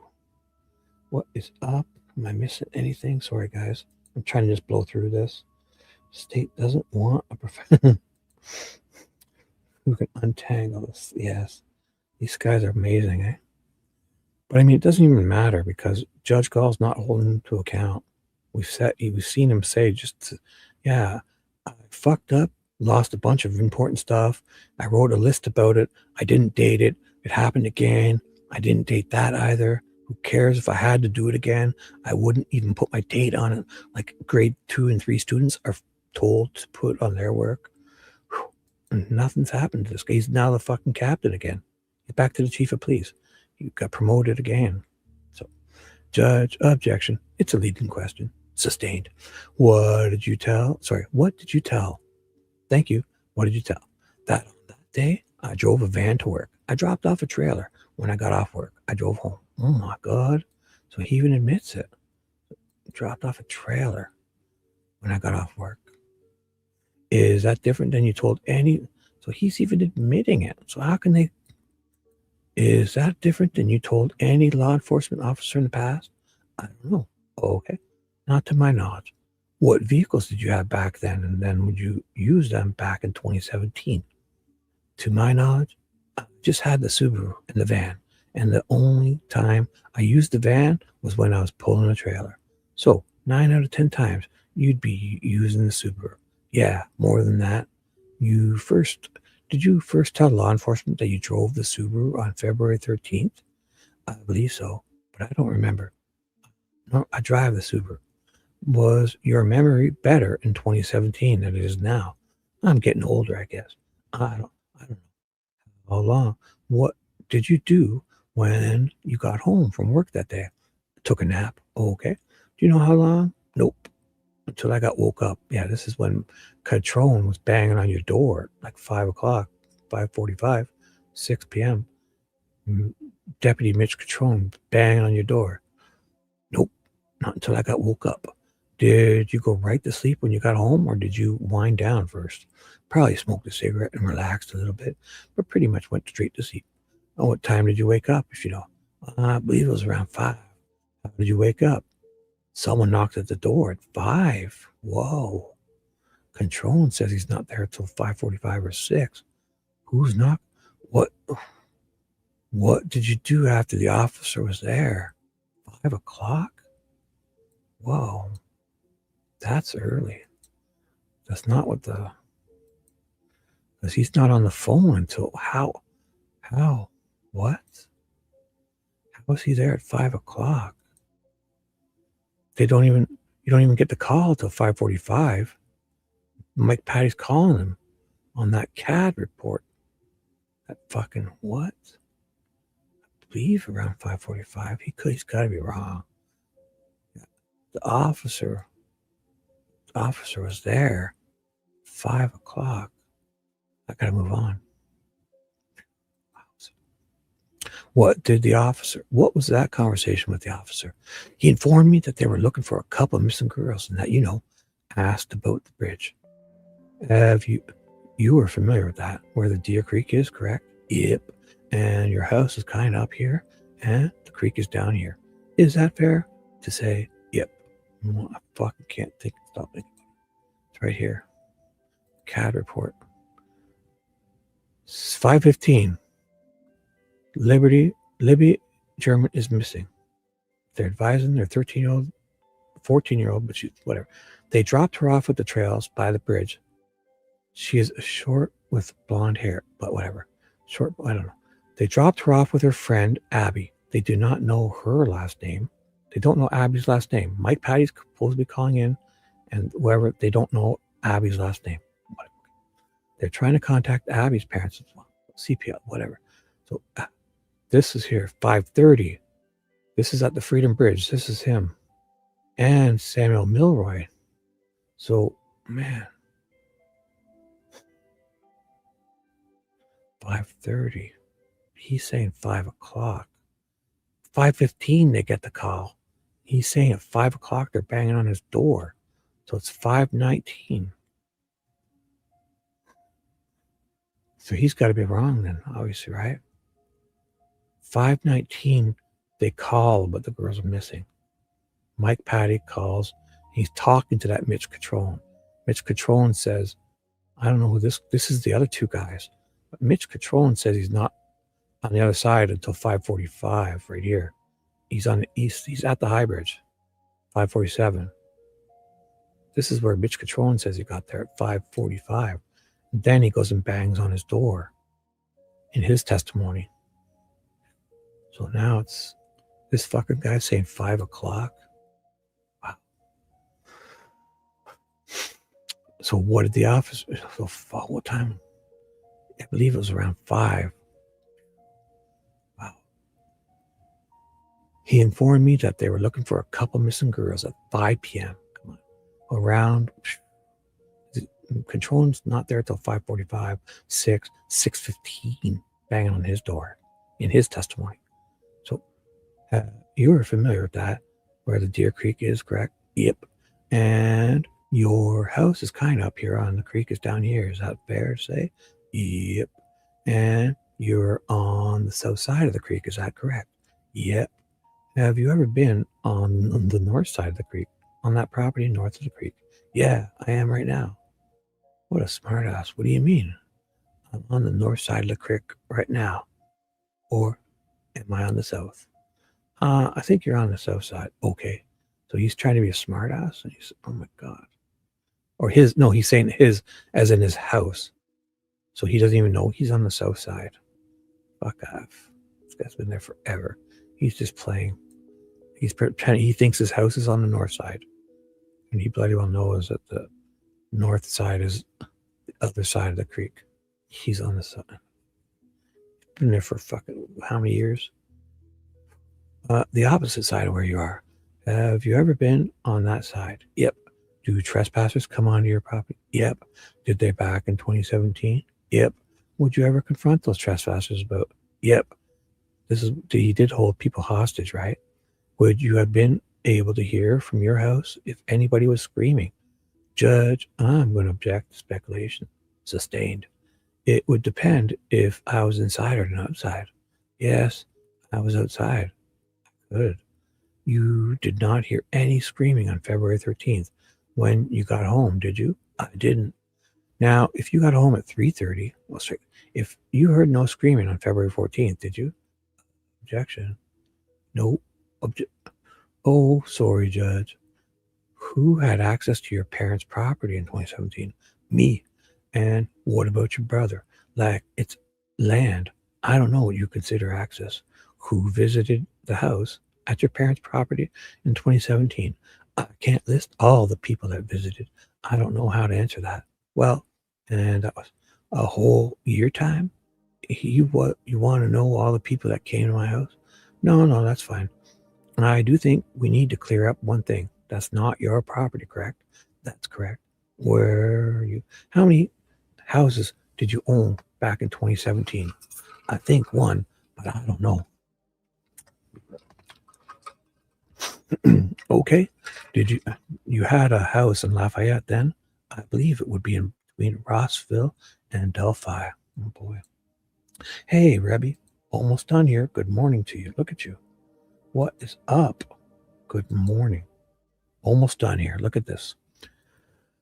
Did you live in a trailer as well at some point in 2017? Yeah, I don't know. Okay, I believe so. If you were driving in that lane, I'll call it a lane. The driveway up of 625 past the Liebert house.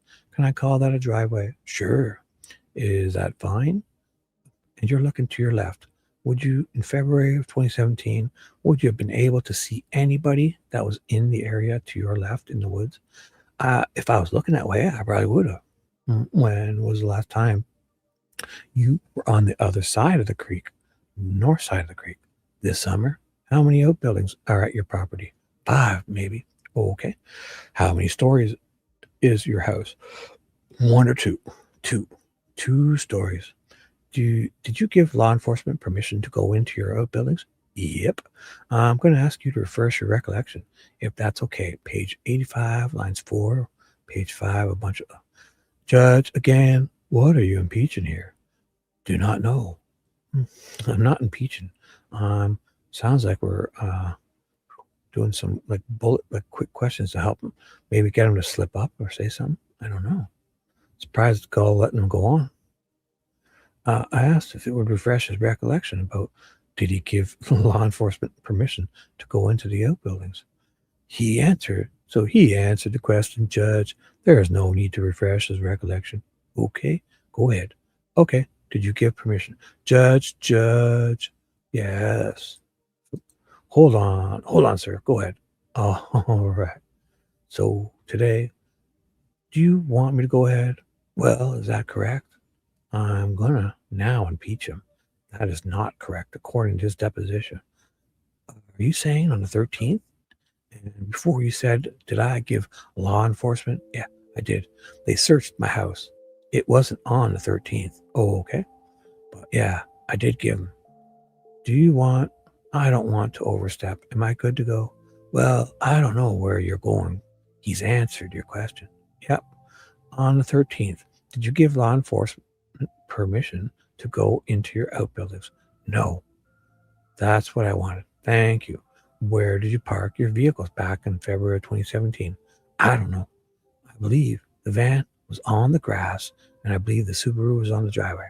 Okay, I'm going to hand you a photograph that was, I think, taken in February the 19th or 17th of your garage and ask you to identify it. And again, the question I just asked was, where did you park your vehicles? This is Triple K. Oops, thank you for that. Appreciate that. Does that look familiar to you? That looks like my garage. Yep. Okay. Is that what it fairly and accurately looked like back in February 2017? Yep. Is that, what is that vehicle there parked in the car in the garage? Judge, I'm going to object at this point. Can I see what he's showing him? Is there a date stamp on it showing what date it's from? Do you know what vehicle that is in the garage? Well, hold on a minute, Judge. I don't. Hold on. Whoa. Slow down. I object to this line of questioning. 1, for relevance. 2, Judge, we might find out who the murderer really is. Oh, sorry. He hasn't established when this picture was taken or who even took it. He says that it fairly and accurately depicted what his garage looked like in February of 2017. He didn't say February 2017. What I heard was 2017. No, I said February. Okay. I move to admit KKK. The state's going to object to relevance, Judge. I don't understand the relevance of this line of questioning. How is this relevant? There's a sticks on the ground or the floor. That's the pile of sticks. I thought it was bones there of the garage. Again, I cannot rule out an objection, and I don't have the proper information. Okay, so the objection is relevant. And when was this photograph taken? According to February 19th of 2017. Okay, so I'll show this is on February 19th of 2017. Yeah, same day they went and talked to Patrick Westphal. Pohl and Goatee were talking to West and McCain, I think. So they were talking to a lot of people on this day, February 19th. Westphal's house they went to Westphal's house and did a whole interview. And I think, I'm pretty sure they went to David McCain too on this day. Yeah. Okay. I'm not sure how it's relevant, but I'll admit it over the state's objection. Move to publish. You may. Judge, while that's being published, could we have a sidebar, please? Yeah. Used to. He hasn't established any third party, so that may be a danger now if he asks any more questions about the sticks and what he does with sticks. But he said that he didn't give permission to use his outbuildings or for the police to go in there. I don't have to accuse him. Of it. I can say somebody walked in there and dropped sticks.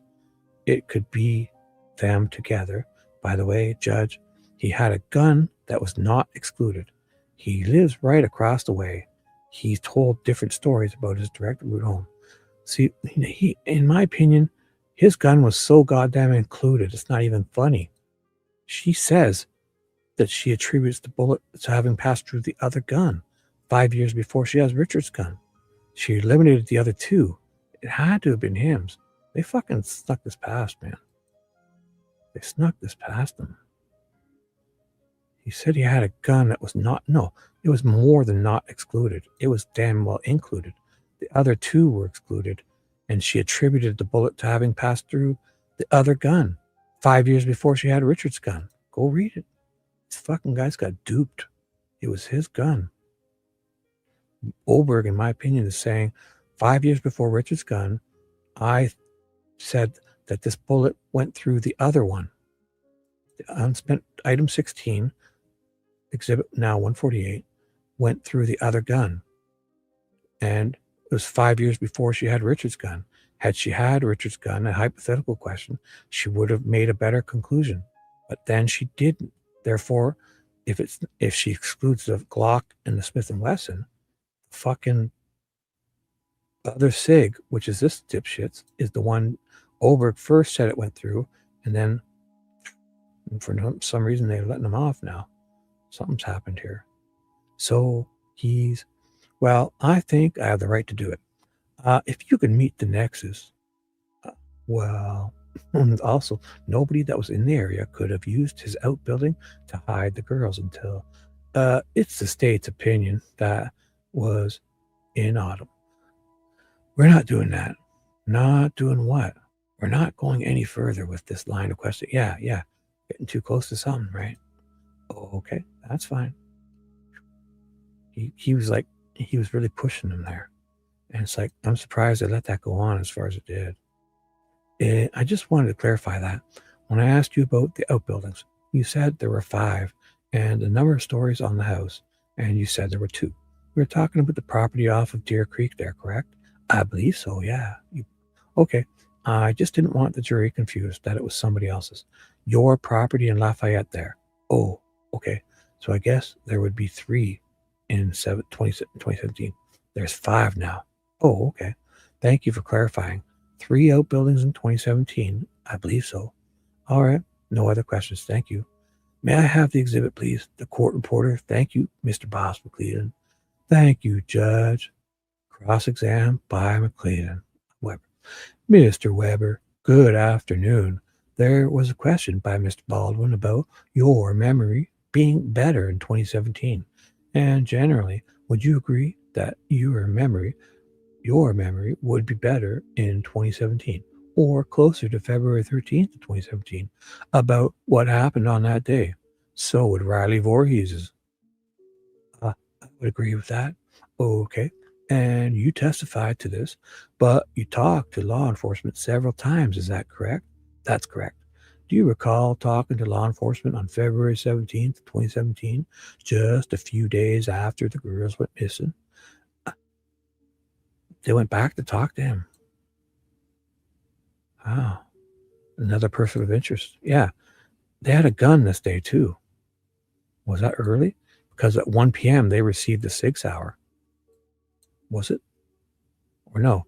They received the clock at 1 p.m. And then at 1:26, they received item 16. On February 17th, Oberg. So on the February 17th, at 1 p.m., they receive a Glock gun. And then at 1:26 p.m., they received the bullet. Oberg receives the bullet she found that was found beside Libby's, the unspent cartridge beside Libby's foot.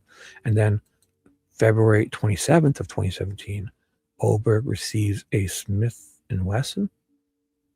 And then on February 28th of 2017, Oberg receives a 6 hour. Just a few days after the girls went missing. I don't know the date, but they stopped me coming home a few times. Sure. Do you remember talking? You probably don't remember the officer's name, but do you remember talking to an officer, Shane Bernhardt, and ISP trooper Brian Kubiak? Wow, first time I heard of these guys. I don't know. I got stopped on 625, and they searched my car, searched my house, and talked to me. You got stopped on your 625? Oh, going towards that area. They stopped this guy and talked to me and gave me a lie detector. So he took a lie detector test there on the street? What the fuck? So I got stopped on 625, and they searched my car, searched my house, and talked to me and gave me a polygraph test. Let's back it up a little bit. On February 13th, you were at home. 2017, you were at home taking a nap, and a police officer, Mitch Catrone, Deputy Mitchell Catrone, woke you up. Is that right? That's correct. And he asked you to look around your property. Is that correct? He asked if you could. If you could look around your property? Yeah. And you told him, sure, go ahead. Yep. At that point, did he even ask you to look at any of your outbuildings? Nope. Okay. Later on, law enforcement did ask you to look in your outbuildings. Is that correct? Yes. And you did let them do that? Yes. You let them search your house even? Yes. After? When? No, what? After you were awakened or woke up by the officer on the 13th. Now it's at 5:30. Do you remember the very next time you spoke to law enforcement? At 8 p.m. that night? Okay, around 8. Did you ever talk to law enforcement on February 17th, a few days later? I talked to them every day for quite a while. If I were to show you a police report from February 17th, would that help you remember whether or not you talked to law enforcement on that day? If it's the day that I'm thinking, it's when they stopped my car going home. I believe that was the 17th, but I'm not sure. If I showed you this document, would it help? Maybe. Maybe. Oh my goodness. Hey, what's up, farmer? Sorry, I didn't see you come in. Hey, bro, what's up? Sorry, I haven't really been paying attention. Trying to blow through this. Awesome, farmer. You guys can drop your channels, drop anything you want. All right, having fun. I'm just getting through this. So definitely, I'm sure you guys are saying funny stuff. I'll read it on the replay. I'm a working man. I'm working. I'm a reading man. So where the fuck was I? I'll show you this document. Would it help? Maybe. He believes it's 17th. Okay. I want to draw your attention to the date on there. Do you see the date? Yep. Okay. And then I want to draw your attention. So let me start here. Do you remember talking to law enforcement this day? I remember talking to them. I don't remember this particular guy. Okay. That's okay. And when you talked to law enforcement that day, you told them that you got off work at 2:02. Is that correct? You really said that, eh? 2:02. If you swiped out at 2:02, would you say 2:02? You said 2 o'clock, no? What the hell? Yeah, that's correct. And you told them you went straight home. Is that right? That's correct. And that you got home. Where'd this trailer go then? He says he dropped off a trailer that day. And you got home right around 2:30. Is that correct? That's correct. And that you were awakened around 5:30 by Deputy Mitch Catrone, by a sheriff's deputy. Is that right? That's correct. Again, this is on February. What? Wait. You got home. What? So this is on the 17th? Yeah? No, it's not. What's going on here? So you got awakened at around 5:30 by a sheriff's deputy. Is that right? That's correct. Again, this is on February 17th of 2017. Do they mean 13th? Yeah, because Catrone. I don't even know. Okay, so why isn't the defense stopped? That must be a misprint. They probably said the right day. This must just be a misprint.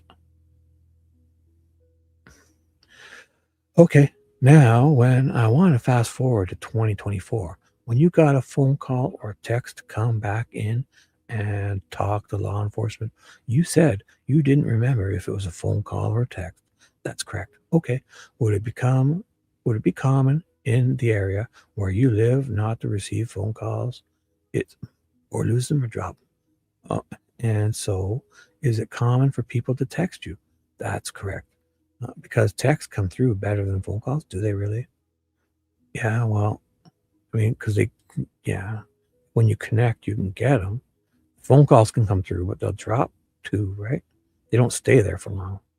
So, whatever. Yeah, okay.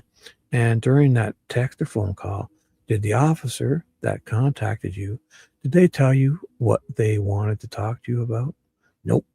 They just said, come into the building. We'd like to talk to you and ask you a few questions. Yeah. Then he showed up with some stuff, though. So this is bullshit, right? Because he showed up with some stuff. Didn't he print something out or something and show up with stuff about the van? Yet he's pretending he didn't know about it. Okay, so Baldwin's going to bust their chops about that because they outed themselves because he showed up with something. And if he doesn't know what he's going there to talk about, why would he have had that? Watch. Okay, I don't have any other questions, Judge. Thank you, Mr. Baldwin. So here goes Baldwin. But you told Officer Goatee and Robert Pohl something different, didn't you? I believe I believe so, according to you. Okay, thank you. So he agreed to it. Oh my God. That's it. Thank you. No other questions. Mr. McClelland. So he believes he told the officer something different. Goatee and Pohl, something different.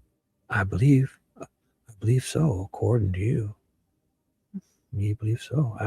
I don't have any other questions, Judge. Thank you. Does anybody on the jury have any questions for Mr. Weber? Oh my God, this is going to be jury questions. There's going to be tons of them. There's 20 more pages. It's got to be. Or there's only a couple and they start to do something else. Oh, this is the questions. Sidebar questions, no answers. Just yes or no. Let's see if we want these questions. How far in advance do you have to order cash for the ass-to-mouse? Fine. Yeah. What is the process for you to clock out of work? I'm fine with it. That's good. The report indicates exit road. What does that mean? I don't know what report they're talking about. I didn't know. I'm going to object. We don't know what report. Okay. What driveway do you use to access your home? That's fine. Do you drive under the high bridge, and did you use that route on February 13th, 2017? Good question. Do you know if the ass-to-mouse machines were a photo or video? Do you know if the ass-to-mouse were a photo or video when you would be servicing them, when you would service those ass-to-mouse machines? Oh my God. Yep. I don't know, Judge. There's something about that question. I don't think it's relevant. If he knows. I mean, we're getting into the weeds here, so this is not even close to relevant. Hold on. I'm sorry. This is the jury's questions, though. How can it not be relevant? The jury wants to know. Fuck. I mean, they're trying to figure out whether he was parked working on his 8 ass-to-mouth machines, and there's a camera that could prove that he did or didn't. So I think it's relevant for sure. Yeah, this is the jury. What are you saying? The jury's not being relevant? They're trying to figure stuff out. This jury. Okay, so if they ask if there is a camera, we don't have that because nobody got that. Well, why not? It would be great proof. He's at a gas station or not. That he wasn't there. Serve show us that he wasn't there. Where's the video from 2 to 3 p.m. on that day? So he won't be there doing his machine, that's for sure. Well, he'll either know or he won't know. So if they were looking into it, that would be a great way to see it. Yeah, he wasn't here. So I'll ask over the state's objection. On February 13th, would you have went home after work to map out what machines needed to be filled after? Because he said he went home and went to bed. Yeah. I don't care one way or the other. Inaudible. We're just searching. We're just marching down a path. That's fine. Do you typically go home after work at Subaru before servicing your ass-to-mouth? That's good. Okay. They're over questions. Oh my God. Mr. Weber, do you know if your ass-to-mouth machines would have photo or video when you would be servicing them? The ass-to-mouth itself wouldn't, but some of the locations did. Okay. Any follow-up, Mr. Baldwin? No, Judge, thank you. Mr. McClelland? No, Your Honor. How far in advance do you have to order cash for your ass-to-mouth machines? Okay, so the problem is not getting cash, it's getting 20s, because the ass-to-mouths all they have is 20s. All they have is 20s. All they dealt with. And at Regents, it's usually a week order. A week. Order it a week out. A week out, Mr. Baldwin. Any follow-up? No, Your Honor. Thank you. Mr. McClelland? No, Your Honor. What is the process for you to clock out of work? When you go through the turnstiles, it just use a badge, and that's what clocks you in and out. And your badge, okay? Yep.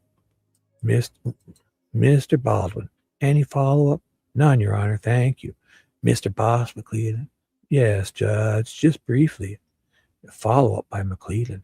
So, Mr. Weber, just as you were leaving, you flash your badge at the turnstile and you walk out. It releases the turnstile like a subway to allow you out. Okay, thank you, Judge. Nothing else. Next juror question. What driveway do you use to access your home? The driveway right by Liebert's. The driveway that goes underneath the Monon High Bridge. Mr. Baldwin. Follow up by Mr. Baldwin. So, you never use your other driveway? Well, isn't there another way in and out? Yeah, there's another way. I could get in and out without using the driveway. Okay. And you do that sometimes? I have, yeah. Okay, no other. Thank you. Mr. McClellan? No, Judge. Next question. Next juror question. Do you drive under the High Bridge, and would you have taken that route on February 13th, 2017? I would have, and yeah. Mr. Baldwin? No questions. Mr. Boss McClellan? No, Your Honor. Thank you. And next question. And do you typically go home after work at Subaru before servicing your ass to mouth? Typically, I don't know. Typically, I don't know. Okay. Mr. Baldwin? No questions. Mr. McClellan? No, Your Honor. All right. Thank you, Mr. Weber. You may step your ass down, and you may step your ass to mouth down. And it is my understanding that the defendant has no further witnesses for today. Well, what's going to fill up the rest of this? Something. Let's see. That is correct, Judge. Well, all right. Ladies and gentlemen, we're going to call it a day. Oh, are we? Can't. Oh, for the jury. Let's see. There's more. What? We have 15 more pages. While you go on about your business the rest of the afternoon and the evening, please remember what I told you about not talking about the case amongst yourselves or with others, as you will be in the company of the bailiffs. Just go ahead and leave all your materials there, and Jody will collect those and have those available for you. Please have a safe and peaceful evening. Gentlemen, all rise. The jury's out at 3:31. Oh boy. Critter's here. Fresh energy. Derek's here with this fresh energy. Love it. I'm not reading, but I just feel it. Yes. Well, he didn't know what ATM meant. So I've been filling it in for him ever since. He didn't know what the acronym ATM meant. So I felt it, my duty to fill in the blanks for him, because we all know it means ass to mouth, right? He services ass to mouth machines. So, my honest opinion, my belief, my subjective opinion, I believe it. Just like Oberg's tool marks, I'm never wrong. All right. You may be seated. So we got rid of the jury. So something's going to happen here. My understanding, Mr. Baldwin, is that you wish to make an offer of proof. Oh, thank you. Yeah. We had intended to call Kevin Murphy, who used to be a state trooper. He worked on the case from 2017 all the way up to, I believe it was 2021.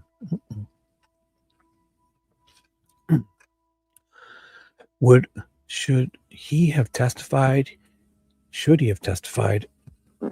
he would have said that the entirety of his time working on the investigation of this case, when he would listen to Unified Command's kind of daily updates, that they always said that there was 2 to 3 people that I feel like we talked about this, right? Or he's re-saying it. Wait a second. Brad, this is weird. Or he must have tried to push us through before, because he tried to push us through the other day, and she told him. Or maybe I've already read this. I don't know. Let's see. So that they always said there was 2 to 3 people. Unified Command believed we were involved in the commission of the crimes. They were involved in the commission of the crimes, possibly as many as 5 to 6, and that was consistent. And what was never stated was that there was only one person involved. And Kevin Murphy, who was here earlier, had he been able to testify, that's what he would have talked about, Judge.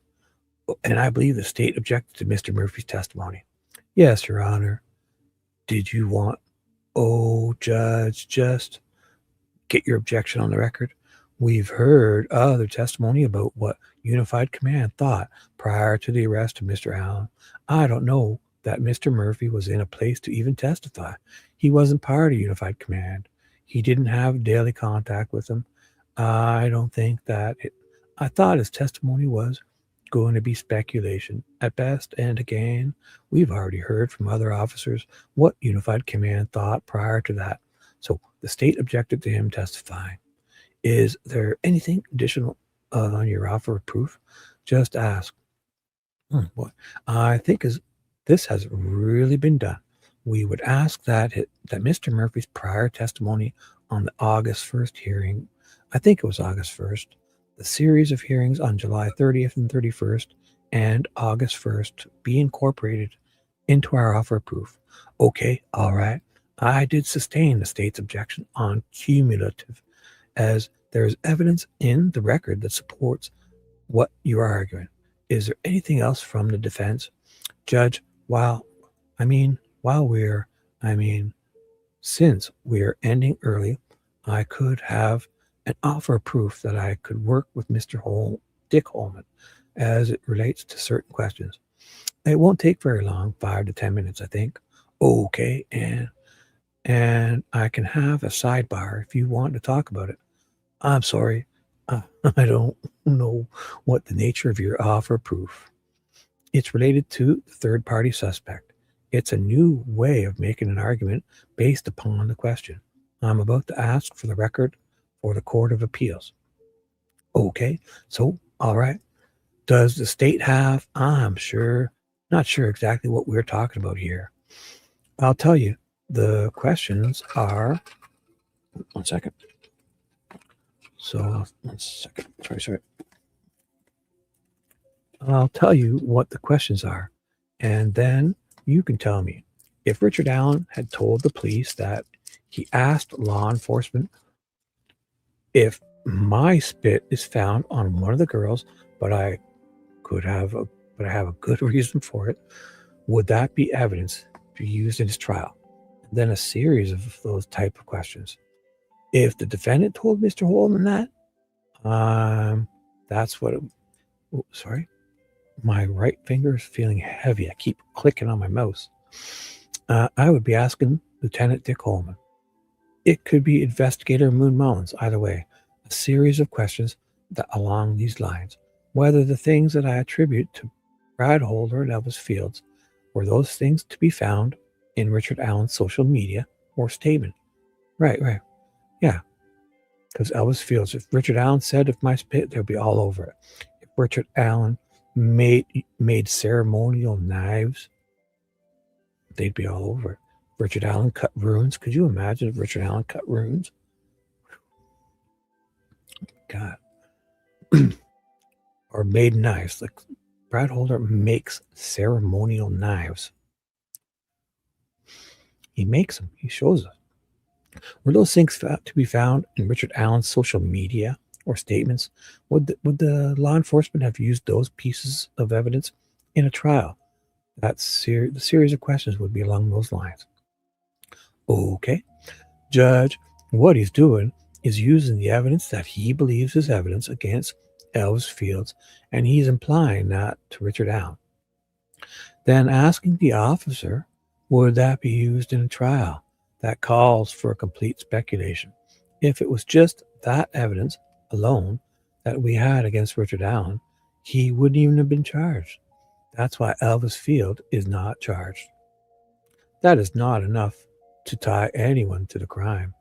Would it be used in conjunction with the other evidence against Richard Allen? That's complete speculation, and that would be at the prosecutor's discretion of what evidence to use at a trial, not Mr. Holman. Well, How about, what's his face? McCain was on the bridge for half an hour right after this, right? Like 3 o'clock or 3:15 or 3:30, whatever. Brad Weber was under the bridge at 2:30. He places himself closer than Richard Allen does. Brad Weber was under the bridge at 2:30. What if the van, instead of scaring, what if he fucking parked it?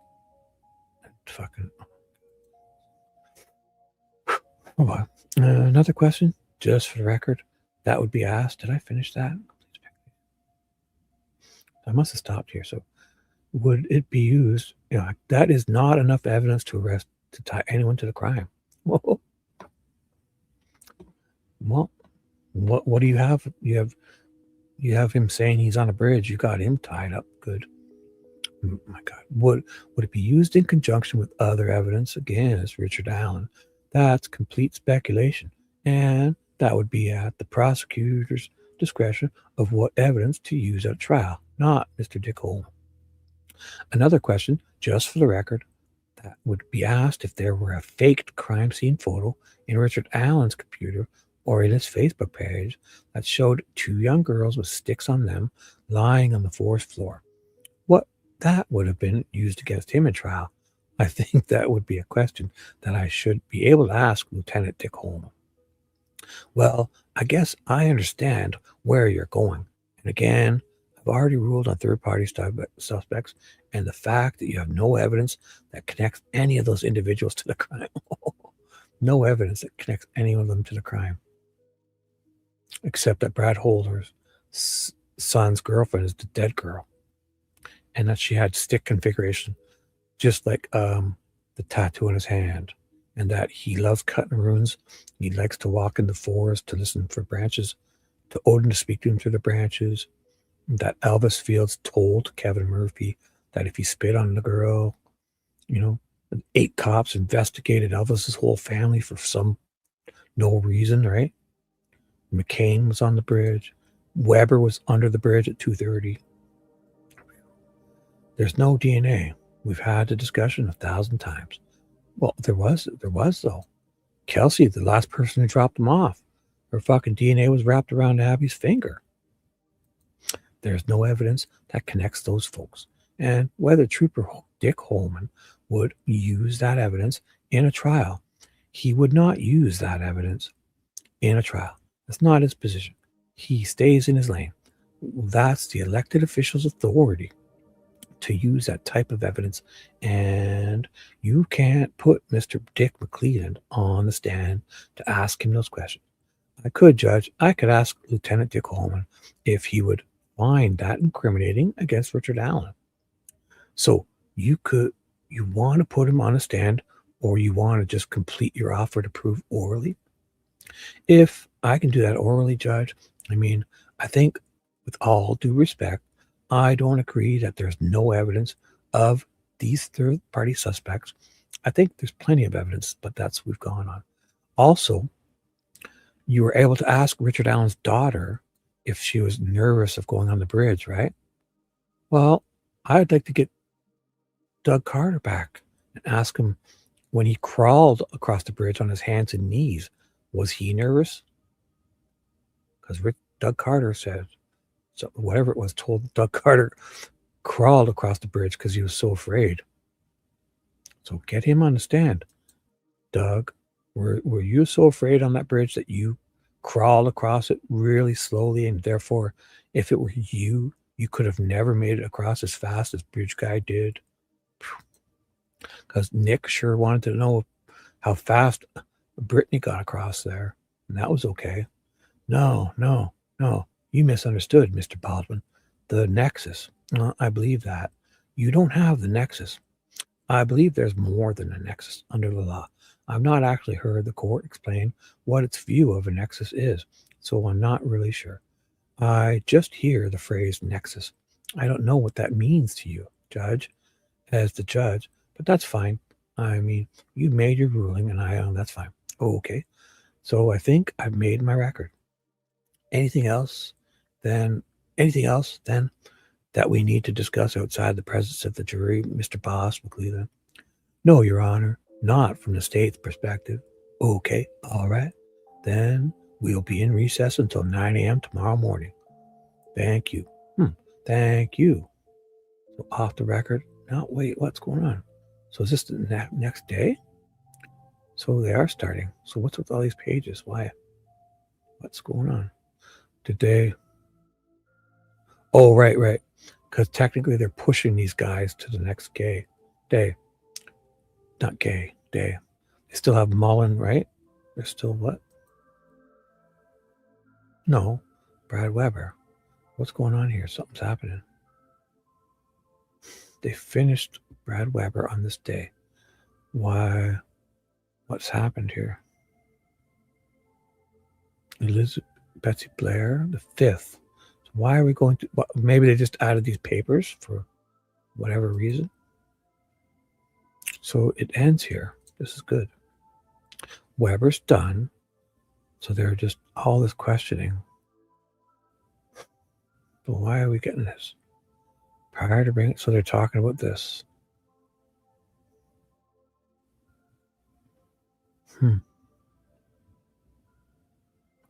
Wow. So why are they including this in this paper? What's going on? Let's see, jury trial, day 16. So it ended here, Weber. So then the next day, there's an order. Is that what we're doing? Oh, okay. Sorry. That's what this is, right? Oh my God. Look at this. Is this Richard Allen's writing? No, it's not. Can't be. Judy? What? Judge? What's going on? What is this? What did it say this was? Oh my God. Order. State versus Richard Allen, defendant with attorney Rosie Baldwin, State Pipeline. I don't know what this is. Oh, Jody, clerk. So something's up here, right? She's just writing down. They're taking a recess at 3:30, and they're coming back at 9 a.m. on the 5th. Why? Why are you telling me this? Am I missing something? I guess. Hey, what's up? Unindicted. What is up? So does anybody know why this? I think I should just. It ended 10 pages. These extra 10 pages. So it starts the next day. So I get to finish here. So good I did this because I was going fast because I thought I had so many more pages, but it seems like the day ended the day early. And they're back on the 5th. So why is this all here with this? Just because it's that order to talk about it? Did they? We ready to proceed? We are. Judge. Reading Gracian's testimony. We filed a motion in limine. Reading Gracian's testimony. I didn't know if we pulled through this since the court staff wasn't here. So there's definitely something going on. So let me see. Probably. Fuck it. Let's see. So we got Betsy Blair, Stuart. Let me see how many pages. Oh, okay. So Gracian. Oh, First Sergeant. Oh my God. How many pages? 200. So. Good morning, ladies and gentlemen. So they ended up, they're talking about the Nexus. This is where they ended. They started fresh. So, I'm going to shut her down. Oh, hey, you guys, say your goodbyes. Look at this. Oh my God. Did I miss anybody? I'll start reading. I'm not even reading. Sorry, guys. Yeah, I've had enough fun. Bucket. All right. So, anything? I'm surprised I got through that. Derek is chatting up a storm. Dee Dee is too. Oh my God. What is it? Indian summer? I don't know. Did I miss anyone? Anyways, Rebecca's screaming at her computer now. Go eat some breakfast and sleep all day like a normal man. Right? Right. I agree. You guys have a great day. Drink your tea. Nope. You're very welcome, bro. Have a great day. Enjoy the replay if you must. I feel like I'm missing something. I feel like I'm forgetting something. How about this? How about we just watch this as an outro? We started the show with Dr. Polly Wescott. We're going to finish the show with Dr. Polly Wescott. 2 minutes and 2 seconds. She's the psychologist, whatever the person that was in first. Dr. Polly Wescott came in for the defense and was very, if you watch the beginning of this live stream, her testimony she was really good. She talked, she held herself well. She answered really long. Every answer to this what Wescott had was good. It was good. It wasn't nonsense. It wasn't dribble, but it was intense, and it was like she answered lots and long. She knew what she was talking about, and I thought she was a great witness for the defense. And this is her. And Derek will know. Derek, do you remember Hot for Teacher? Hot for Teacher video of Van Halen? This is the vibes I'm getting from her. She says she's like in her 50s or something. Or she worked, I don't know. She was around my age. She was like 48 or 9 or at the time. And so she's probably in her, this was how long ago? So she's definitely in her 50s now, right? So at this time. But that doesn't, I shouldn't even be looking at that, right, Dee Dee? Right. You're right. Just, Derek knows Hot for Teacher, okay? I'll say no more. Don't think about Hot for Teacher or the library when they have their hair in a bun and just say that I won't say it. This would be rude of me to say it, that if she ripped this blouser off, yanked those glasses off, let that hair down, I'm not going to think of Hot for Teacher or Hot for Polly. It's rude of me to say it. I'm going delirious. I won't say it. Rest in peace to these little guys. This guy's a squirrel in his head. I don't want to be a dick. That's it. I'm shutting her down before I say anything more ridiculous. My outro is going to be nothing special after this. Let me see. Yeah, it's just a 11-second outro. I'm going to just 2 minutes, and then I'll play my outro and end it after this. So, goodbye. Have a great day. Say your goodbyes in chat. You have 2 minutes or so, 3 minutes to say goodbye. Type in chat how you'd like to be remembered in this lifetime. Just kidding. I'll be back tonight. Thanks, guys. Dee Dee, Derek, everyone, Critter, all this morning energy. Ugh. I'll see you guys tonight. Thank you, Dr. Polly Wescott. Derek, do not think of a Hot for Teacher video. Do not when you see this Polly Wescott. Day 15 in the trial of the man accused of murdering Delphi teenagers Abby Williams and Libby German. This morning testimony has mainly focused on the mental health of the suspect, Richard Allen. WRTV's Caitlin Kendall is in Delphi. Day 15 in Delphi has centered around the defense's position from a neuropsychologist. Dr. Polly Wescott was first on the stand this morning. She testified to what she called as reviewing an enormous amount of information regarding Richard Allen's mental health. I forgot to say it. I'll do the Fishy. Thank you, Fishy, for letting me watch the Fishy Intermission P-Break video. So thankful. Everybody else that came in, Criminal Network, YouTube Bad Actors, Dee Dee, Derek, Critter, everyone I can think of. You guys know who you are. Paula, everyone. I'll see you guys tonight. I'll do the Fishy. Bye. Health history and her opinion on his mental health condition. She also testified to having some concerns about Richard Allen's behavior changing while inside the Westville Correctional Facility, saying that she examined his previous... Oh, and Kay, Did I miss you? You have a good night. Look at that. I paused just for you, Kay. I'm keeping you. Look at good night. And same to you. I'm going to sleep all day. Have a good night to yourself. Thanks for being here. Now I'd get to do it again. Bye. Do not think of hot for teacher, Derek.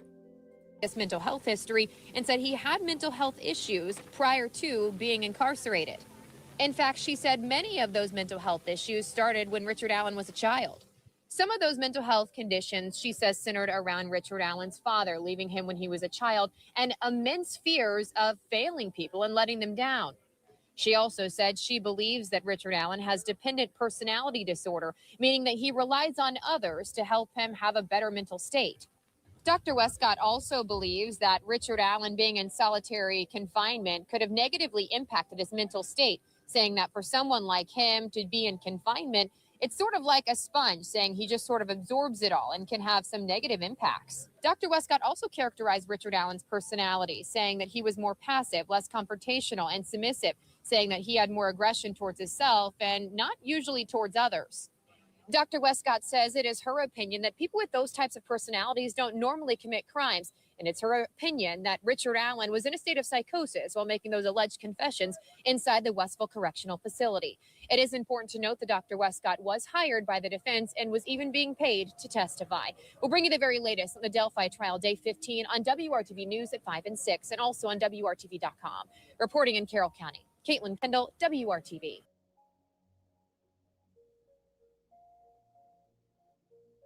Dude, you just touched Christy Boner's hoo-hoo.